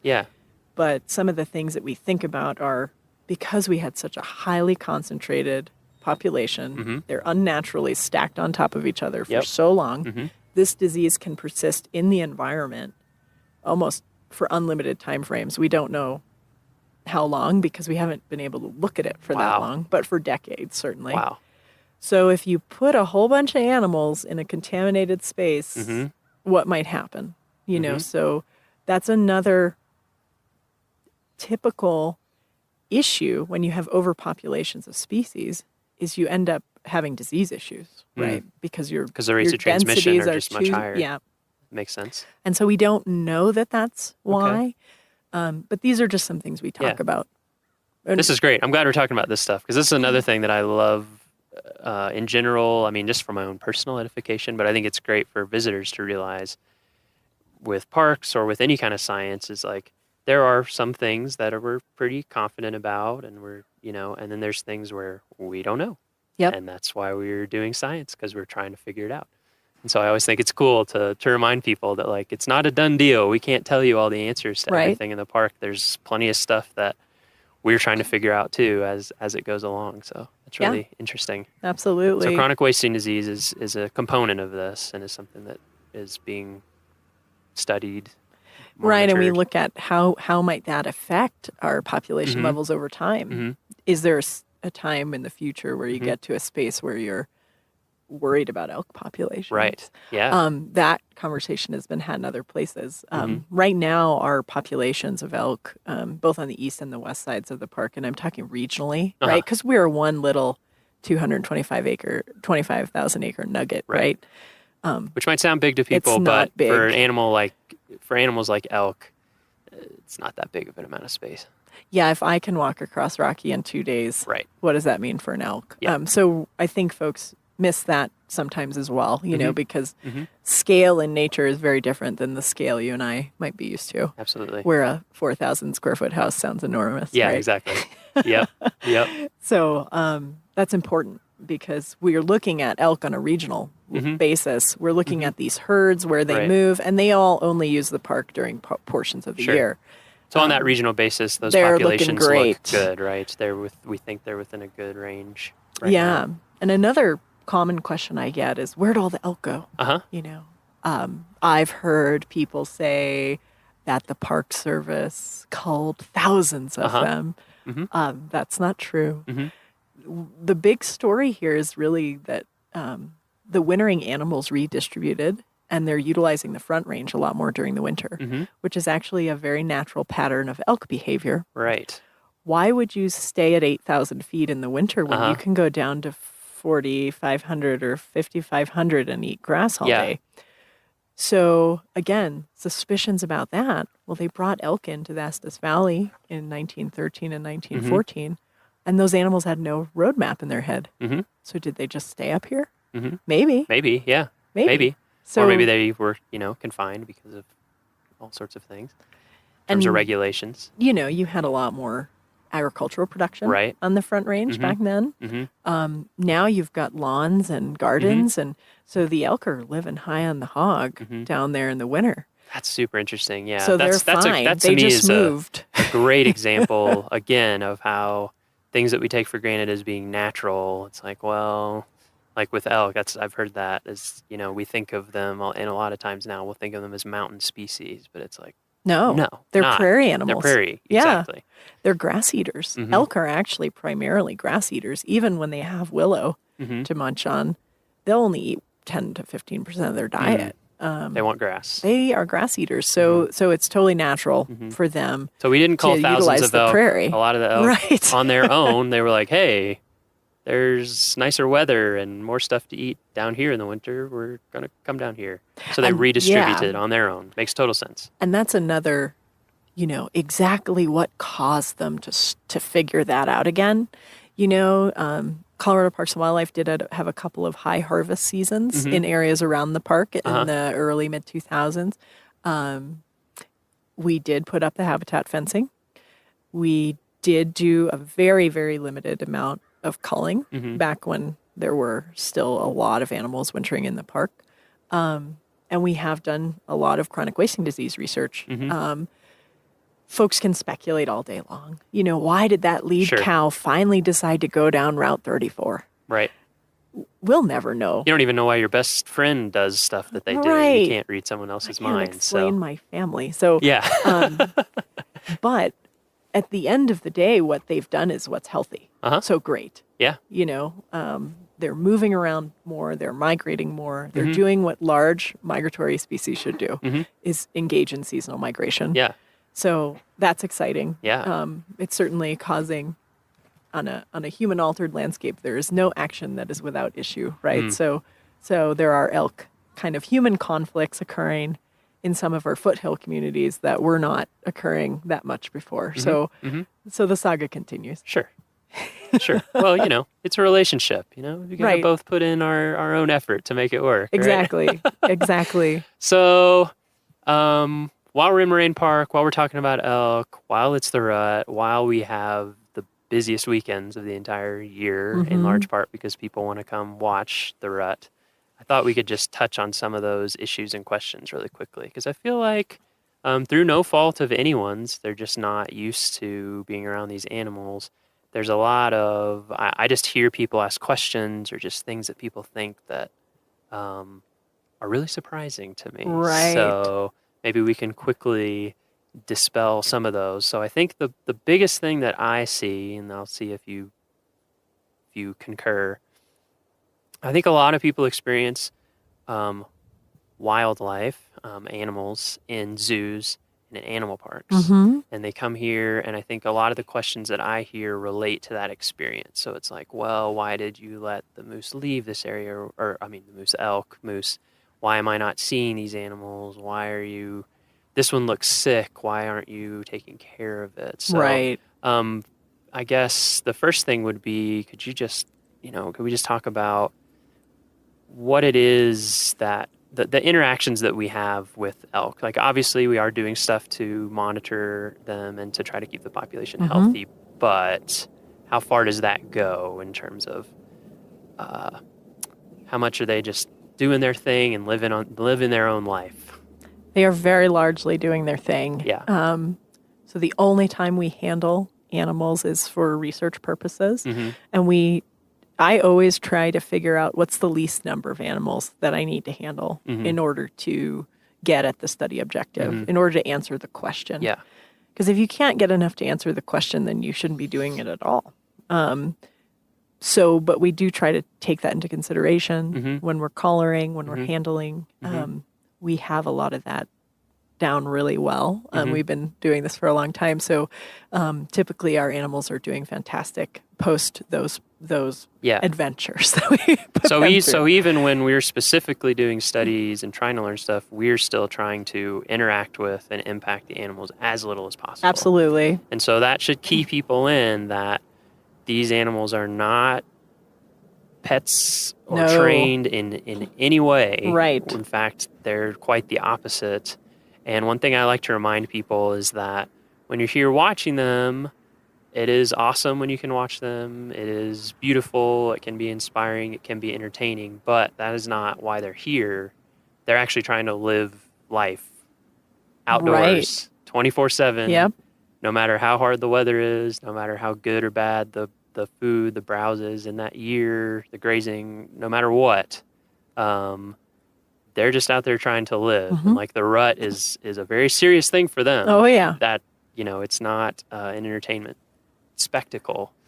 Yeah. And I think the reason that we try to emphasize that to people is not to spoil their fun or anything, but to keep the elk healthy and safe and let them Mhm. do what they're going to do, and to keep people healthy and safe, because these are like big animals. They're extremely big animals. And when you think that, a big bull can have 40 puncture wounds in his hide after the rut, I mean, I don't want to be one of those puncture wounds. Yeah.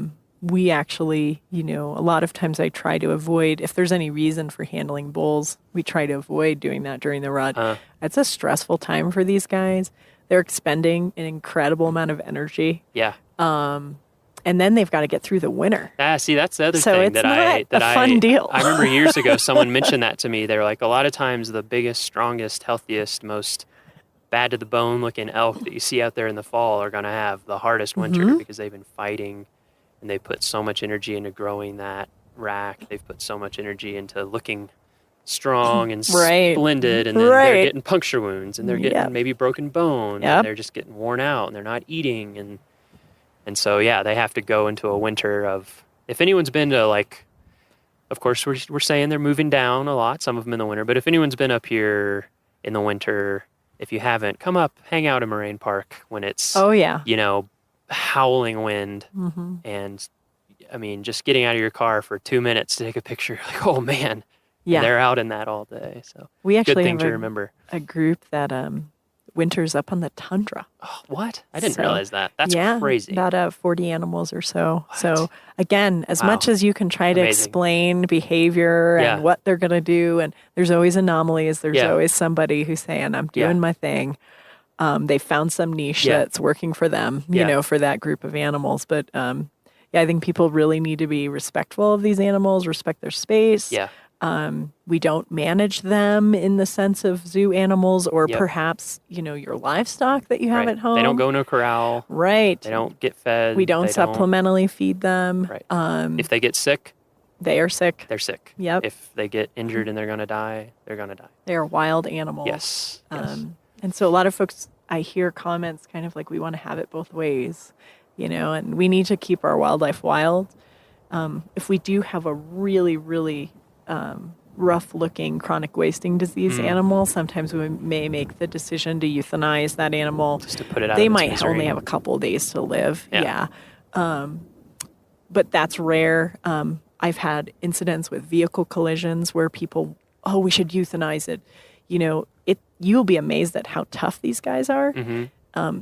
We want to give them every chance to live their life the way they would have. Mm-hmm. So typically, unless they're having a really hard time eating, getting up, Mm-hmm. performing basic life functions, Sure. we're going to let that animal have a shot Yeah. at doing Mm-hmm. what he or she was going to be Yeah. doing. So what are the other things? So I mean, the biggest thing that we tell people is to keep a safe distance. It's hard to give an exact number. We actually do have a legal minimum number now in the compendium just this year, which is 25 yards. But of course, like we were talking about earlier, they're wild animals. That varies. So in terms of people keeping a safe distance, how would you like them to think about it? And a hoofed critter, and I'll talk about moose too, and I'll just lump them in here because they're going to be rutting after the elk. Mm-hmm. And they're even bigger. And typically even less tolerant. Yeah. They can cover 25 yards awful quick.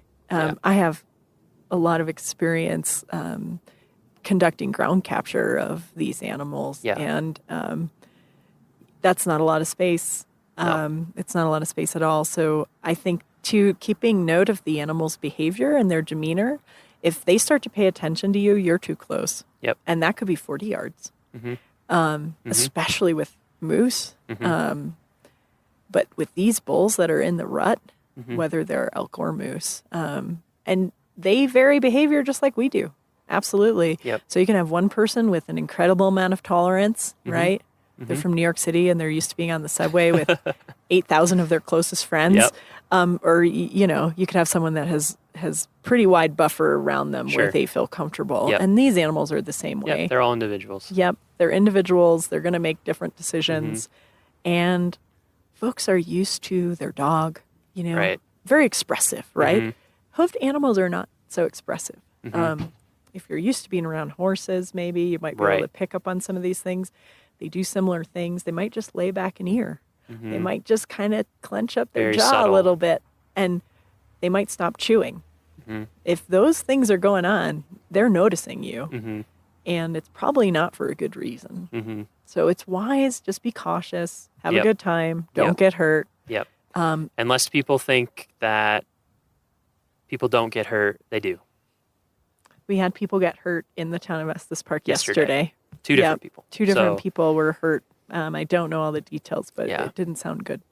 Yeah, I think that they were treated and released, but I think they weren't feeling too great. So people can get hurt. People do get hurt. We don't want you to get hurt, and we don't want to negatively affect and mess up this incredibly important time. Like, this is the time when breeding happens for the year. Right. So extremely crucial, and it's right before heading into winter. So that to me, yeah, that's the greatest thing for people to remember, is that we have these numbers that we set and try to use just literally as like a bare minimum, but really it's exactly what you said. If you're affecting the animal's behavior, you're too close. Yep. So just back off. And we know, and I'm a photographer, so I get it. We know everyone wants great wildlife shots. If you want great wildlife shots, you need to get a camera with a nice big zoom lens. Exactly. It's the only way to do it. Even the professional shots that you're seeing, people aren't getting super close. They're having huge lenses. So unfortunately that's the way it is. You're not going to get great close-ups of wildlife with the smartphone camera. So if you really want those close-ups, it just takes some investment in technique, and we actually have a page now on our website. So if you go to our website and you look under Plan Your Visit, under Safety, there's a page now about wildlife safety, and then that links to a page that gives you tips for photography, wildlife photography, including how you can get shots that aren't close-ups, that are from a safe distance, but that still look good. So go on there for that. Anything else we want to cover there? I mean, we have other specific rules. We have meadow closures every evening. And that is, I assume, to give them some space to live life. And, They're very active, what we call crepuscular, right? At dawn and dusk. And then often overnight during the rut. So you certainly don't want to be walking through Moraine Park in the dark and come across a big 6x7 bull who's pretty supercharged. And those closures are in the newspaper and they're on the website, and we have signs out too. So if you're ever wondering or trying to remember, there's things around to remind you. Right. Right. And there's plenty of amazing viewing areas, right, where you can watch these animals at a safe distance and have your experience and let them do what they're going to do. The other thing folks don't realize, is sometimes animals have to be euthanized because folks got too close and provoked an attack, and now that needs to be dealt with accordingly. So let's keep them safe, keep ourselves safe, and we can all enjoy the rut and have a great time. Nice. All right. So hopefully that will, I hope that gives all our listeners a way better understanding of elk in the park, a little bit of the history of it and how we're actively monitoring and trying to just create a healthier ecosystem overall. And then also how they can enjoy the rut more safely. So earlier I mistakenly mentioned moose being around 100 years ago, and they were not, as you informed me, which you'd informed me before, but it takes a few times. So I wanted to talk about that really quickly. So 100 years ago, no moose in this area that we know of. Is that right? So 100 years ago, maybe the casual passerby moose. Okay.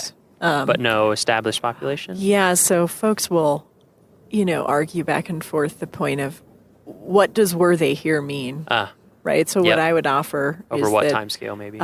We didn't have, as far as every piece of information we've been able to review, everything from historical accounts to the fossil record, we did not have established breeding populations of moose. And as anyone knows today, that's very, very different. We have very established populations of moose. Most of the female moose I've seen have calves, if not twin calves. So definitely established, definitely breeding. And they're a beautiful, fantastic, charismatic animal.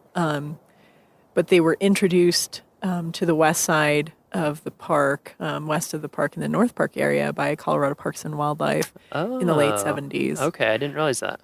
So they were introduced from Wyoming and Utah. Okay. And so then there were several other introductions at different points in the state. And but what we've got now is a very robust, rapidly expanding moose population.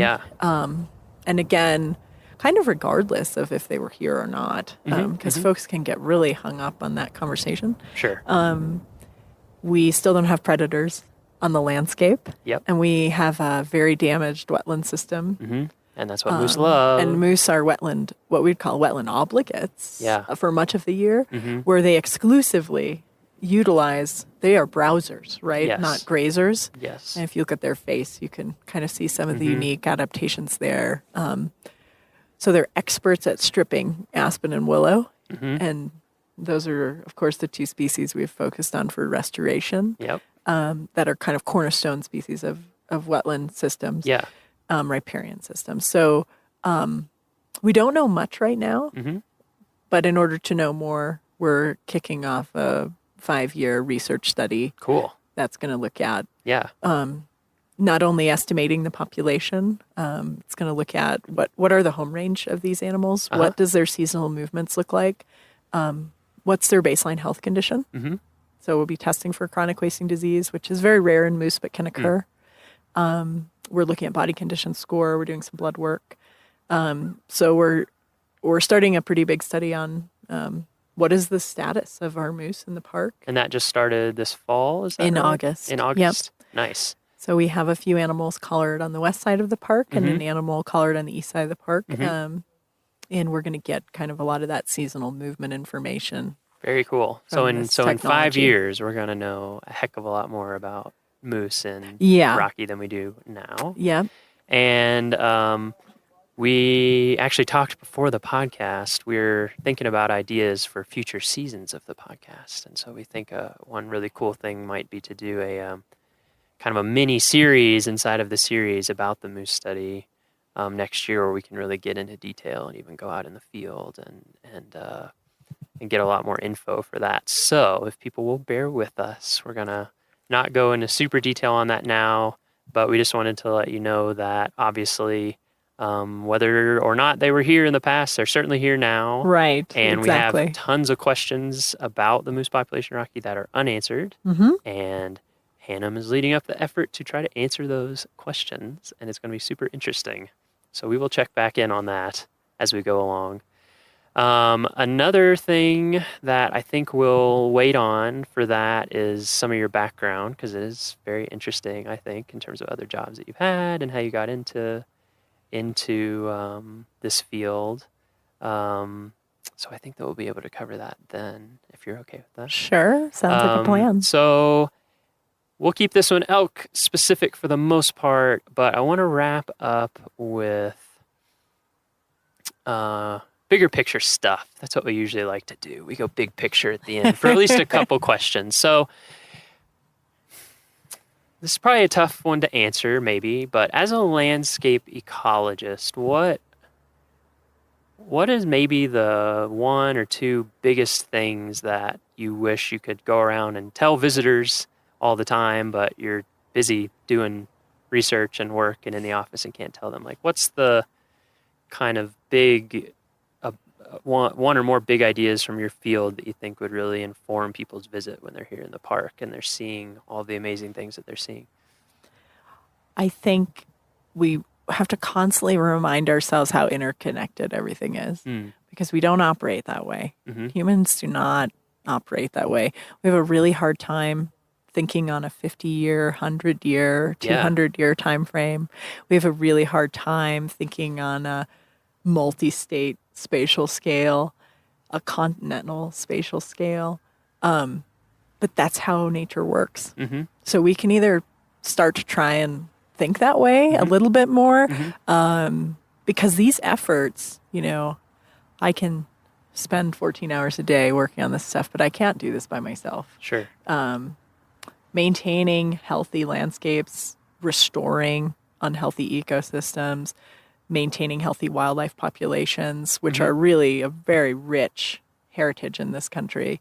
That requires all of us, and it requires cultural shifts, and it requires people working together across state boundaries, across land ownership lines. And if we're willing to do that, we can do some incredible things. And if we're not willing to do that, we risk losing a lot.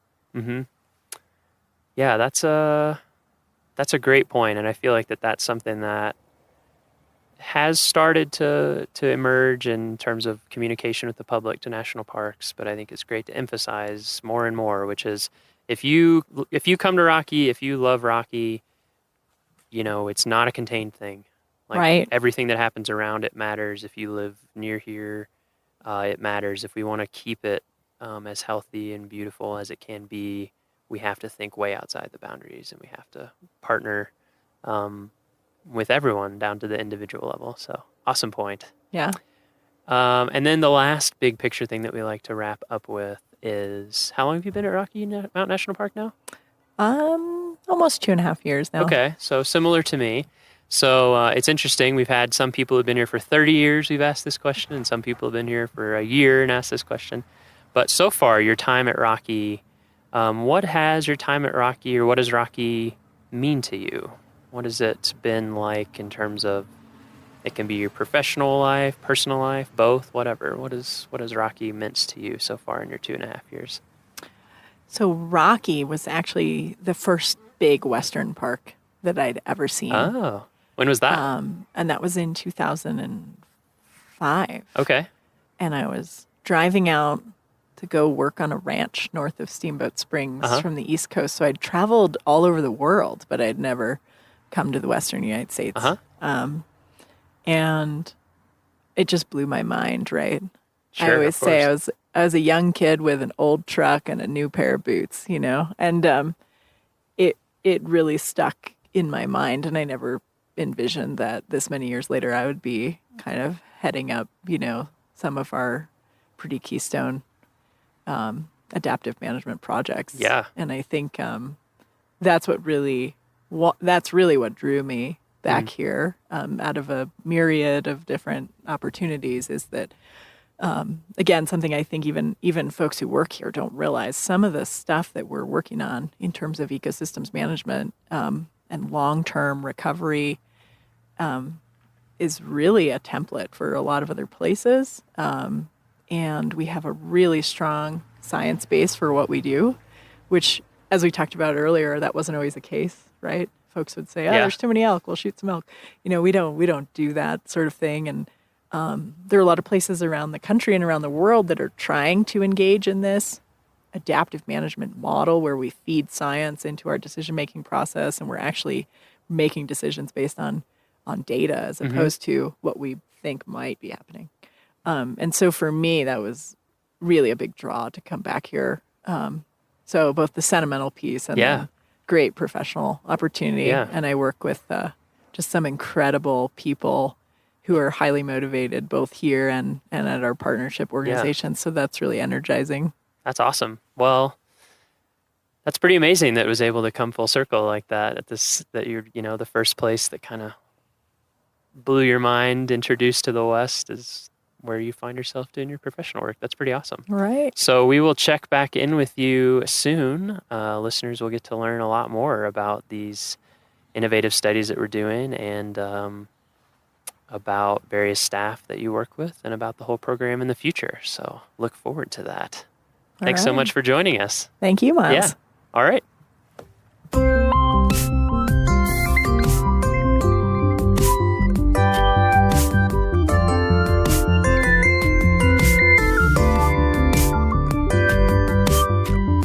Our next episode will be released on Friday, October 6th. For show notes, transcriptions, and to learn more about our show, visit our homepage at go.nps.gov/RMNpod. That's go.nps.gov/RMNpod. The Rocky Mountain National Podcast is a product of Rocky Mountain National Park, one of 417 units of the National Park Service that preserve America's heritage for all, forever. Stay classy, Rocky Rangers.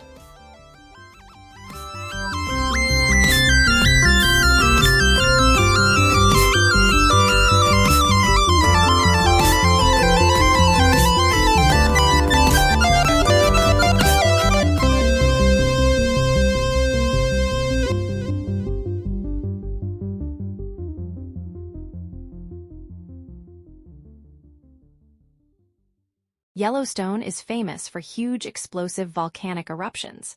There's really nothing brewing right now. The magma chamber is mostly solid, but there have been quite a few hydrothermal eruptions and small explosions in both Biscuit Basin and Norris Geyser Basin as water in the hydrothermal system flashes to steam. Curious new blue water pool formed in Norris Geyser Basin in late 2024 to early 2025 via a series of small explosions that threw out rock and excavated a small crater. This sort of activity is nothing new, as thermal features are commonly activating and going quiet across Yellowstone National Park. But it's a great reminder about how dynamic the system is, and also how important it is to have monitoring instruments in place. During the month of February 2026, the University of Utah seismograph stations, which monitors and operates the Yellowstone seismic network, located 74 earthquakes. The largest was a magnitude 2.4. Deformation measurements indicate a pause in uplift along the North Caldera Rim. Steamboat Geyser had one water eruption on February 27th, and nearby Aquinas Geyser, quiet since 2020, erupted about 40 times during the month. Yellowstone volcanoes remains at normal background levels of activity. Okay, Andrew, it's summertime as we're recording this. Yep. But I want to rewind the clock to mid-May of this year. Think cool air, drizzling rain, spring. Okay, I'm with you. This May, I volunteered with the Harlequin Duck Project, and we were trying to capture ducks on Upper McDonald Creek. And as we talked about in the Goat Hunt episode, you catch them by stringing a net all the way across the creek and trying to catch them as they fly down. But with all the melting snow in the spring, that creek is flowing too fast to safely walk across. So a few people and one end of the net get carried across to the other side in a raft. So did you get to go across the creek? Well, no, I stayed behind to help spot the birds with binoculars. But at the end of the day, everyone on the other side had to come back, and I volunteered to help catch the raft and pull them to shore. The raft, really conveniently, has a handle on the bow that helps you grab it. And I leaned over to grab it, totally missed, and fell face first in McDonald Creek. Ouch. Yeah, I was totally soaked. Well, it's pretty cold in the spring. Did you have a change of clothes? Well, yes and no. It was very cold, but I didn't have any spare clothes. But the volunteer paddling the raft that I failed to catch had a spare pair of long johns, and despite my insistence that I'd be warm enough, made me go change into them. So you had warm legs and a bruised ego, but isn't this episode about many glaciers? Okay, let me finish. That volunteer's name is Gerard, and I'd met him before because he drives a school bus for some of the local students I've led on field trips, but through the Harlequin Project, I got to know him a little better, and a few weeks later, I had the chance to get him in the studio. Yeah, my name is Gerard Bird. Born and raised about 9 miles from Glacier National Park in a little town of Martin City. He's the sort of wonderful person that seems to know everyone and can do anything. What were you doing just before this interview? We were helping band songbirds, trapping and banding. I think he volunteers with every single wildlife research project in the park. We started about 12, maybe 13 years ago, helping out with the Wolverine Project, got involved, and we put in roughly 175 backcountry miles. Did you make him come into the studio just to return his long johns? No, he's got wonderful taste in long underwear, but that's not why I wanted to talk to him. I wanted to talk to him about a trip he did with the Glacier Institute in 1986. Glacier Institute was founded in 1983, started working in 84. I came on board in 85. I'm a school bus contractor. They were looking for someone to transport students around the park, specifically up over Logan Pass. Wait, so what is the Glacier Institute? The Glacier Institute is one of the park's 3 official partners. They offer hands-on, field-based learning opportunities for both kids and adults all throughout Northwest Montana, and they do a lot of work here in Glacier. There was grizzly classes, flower classes, and then some geology classes, which included glaciology as well. And this one particular class, we were hiking into Grinnell Glacier, and it was a geology class, but one of the founders had wanted us to go and meet this gentleman that was given, I can't remember where he was from now, but anyway, he was giving a speech on Grinnell Glacier. And so the guy's name was Bob Anderson, and he was a geologist with the California Institute of Technology. And he wasn't just giving a talk on Grinnell Glacier, he was giving a talk in Grinnell Glacier. He had an access point that we were able to enter underneath this glacier. Into an ice cave. It was about maybe 3 foot high, and it kind of went back maybe 20 some feet. And the times I've spent in other park units like Mammoth Cave National Park, one of the biggest takeaways was just how dark it got. Like, what was the lighting? Oh, straight up. I mean, it's no different than a regular cave. If there were human bodies blocking that entrance, it would be no different than being in an underground cave. As I looked around, there was probably 20 of us crowded into this small space, and there was a flash photographer taking tons of photos. Leaned over, and I said, Lex, how come this is so obnoxious? He goes, Gerard, National Geographic's in here doing a photo op here under this glacier. National Geographic was there? Yeah, they published a 20-page article not long afterwards, which really reads like an introduction to Glacier, where it is, what it's all about, a harrowing search and rescue tale. And here's the one photo they used from the ice cave. Wow, this is crazy. So this is under Grinnell Glacier? Yeah, the photo, it's really dark. This guy's wearing bright yellow pants, sitting on the ice. And yeah, it's in Grinnell Glacier. I've been to Grinnell Glacier a handful of times, and this looks nothing like anything I've seen up there. It's like a totally different world. Yeah, and it's hard to tell in the photo. I asked him what the weather was like outside, and he said it was sunny, but doesn't look at all like that. It just looks dark. Cold. Gerard described these little threads of ice that would dangle from the ceiling of the glacier, and if you looked at it too long, either your breath or your headlamp would even melt them. So it was a really powerful experience for him. Well, the funny thing was I had visited with my wife when I came out, and I said, "Oh my gosh, honey, you got to come in and look at this." I said, "This was incredible." I was so moved. Well, raising 5 kids and whatnot, it just was about 3 years later, and we decided that we could go back in, and we hiked in, come to this rock face, this is where the glacier was. And I kept looking at the rock face thinking, oh God, maybe I'm on a whole different, but I did recognize the area where we entered, and the glacier had melted back about 200 plus feet. I was absolutely astounded. 3 years. 3 years. That's when I really became aware of man's impact on our beautiful planet. Yeah. So if that's how much it changed in just 3 years, what has he noticed in the last 30 years since then? Yeah, that was something I was really interested in, but he surprised me. When's the last time you went back to Grinnell Glacier? Oh, it was back then, probably 89. Really? 80s, yep. Haven't been back since? I haven't been back to there since. I've done a lot of different areas in the park since, but not been back there since 89. Wow, 30 years. I can't imagine what he'd say if he got to see it now. I know. We have got to get Gerard to Grinnell Glacier this summer.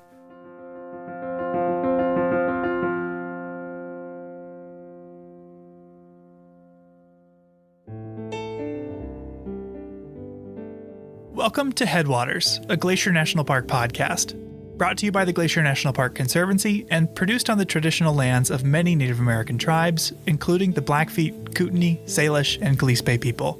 We're calling this season The Confluence, as we look at the ways that nature, culture, the present, and the past all come together here. I'm Michael. I'm Andrew. And we're both rangers here. And today we're going to be taking you on a journey to the Many Glacier Valley. Nestled in the northeast corner of the park, Many Glacier is one of its most spectacular destinations. I know every time my family's come to visit, we've made a point of taking Highway 89 on the east side of the park just to get there. Typically, the road is open from mid-May to late October, but the high elevation trails have a much shorter season because they're only reliably clear of snow in August. According to longtime Many Glacier Ranger Bob Adams, there are 2 trails in particular that people come here to see. Today, that would be the Grinnell Glacier Trail, and that would be the Iceberg Lake Trail, which is... This area is popular, like really, really popular. But there are lots of people, roughly 600 or more a day. That 600 is on each trail. So this isn't the place for solitude? Not exactly. And to make it even more extreme, Bob sometimes has to close one of those trails for bear activity. And if the Iceberg Lake Trail is closed, then... You'll get 900 people on the Glacier Trail. 900 people on the Grinnell Glacier Trail? So that may not be what you want. It may be exactly what you want because you maybe feel safety in numbers. That's a false assumption, but people make that assumption. Why do so many people come here? I asked Diane Sine. She's a ranger, and she spent more than 40 summers in Many Glacier. It not only has the actual glaciers that are still hanging in there, just barely. Then we also have the historic hotel. We have, in my opinion, the best hiking trails in the park. So if you just wanted one location that sums up all that's excellent about Glacier National Park, it's Many Glacier. And yes, this is a commercial for Many Glacier. And she's not totally joking about the commercial thing. The marketing of Many Glacier and of the Glacier National Park region as a whole is a really important part of the park's history. What do you mean by that? Well, in the early days of Glacier National Park, a lot of the infrastructure was built by the Great Northern Railway. And the railway executives wanted this place to look like the Swiss Alps. Yeah, there's definitely Swiss architecture noticeable, not just at the Many Glacier Hotel, but the Lake McDonald Lodge too. But why Swiss? That's actually a pretty interesting story. To learn more about it, I decided to join Diane Sine, the ranger you heard a minute ago, on a tour of the Many Glacier Hotel. Well, I'm jealous. Luckily for you and our listeners, these tours are offered during the summer at the Many Glacier Hotel and Lake McDonald Lodge. You can find the schedule in your ranger-led activities guide, which you'll receive at the park entrance station.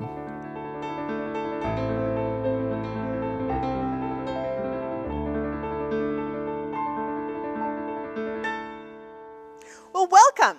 My name's Diane Sine. I'm a seasonal ranger here with the National Park Service. I have done this for a whole lot of summers. This is our daily walking tour of the historic Many Glacier Hotel. So before I start, She told us about how she first fell in love with Many Glacier as a child on a family camping trip, and all through college worked here in the summers as a singing waitress. Wait, she was a singing waitress? Yeah, as she tells it, in that era, all the employees at the Many Glacier Hotel were hired to staff the regular hotel positions because they all had music or drama backgrounds. And as a little girl, just starting out as a cellist, I thought, that's what I want to do. Why do they do that? well, in those days, the Many Glacier Hotel was a bit beat up and weathered. So, to attract guests, the manager decided to use music. Well, why have I never heard Diane sing at the hotel? Well, she's not a singing waitress anymore. After those summers singing and waiting tables, something changed deep inside of her. After having worked here for 4 years for the hotel, my life was warped. I was hooked on this place, and I figured out how to become a park ranger. And once Many Glacier wormed its way into her life, it never left. Along the way, I met my husband, who was another ranger here. We got married at Lake Josephine, had our wedding reception here at the dining room of the Many Glacier Hotel. My stepdaughter met her husband here as well, and the tradition has continued. So, Many Glacier. But this is all a bit of a digression because although this place is important to Diane, the Many Glacier Hotel is considered to have national significance. It has value to the American story as a place that ties us to the past, not only the past with visitor experiences, but the past with the early development and advertising of national parks. Diane told us about the construction of the building in the winter of 1914. When temperatures hit 40 below. Okay, we've both been here in the winter, and 40 below is cold. It's very cold. As Diane described it, the workers the Great Northern hired were hardy Scandinavian descendants, and they could withstand hardy winters. And the story is... The finished hotel was pretty impressive. Paint a picture for me. Well, as you approach the hotel, a friendly bellhop, clad in Alp-style lederhosen, opens the front door and offers refuge from the harsh winds of the valley in the warmth of the lobby. Wait, okay, lederhosen? We'll get back to that in a minute. Okay. Once you're inside, the lobby is vast and echoey with a hodgepodge of different styles. A massive copper fireplace anchors one end, while the other opens up to an elegant spiral staircase. Naturally, your gaze will be drawn up as your eyes trace the giant Douglas fir beams towards the ceiling. And dangling from that ceiling is an impressive array of Japanese-style paper lanterns. Okay, so I'm standing in a Wild West Montanan Swiss chalet with Japanese paper lanterns? Now you're catching on, that's right. But even though there's a lot going on, the thing that really pulled me in was those giant Douglas fir beams. And according to Diane, this was their intended effect. The idea behind the design of both this Many Glacier Hotel and the Glacier Park Lodge at East Glacier, they were originally referred to as big tree lodges. The idea is that you can be down here in the lobby and you can actually feel like you're in the forest with the trees rising above you. That makes a lot of sense having stood in them, but you still have not addressed the lederhosen thing. Okay. Well, part of it is actually an accident of history. In 1914, as construction was just about to begin for the Many Glacier Hotel, World War I cut off Americans from some of their favorite European vacation destinations. The Great Northern saw in this an opportunity to put the American West on vacationers' radar, and they started to market this area as a replacement for the Swiss Alps. Okay, but people go on vacation to Spain or to Germany. Why Switzerland? Well, as Diane tells it, Louis Hill, who at the time was the president of the Great Northern Railway, just really liked Swiss architecture. He had a home outside St. Paul where his family would go for winter getaways and ice skating parties, and that home was designed as a Swiss chalet. But he also had a winter home at Pebble Beach, California. In fact, his home became part of the golf course there. The design for his Pebble Beach home was also Swiss architecture. So the guy just had a thing for Swiss chalets. How'd the Great Northern get word out about the area? They decided to do this big advertising campaign called See America First. See America First, huh? And the idea there was to try to convince Americans that vacationing in the national parks was the patriotic thing to do. They also gave artists free trips out here. And as you can imagine, once those artists saw this place, they took the idea of See America First and just ran with it. One of these artists was the writer Mary Roberts Rinehart. She was a very well-known writer of the time. She went on to write a couple of books about her experiences in Glacier Park. She said, "I have traveled a great deal of Europe. The Alps have never held this lure for me. Perhaps it is because these mountains are my own in my own country." So that was her idea. Be a patriotic American, see America first, come to the Switzerland of North America, come to the Many Glacier Hotel.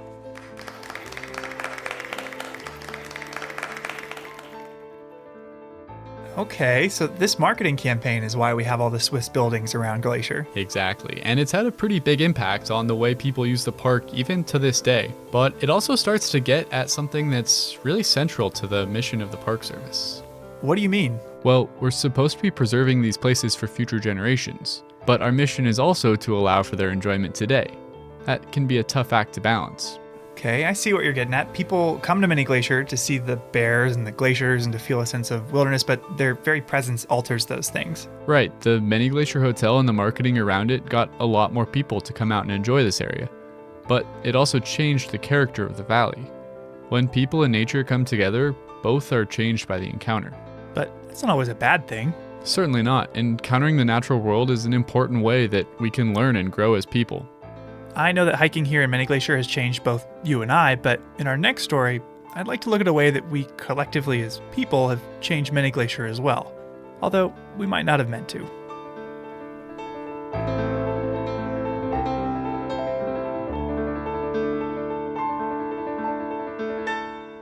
So, you know how we've been talking about doing a hike in Many Glacier? Yeah?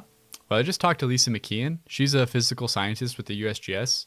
She invited us to go up to Grinnell Glacier with her next week. Oh my gosh, we've got to bring Gerard. I thought you might say that, so I asked Lisa about it, and it turns out that they actually already even know each other from some projects he's volunteered on, and he's welcome to join us too. Of course they know each other. Well, I've got to call him. Yeah, let's get him on the phone.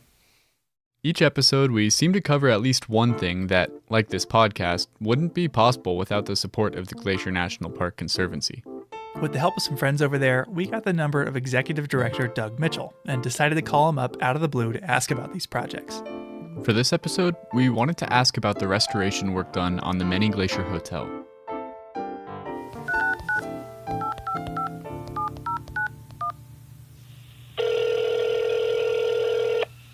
Glacier Conservancy, Doug Mitchell speaking. How can I help you?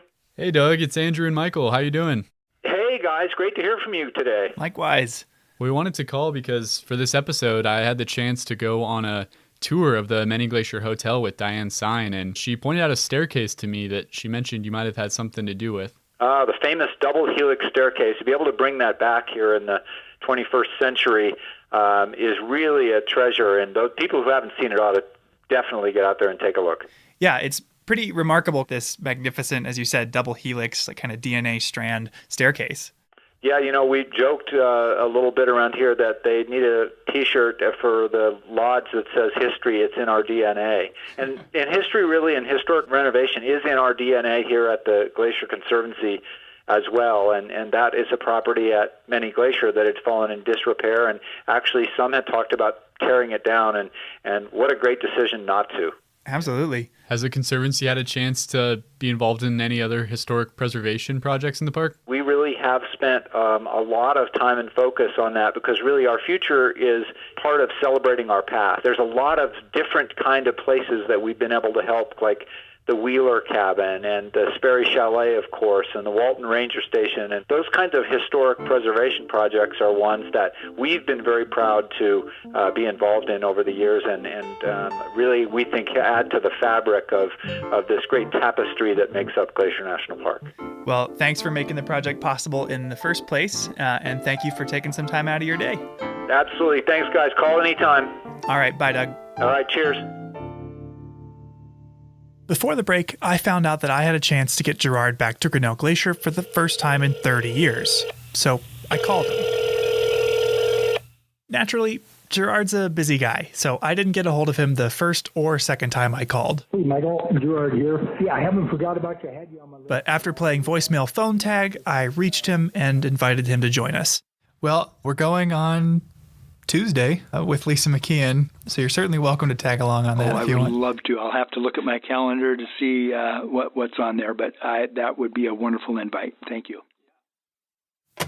The next day, he shot me an email. He could make it. So we had everybody meet at park headquarters and wasted no time getting going. Because if you're headed to Mini Glacier, you should plan on an early start. Whether you're looking for a parking space or a campsite, everything fills up early. Like, really early. And on top of that, it's not especially close. It's the farthest main entrance from the airport, and from the west entrance alone, it takes about 2.5 hours whether you take Go Into the Sun Road to St. Mary or Highway 2 onto the south end of the park. But we found a spot and set off on one of the crown jewels of Glacier's trail system. Now, the trail is popular not just because of its destination, but because of the scenery along the way. If you're not looking at wildlife, you're looking at towering snow-capped mountains or crystal clear lakes. Round trip, it's 11 miles and you gain 2,600 feet of elevation, so it's not an easy hike. In fact, one of the fan favorite ways to do this trail is to actually skip the first few miles entirely. The Glacier Park Boat Company offers historic wooden boat tours, and some of their tours include a hike to the glacier. And taking that boat shuttle shaves off nearly 4 miles of the hike, but none of the elevation. If you're interested in boat tours at Mini Glacier or anywhere else in the park, it pays to plan ahead. We didn't catch a boat, though. We just hiked. And you don't have to hike too far before you stumble into one of the most famous views in the whole park, a bright blue Grinnell Lake tucked into the mountains. And if you've ever seen a poster of the park, odds are it was a picture of Grinnell Lake. In fact, Lisa McKeon told us she had a poster of the view in her college dorm room. Yeah. I've been up this trail so many times, I never thought about that. Oh, good. But, the classic Grinnell view. Good right story. Here. Yeah. When I worked for a different agency in a different state, that same poster was on the wall in the office next to me. And I had a funny experience with this view as well. When I got hired, I was in college and I was so excited about it. I'd never been here before. And so I Google image search Glacier National Park, downloaded some cool pictures for my phone background. And I didn't ever really look up where it was, but I was hiking up here for the first time and I'm like, oh my God, this is the view from my phone. Yeah. Yeah. I took my own photo from that spot and I still have it as my That's still your background? Yeah. This whole time? Good story. So, that's great. I was like, oh, this is it. This is why I came here. And it is so easy to get swept away by the beauty of this trail, by the wildflowers, by the wildlife, whether it's mountain goats or bighorn sheep. But the entire time I was distracted, wondering how Gerard was going to react once we finally saw the glacier. And the trail does a really good job at building that anticipation because you can't really see it until the very end. But after a few hours and a few thousand feet, we made it. We crested that final hill and were able to look down at Grinnell Glacier. And it was the first time any of us had seen it that year, but for Gerard, it was the first time seeing it since the 80s.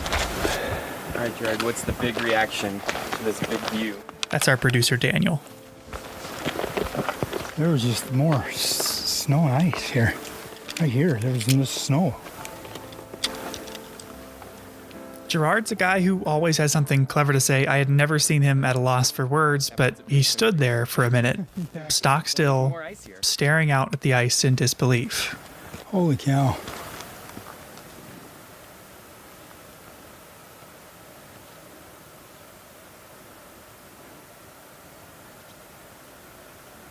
Wow. I felt pretty fortunate to be there in that moment with Gerard. It left him totally speechless. And experiences like his are as powerful as they are rare. In the grand scheme of things, most people are lucky to see a place like Grinnell Glacier once in a lifetime, let alone have the chance to revisit it. I mean, growing up in Ohio, I could have driven in any direction for several days and never seen anything quite like it. And that's where Lisa's work comes in. Lisa McKeon is a physical scientist with the USGS, or United States Geological Survey. And over the course of her career, she's taken experiences like Gerard's and made them a lot more accessible. No, I agree. I mean, we've got, area change data, we've got some volume estimates, we've got mass balance, we have a lot of quantitative data looking at change. Most people can't relate to that, and they can look at a pair of images and go, wow, something's happening there. Yeah. The USGS's Repeat Photography Project is an effort to visualize glacial change not with graphs or charts, but with pictures. By retaking historic photos of glaciers throughout the park, you can see the change that's happened in the intervening years with your own eyes. And Lisa's been involved since it got started in 1997. I got swept up into doing repeat photography right at the very beginning. Jerry DeSanto had brought in this repeat pair early in the spring and showed Dan, and we had decided, oh yeah, let's do some of this. Let's document glaciers in the park with photography. And then later that summer, Vice President Al Gore decided to come out and have a little event here at the glacier. And he was talking about climate change. Like right then at 1997, the media came out and we had taken a few repeat photos and they couldn't get enough of them. You know, it was some of the first really visual evidence that people could relate to with this idea of climate change. It struck a chord like as soon as you started. Because they're so easy to... Yeah, they answer themselves. Yeah. You don't really need any text, nothing. It's just... And it's not... A picture really is worth 1,000 words. Because I could read through statistics about how Boulder Glacier's area today is 35,298 square meters when it used to be 829,577 square meters. Or I could show you a picture. Well, not really, this is a podcast, but you could find the photo from a 1932 horse packing trip to Boulder Glacier, where 80% of the frame is filled with ice, and 4 people stand there staring into the mouth of a towering ice cave. When Ranger Jerry DeSanto took that same photo just 50 years later, the frame was empty. The ice had receded, revealing only barren rock and the distant mountains. These repeated photos have made it possible for people, no matter where they are or when they are, to make sense of this change. But while these repeated photos are easy to understand, they're quite difficult to capture. Some of them take quite a while. Some are, much harder than others, but it's been amazing. Sometimes when you think, oh, I know where that one is, and you go, oh no, I guess that's not it.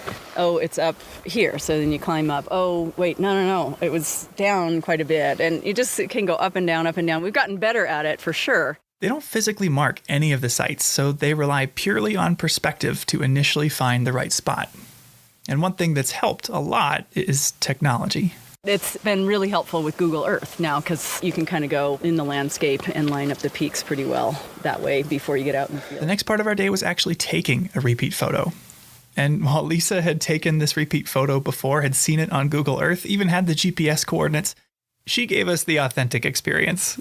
Using a printed photo, we had to line up what we could see, boulders in the foreground, mountains in the background, with the landscape in the picture, which was easier said than done. Over that ridge. So I think we gotta go further that way. Yeah. We knew from the picture that we'd have to go up, so we started up this moraine or hill of loose rock, feeling pretty good about it until it dropped off, and we had to climb down the boulder field and scramble around until we saw this snow patch, and then we had to go over the snow patch. Needless to say, it took a while.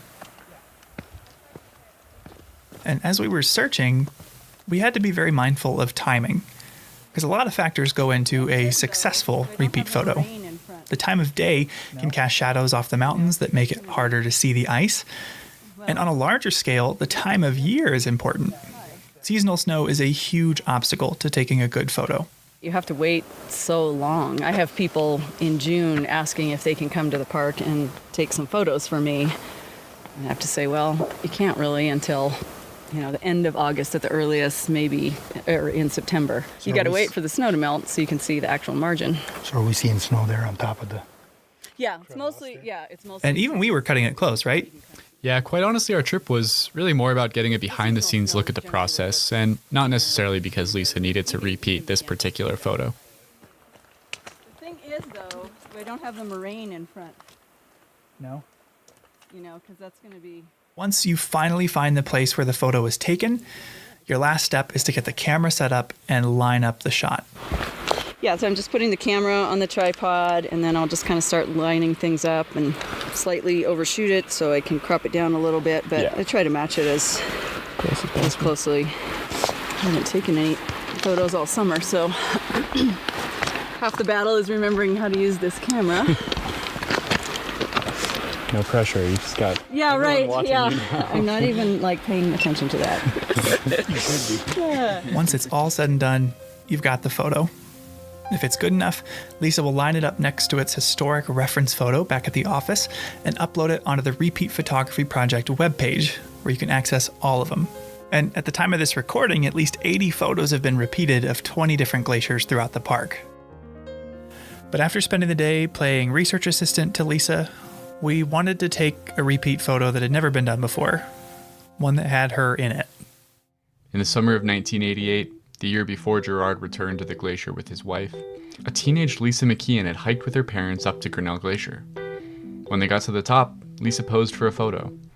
With a white tank top, yellow shorts, and some very 80s sunglasses, Lisa stepped out onto Grinnell Glacier for a picture. With a grimacing smile that screamed, "Mom, please don't make me take another photo," Lisa unwittingly created the perfect opportunity for a future repeat picture. So, Michael, when I pulled out that photo of Lisa up at Grinnell Glacier, that was your first time seeing it, right? Yeah, no, it was. And it took me a second to even figure out what the photo was of, let alone who was in it. Do you recognize Lisa in them? Would you have known that was her? I don't think so, no. You'd have been like, who are these people? Look at this lovely picture. What if Gerard was like in the background? That's right. Wouldn't that be cool? He's down below us somewhere in the cave, like going, woo. I tried to find the spot for Lisa to stand and recreate her vacation photo, but I ran into a problem. The lake. Spent the last 10 minutes or so trying to find this other spot that we have from one of Lisa's photos from the 80s. And I keep coming further down this way, and I still think we've got to go a lot further that way to get to the spot. I think where you were standing is in the lake at this point. Yeah, I would guess. So I don't think we're going to be able to get you back to that spot. Yeah, I know, right? Finding the nearest dry spot to where she had stood in 1988, Lisa replicated the pose and grimacing smile. Daniel started to wonder if these photos might be used someday too. What about the next 20 years and like the photos that you're in? Do you think that people working for USGS in the 2050s will be using photos of you as a teenager and repeating those? I have not submitted these to the archives yet. Who was that babe? We'll see. I'd probably rather have those submitted than now. But certainly, I mean, it's really exciting thinking the photos I'm taking now will certainly, be used in decades to come. This place has meant a lot to Lisa. Some of her best memories are here in this glacier basin. I've been lucky enough to come up as a youth, and I've brought both of my daughters here because I think it's a really special place and I want them to see the beauty and to see the change. I want them to have their own memories of what it was and then be able to see how it's changing. Mm-hmm. And my husband proposed to me here too, so I have a lot of great memories associated with this place. Where was that? I think it was right down on some of these rocks here, actually. I don't even remember. Straight around the corner. Exactly, the spot, yeah. Beautiful piece of slick rock like this. Over a lifetime of visits, she has seen so much change. Not just to the glacier, but to people's understanding of it, and to our understanding of the changing climate. Well, our glaciers are going. They're on a track to disappear now, but I think what we've done is helping the world understand the connection between climate change and what's happening on the landscape. Mm-hmm. Yeah, a little piece of that. This happens to be a really visible piece, but there's so many other ways that climate change is impacting this park that are not as visible as a glacier melting away. They get people thinking about climate change, and I love that maybe it begs the question of, wow, what else is happening in this park? And there's scientists out there figuring that out, and there's people maybe looking a little more closely for it in their own experiences here. It made me wonder, when did Gerard learn that the changes he'd seen up here were part of a wider, global phenomenon? Yeah, that's something I was wondering too. And I asked him, were you aware of climate change when you made that trip up to Grinnell? I was aware that something was taking place because of humanity or how we were living. Because when I come back that 3 years, I was like astounded. I was just so impressed that we could get underneath a glacier at that time. And I told my wife, I said, "Oh, honey, we got to go back in. I got to show you this. This was the coolest experience." And so I wasn't really aware of it at that time. It was 3 years later. So it sounds like you noticed that something was going on just from your experience here. But later, did you read in the paper or hear on the news about climate change science and realize, oh, that's what I saw at Grinnell Glacier? Yeah, then the pieces started fitting the puzzle, and I was like, wow, yeah, I witnessed something there that was pretty profound and didn't know it at the time. With all the good memories from this place, but also all the evidence of melting, I wanted to ask Lisa how she felt about Grinnell Glacier on the whole. Does she have a good or bad feeling from this place? Yeah, I think what you described, bittersweet, is exactly what it is, because it's always a stunningly beautiful place, but the glacier's shrinking. And I mean, that's one of the main comments I get back from the repeat photos is people feel loss. But when I asked Lisa if she still had hope, she perked up a bit. I do have hope. Yeah. I mean, like I said, I don't have hope that these glaciers are going to last here, but I'm hopeful that climate change is not going to be the end all for this planet. Before we left, Lisa wanted to walk up to the glacier itself, to let us see what was happening to it with our own eyes, hear it with our own ears. As we approached, the sound of melting water rushing off the glacier turned into a roar. I had to shout just for Lisa to hear my question. Lisa, where's all this water coming from? It's coming from the glacier, every bit of it. It's melting off the glacier. It's quite a torrent today. It's a hot day in the Glacier Basin and things are cranking. As we stepped onto the glacier, we reflected on what made this change so meaningful. The Earth has always been changing, and glaciers have advanced and retreated many times. But something about this felt different. Yeah, I guess the fact that these changes that maybe historically happened on like geologic timescales are now happening on human timescales makes it really dramatic. Yeah. Very poignant. Yeah. Yeah. And I think that's where the repeat photography comes into play. That's very visual. You can see that. You don't need to be one political party or the other, old or young. You can see that in the blink of an eye right there. I think for me, I feel part of this change. There's something major going on. That's climate change. And, ice melts when it gets warm. And we're part of that equation. I'm part of this. But I also feel like part of the solution to not necessarily changing the trajectory for these glaciers, but in a larger sense, this brings awareness. It's pretty stark. It's raw. Well, it's such a quick change in geological time. And there was change in the past, but it was thousands of years. I mean, what I've witnessed in just my little lifetime here is incredible. Your grandkids, your great-grandkids won't see this. It's brought an awareness to me for just being present. This is all we have. Tomorrow's not here, yesterday's gone. This is all we have. We're just fortunate to be able to witness the last part of Grinnell Glacier.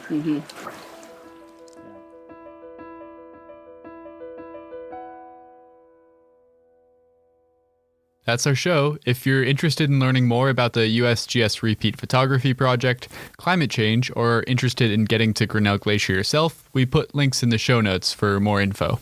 Thanks for listening. Headwaters is a production of Glacier National Park, with support from the Glacier National Park Conservancy. The show was written and recorded on traditional native lands. Andrew Smith and Michael Feist produced, edited, and hosted the show. Ben Cosgrove wrote and performed our music. Alex Stilson provided tech support. Quinn Feller designed our art. Renata Harrison researched the show. And narrated the credits. Lacey Kowalski was always there for us. And Daniel Lombardi and Bill Hayden were the executive directors.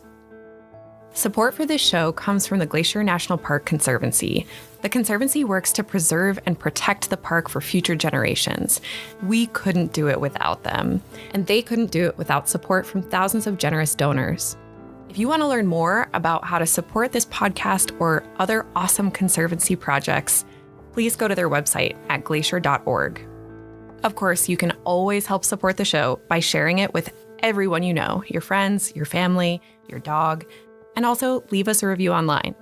Special thanks this episode to Gerard Bird, Diane Sine, Bob Adams, and Lisa McKeon.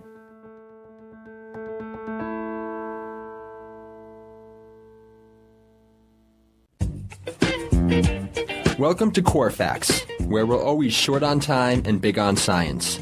I'm Brian Campbell. Today's question is, why is Yellowstone called Yellowstone? Contrary to popular belief, Yellowstone was not named for the abundant yellow-colored rhyolite lavas in the Grand Canyon of Yellowstone that have been chemically altered by reactions with steam and hot water to create vivid yellow and pink colors. Instead, the name was attributed as early as 1805 to Native Americans who were referring to yellow sandstones along the banks of the Yellowstone River in eastern Montana, several hundred miles downstream and northeast of the park. And now you know. Join us again every week for a new Core Fact. For other Core Facts, or for Corecast, our in-depth science podcast, go to usgs.gov/podcasts. If you'd like to have a question featured on our show, give us an email at corefacts@usgs.gov or a phone call at 703-648-5600. Remember, long-distance fees do apply. Corefax is a product of the U.S. Geological Survey, Department of the Interior.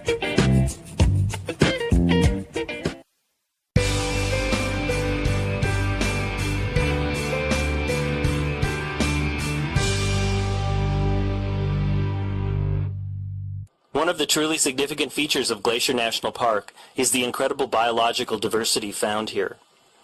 In Glacier National Park, more plant species are found than either the cluster of Rocky Mountain National Parks to the north, around Banff and Jasper, or in the Yellowstone ecosystem to the south.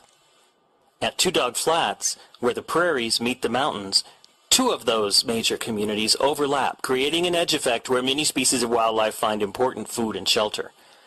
Often where the edge of one habitat type overlaps the edge of another, there is an increase in the number and diversity of species present, resulting in associations and combinations of animal communities not generally found together. Here at the Two Dog Flats area, shortgrass prairie species from the east mingle with dry east slope Rocky Mountain forests, creating a rich environment. It's not uncommon to see coyotes and badgers hunting ground squirrels in the meadows while hawks soar overhead seeking voles and mice. Deer hidden in the forest during the day frequent the meadows in the morning and evening hours. Songbirds from the prairies and the forests alike can be heard singing their mating calls and territorial warnings. Predators find a rich source of food in areas like Two Dog Flats because of the abundance of food for prey species to take advantage of. These meadows are also important winter range for elk. Throughout the winter, a small band of several hundred elk can be found grazing in the flats and on the meadows down near St. Mary. These areas are usually blown free of snow by the near-constant winds in the St. Mary Valley, making it an easier wintering ground for them. In the spring, however, the elk move to higher ground and generally spend the summer in the mountains, seen towering in the background. If you're here in the spring or in the fall, expect to see elk in the evenings and the mornings. Two Dog Flats is beautiful any season of the year. Winter is stark and harsh, and few visitors see the park during this quiet time of the year. But in the summer, a profusion of wildflowers carpets the meadows and offer a treat for both botanists and wildlife enthusiasts. Spend a while at Two Dog Flats, and you will see that this meadow is alive with activity.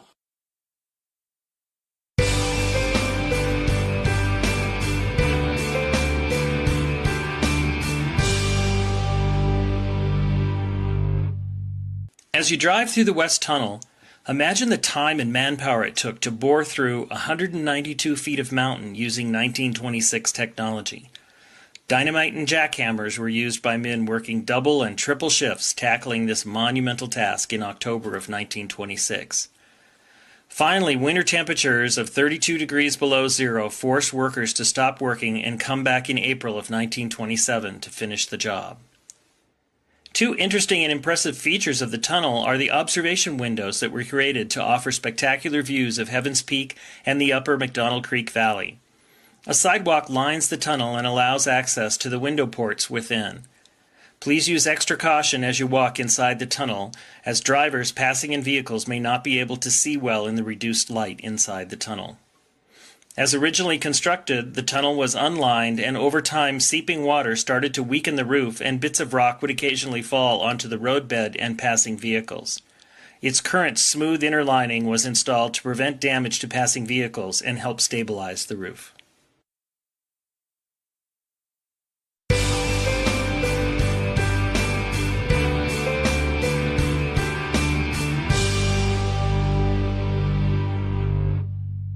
From this spot, visitors often confuse the series of cascades on Haystack Creek directly in front of them for Birdwoman Falls.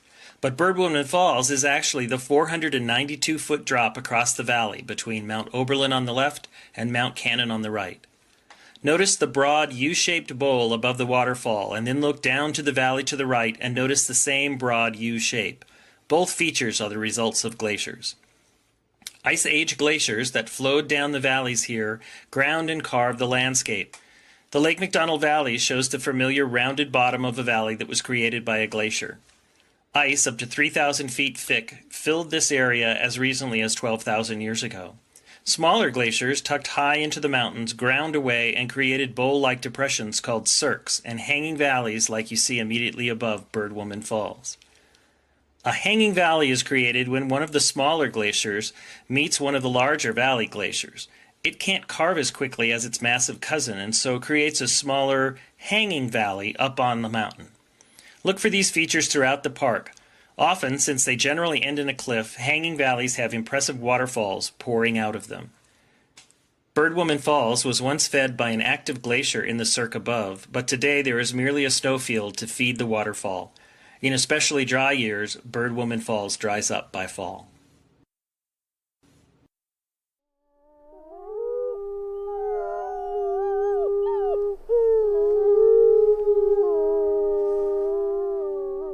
From Yellowstone National Park, this is what we do.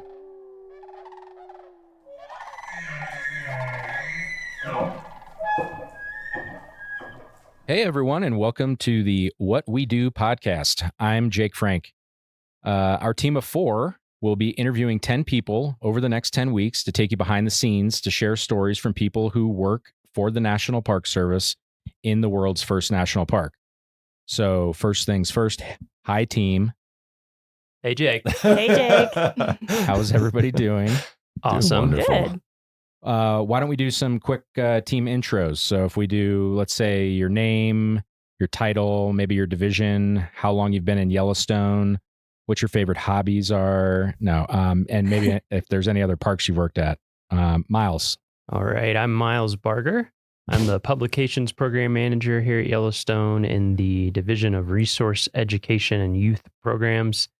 I've been in Yellowstone for about 3 years this time around. I worked here earlier in my career as well, and I've also worked at Denali National Park and Black Canyon of the Gunnison National Park and at Harper's Ferry Center. You can look that up if you want to know what it is. Brett, what about you? Yeah, so I'm the newbie here. I've only been in Yellowstone for about 2 years so far. Before that, I was at Shenandoah National Park for 12 years. And I'm the digital media specialist here, which basically deals with the website, social media, the NPS app, and digital exhibits in the visitor centers. Ashton, how long have you been here? Well, Yellowstone's actually my first park, and I've been here for about 4 years now as a digital communications specialist for the superintendent's office. So working on similar types of things as Brett, web, social media, and the like. So what about you, Jake? I'm the old guy here, apparently. I've been here a little less than 8 years, got here in 2016. I've worked at a handful of parks. I started in the Tetons and then went to Glacier, then Carlsbad Caverns, then up to Denali. Miles, me and you, whoop, whoop. Yep. And then worked for Rocky, also Miles, whoop, whoop. That's right. So Miles is following, I've been following Jake. Yeah. And then Yellowstone, and then I got my first permanent job in Glacier doing media, and then came here permanently.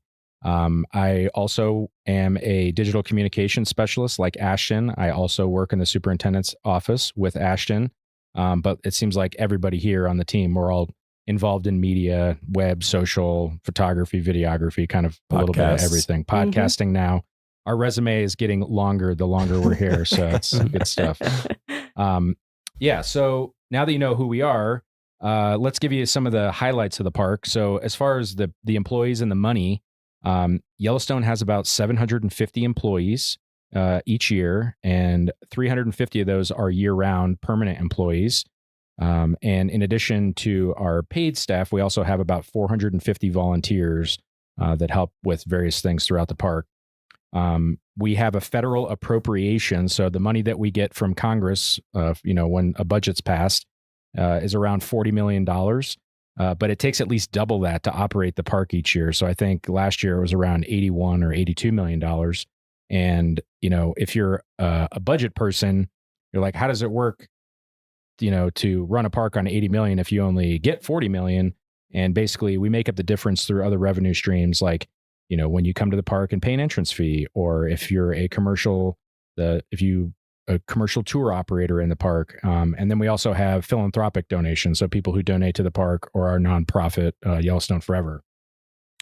And all that money is not even including the major infrastructure project dollars, because some years with projects included, we spend upwards of like $125 million each year. Yeah. And let's talk about Yellowstone's resources. Yellowstone itself is a pretty big park. We're at 2.2 million acres.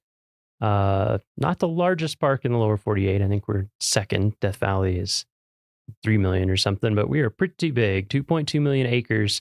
And even more than that, Yellowstone is at the heart of the surrounding area, which is known as the Greater Yellowstone Ecosystem, which is, if we didn't have these made up straight line boundaries of the park, it's where our wildlife migrate and where we share a lot of our processes and things like that. So it's a huge area.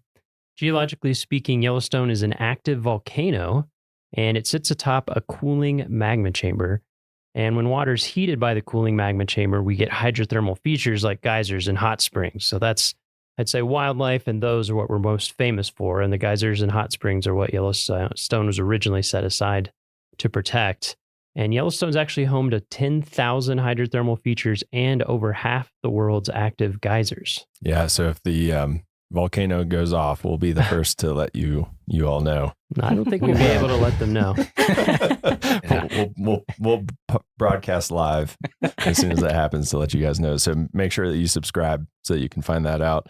So Miles talked about wildlife. Obviously, if you want to see wildlife and those predator-prey relationships, Yellowstone is one of the best places in the world to see some of those interactions play out. So, we got wolves, we got grizzly bears, we got cougars, we got bison, elk, bighorn sheep, even wolverines, which I haven't seen, but hopefully, fingers crossed, I will soon.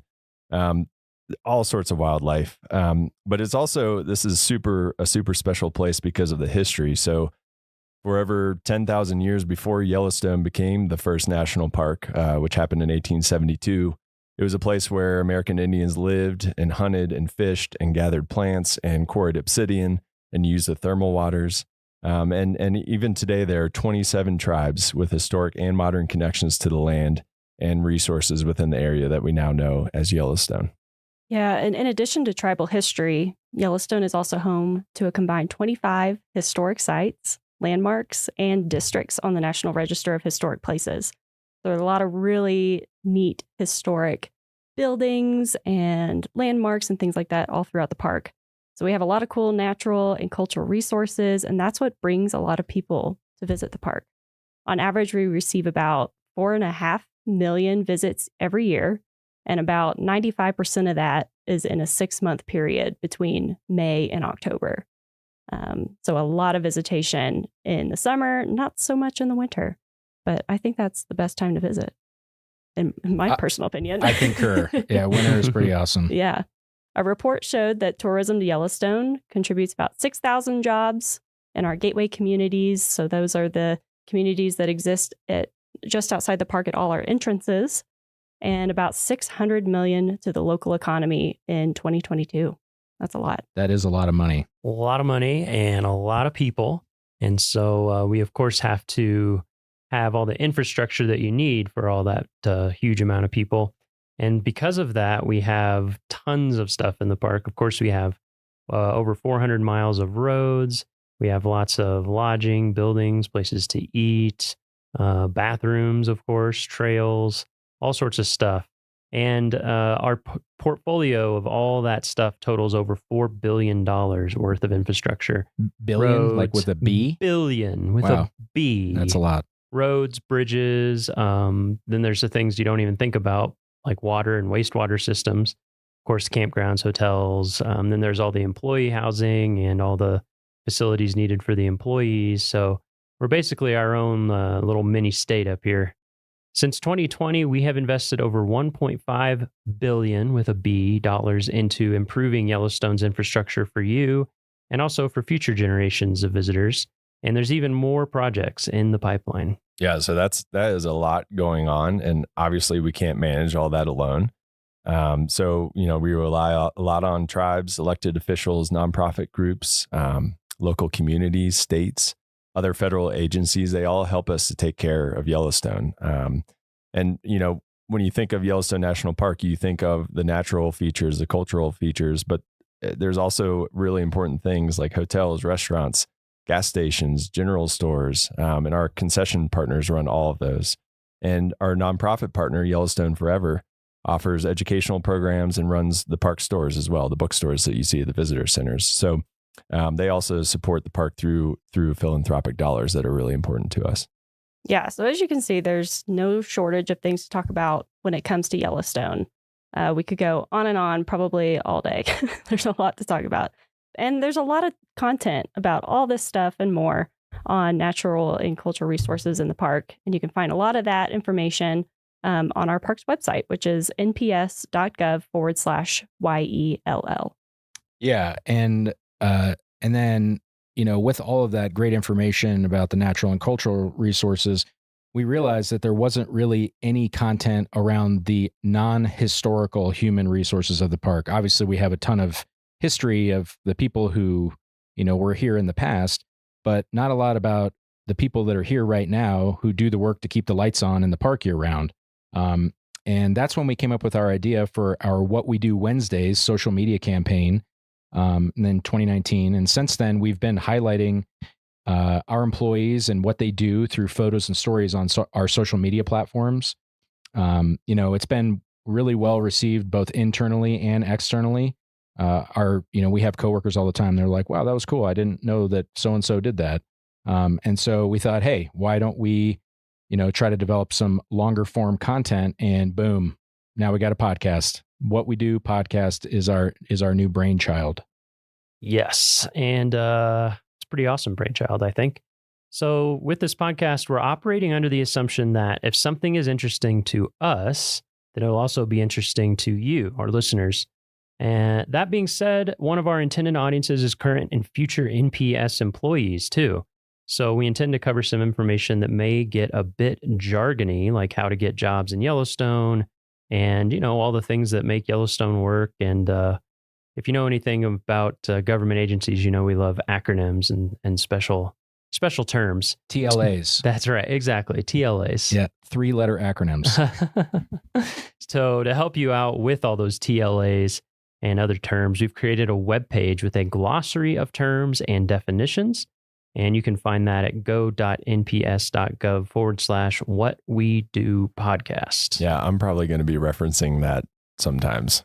I literally had a meeting yesterday that was a BMA IDT.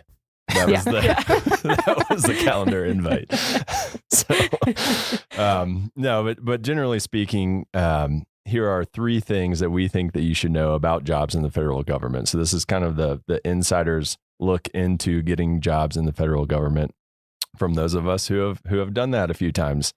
And the first thing that you really need to know about is usajobs.gov. This is the website where all government jobs are posted to. So if you're interested in applying for jobs at Yellowstone or in the National Park Service or in any federal agency, really, you need to get familiar with that website. So after you listen to this episode, after you hit subscribe, go to usajobs.gov,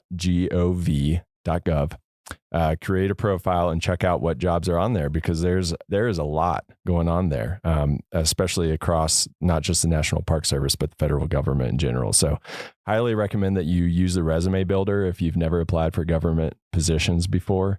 Resumes are a little bit different than they are in the private sector. They're not the one pager that you often use in the private sector. They're a little bit longer because you have to prove why you're proficient in all the skills required for the position. So that's why I recommend that resume builder. It kind of helps get you started when you haven't applied for a government job before. And I'd also recommend that you set alerts for saved searches for positions that you find that you're interested in. So if you listen to an episode and we interview someone that is doing a job that you think is really cool, go on usajobs.gov and maybe set an alert so it'll email you anytime that job comes up. We could go a lot more in depth about writing resumes for government jobs, but that would take way too long here. Boring. Yeah, we're not going to do that. But just know about usajobs.gov. That's a huge first step. Yeah. And the second thing that we think you should know about jobs in the federal government is there are three main types of positions. So you'll see seasonal positions, term positions, and permanent positions. So first, the seasonal positions, those usually last for a specific amount of time during the year. So for example, in Yellowstone, we hire seasonal workers for the summer and winter seasons, and those can last about 5 or 6 months or so. I think it's 1,039 hours is the max. So Yes. 1 hour short of 6 months. Mm-hmm. And then the second type, those are term positions, and those are usually project-based. So maybe a park needs to hire someone to help with a specific type of project going on in that park. They'll hire this person, and that term position usually lasts for like 1 year, but it usually will not exceed 4 years. And then lastly, permanent positions. And those are your typical year-round permanent jobs, which is what all four of us who are on this podcast today have here in Yellowstone. We're very lucky. Very Yes. lucky.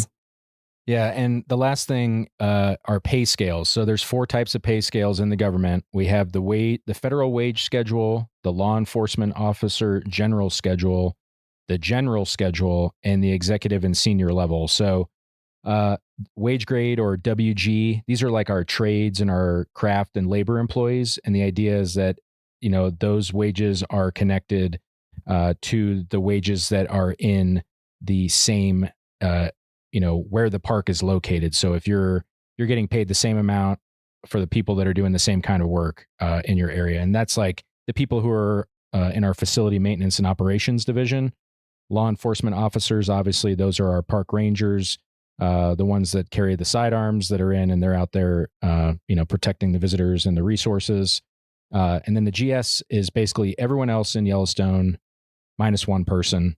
And that one person is our superintendent. We have, once you've risen to a certain level in government, you can apply it to the senior executive series. And there's only a handful of parks that even have SES positions. I think it's like Yellowstone, Grand Canyon, Yosemite, Everglades, and a few other parks. They have SES superintendents. Otherwise, most of those positions are at regional or national levels. But within the first 3, each pay scale, so whether you're wage grade, GS, or LEO, there's 15 grades, so 1 through 15, and then each grade has 10 steps, 1 through 10. So for example, you might hear someone say like, I'm a GS 11-4 or 11 step 4, and that means they're on the general schedule, grade 11 step 4. And the reason we explain all this is because all of this information is public knowledge. So when you apply for a job, you can actually see what you'll start at and what you can max out to. It's all public information on the Office of Personnel Management site, or OPM. I don't want to get out of this without using an acronym. All right. So Yellowstone is a big park. It's got a lot of employees and a lot of important issues going on all the time. That's part of the fun of this podcast. Even the people who work here, we don't know everything that's going on. That is definitely true. I feel like I learn about new projects or jobs or things on a regular basis. Absolutely. Yeah, and with 750 employees, I've already met a few coworkers that I didn't even know I had doing this podcast. So it's been a lot of fun. We hope you enjoy those conversations as much as we have, and kind of develop an appreciation for what it takes to keep Yellowstone, this huge national park, up and running. And, maybe some of our listeners will be our future coworkers. Who knows? That would be awesome. That would be cool. Anything else, team? I don't think so. Nope. No. I think that does it. All right. Well, thank you for listening, and we hope you... It's Thursday, August 10th, 2017, and I have the day off. For context, we were both rangers here in the summer of 2017. Yes, and the job of leading guided hikes, campground talks, and staffing the visitor center is very rewarding, but can also be exhausting. So when the weekend rolled around, some friends and I planned a relaxing backcountry camping trip. We got a permit for the backcountry campground on the west shore of Lake McDonald, one of the few backcountry campgrounds that you can paddle a canoe to. So we loaded our gear into dry bags, packed our life jackets, and set sail for some R&R. The campground itself is known for being sunny. It burned over in a wildland fire in 2003, and the remaining lifeless and limbless trees offer little in the way of shade. That's an understatement. So we set out in the afternoon, thinking we'd arrive after the heat of the day had passed.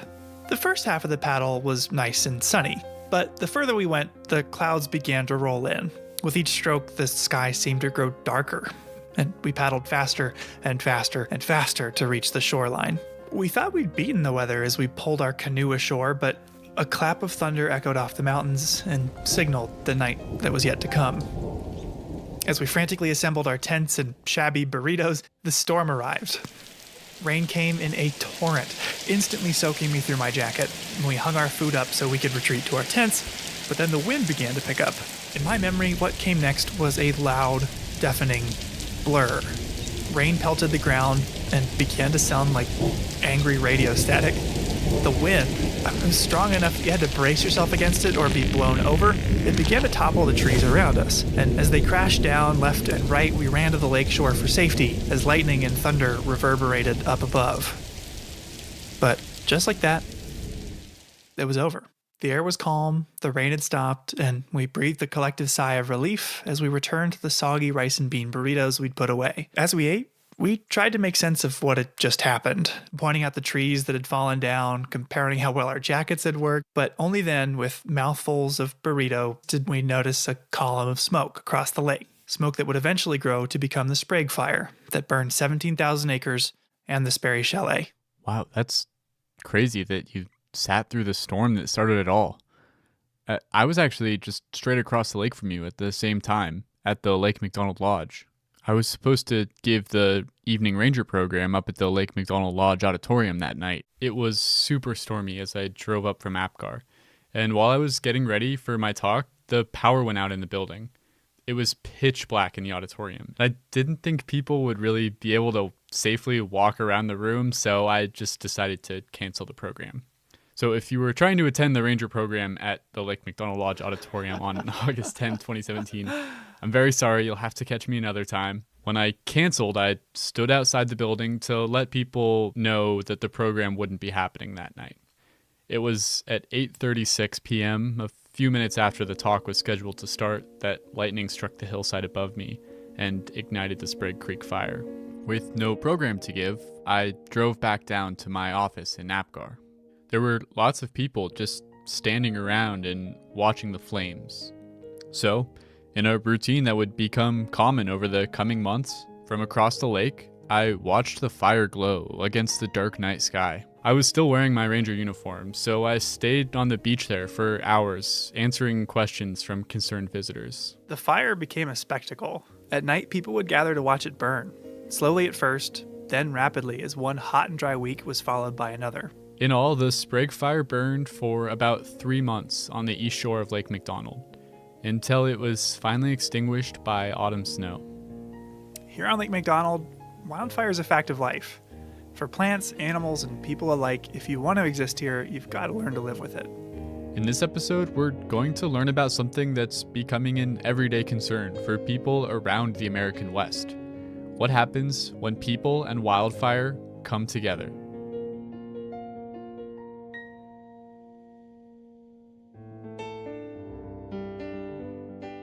Welcome to Headwaters, a Glacier National Park podcast, brought to you by the Glacier National Park Conservancy and produced on the traditional lands of many Native American tribes, including the Blackfeet, Kootenai, Salish, and Gillespie people.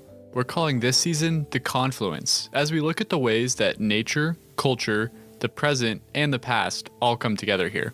I'm Michael. I'm Andrew. And we're both rangers here. And today we're in the Lake McDonald Valley. Near the west entrance of the park, the Lake McDonald area is the most visited region of Glacier. Lake McDonald itself is one of the park's most cherished attractions. At 10 miles long and over a mile wide, it's also the largest lake in Glacier. This area gets hit with a ton of lightning. And that means that wildfires start with considerable frequency. What happens in a place dense with people and fire? And that's what we're going to explore in this episode.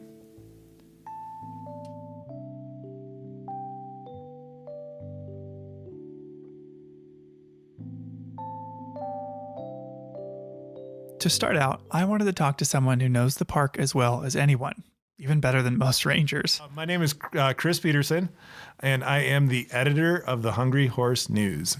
Oh yeah, Chris.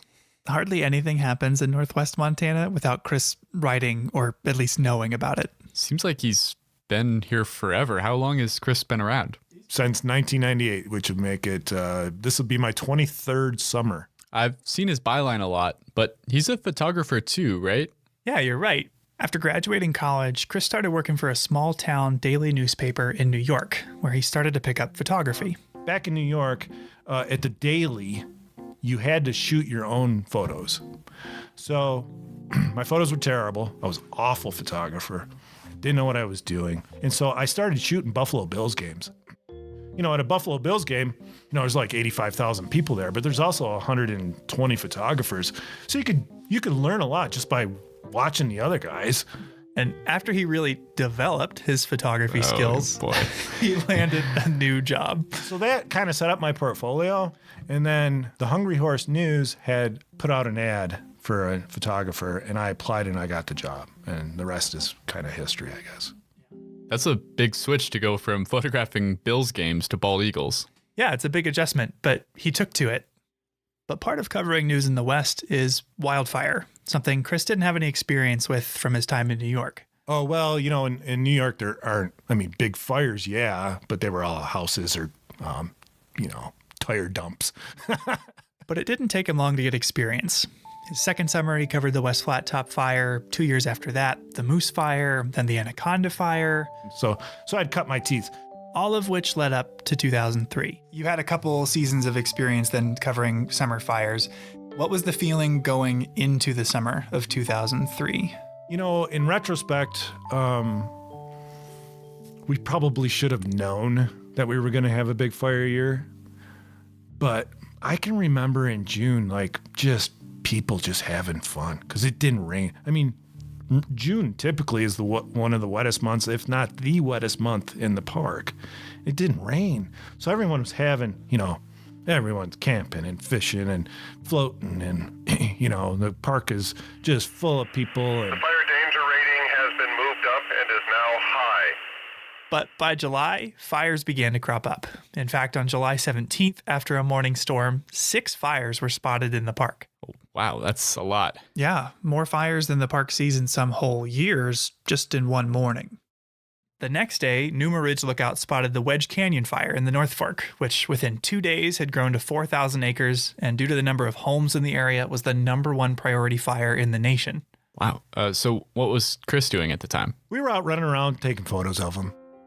Drove up and looked at Wedge Canyon, and man, it was ripping across the ridge one day. So we knew, unless it rained, that things were probably going to get worse, not better. I don't think we thought they'd get as bad as they did. At the same time the Wedge Canyon fire was burning in the North Fork, a fire was burning in the heart of the Upper McDonald Creek Valley, the Trapper Fire. The fire at the heart of our story was, at the time, so remote that it was seen as a low priority. Park employees like Chris Baker, the lookout stationed on Swift Current Mountain, described what it looked like. She wrote an article after the fire all about it. Here, can you read the first part? Okay. When I arrived back at Swift Current, Flat Top Mountain was puffing here and there, but the smokes just weren't that impressive. The lightning storm had planted its seeds, but nothing much was showing yet. So for a while, Trapper was underwhelming? Yeah, it was. But that obviously didn't last forever. No, it did not. July 23rd comes along. Changes everything. The forecast for the 23rd called for extreme winds, 30 miles an hour or more. Right, exactly. And so that's why we're at the loop on the 23rd. Now, if you've ever driven the Going to the Sun Road to Logan Pass from Lake McDonald, you may remember the loop as the single hairpin turn on the whole route. As the road turns back on itself, you've got 8 miles left till Logan Pass as you rise above the trees, getting a view of the McDonald Creek Valley, and Chris hoped the trapper fire. Okay, it's a pretty windy day. Let's get up there, see what's going on. Let's take a look at it. His instincts were right. Chris Baker, the lookout at Swift Current, watched the trapper fire grow that day. And rather than have you read everything, Andrew, I had a friend read the rest of her quotes for us. There was no mistaking it when Trapper decided to make its move. I was looking right at it when it did. That wimpy white column suddenly grew tall, turned to brown, then black. Then it was wider and moving. And you could see that fire probably, I'm guessing, 5 miles away. And it's just starting to look like a tornado. If you can imagine a really big tornado in the sense that it's like this big circular cloud of black, and it just starts spinning, and you can see it, and it's coming closer and closer and closer. Wow, that's nothing like what I expected. And Chris was far from the only person at the loop watching this unfold. I mean, more and more people showed up, and we're just watching it, and there were other people there. Everyone's taking pictures. So there were reporters like Chris there, visitors had stopped to take pictures. There's even a corporate marketing team there. And one of the more memorable things was there was this couple of women in their 20s with like tank tops on, and they had a Red Bull pickup truck. You know, Red Bull, that energy drink, but it had like a big fake can on the back of the pickup truck. As the fire was coming closer and closer and everyone was taking photos, the Red Bull staff was running around with free samples. Okay, I think watching a fire race towards you is a situation where you definitely would not need the extra boost from an energy drink. Yeah, I think you're right. But with or without the Red Bull, Chris described the atmosphere being charged with anticipation and excitement. So we're taking pictures of her with the smoke and the fire and smoke and stuff in the background, and they're taking pictures, and it just kind of got into like almost a party type of atmosphere in the sense that here it comes, and it came like right to the edge of the, you know, the canyon.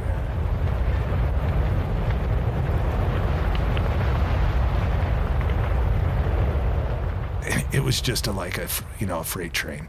But he must have gotten out safely. He did.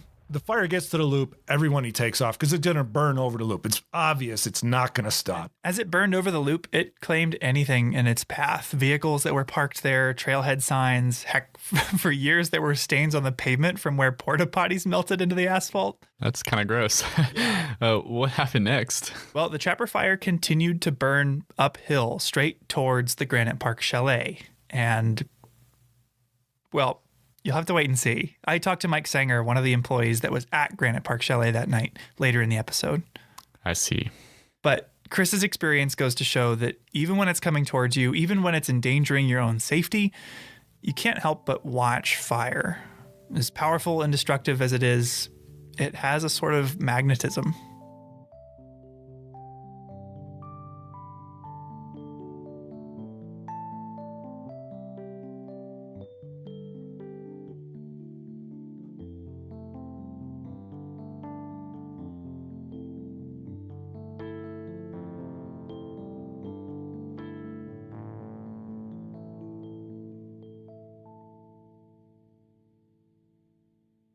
My name is Tony Kashola Sr. I'm a director for the Salish Kalispel Culture Committee for the Confederated Salish and Kootenai Tribes. People interacting with wildfire here is not a new phenomenon. In fact, it's been happening for thousands of years. To learn more, I decided to talk to Tony and Kashola Sr. about the role that fire plays in the traditional Salish way of life. We talked about how, from Tony's perspective, not enough people understand the significance and value of fire. This misunderstanding of our environment makes fire more dangerous. And he talked about how national parks are a place where we can learn to connect with the natural world.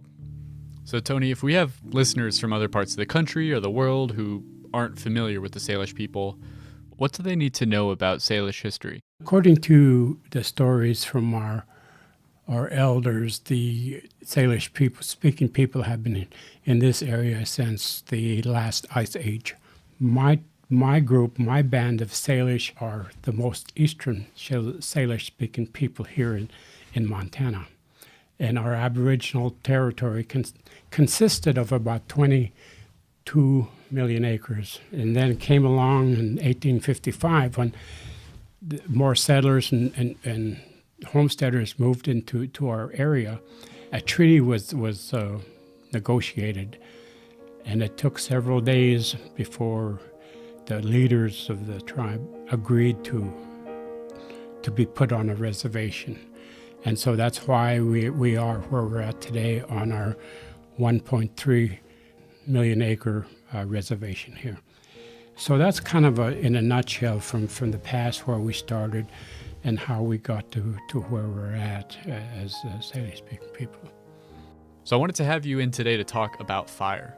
What role does fire have in the Salish tradition? The Salish people, they would set fires to their favorite hunting areas, their favorite spots. When the weather was predictable, they would set fires, knowing that the fire would be put out as soon as the snow got here. So there was no fear of that being a wildfire. When they did that, they could go back in the springtime, and where they had set fire, they could see all the new growth coming up, the green grass, clearing the underbrush for the berries and for all the other foods that were necessary, both food and medicinal plants.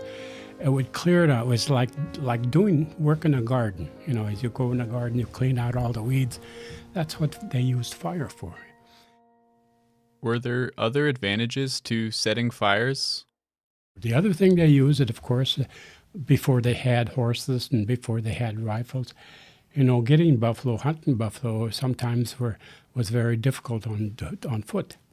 So sometimes they'd look at certain areas and they'd see these areas and they'd use fire to bring the herd to certain places. And then once they get to these certain jumps, that they'd build these running lanes, and they used these cliffs for these buffalo jumps to go over there. So that was another way of using the fire. That's really interesting, using fire to manage vegetation and to drive buffalo over cliffs to hunt efficiently. It's a pretty amazing technique. How did traditional people actually manage these fires? It's just like our professionals today. We have professional fisheries, water people in those areas. Well, back then they had these people that were dedicated and assigned to fires. And they were the ones that were only ones that would set the fire, because they've studied fire, they've understood fire, and so they're the ones that were allowed to set these fires. And how did they actually start the fires? Where did the embers come from?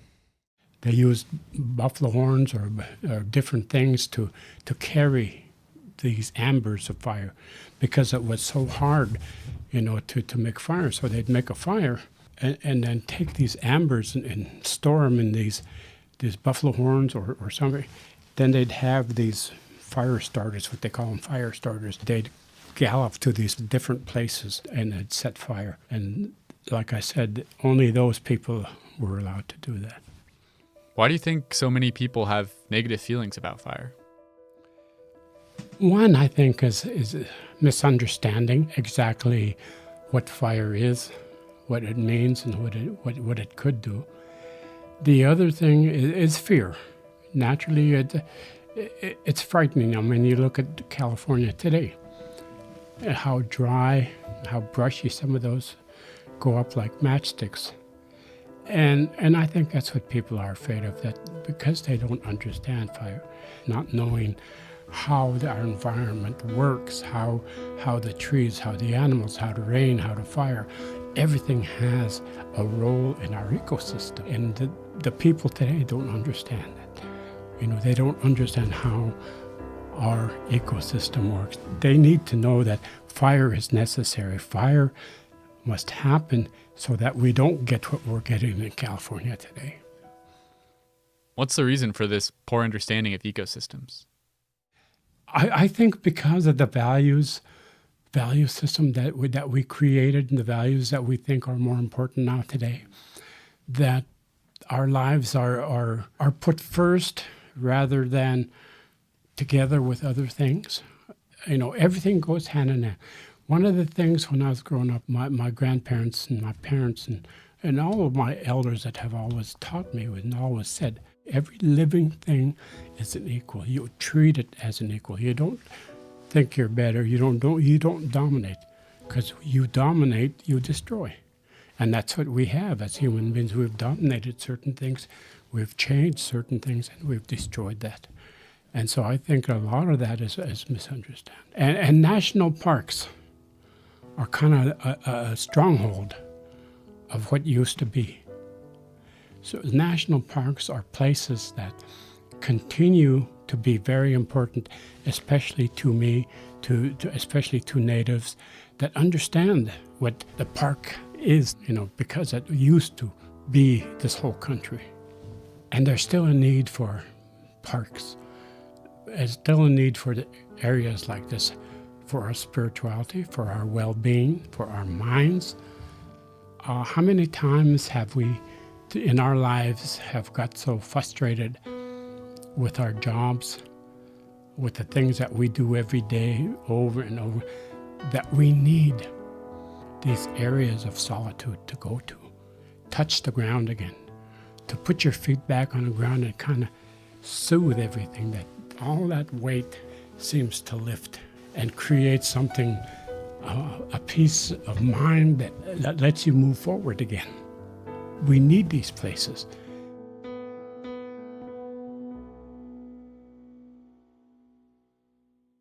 So, fire has a long history in this place. It can be a creative as well as a destructive force. And whether you like it or not, it's a factor that has to be considered in deciding how to manage this park. To learn more about what role wildland fire plays in the ecosystem here, I decided to talk to Dawn LaFleur. My name is Dawn LaFleur, and I am the vegetation management biologist for the park. What does a vegetation management biologist do? What does that entail? It basically manages the vegetation for the park. So that's anything from forest management, basically making sure we have healthy forest ecosystems, as well as maintaining native plant communities. So whenever we have disturbance, human-caused disturbance, we go in behind the disturbance and utilize native plant materials that we've collected and grown at our native plant nursery. So basically trying to manage the native vegetation as well as the invasive vegetation to maintain healthy ecosystems. I met Dawn on the site of the Howe Ridge Fire, which in 2018 burned about 14,000 acres on the west shore of Lake McDonald. It was 1 year after the Sprague Fire, which we talked about at the top of the show, and on the opposite side of the lake. At times it can be a bit noisy here now that there's not much of a forest to shelter you from the wind. That was a pretty intense fire. It was very intense. It was very unusual. We had the extreme fire behavior happen at night and came down here very fast, very quickly, and burned very intensely. About 2 weeks after this spot burned, Dawn was one of the first people to come back here and start to assess the impact. So what we were looking for were signs of vegetation, any potential signs of vegetation recovery already, as well as the impacts to our soil. The type of soil impacts Dawn is looking for are things like how burnt is this soil? Will things be able to grow in it? And she'll look at hillsides to see if any of them have potential for erosion now that root systems that were holding them together might be burnt out. Do you remember what your initial impressions were at the time? Oh my goodness. Oh my gosh. All we have left are toothpicks, was my initial impressions. For a fire to burn up essentially every tree was unusual. Typically, when Dawn visits a recently burned area, the fire doesn't wipe everything out. It'll find a section of vegetation or trees, a pocket of trees to burn in and move around and kind of skip and create a mosaic or little islands of vegetation, which actually helps for rehabilitating the landscape afterwards. So why was this fire so intense? It was a combination of factors. For one, the summer of 2018 was extremely hot and dry. But fire suppression efforts in the early 1900s had also disrupted some of the natural cycles here. Fire has a huge role in this natural ecosystem. We have plants and tree species like lodgepole pine that are fire dependent. These are species that have evolved to rely on fire to succeed. Lodgepole pines, which need a lot of sunlight, have special cones that are tightly bound shut by resin. The seeds are trapped inside the cone until there's a wildfire, the type of event that would clear out the canopy and make it sunny enough for them to grow. When fire passes through, the cones get heated up and release their seeds. In Dawn's career, she's witnessed summers get warmer and drier, and the snowpack disappearing earlier in the spring, allowing soil and vegetation to dry out. These effects are changing the role that fire plays in the ecosystem. What it is climate change. We're getting drier and hotter sooner. And then the other thing we're seeing is with the extreme fire and not enough moisture in the spring, what takes advantage of those open niches after a fire are non-native plants, the opportunists. We're seeing a lot more non-native invasive plants coming into our burned areas than we have had in the past. But Dawn hasn't lost hope. She still has a clear and optimistic vision of how this area can recover. My hope would be in 5 years we should have conifers that are 3 to 4 foot tall. A good diversity of conifers. I would hope a lot of larch in here because they tend to be fire resistant. It'd be wonderful to see pockets. I don't expect it all across the landscape up here, but little pockets of moisture where we could see cedar hemlock coming back. And this would be completely green, and you've got woodpeckers utilizing the snags and everything. We would be standing here and we would have vegetation over our heads. Sounds lovely. Bless. And as we get more vegetation established, that will outcompete, as we get an overstory, it'll outcompete these newly established invasives. So much more native plant diversity. Protecting plant diversity in Glacier National Park is a collective endeavor. Dawn can't do it alone. She asks that when people visit here, they take a moment to think about how their actions will affect the plant life around them. Stay on the trail. Definitely stay on the trail. Walk in the mud. Don't go around mud holes. And don't pick the flowers. Oh, yeah. That's a big one. Please don't pick the flowers. The reason to walk through the mud is that if you go around, you'll widen the trail and disturb the vegetation around it. And we leave flowers where they are so everyone can enjoy them, and because they're part of the ecosystem here. Yeah, minimize your impact by just being respectful of the vegetation. The plant life in Glacier National Park evolved in the presence of fire and is adapted to frequent burning. Fire can be a source of renewal and even catalyze the processes of growth and change that make Glacier home to an incredible diversity of plant life, over 1,100 species. As climate change affects the behavior of wildfire and fire ceases to behave in the way plants are adapted to, its destructive tendencies can start to outweigh its constructive ones. It's something that scientists in Glacier like Dawn will continue to monitor. When a wildfire changes the makeup of a forest and what kind of species grow there, the effects aren't limited to just plant life. These changes to the vegetation are going to have consequences that ripple down the whole food chain, affecting everything from the bushy-tailed wood rat up to the moose and grizzly bear. Mule deer in particular are browsers, and so they rely really heavily on shrubs and other kind of nutrient-dense species. So that's Tegan Hayes.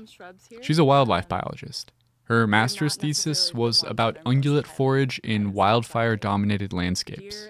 In other words, how deer food is affected by fire. One of the study areas was not far from where we're standing right now.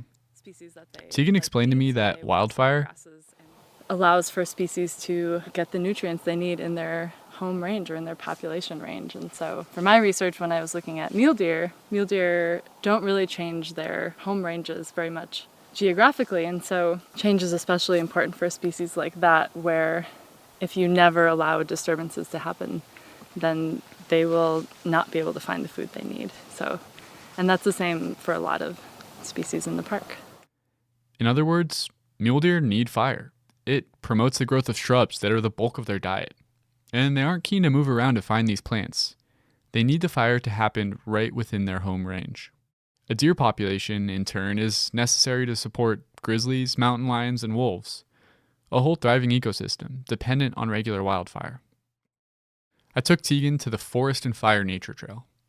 Near the Camas Creek entrance to the park, this trail is a great spot to get an introduction to the fire ecology of Glacier National Park. Burnt in the 2001 Moose Fire, it's now home to a thriving lodgepole pine and aspen forest. So we are now in a young aspen stand. Of course, you have the nice rustle of the leaves, which aspen are named after, the quaking aspen.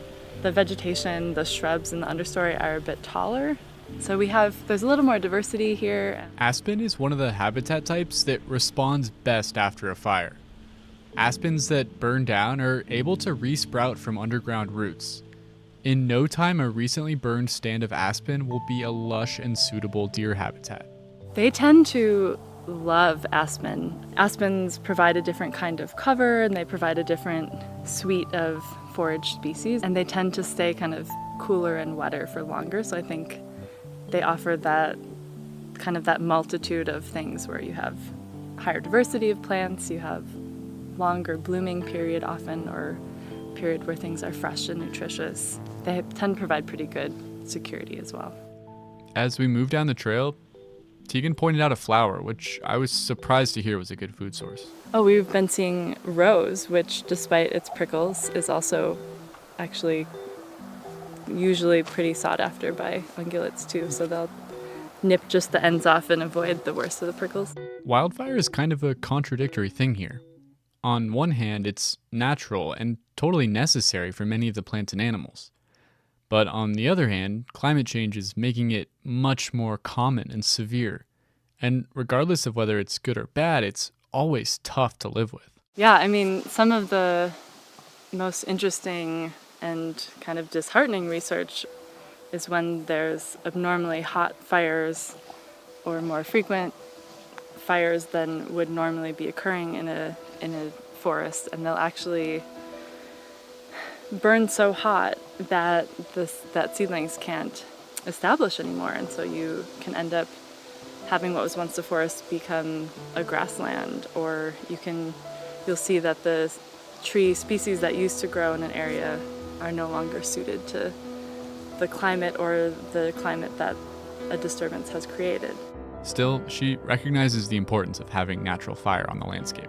Fire, because it's a hot and dry climate during some of the year, it's one of those natural disturbances that glacier and other mountainous places are adapted to, and so it's a necessity. Of course, what applies in a national park where there are no subdivisions full of houses will be different from a policy that makes sense in a more densely inhabited area. We can't always let fires burn due to all kinds of challenges, whether that's with human structures or infrastructure. So we're really right now just trying to find the balance between what the ideal situation is for fire and what the ideal situation is for living in this area.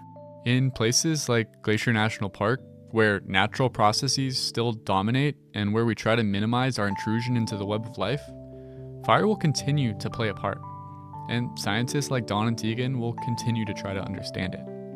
In the Lake McDonald Valley, where humans and wildfire are both common, we need to learn to live with fire, to let it play its natural role, creating the rich, diverse, and thriving ecosystem that we come here to enjoy.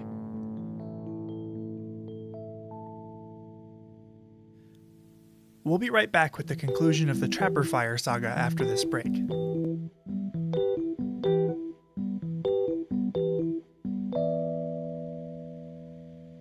Each episode, we seem to cover at least one thing that, like this podcast, wouldn't be possible without the support of the Glacier National Park Conservancy. With the help of some friends over there, we got the number of Executive Director Doug Mitchell and decided to call him up out of the blue to ask about these projects. For this episode, we wanted to ask about Sperry Chalet.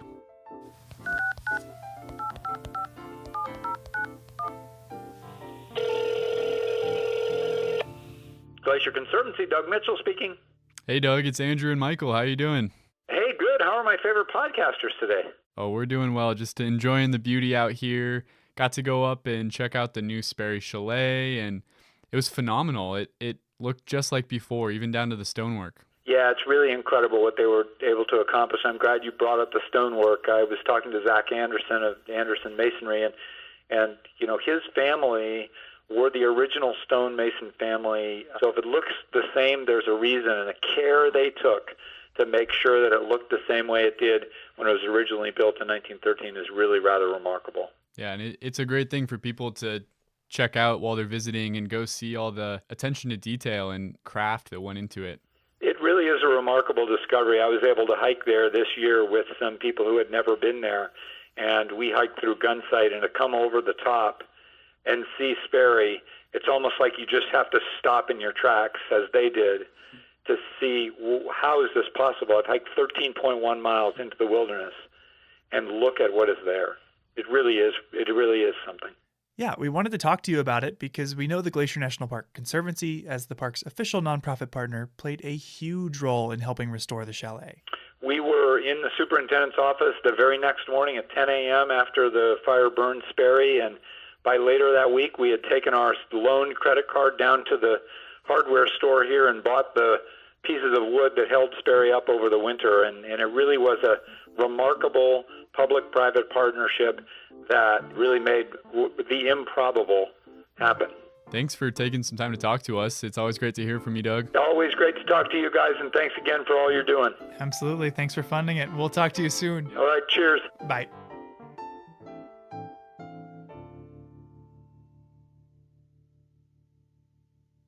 So we just heard from Dawn and Tegan about how plants, like lodgepole pines, and animals, like mule deer, can benefit from the presence of fire in the ecosystem. And from talking to Tony, we know that the Salish and other indigenous communities have a deep understanding of fire's role on the landscape and would use it, as he put it, almost like a gardening tool to invite new and healthy plant growth. Working here, a big part of our job has been sharing that knowledge with visitors, talking about the plants and animals that thrive in fire's aftermath. Yet knowing and understanding these things won't change how you respond to fire when you're faced with it, when the flames themselves are bearing down on you. So we met Chris Peterson earlier, who watched and photographed the 2003 Trapper Fire as it made a run over the loop. Yeah.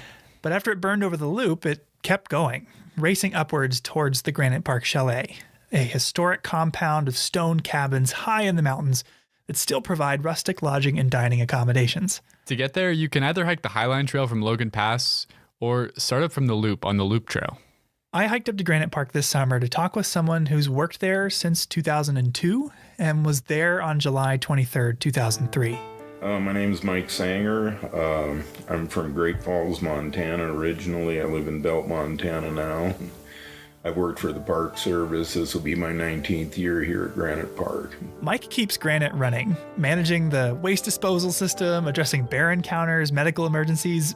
When I caught up to him, he was fixing the sink in the chalet kitchen. And having grown up in Montana, Mike had been familiar with wildfire from afar. Seeing them in the distance, not quite as close as I did here. But in the unprecedented fire year of 2003, he came face to face with the Trapper Fire. From what I understand, you were hiking up here on July 23rd. Is that right? I was. My boss, Walter Tabb, had dropped me off the Loop Trailhead. The trail was already closed at that time, and it was smoky there at the parking lot. And I asked him, I said, well, the trail's closed. And he goes, well, you better get moving. You need to get up there.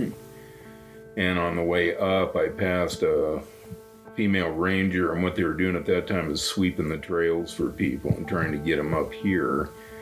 And she asked me if I knew where the fire was, and I said I have no idea, but once we get to Granite, we'll probably be able to see better and know exactly what's going on. As I understand it, Mike's up there for a week or so at a time, then rotates out with a partner? Exactly. He was originally scheduled to hike back in to tap out his partner on the 23rd, but was sent up that day with a different goal, to help protect the chalet itself. And we made really good time getting up here to Granite Park. Yeah, goodness. When did it sink in that it was going to be a problem? When I got up here and I saw fire hoses strung out all over the place, and Chris Berkey, my partner, was here, and I asked him, I said, where's the fire? And he pointed towards Flat Top, and it was immediately apparent that we had a problem on our hands. So they had to fortify the compound. With limited time and supplies, that meant converting their finicky drinking water pump into a sprinkler system to keep the buildings wet, an approach that they weren't confident would work at first. We went down to start the pump, and it took 2 or 3 times, and you had to talk nice to this thing, and Chris pulled it, and the first time it went off, and we're all high-fiving, and but celebrations could wait. As the fire grew closer and closer, conditions only worsened. It was really horrific for quite a while because we had no idea where the fire was. The winds were horrific. I mean, they were blowing probably 70 plus miles an hour, and we were having embers starting to come down. And what we did is we pulled all the railings from the chalet. We were trying to reduce fuel in case the fire did get here. What did it sound like? You know, a lot of people paraphrase this with tornadoes and everything else, but it sounded like a freight train. And it was just unbelievably hot. I've always had a mustache, and after this was all over, it had curled and burnt, and I just ended up whacking it off. It's the first time I'd not had a mustache in many, many years, because it was just glowing orange this direction. Around the same time, Chris Baker from Swift Current Lookout was choked with smoke. I can remember using the word surreal a lot in my journal that afternoon. It didn't take too long before my vista towards the west was nothing but amber billows of smoke and embers. Visibility deteriorated to nothing, and I began coughing from the intense smoke, so I soaked a bandana in water and took to breathing through it to filter some of the soot. Oh my gosh. Yeah. Yeah, it's a scary situation. It is. In the face of it all, Mike and Chris were doing everything they could to protect the chalet and everyone in it. And we charged our hoses. We had everybody inside the chalet sitting on the floor. We had the tables up against the windows because the wind was horrific and it was blowing ash and embers all through the area. And we charged the hoses and started wetting the roof. How many people were in it? Well, between the guests that had planned to stay there that night and hikers that were seeking refuge, there were quite a few. We had 39 people trapped up here. We thought the fire was actually going to come up and go over the top of us and down the other side. Why it went up Swift Current Pass, I have no idea. You know, every bearing that we had and the wind was blowing directly at us, and fires like to run uphill, so I was quite sure the fire was going to come up and over us, and instead it made a turn and went up over Swift Current. It missed them? Somehow they were saved. The fire avoided the chalet, and falling embers were effectively combated by the hoses and sprinklers they'd set up. Because it could have really gone south for us, and it really could have been a horrific thing. And, you know, through God's graces or whatever, the fire didn't come over us. Chris, we each made one phone call, brief phone call to our wives, and said, we don't know what's going to happen. We just wanted to call and tell you right now we're all right, and we're doing the best we can. And while they didn't know what the next day would hold, they allowed themselves to breathe a small sigh of relief. Chris and I came in here. It'd been a long day for both of us. He was due to go out that day, and I'd hiked up or ran up here that day. And his wife had brought him a little bottle of black velvet whiskey, so we each had a drag off that, and it actually felt a little better. And he goes, let's get on with it. And I said, all right. After feeding and finding beds for everyone at Granite, the two of them stayed up all night watching the flames. We'd take turns. There was a chair between this building and the chalet and one in front of the chalet, and about every hour we'd switch. Also up all night was Chris Baker, watching the flames from her vantage point at Swift Current Lookout, 1,000 feet above the chalet. Night fell, and finally I could see the fire appear through the smoke as 1,000 points of flame and torching trees. I remember just staring a lot in unbelief. Sleep wasn't even an option. This was history, and I was privileged to have a front row seat. It was a long night and a close call. Thankfully, no one was hurt, and the chalet was saved. Mike and his partner Chris Berkey were even honored by the Department of the Interior with Valor Awards for their heroism and bravery. But Mike's a humble guy. If you have the chance to meet him, you might hear him tell stories of that night. Sometimes the chalet even asks him to give a program about it to their guests. But you won't hear him bragging. He's seen firsthand the power of fire and worked in its aftermath every year since. But even then, that night standing guard after hours of fear and uncertainty, he could see a beauty in the flames. And the one thing that struck me is once it got dark and you could see the fire, you know, despite what was going on, it was actually kind of pretty to look at. And, you know, I don't mean to sound morbid or anything, but it was. It had its own kind of natural beauty to it. A month later, the Trapper fire had died down, and Chris Baker reflected on the fire as she hiked down from Swift Current Lookout for the last time of the year.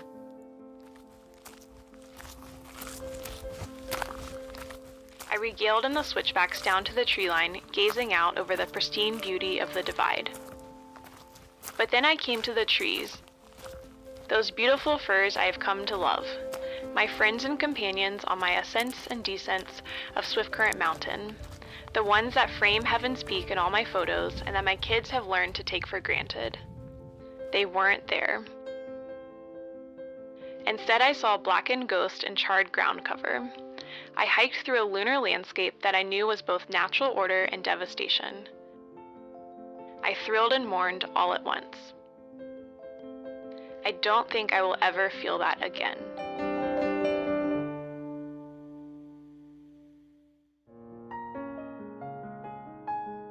Our last story of the day is about the important role that fire plays for archaeologists here.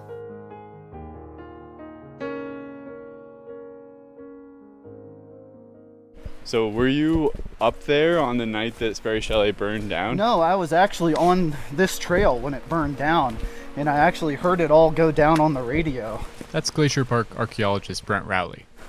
Which was kind of a crazy experience. I was actually just back there, probably a few hundred yards, and I heard this radio transmission that was like calling the incident management team on the radio and being like, you know, I need to give you a satellite phone call because we need to have like a conversation right now.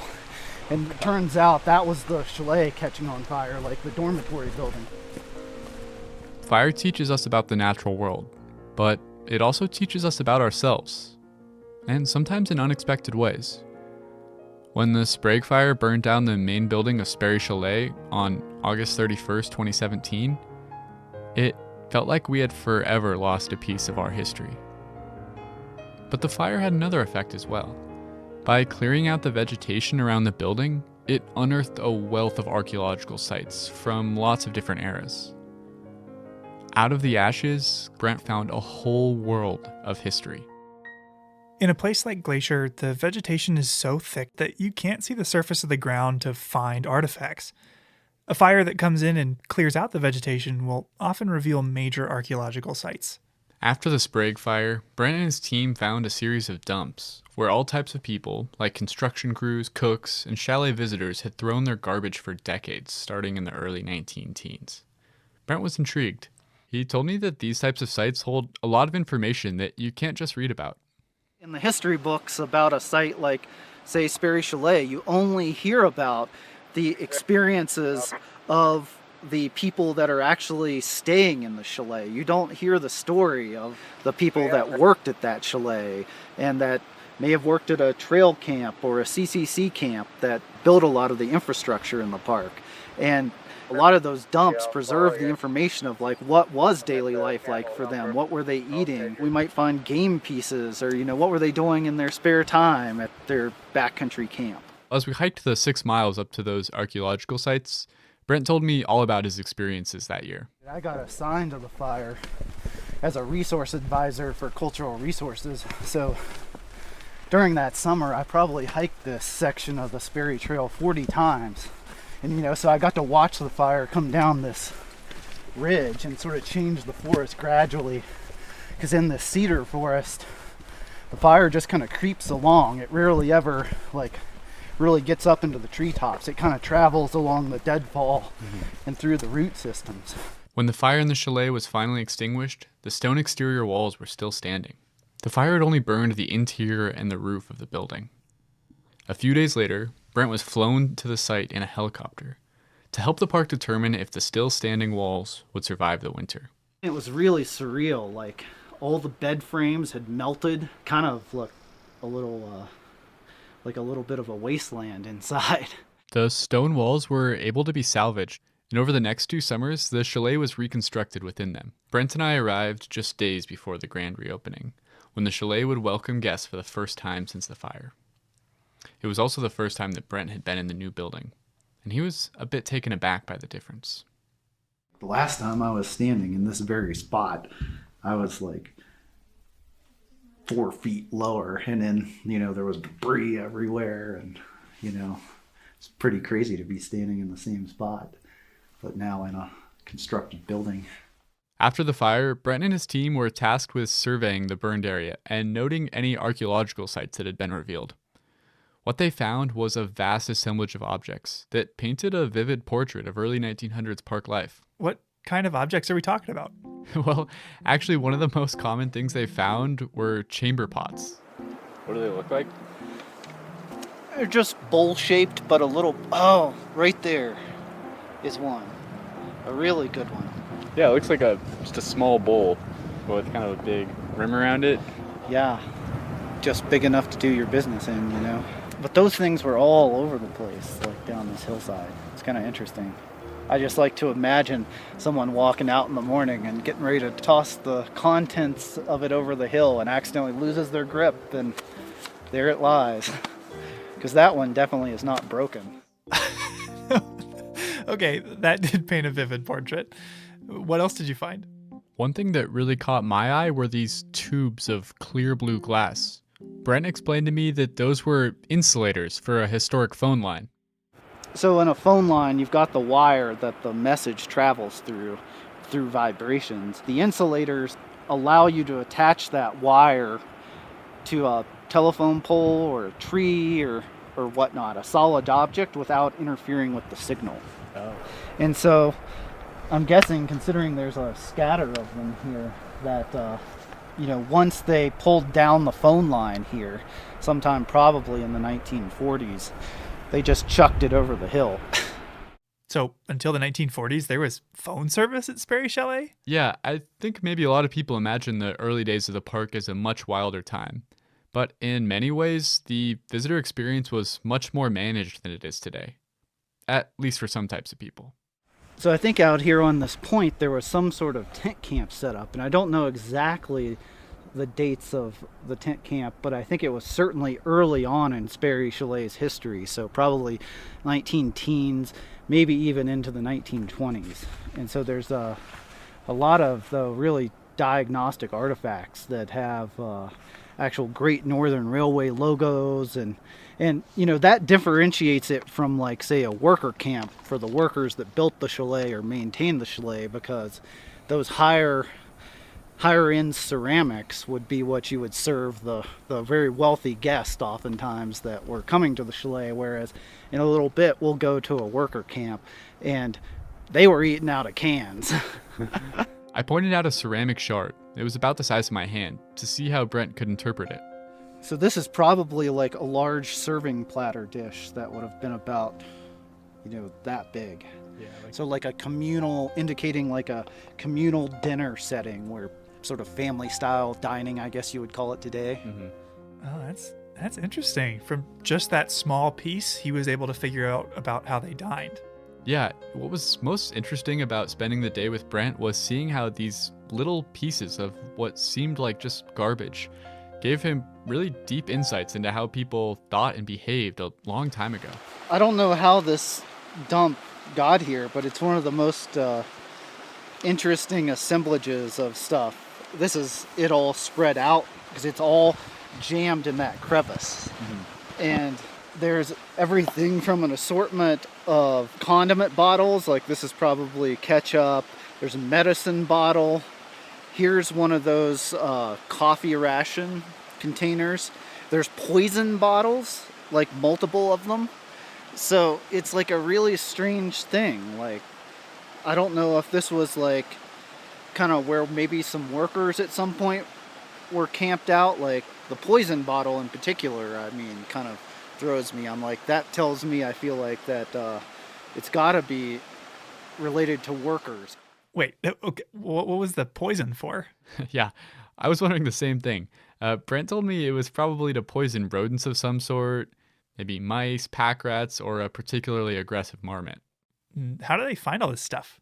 There's a couple different ways these sites get discovered. This one, a firefighter showed it to me. Okay. But usually, yeah, when we survey areas, we do transects. One of the main things that Brent has found here is the class distinctions between the different people who use this area, and how this manifests even in their trash. Up at that tent camp, everyone was always eating off of, fine ceramics and being very proper, I guess you would say. And here it's like you just open up the can and eat out of the can sort of thing, which is more indicative of, I guess, lower class status, like a worker rather than someone that's on a very expensive vacation. Do you know what would have been in these cans? Some of them. See, like a can like this where you can tell by the openings. Mm-hmm. So see, this had to be liquid. And in fact, I think this was probably a milk can. Okay. So they slit that one open. So when we record these can sites, we always record what type of openings they have, because it can tell you a lot about what was in them. Wow, so we can learn something from even just the way a can was opened. Exactly, there's so many levels to it. Brent even says that the way that trash is hidden can tell us what era it's from. In the 19-teens, the way everybody all over America treated their waste was to throw it over the cliff or over the hillside or into your pit toilet. Later on, though, people started, the ethics started changing of like, you need to hide your garbage. You put it in a centralized garbage dump. And here, obviously, they've tried to hide it. So it's probably after that ethic changed, which really started, in the 1920s and 30s. A desire to learn about people whose stories aren't always told has motivated Brent's career from the very beginning. The first excavation he was a part of, on a plantation in West Virginia, showed Brent the significant differences in artifacts from enslaved people versus slave owners. This technique of using historic artifacts to understand how people were treated in the past is an idea that still drives his work today. In Glacier, you can learn a lot about indigenous people's history prior to European settlement, and we can learn a lot about what people were doing in this landscapes by what artifacts they leave behind. And those people were often, are often not included in the history books. And in fact, I hate the term prehistoric or prehistory because it implies that indigenous people don't have history. It's just their history is documented in different ways by oral history and also by the archaeological evidence that their ancestors left behind. There are countless stories covering thousands of years of history buried in archaeological sites all around Glacier. Some of these stories will be lost forever if these sites are disturbed. So please leave historic objects where you find them. Brent says that objects are best at telling their story when they stay in their original location. Once they're removed from the site, they are kind of just meaningless objects, but when they're in the context of the site, they tell the story of like what sort of products people were using as they visited Sperry Chalet. Our discussion was interrupted by a mountain goat grazing on the forbs that had sprouted up where fire had cleared the canopy and finally allowed sunlight back onto the forest floor. We had to step off the trail to let the goat pass. And I went to work for the... Oh, crap. It's a goat coming. Hey.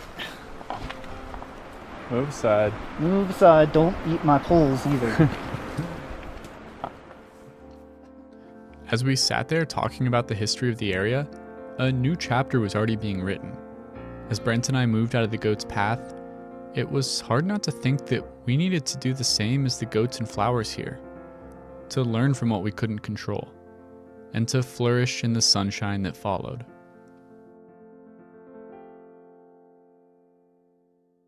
That's our show for today. If you're interested in learning more about the role and history of wildfire in Glacier, or about the Salish-Kalispel Culture Committee, check out the links in our show notes. Thanks for listening. Headwaters is a production of Glacier National Park, with support from the Glacier National Park Conservancy. The show was written and recorded on traditional native lands. Andrew Smith and Michael Feist produced, edited, and hosted the show. Ben Cosgrove wrote and performed our music. Alex Stilson provided tech support. Quinn Feller designed our art. Renata Harrison researched the show. And narrated the credits. Lacey Kowalski was always there for us. And Daniel Lombardi and Bill Hayden were the executive directors. Support for this show comes from the Glacier National Park Conservancy. The Conservancy works to preserve and protect the park for future generations. We couldn't do it without them, and they couldn't do it without support from thousands of generous donors. If you want to learn more about how to support this podcast or other awesome Conservancy projects, please go to their website at glacier.org. Of course, you can always help support the show by sharing it with everyone you know, your friends, your family, your dog, and also leave us a review online. Special thanks this episode to Chris Peterson, Tony Incashola Sr., Don LaFleur, Tegan Hayes, Mike Sanger, Sarah Peterson, and Brent Rowley.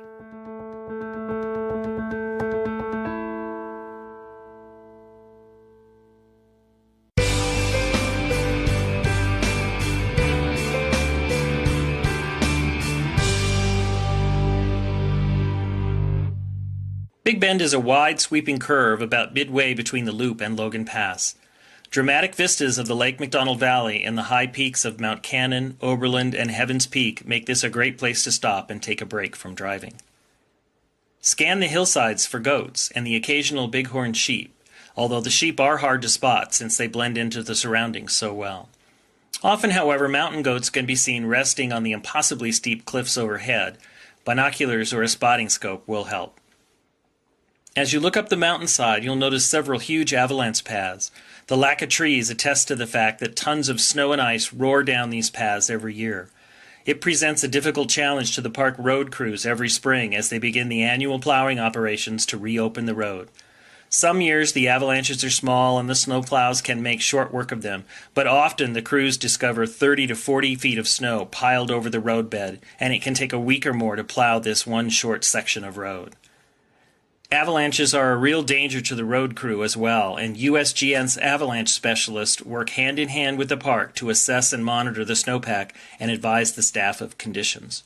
Spotters on the crews stand guard to radio reports of any snow movement high on the slopes in time to warn workers below. When weather prevents adequate observation or when snow conditions are deemed unsafe, plowing is not permitted. Safety is paramount, even if it delays the opening of the road by a day or two. Headwaters is supported by the Glacier National Park Conservancy. This summer, I came across the story of a bear nicknamed Growly. Growly was a grizzly bear who lived in Glacier National Park in the 1970s. And when he was young, he lived a normal bear life. His mom taught him how to pick huckleberries and dig up glacier lily bulbs. He swam across his first creek, caught his first animal, and after a couple years, struck out on his own, ready to take on the world. We also know that by age 7, Growly got into some trouble. You see, when you're a bear trying to pack on the pounds before winter, you've got to eat a lot. And if you want to eat, say, 150 calories, you could find and pick 150 huckleberries, or you could eat one Twinkie. Bear management records from 50 years ago are light on the details, so we don't know exactly what Growly did, but we do know he was labeled a, quote, problem bear, a term often used to describe bears who associate people with food. More often than not, problem bears aren't malicious or uniquely ill-tempered. They're smart. They know that they need a lot of calories to survive the winter, and happen to live around humans who leave a lot of food lying around. One account stated that Growly wandered through a busy campground searching for food. Another claimed that he followed his nose to an empty cabin, quote, vandalizing it to get food inside. He hadn't hurt anyone, but this habit suggested it was only a matter of time, and park managers decided to remove him. The next time Growly followed his nose, he followed it into a trap. For some bears, this is where the story ends. But for Growly, this was just the beginning. Growly would soon leave Glacier and would go on to change how all of us recreate in bear country and play a part in the creation of bear spray.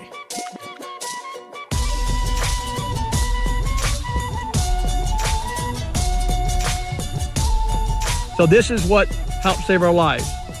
I'm gonna spray you. Yeah, she took 2 steps into the cloud and made a 90-degree turn and ran out of there. You're listening to Headwaters, a podcast about how Glacier National Park connects to everything else. And in this episode, we're talking about bear spray. I'm Michael. I'm Daniel. For people who might not be familiar, Daniel, what is bear spray? Bear spray it's basically a self-defense spray, like a pepper spray, a really strong pepper spray that you spray at a bear if you're being charged or attacked. Right, and it's become a central part of the visitor experience here in Glacier because we have one of the highest densities of grizzly bears anywhere in the lower 48 states.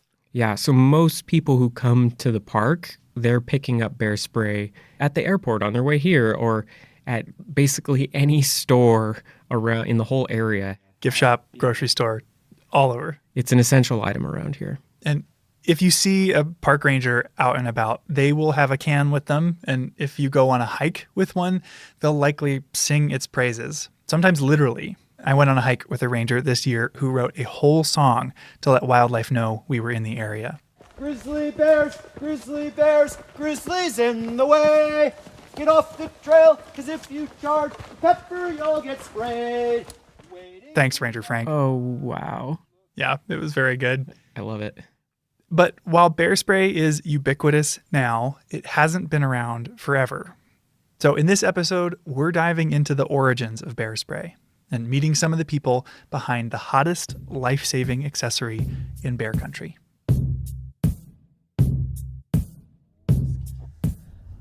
I think it's this red-roofed building.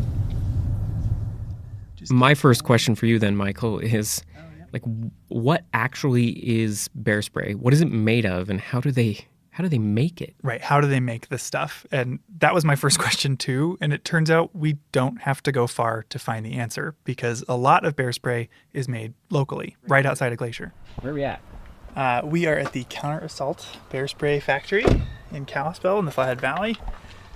Hello, I'm Michael. I'm looking for Randy. It's me. Nice to meet you, Randy. Thanks for having us. Come on in. Luckily for us, Randy Hunt, head of operations with the brand Counter Assault, invited us for a tour.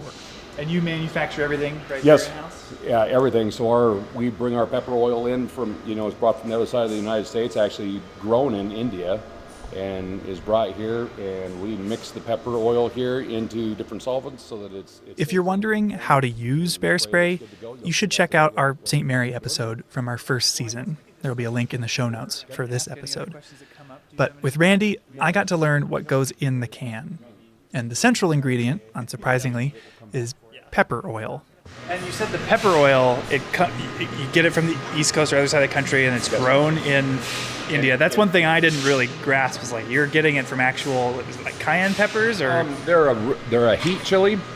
So if you think of your jalapenos, they've got heat content in them, Scoville heat units. They're about 3,000 to 4,000 Scoville heat units in a jalapeno. Your habaneros run 150 to 350,000. We're running 3.2 million. They get the oil from peppers or chilies in the genus capsicum, which includes everything from pepperoncinis to cayenne peppers. So it's like, they're like real peppers that go in food. And because it's all from real peppers, it's a food-grade oil, which on its own would be safe for consumption, technically. And our pepper oil. So you can use it. It's safe to eat. You could actually fry chicken wings in it or French fries. You probably won't want to eat them because it will clear everything out of you. But yeah. And this oil is in more than just pepper sprays. It's found in everything from hot sauces to pharmaceuticals, like arthritis cream. Okay, but that's not all that's in the can. There's something else besides peppers mushed up in there. Yeah, the pepper oil is actually only 2% of the ingredients, because if it was just pepper oil, it would harden in the can and be useless. When you spray it, if you cook bacon, it will solidify when it cools down and turns white. Well, we got to keep the oil in a liquid form, so we put a solvent in there instead of shooting hard pieces of like bacon grease out of the bear. It keeps it in a liquid form in the air. So even though pepper oil is only 2% of the ingredients, bear spray is 3 times more potent than pepper spray for humans. And so the ingredients are the pepper oil, a solvent to keep that oil liquid, and a propellant to launch the spray. That's the pepper oil. Yep. Oleoresin capsicum, 3.2 MOS, 40 pounds. What would you say it looked like, Daniel? It looked just like hot sauce. Yeah. Like it looked like hot sauce. Like a dark, thick hot sauce. It was, and it smelled hot too. And so how much of this goes into each bottle of can, like the pepper oil? These 2 containers, 10 gallons, will make about 1,000. They were actively filling these cans when we were there. Randy was saying, like, these 2 10-gallon buckets of the pepper oil concoction will make over 1,500 cans of bear spray. So a little bit goes a long way. Goes a long ways, but it's still not as far as we would like it to go, because that's some spendy food grade oil. I bet. So, while there are many brands of bear spray today, Counter Assault holds the distinction of being the first. Opening back in 1986, they helped pioneer this formula of pepper, propellant, and solvent that reputable brands widely use today. You know, across the board, all the bear sprays are using a really hot pepper oil. All of them are going to work, and the biggest thing is people are safe and the bears are safe. And that's what it's been refined down to, is using a product that's not going to hurt people, it's not going to hurt bears. Keeps everybody safe. Bear spray's non-lethality, the fact that bears that get sprayed with this will turn around but ultimately be unharmed, is not only a huge selling point, but it helps explain why bear spray exists at all.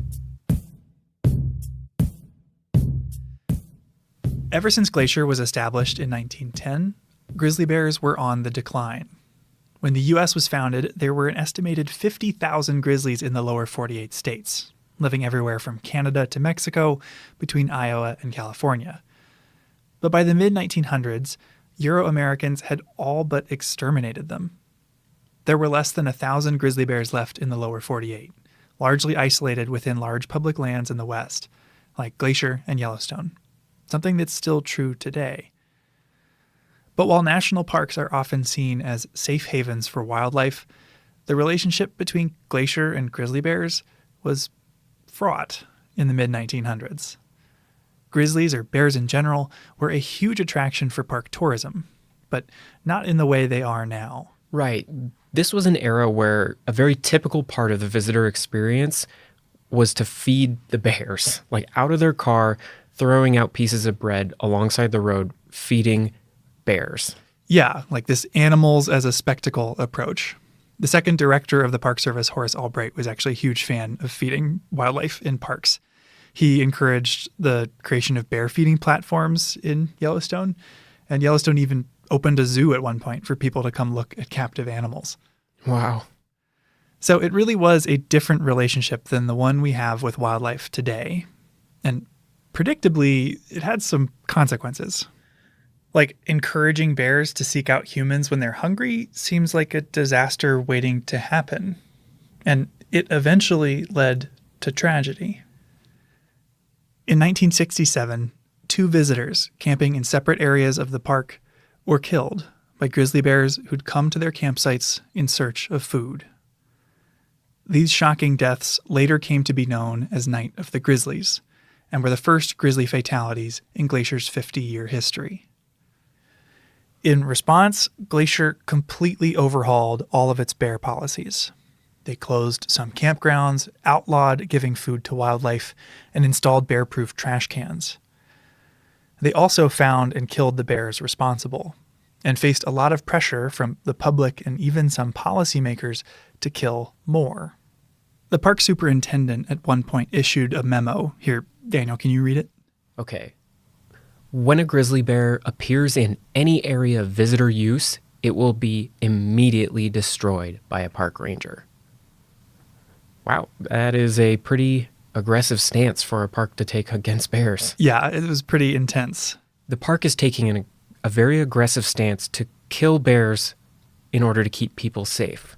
Mm-hmm. But as a species, at this time, they're actually becoming very threatened in the 1960s and 70s. Right. As Glacier's dealing with these events, grizzlies are identified as an endangered species by the federal government, which demands a broad recovery effort. You know, scientists started studying how many bears were left, what their habitat needs were, insight that would help them recover and hopefully help our 2 species coexist. So they need to know more. Park managers are looking for more data about bears in general. But if we zoom in on the story we're looking at here, that is the history of bear spray, you can see this emerging need for a tool that allows people and bears to de-escalate conflicts in a non-lethal way at like an individual scale. Yeah. Which brings us back to Growly, the bear who apparently didn't like grapefruit. I've told the story that the main thing Growly hated was grapefruit, but he liked oranges fine. He figured out how to slice an orange open. He had really long claws. After being captured in Glacier National Park in 1976, Growly was sent to Churchill, Manitoba, a town in northern Canada known for its polar bears. I was a research assistant. That voice is Janet Ellis. And I spent 4 months on the bear study with the bears in 1978. Janet is currently a Montana state senator, but she spent a few months helping zoology grad student Gary Miller conduct a study on bear behavior. The University of Montana had a bear lab up there, way far from town. There were 4 bears in this study. 2 grizzlies, Growly and Snarly, and 2 polar bears, nicknamed Magdalene and Gwen. Janet helped take care of them. So what does it look like to take care of a grizzly bear in a lab? So it was cleaning the area. It was feeding them every day and making sure they had water. The Hudson Bay store was the local grocery store in Churchill. And so we would get meat scraps and vegetable, whatever food that they were willing to give away. And that's what the bears lived on. Each bear was monitored dawn to dusk. Body temperature, heart rate, posture. Reading through the paper, I really liked these little drawings that showed bear body language. And it turns out Janet drew those. I did illustrate Gary Miller's master's thesis. Oh, you drew the bear outlines of their different postures? Yeah, I did all that stuff. Oh, those are so cute. Finally, one by one, they'd bring the bears into a 13-foot by 20-foot cell with a drinking well for water and a barred metal door. From outside the cell, an assistant would provoke the bear into charging, approaching the door and stomping if necessary. Wow. So that's all it took to get them to charge at the gate of the cage. Yeah, most of the time. Yeah, I mean, Janet said that every bear was different. The polar bears were pretty docile, and one of the grizzly bears, Snarly, was actually really easily provoked. She said that he'd charge whenever somebody just approached the door. So they approached the cage door and the bear could see them and would just charge at the door. Mm-hmm. Wow. And when a bear charged, they would deploy a deterrent to hopefully stop them in their tracks. They tried different sounds, like a handheld boat horn, a referee whistle. They played a recording of a bear growling. It was actually a recording of Growly, the bear, growling, which might be how he got his name. And they tested a popular item marketed to alert bears to your presence. Bear bells. Here's an excerpt from their research, read for us by a voice actor. Twice, when small bells were tested on Growly, he slept through the test. The bells were of the type that are sold to hikers in Glacier and Yellowstone national parks to warn bears of their approach. In these tests, the assistant stood at the door of the cell and rang the bells. Growly was not more than 6 meters away and never woke up. The idea that small bells will warn grizzlies before approaching clearly needs reevaluation. I've definitely heard a lot of bear bells on the trail here in Glacier, but the problem is I don't hear them until the person's like right next to me on the trail. So yeah, they're just not loud enough to really alert a bear.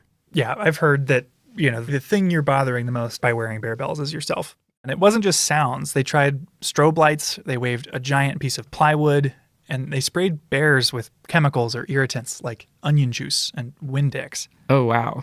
And they also deployed a product called Halt, which was a pepper spray developed for postal workers who were getting bitten by a lot of dogs in the 50s.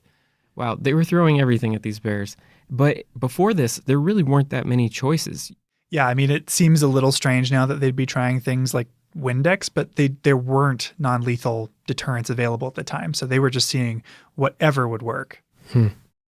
So after they try all this, what were the results? Well, sounds like the handheld boat horn worked pretty well, but only if they were extremely loud. And the boat horn also apparently didn't work in low temperatures. The bells and whistles didn't do much. The giant piece of plywood could stop a bear, but the effect didn't last very long.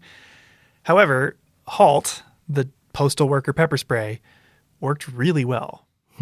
Each time it was tested, the bear charged until it was sprayed. The bear then turned and ran to the farthest corner of the cell, where it rubbed its eyes and blinked vigorously. In one case, Snarly went to the water well and washed his face with his paws. That's the only thing that would stop a charging bear. And that was true with grizzly bears and polar bears. I mean, they couldn't see. even if it was for a couple minutes, and they would just stop and it would freak them out.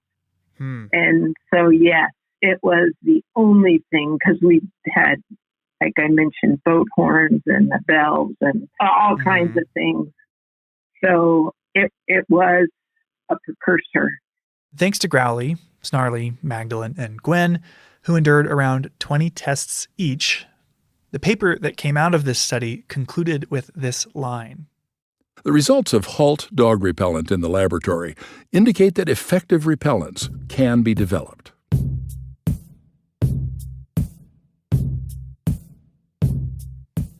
So the study up in Churchill, it showed that this dog pepper spray works pretty well. I mean, was that it? Did they just then package it up and sell it as bear spray? There were a few steps in between. So the University of Montana was funding the study Janet was a part of. And with this conclusion that a deterrent could be developed, they started funding a follow-up study. I'm guessing that at University of Montana, they were using different bears. Yeah, this second study had a new set of bears, including one problem bear from Glacier that was labeled in the study as a roadside panhandler. Oh, wow. And these new bears were sent down to Fort Missoula. Who led this follow-up study? So the student that was working on this study was named Carrie Hunt. And it's funny, newspaper articles that you read about Carrie go out of their way to highlight that she is 5'1", 115 pounds. And just like the first study in Churchill, is provoking these 500-pound grizzlies into charging in order to test these deterrents. So this had the same premise as the first study? Yeah, very similar. A magazine actually interviewed Carrie about the experience. Hunt stepped to the barred door of the bear's cell. By stomping her feet, she provoked almost all the bears into charging. More than once, concrete dust flew from the hinges as a huge bear rammed the cell door. Even though the situation was controlled and there was no way I could get hurt, it was still frightening. The power and aggression of an angry, charging grizzly is overwhelming. If the bear charged, it received an application of the repellent being tested. A lot of the things they were testing were very similar to that first study. They did sounds, like in this case, rock music. They did HALT, that same dog spray. Everything from tear gas to rock music was tested, but only a commercial dog repellent spray had any significant effect. The spray's active ingredient was capsaicin, a derivative of red peppers. Ironically, the study was actually funded by a competitor to what we now know as bear spray, called Skunker. Guess what Skunker is? I'm guessing it smelled really bad. Yeah, it was a synthetic skunk spray. And turned out Skunker didn't work, and it just kind of made the bears sad. But I'm not surprised. They didn't leave the area. But HALT, once again, did work. The only problem was that's not how people have bear encounters in the wild. Sure. And this tiny can of pepper spray designed for a dog that's biting a postal worker, like, it doesn't shoot far enough. It's not strong enough. And so Carrie highlighted that, this is a really promising thing to follow up on, but it would need some refining. It needs some iterating to turn it into an effective bear deterrent for public use. So now there's two studies that are both showing that some kind of pepper spray is probably going to work pretty well to stop a charging bear. Yeah. But to work in the real world, it needs some modifications. Right. And this result started to trickle out into like local Montanans that either were connected to the university in some way and found its way to a guy named Bill Pounds. After hearing Carrie's results, he reached out and offered to help refine it. And eventually that collaboration turned into Counter-Assault. Over the years, it's been refined. It's got different propellants. It's got different concentrations of the pepper. The IGB. One of the big things that they worked on was the delivery method, how the spray would leave the can. Yeah, you mentioned the spray. That was one thing I realized I hadn't mentioned, because like some of the earlier brands were shooting 6 feet in like a pencil thin stream, like wasp killer. Right. So that stream, you're not going to hit a bear from 30 feet away in the eyes, especially when you're in a panic yourself. I mean, I don't care who you are. You're going to be in a panic when a bear is charging that shit. They wanted that shotgun pattern, as it's called, a fog pattern. Okay, so this is part of the process we saw. They're taking a canister full of the ingredients and they're putting like a spray nozzle on the top of it that shoots the bear spray out into a fog or a cone. Yeah, exactly. And through testing and conversations with bear biologists, they refined that fog into a spray that would last 7 seconds and shoot 30 feet. That fog is going to get in the sinuses. It's going to get in the eyes. They're going to inhale. It's going to get in all the mucous membranes, the lungs. That's what changes their senses, and they just stop. It's a shock to their system like it is ours. There were some obstacles along the way before bear spray was widely adopted.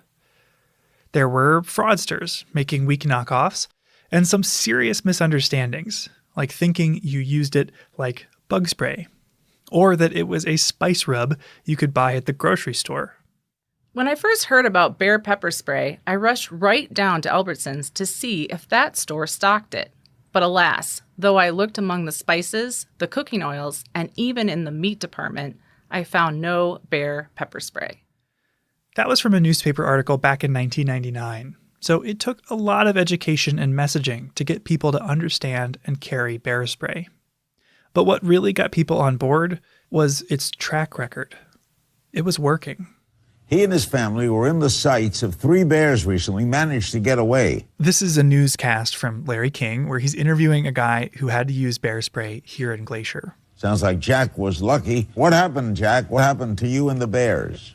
Well, Saturday night, Larry, just Saturday night, my wife and I went to Grinnell Glacier in Glacier National Park. We lived here 20-something years. It's a favorite place to hike. So the story is about this group hiking the Grinnell Glacier Trail when a bear started following them. And after following them for a little while, started running at them. I waited to go about 30 feet and unloaded one blast. He kept coming. My wife stood about 10 feet right in my face. I just went bam, right in his face, and ran away again. Bear spray stopped it in its tracks. So this is what helped save our lives. A lot of stories like this come up when you Google bear spray, including this line. Thanks to God, a friend, and pepper spray, I'm still here. That quote comes from a bear attack survivor who would go on to found his own bear spray company called UDAP, which is based in Butte, Montana. Testimonials like these have slowly won people over, and even folks who doubted a pepper spray could work as well as a firearm. Like I said, I was retired military. I'm a gun guy. It's fine. But these guys are like, well, I need my gun. Okay, well, you're still trying to hit something if it's a charge that you've got a kill zone that's, maybe grapefruit sized that you have to try to get a bullet through. Well, you may not be able to do that. And I don't care. I carry weapons, but I carry bear spray when I go in the woods. And because of this effective track record, Glacier suggests all visitors to the park carry bear spray. Montana Fish, Wildlife, and Parks recommends all hunters carry it too. So how many cans do you put out from here in a year or a month, Now, in 2021, we did 375,000 cans of bear spray. And it's just education. That's what's helped. Back in the day, a few years ago, like I was talking with Pride here, he says, I remember when we did 30,000 cans in a year. I said, I'm doing that in a month. So that's how much it's picked up from those first days back in the 80s and where the word has gotten out. Even still, bear spray is no substitute for common sense. Being safe in bear country involves storing food properly, making noise on trail, hiking in groups, not just grabbing a can of bear spray and calling it a day. Yeah, I've actually heard some bear experts talk about the downside of bear spray is that people think they just strap it on their back and then they're safe, and that it actually discourages the kind of awareness and mindfulness of bear safety that you need to have in mind. You don't want to get complacent. No, you can't just put it in the bottom of your backpack and think it's going to help with a bear attack. I mean, you can't put on your seatbelt and then drive off a cliff. Right. And it is also worth pointing out, like, I've carried bear spray on all the hikes I've done here in the last 10 years. I've never had to use it. Have you? No. My whole life I've been in bear country and I've never used bear spray. Right. I mean, I've taken it out a few times, but I've never had to spray it. The only times I've actually been around it going off was when people set it off on accident. The adoption of bear spray coincides with a shift in our relationship with bears. A shift from managing bears to managing people. That change, which we're all a part of, makes a huge difference for our wildlife. Compared to the 1960s, there are a lot more bears and humans in Glacier. Around 100 more grizzlies and literally millions more annual visitors. But that hasn't led to an equivalent rise in bear-human conflicts, or problem bears like Growly needing to be removed. Thanks to these tools that help us coexist, more bears get to live out their normal bear lives, even as more and more people like you and me come to visit. I think I just have one question left for you, Michael. Yeah? Whatever happened to Growly? Growly, you could say, was actually the first life that bear spray saved. Here's Janet Ellis again, talking about the end of that first study in Churchill. They were shutting down the bear lab after we left. And so we had 2 grizzly bears. The polar bears were released back into the wild, but the grizzly bears were going to be destroyed. It's not easy to release a food-conditioned bear back into the wild, so it's standard practice in cases like this for the bear to be euthanized. But after taking care of Growly for months, Janet had taken a liking to him. We could play tug-of-war with him where his forearms were gigantic and so couldn't fit through the bars really very far, just a little bit. But he put his hand out of the cage and you could grab his claws and he'd pull and you'd give up because he was going to win. And then she fed Growly, gave him water, got him exercise. Apparently, he really liked playing with these giant tires they had lying around. Just pounce on him and he could pick him up in his mouth and shake him like a rag. I mean, he was so strong. So when it seemed like Growly was going to be euthanized, she started writing letters to friends and family. Well, I wrote various relatives to see if they had any ideas. And it was my dad, it was an attorney in Columbus, Ohio, that talked. There was a city councilman, I think, that was in his law firm. And then he knew somebody else who was head of Parks and Recreation. And they knew Jack Hanna. You know, it was that sort of thing.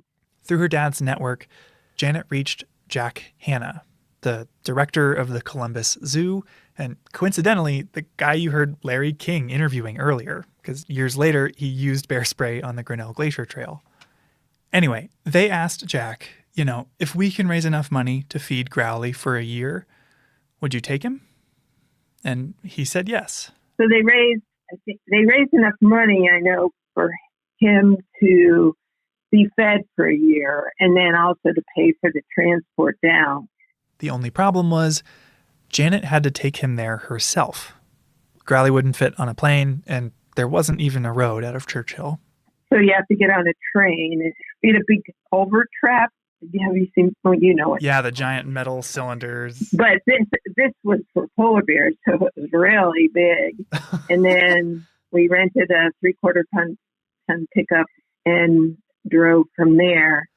After a 30-hour train ride, Janet loaded Growly's culvert trap, this big metal cylinder, into the bed of a pickup truck and drove another 25 hours to the Columbus Zoo. Apparently, Growly was pretty cooperative. He was in a culvert trap in the back. I could see him when I was driving. He was looking forward, and, that's where the grate was, so he could watch. And he hadn't been outside in 2 years at least. So he was really interested in what was going on. But he didn't really rock the truck.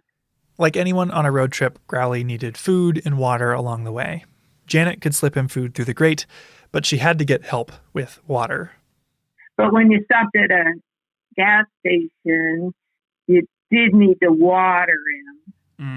When I had to water my bear, in the pickup to explain why you needed a hose at a gas station.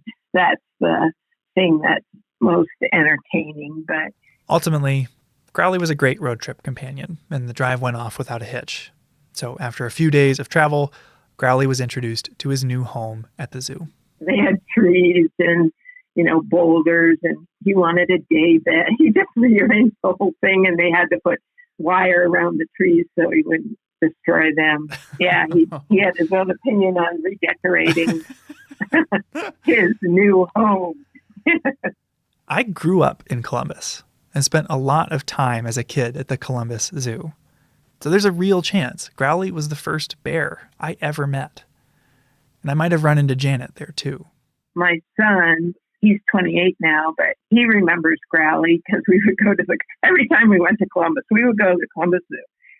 Grizzly bears are formidable neighbors, not to be taken lightly. And in the 20th century, their future was uncertain. Some Americans argued they should be destroyed entirely, that our two species could not coexist. But tools like bear spray have proven that wrong. Today, we have access to an easy and effective tool to diffuse bear encounters that doesn't harm the bear. And while no deterrent is a guarantee, Growly showed us that bear spray works.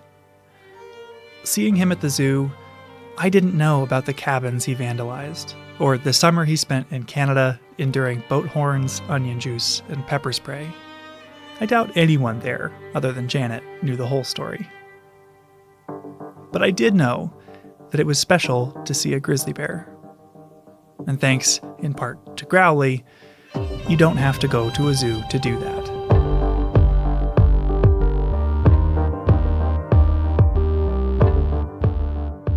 That's our show. Headwaters is a production of Glacier National Park and is supported by the Glacier National Park Conservancy. We could not make this show without them. You can learn more about what they do at glacier.org. Headwaters is made possible with help from Lacey Kowalski, Melissa Slottick, and so many people throughout the Glacier community, especially the natural and cultural resource teams. We're grateful for all of you. Our music this season is by the brilliant Frank Waln. The show's cover art is by our sweet friend Stella Null. Check out Frank and Stella's work at the links in our show notes. Special thanks this episode to Randy Hunt and everyone at Counter Assault, Janet Ellis, Carrie Hunt, and Chuck Bartlebaugh for discussing this project with us, as well as Growly, Snarly, and all the other bears who contributed to the creation of bear spray. Besides sharing this episode with a friend who might appreciate it, you can help us out by leaving us a rating and review in your podcast app. Thanks for listening.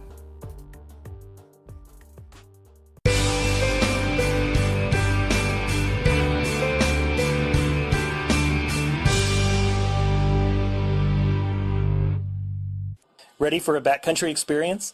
The Gunsight Pass Trailhead is the starting point for one of the best two-night hikes in the park. This 18-mile hike has always been a great trip, but in the past, getting from the end point of the hike at Lake McDonald Lodge on the west side of the park back to your car over here has always been a hassle. Now that the new shuttle system is in place, hikers have free transportation back to Gunsight Pass Trailhead to retrieve their car. Or, an even better idea is to leave your car at the end point of the hike and take the shuttle to the beginning point here at Gunsight Pass. That way, when you're done with your hike and tired and dusty from the trail, your car is there waiting for you. However you arrange it, the hike from here to Lake McDonald Lodge provides a classic Glacier National Park experience. The trail winds in and out of dense forests for the first few miles to Gunsight Lake and continues up subalpine meadows to Gunsight Pass. Dramatic views of Gunsight Lake on one side and Lake Ellen Wilson on the other are your reward as you stand on the Continental Divide and enjoy the scenery.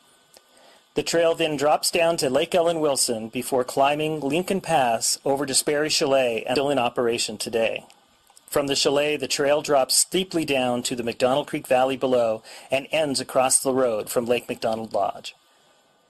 Backcountry campers are required to obtain a permit prior to their trip. Stop at one of the permit offices or visitor centers and Ranger can give you guidance and assist in trip planning. Along this route, backcountry campgrounds at Gunsight Lake, Lake Ellen Wilson, and Sperry Chalet provide a range of choices for camping, and the chalet provides overnight accommodations that include meals as well if you want to experience the backcountry with just a touch of rustic luxury. Reservations for the chalet is a must, and reservations are recommended for backcountry campgrounds as well. Hello again, you rockin' Rockyites. We are not going to do any announcements this week. We are going to get right into that sweet, sweet podcast action. If you have ever visited Rocky, chances are you've interacted with a volunteer.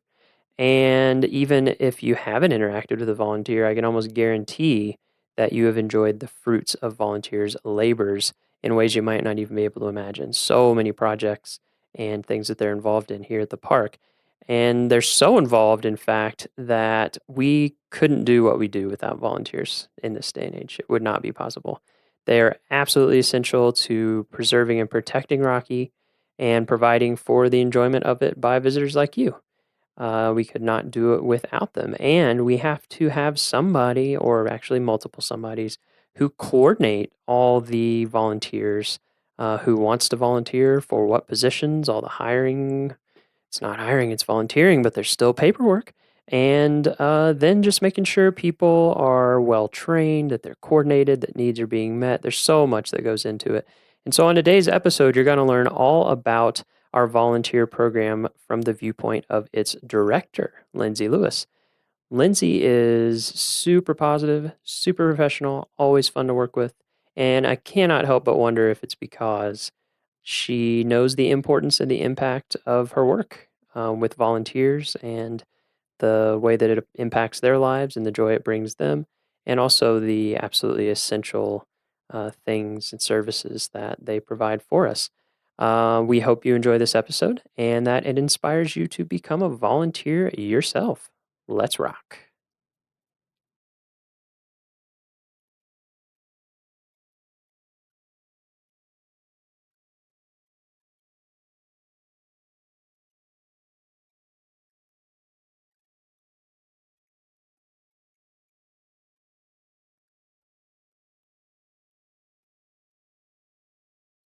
Sounds great. Okay, so we're here at Sprague Lake Yes, on we a are. beautiful, beautiful, beautiful summer day. Not a cloud. Oh, there There's are some very, clouds. very few but nice clouds in the sky, and it is super warm. Like we're sitting in the shade without a jacket on, which is, Pretty nice. yeah. We'll enjoy it while it lasts.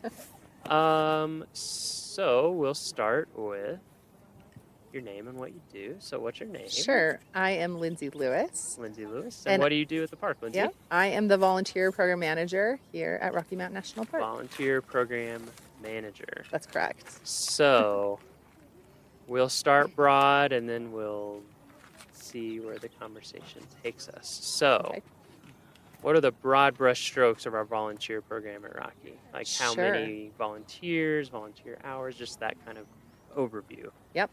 So in 2016, we had 2,706 volunteers. Wow. Here at Rocky Mountain That's National Park. amazing. It So, is like, amazing. Almost 10 times as many staff. That's right. Yeah, absolutely. Yeah. That's true. Yeah. And collectively they served 116,000 hours, or a little over that, which is the equivalent of about 56 full-time year-round employees, which is huge. Oh, yeah. So it makes us the 9th largest volunteer program in the whole Park Service. Wow. Yep. Okay. Yeah. So we have a few volunteers We have at just Rocky, a couple. Yeah. volunteering Keep me busy. a bit of time. Yep. And so you are in charge of that whole program? Yep. Okay. So thankfully, I don't directly supervise. Yeah, that would be impossible. 2,700 people, because I would lose my mind. Yeah. Yeah, that's a lot of folks. Yeah. But here in the park, we have about 30 or so volunteer supervisors that oversee different volunteer groups who do a variety of work in the park. And so I kind of consider myself like HR for volunteers. Okay. And so there's a lot of different policies and things that are related to volunteers that don't apply to staff, and vice versa. So my job is to kind of be the subject matter expert on the volunteer program policies of the Park Service. And then also I do a lot of recruiting for those volunteers. I do volunteer recognition. We have big parties for our volunteers, which is fun. And then I'm in charge of volunteer training and making sure our volunteers are properly uniformed, that kind of stuff. Yeah. It's actually really fun. It sounds kind of boring. Actually, now that I just said it, but it's actually a really fun job because I get to be out in the field and then also just supporting at my desk people that just really love this park, love this place, and really want to be here. You know, when you're working in HR, when you're supporting staff with, making sure that they're getting paid and filling out all of their paperwork properly, it's not super fun. But when you're working with people who just Good want point. to do this because they love this place. It Yeah. makes it a lot more fun Yeah. to do that kind of work. Yeah. Yeah, that makes sense. Yeah. Yeah, I think it's hard. It's hard to even describe, I feel like, to people the extent of the volunteer program here. Yeah, it's pretty huge. It seems nonstop. Like there's always stuff going on. Exactly. We're really lucky. This park, not every national park or national public land has neighbors that adore it like Rocky does. So we have over the years really harnessed that and have taken advantage of and really benefited from neighbors who, live in Estes Park, Lyons, Longmont, Loveland, Boulder, Denver, Grand Lake, Granby, who love this place and have some time on their hands and want to donate it back to the park. So of the 2,700 volunteers, about 700 are individuals, like a lot of retirees and a lot of interns who donate their time to the park. So just last year we had about 40,000 hours served by residents of Estes Park. Wow. Which is incredible. Yeah, that's amazing. I know. And 4,000 hours served by the residents of Grand Lake, which again, I mean, that's incredible too, considering the size of the population. Yeah. And so then they do a little bit of everything from, we recruit for volunteer positions like we recruit for paid positions. So we have really specific openings. People, that have an interest in science can go out and support scientific researchers in the park. They can work at visitor centers if they like that sort of interaction. They can go out and count elk for us or monitor raptors.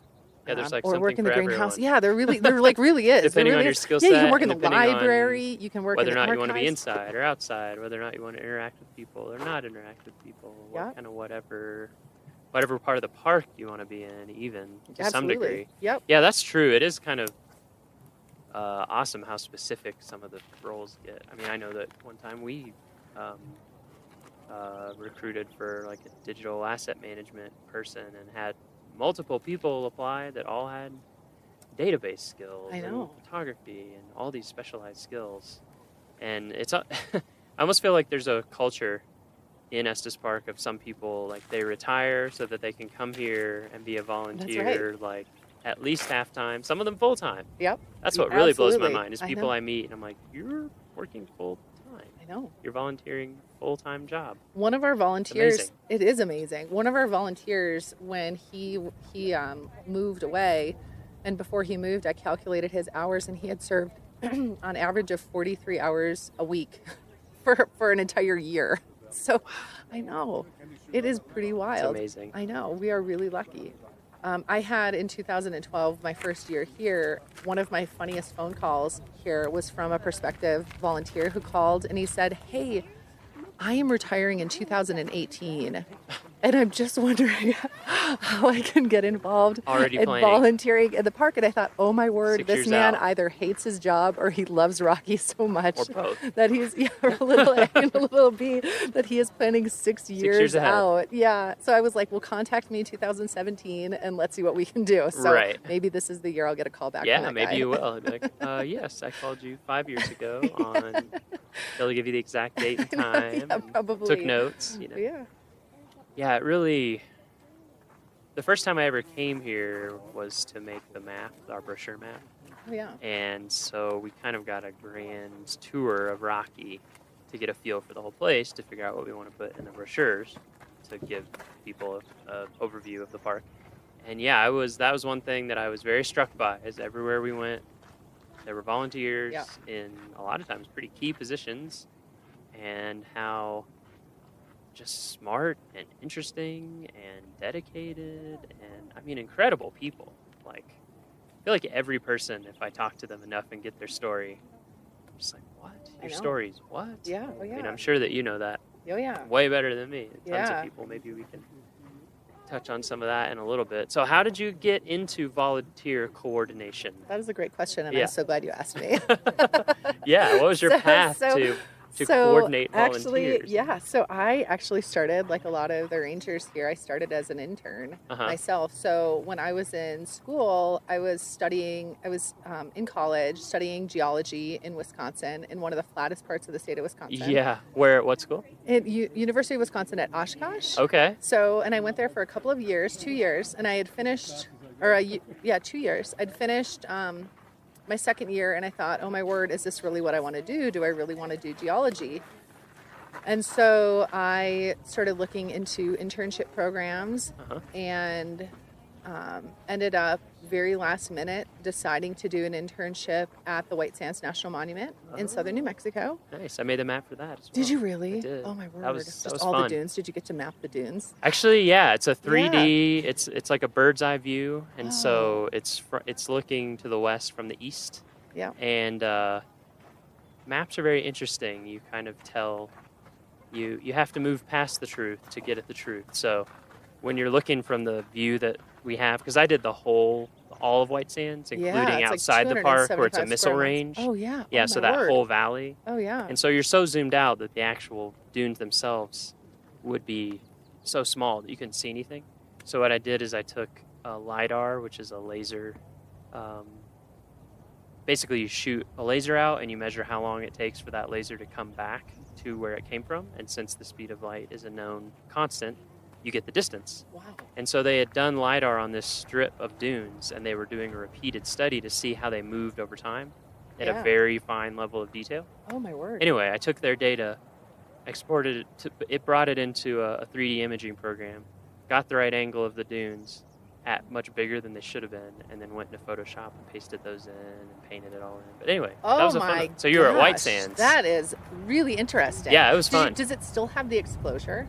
It does. For the Oryx? It does. Yeah, there's the nature, is it Nature Conservancy? I don't know who owns it, but in there behind, to the west of the park, that is closed to public access. Wow. And yeah, I think it's for, I don't know if it's Oryx. Keep the Oryx Yeah, out. They introduced a bunch of African antelope into the Tularosa Basin back in the 60s and 70s, and they just did really well. But yeah, so how long were you there? So I was there just for 3 months, In the but summer? I had the time of my life. In the actually, I moved there in January. Perfect. Or February. It's time to be It was there. It was the perfect time to be there, actually, in southern New Mexico. Yeah, in so the for dunes. 3 It was months. great. So that was your for first 3 months. internship. First internship. Yeah, what was that like? It was great. It was my first experience out of Wisconsin. I was in my Are you early from Wisconsin? 20s. Yeah, I'm from Wisconsin Where? originally. Where I in was born in Eau Claire. Okay. And then when I was 10, my folks we all moved to Neenah, so south of Green Bay. Okay. Kind of in that area, in the Fox Valley. Yeah. Yeah, I know. Really close to Hope. Yeah. Oh, I'm sure we have Wisconsin listeners. Yeah, there's a lot of Wisconsin. I always ask people, specifically where they're from, Yeah. so people can Yeah, rep the so I'm hometown from- pride. Yep, So that's exactly. so you went to White Sands on this internship. Yep, just like and it on was this- the first time. My first time. So, had the time of my life. I lived in a single wide trailer with a rattlesnake that lived underneath the trailer. Nice. Did it have a name? And it did not, Okay. but it freaked Terror? kind of freaked me Fear? out. But Yeah. it was, it was definitely, for a Wisconsin gal living in southern New Mexico, it was Oh, I definitely bet. a really What a change. Yeah, it was a change, and I absolutely loved it. I worked in the visitor center and gave tours. I did the sunset stroll. So I did a walk in the dunes with folks, and then the stroll ended with the sunset and the white sand dunes, which was Sounds magical. Yeah, I was about to say. It really that was. Sounds magical. It really was. And so I had such a good time that I ended up applying for more internships for the summertime, that coming summer, and ended up moving to the Petrified Forest National Park, where I did yet another internship. In Arizona? In Arizona, yep, in northern Arizona, kind of in the between Albuquerque and Flagstaff. Yeah, I you know, stopped kind in of- there one time when I was driving, or driving as much as you can of Route 66. Oh, of yeah. what's left. And Yeah. went right through there. Yeah. That's a really interesting place. It was really unique. I was more, the Petrified Forest stuff is interesting. Yeah. For sure. But I was surprised at just all the other stuff there, like Blue Mesa? Yeah, well, there's all the there's different Pueblos formations too. Yeah. Yep, exactly. I mean, it's a really cool place. I mean, Uh-huh. so my job there was I did interp as well. So I worked in the visitor centers, and then I also did half-time with resource management and helped to do a little work on some endangered plants in the park. But then also they had me going out and trying to catch people that were stealing petrified wood, which is a big problem there. Yeah, And it is. so I would go. Did you scare them with the curse? Well, or? I would go out hiking and I would never find anybody Ah. that would be stealing petrified wood because, They're they sneaky. were well. I don't know. I think they're kind of sneaky. And then one day, some of my coworkers were laughing at me, saying, you're probably just going out and hiking. You're not really trying. And I was like, no, I'm really trying to catch people. And so one day I was like, I'm gonna sit out by this rock and hide on this trail until Put on I a ghillie find suit. somebody. And, I'm just kidding. Yeah. So I had some good binos and I sat at a rock and I just sat and I watched and I scoped. Yup. And there, sure enough, from a distance, I saw somebody who bent over, picked up a rock, looked at it, showed it to their friend, and put it in their pocket. And then I radioed it in, and law enforcement met them at the trailhead, and I felt kind of terrible and guilty, but it was also they learned the lesson, and they knew when they went into the park that they can't be taking that stuff. So anyway, so that was my internship at the Petrified Forest. I enjoyed when I visited at the visitor center. The case they had that was like notes from people with the curse. Yes. And people would write letters and they're like, ever since I stole this petrified wood, everything is going wrong in my life. Yeah. Please take it back. Please make it stop. Yeah. And so basically. so people feel guilty eventually, which is nice. So Messes like with their head. their conscience gets to them. And then they mail these pieces of wood back, and the park can't put them back because they don't know where they came from. And so in the visitor center too, there's this big log that somebody had sent back. Oh, that's right. That thing's huge. It must weigh like hundreds of pounds. I know. And so, so anyway, and then I ended up doing another internship where I recruited possible interns through the Student Conservation Association. I toured around to college campuses to tell them about my internship. So you were an intern. You were an internship doing recruiting for interns. Exactly. For SCA. Exactly. For the Student Conservation Association. Right. For listeners who don't know about that organization. So I toured around in Illinois, Indiana, and Ohio for a month, driving a little red pickup truck, going from college campus to college campus. Though. It was a blast. Yeah. And such a great organization. It was. And then we went out to Massachusetts and recruited. I went out to DC to recruit for a few weeks in the DC area. On the road constantly. Universities. It was fun. And then one of the internships that I was recruiting for was to work on Capitol Hill. It was a partnership between the Student Conservation Association and Unilever, and they were sponsoring internships 5 months in Washington, D.C. on Capitol Hill, and then 3 months out in a national park. And so I was recruiting for it, and I was like, well, this sounds pretty good. I'm going to apply. And I applied, and I ended up getting the internship and interned out in D.C. working for Congressman Ron Kine of Wisconsin, the 3rd District of Wisconsin. Really great guy. And then the second half of my internship was out in Yosemite, and I did backcountry patrol. Oh, wow. Which was really fun, and just kind of a little bit of everything. What was the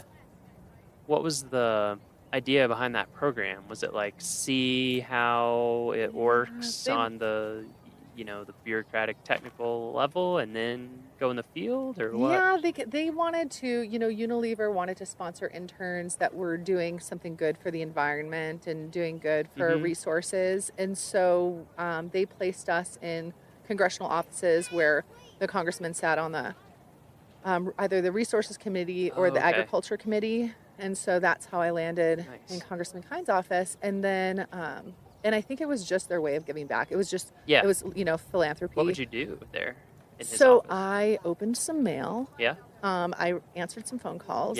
I responded to some constituents. And then I was his intern for the House Resources Committee.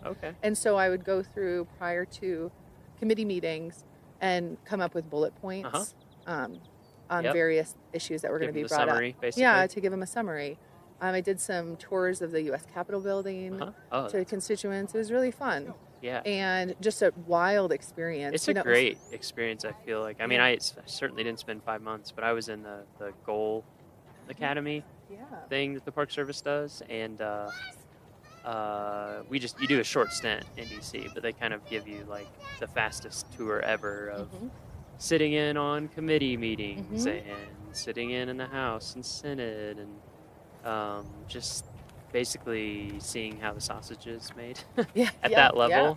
And for me, it was great context, because when you're like, why are things like this, or why are things like that, and then you go and you see it and you're like, oh wow, okay, this is crazy complicated, and things are slow, and there's a reason they're slow actually, like we're a democracy, and that must have been good perspective. It for was. you. It was, and plus exciting, like moving to such a huge metro. It was. area. It was really a blast. I bet. It was really a blast. So there were 4 of us. We lived in a National Park Service house in Battery Kimball Park, right across the street from American University, right in DC.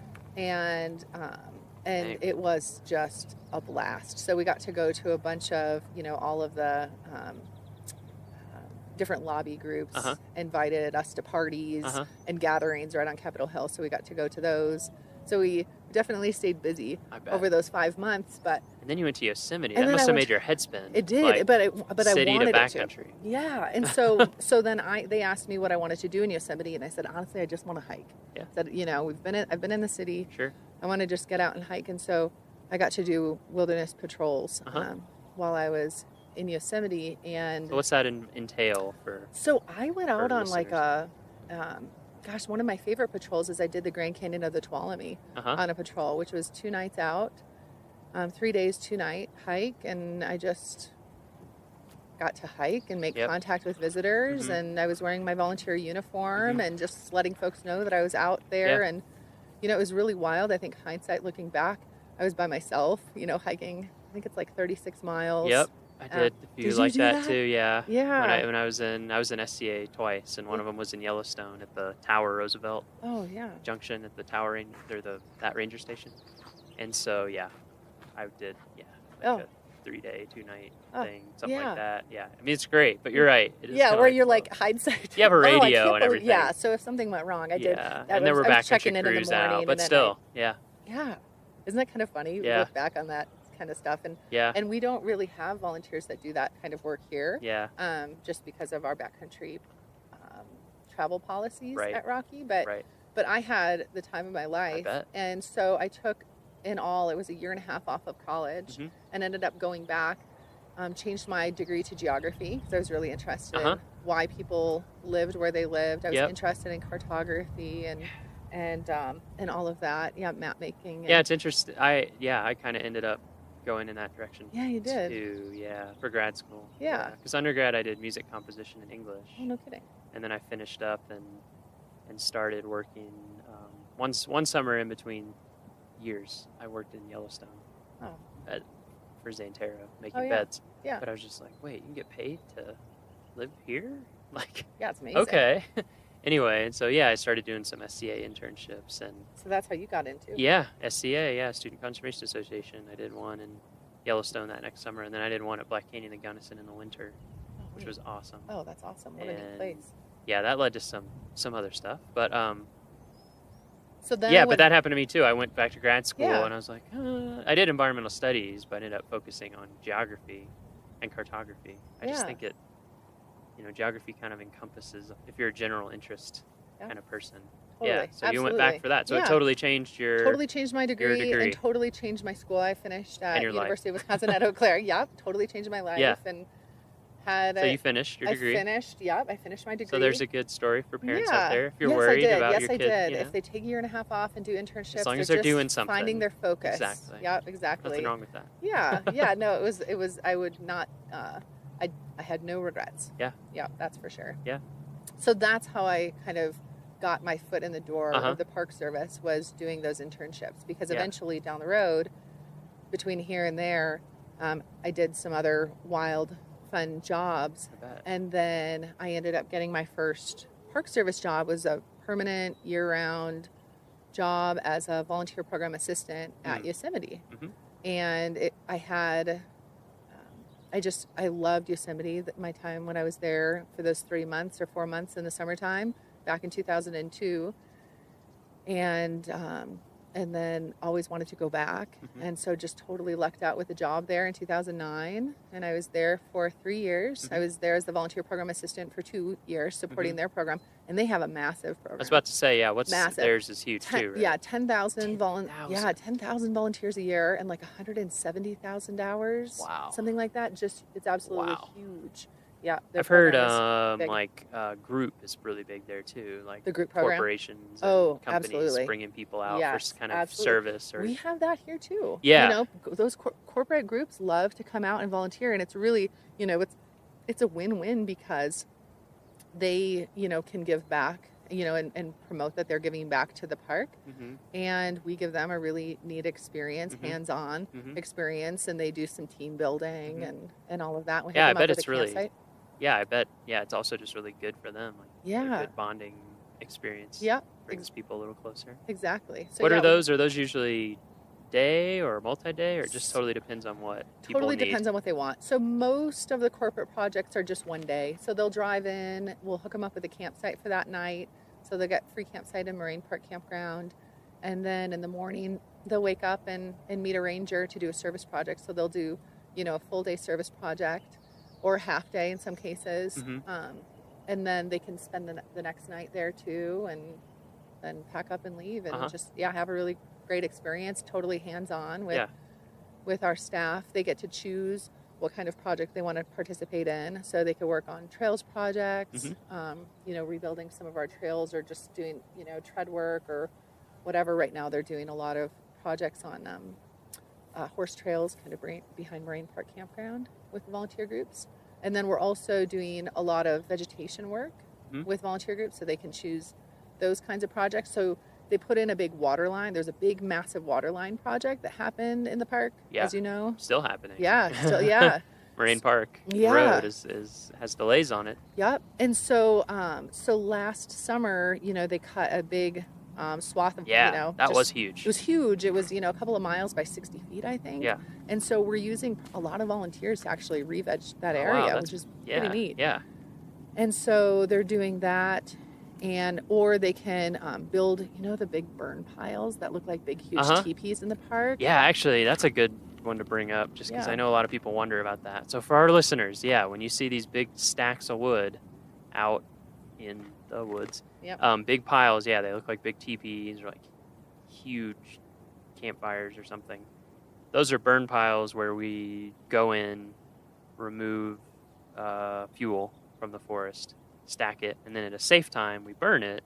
And what we're trying to do is create like defensible lines, things that would keep a fire from growing out of hand or crossing certain areas. So they help with that. Yep, exactly. They do. And so that's hard I know. work. Yeah, it is. And so the firefighters will go out and they'll take down the trees, like a lot of the standing dead trees that are pine beetle killed.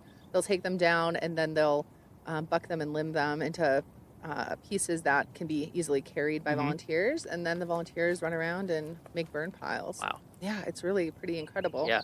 Because they I don't have the stat with me, but I mean hundreds of burn piles are built by volunteers every year. Yeah. And just a couple of winters ago, they burned, you know, under the right conditions. They wait for the snow, there to be snow on the ground and no wind. Right. And then they'll burn the piles. And just a couple winters ago, they burned like 5,200 piles here in the park. 5,200. Yeah. Wow.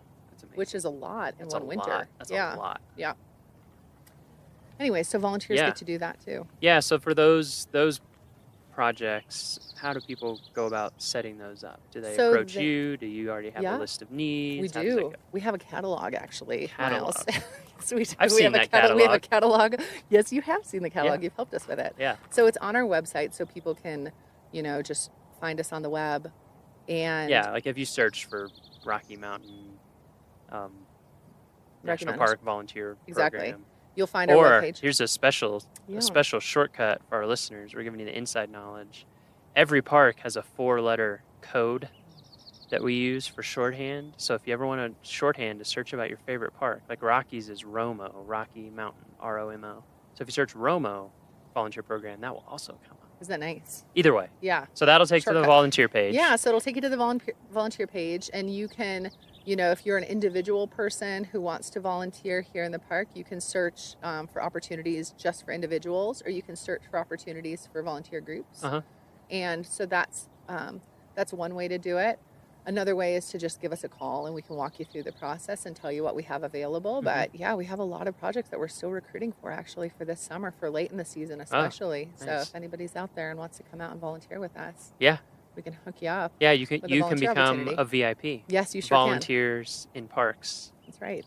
So clever. Yes, I know, it's pretty slick. It is pretty And good. actually, if you guys, if those who are listening come out, sometime during the summertime, pick up a copy of the paper, and we advertise for a very cool drop-in program that is just 1 hour long.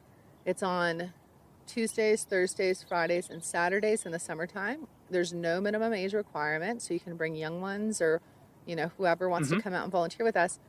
We'll tell you a little bit about the volunteer program. We'll tell you a little bit about Leave No Trace and the importance of leaving this place pristine and as you found it.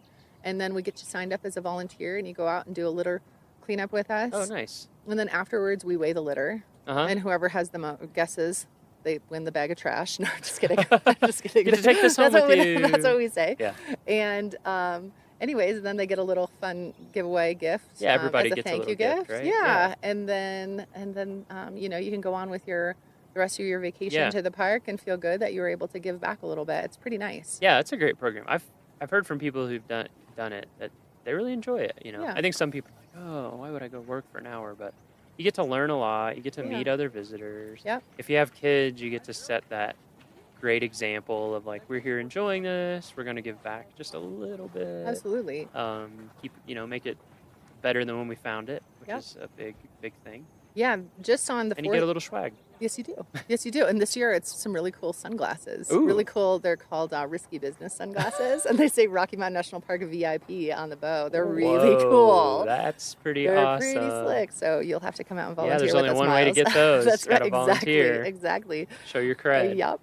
And actually, so just this 4th of July, this past Tuesday, I led a volunteer group doing the litter cleanup at Beaver Meadows Visitor Center. And we had 11 people show up, including a 1-year-old with his family. Really? That's great. Yeah, and so he got to wear a little safety vest and go out with his mom. He held the bucket while she held the litter picker and cleaned up. It was really cute. I have some really cute pictures. Awesome.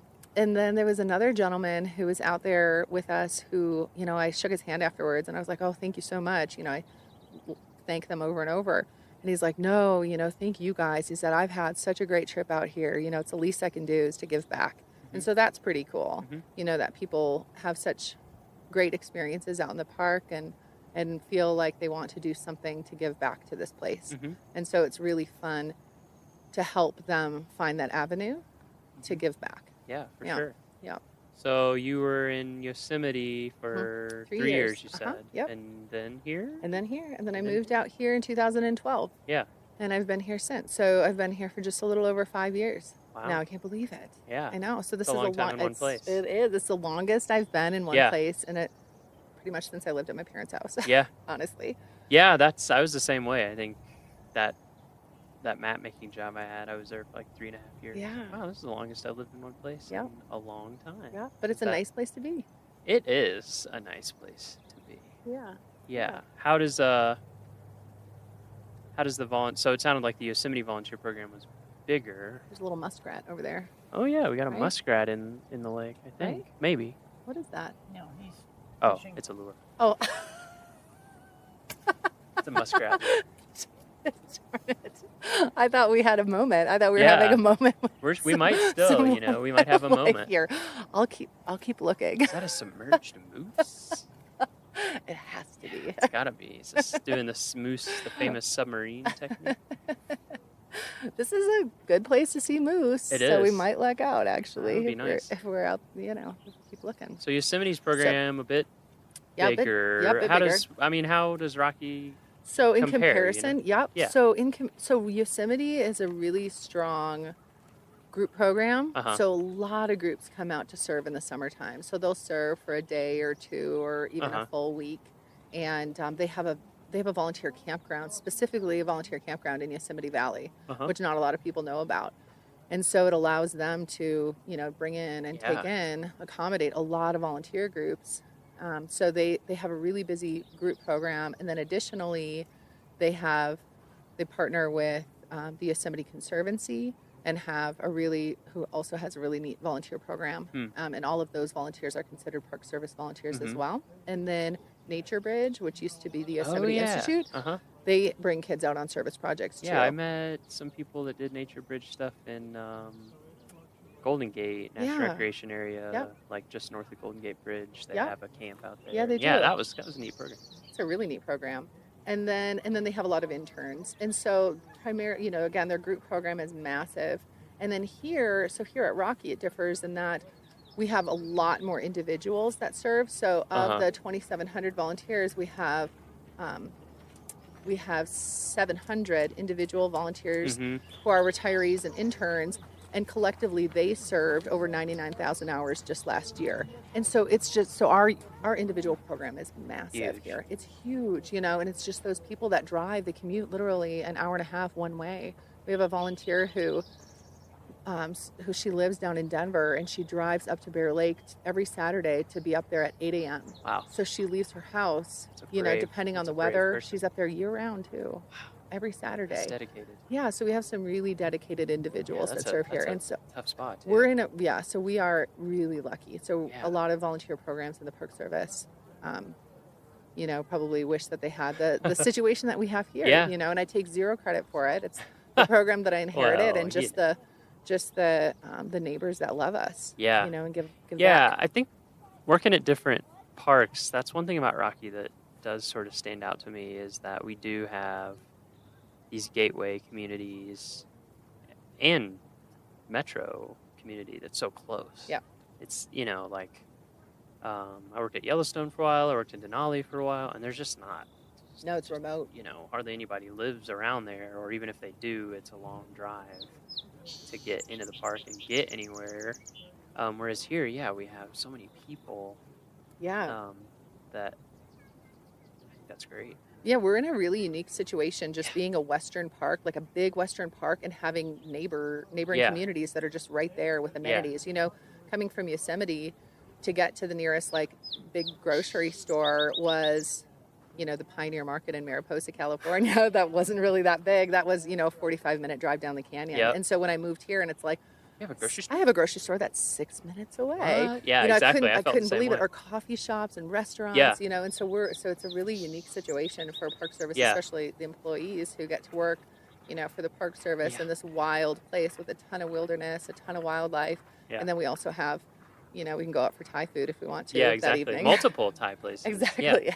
Yeah, I think, a lot of our listeners probably live in larger communities than 6,000 people. Mm-hmm. But if you're a Park Service person, a 6,000 person town is whoa, this Metropolis. is huge. Yeah, if you do the big Western Park thing. Yeah. Yeah, Denali is 2.5 hours one way for groceries. It's just or Yellowstone. I don't even remember where we'd go. A long way. Yeah, a long drive. Yeah, so here you can even be at the airport. Yeah. So it's true. I feel like that has to have a major positive influence for the volunteer program for sure. Yeah, it does. I think also one of the reasons I want to talk to you is just to let our listeners know how key volunteers are for Rocky and for the entire Park Service. I just don't think we could do it. No. Otherwise, it's just not possible. No, I agree. We've had to rely on it more and more over time, too, I think. Yes, we have. Yeah, so we say that our volunteers kind of augment the work of the staff. There's a lot of visitors who come here to the park and have no interaction with a paid staff person, but will see a volunteer or two or three even. And so their only interaction with a staff member is that of a volunteer. And so it helps, park staff, paid and unpaid. It furthers our reach. It helps get the word out to help educate folks because, not all of the 4.5 million visitors that come to Rocky know all the rules of the park. And so it's important for, not only the visitors, but also the resource of the park to have those volunteers out there providing visitor information, collecting data for us that we wouldn't otherwise be able to collect, putting plants in the ground, rehabbing trails. They do a lot of work that we simply don't have the resources to do, money or staff. Yeah. I mean, even aside from specific jobs, like you're saying, like trails or vegetation or research projects, it's just like Bugle Corps, absolutely. who are out in the meadows, not in the meadows. Yeah. You don't go in the meadows in the fall; they're closed, but they're on the periphery, basically just letting people know that the meadow's closed, letting them know why. Yeah. keeping them a safe distance from elk. Or we have the same thing at Sheep Lakes. We have volunteers there. Tundra Guardians up on Trail Ridge Road, again, doing kind of the same thing because, we just don't have the staff to be out there like we would like to be talking to everyone and educating people, because that's a lot of what it is. We're not out there to scold people. We get that people are in a totally new environment, totally different animals, totally different experiences that they have maybe never had before. That's why they're here. Yeah, exactly. And so you just don't know certain stuff about different animals and how they behave, and how dangerous they may or may not be. So that's one of the things that I think is great is being able to have people out there to just do the kind of general rangering of just being able to answer your questions, talk to you, and help make sure you're having the best experience possible. Exactly. And a lot of what they do too is preventative search and rescue. Oh, that's true. Oh my word. Yeah, preventative search and rescue. Yes, at the trailheads especially. They visit with folks, and visitors might not, they might be very well aware and have their whole trip planned out and be very dialed in to what they need to do to get to the top of certain peaks.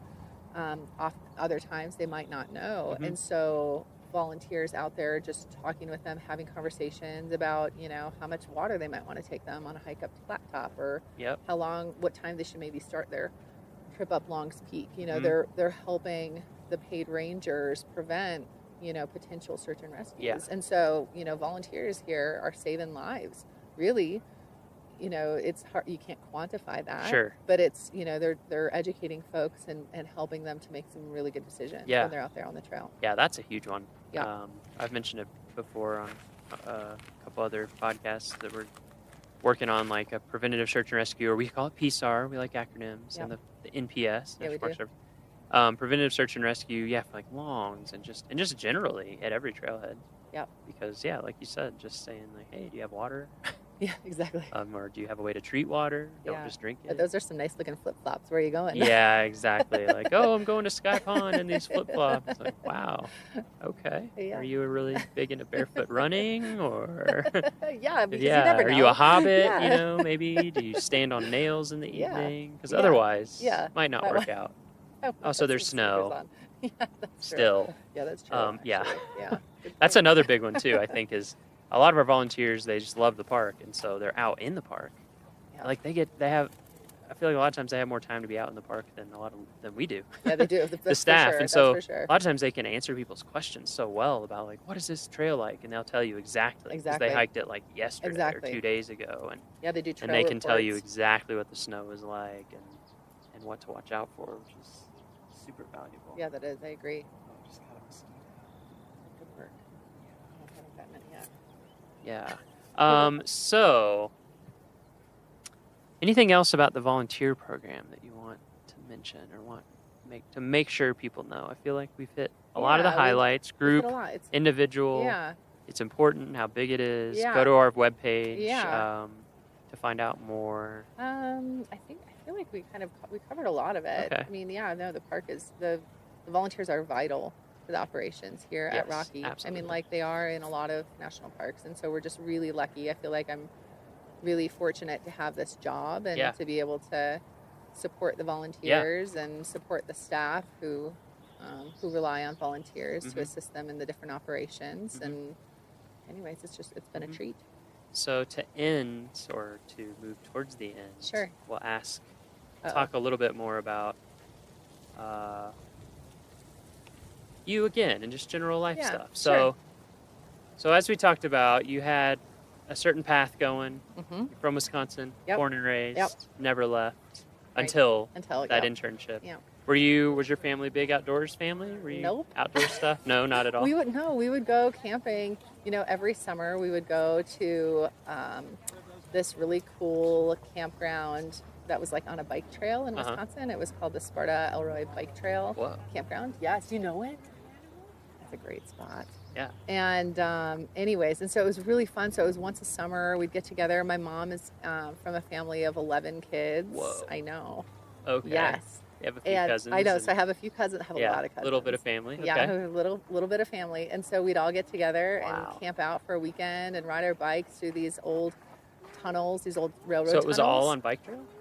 Yeah, so the campground was right on the bike trail. And so you could, if you know, you were... Oh, I if see what you're like, saying. So you could know, pull up in your car, yeah, if camp, you're like but 7 then- years old, you could make it to like, you know, Okay. the first tunnel. Sure. And, but yeah, so it was really fun. And so that was kind of my experience in the outdoors growing up. We I had was a similar. nice, Like, I didn't, yeah.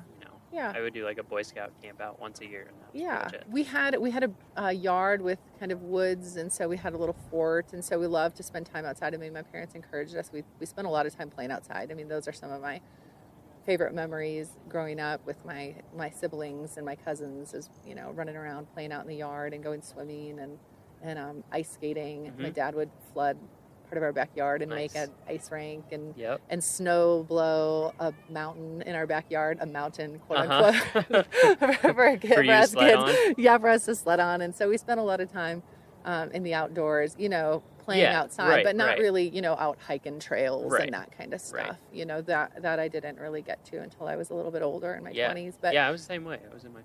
Yeah, and in terms of, you know, like family vacations, we would take, you know, our first, the first national park that I remember going to was Mount Rushmore. Oh, okay. And so living in Wisconsin, we would go, our vacations were like wherever was in a day's drive of Wisconsin, which a day's drive could be like Florida for my dad, who loved to road trip. Yeah, it's less than 24 hours. Exactly. So it's a day. I mean, yeah.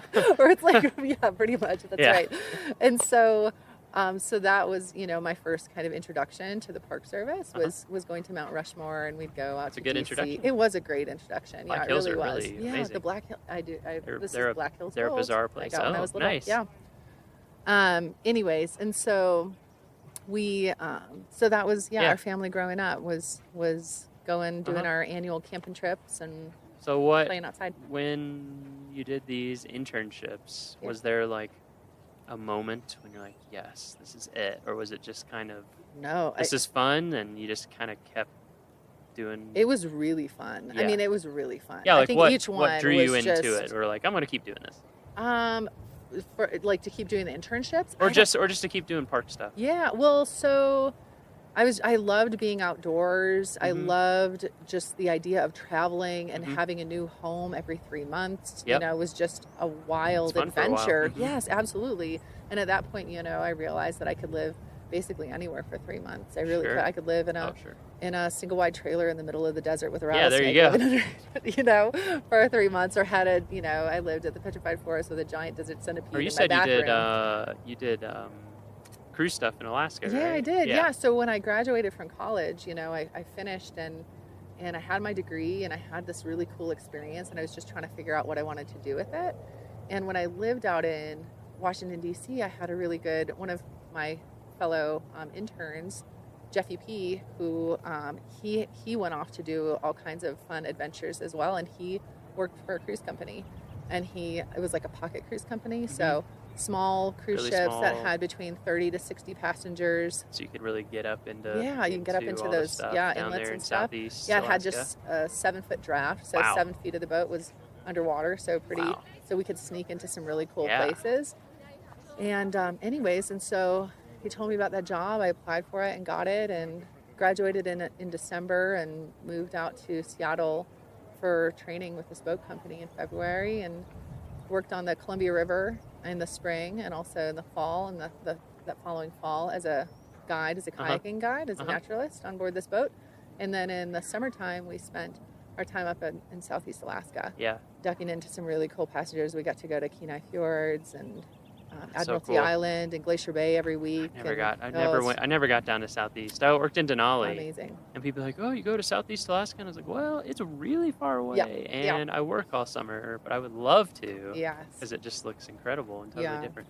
And it's funny, when we were walking over the lake, we realized that, that you, somebody that I worked with in Alaska in Denali, who's like one of my best friends, you worked with in Southeast I know, Alaska. it's a small world. Like, that we both know him really well. So Eric, if you're out there, Eric Toussaint. We both know you. We both know you.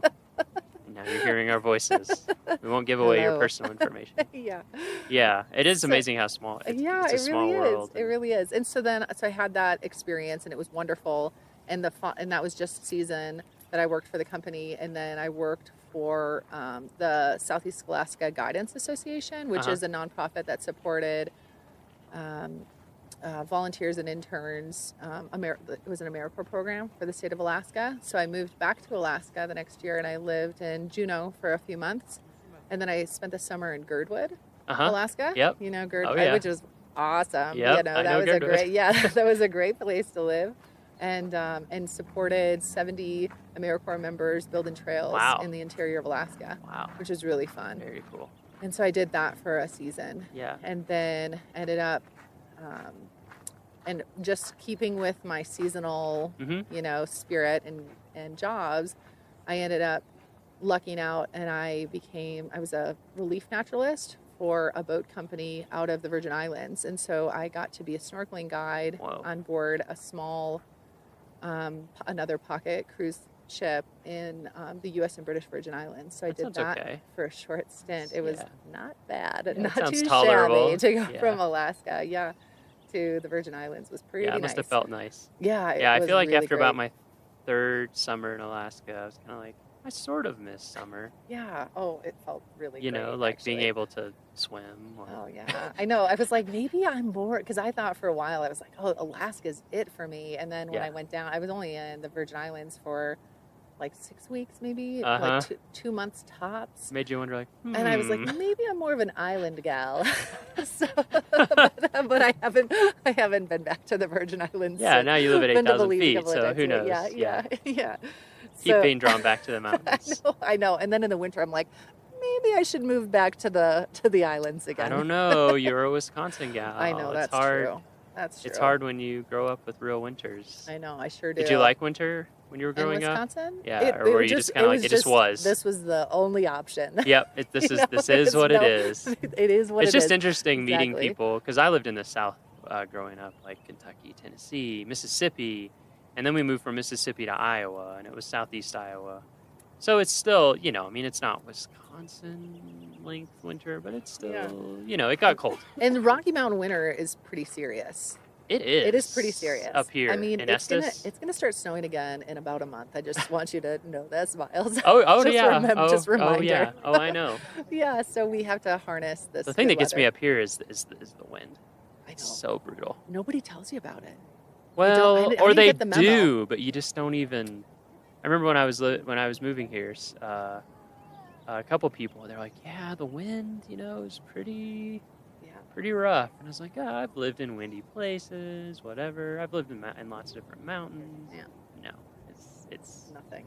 Yeah, it's pretty next level here. I've heard East Glacier is worse than here, but it's a similar setup. You're just right up against the mountains on the east side, and the wind just blasts. Oh, my word. Yes. Because I don't know about you, but like, I would gladly take like a 0 degree calm Wisconsin type of winter day over easily. 35 Easily.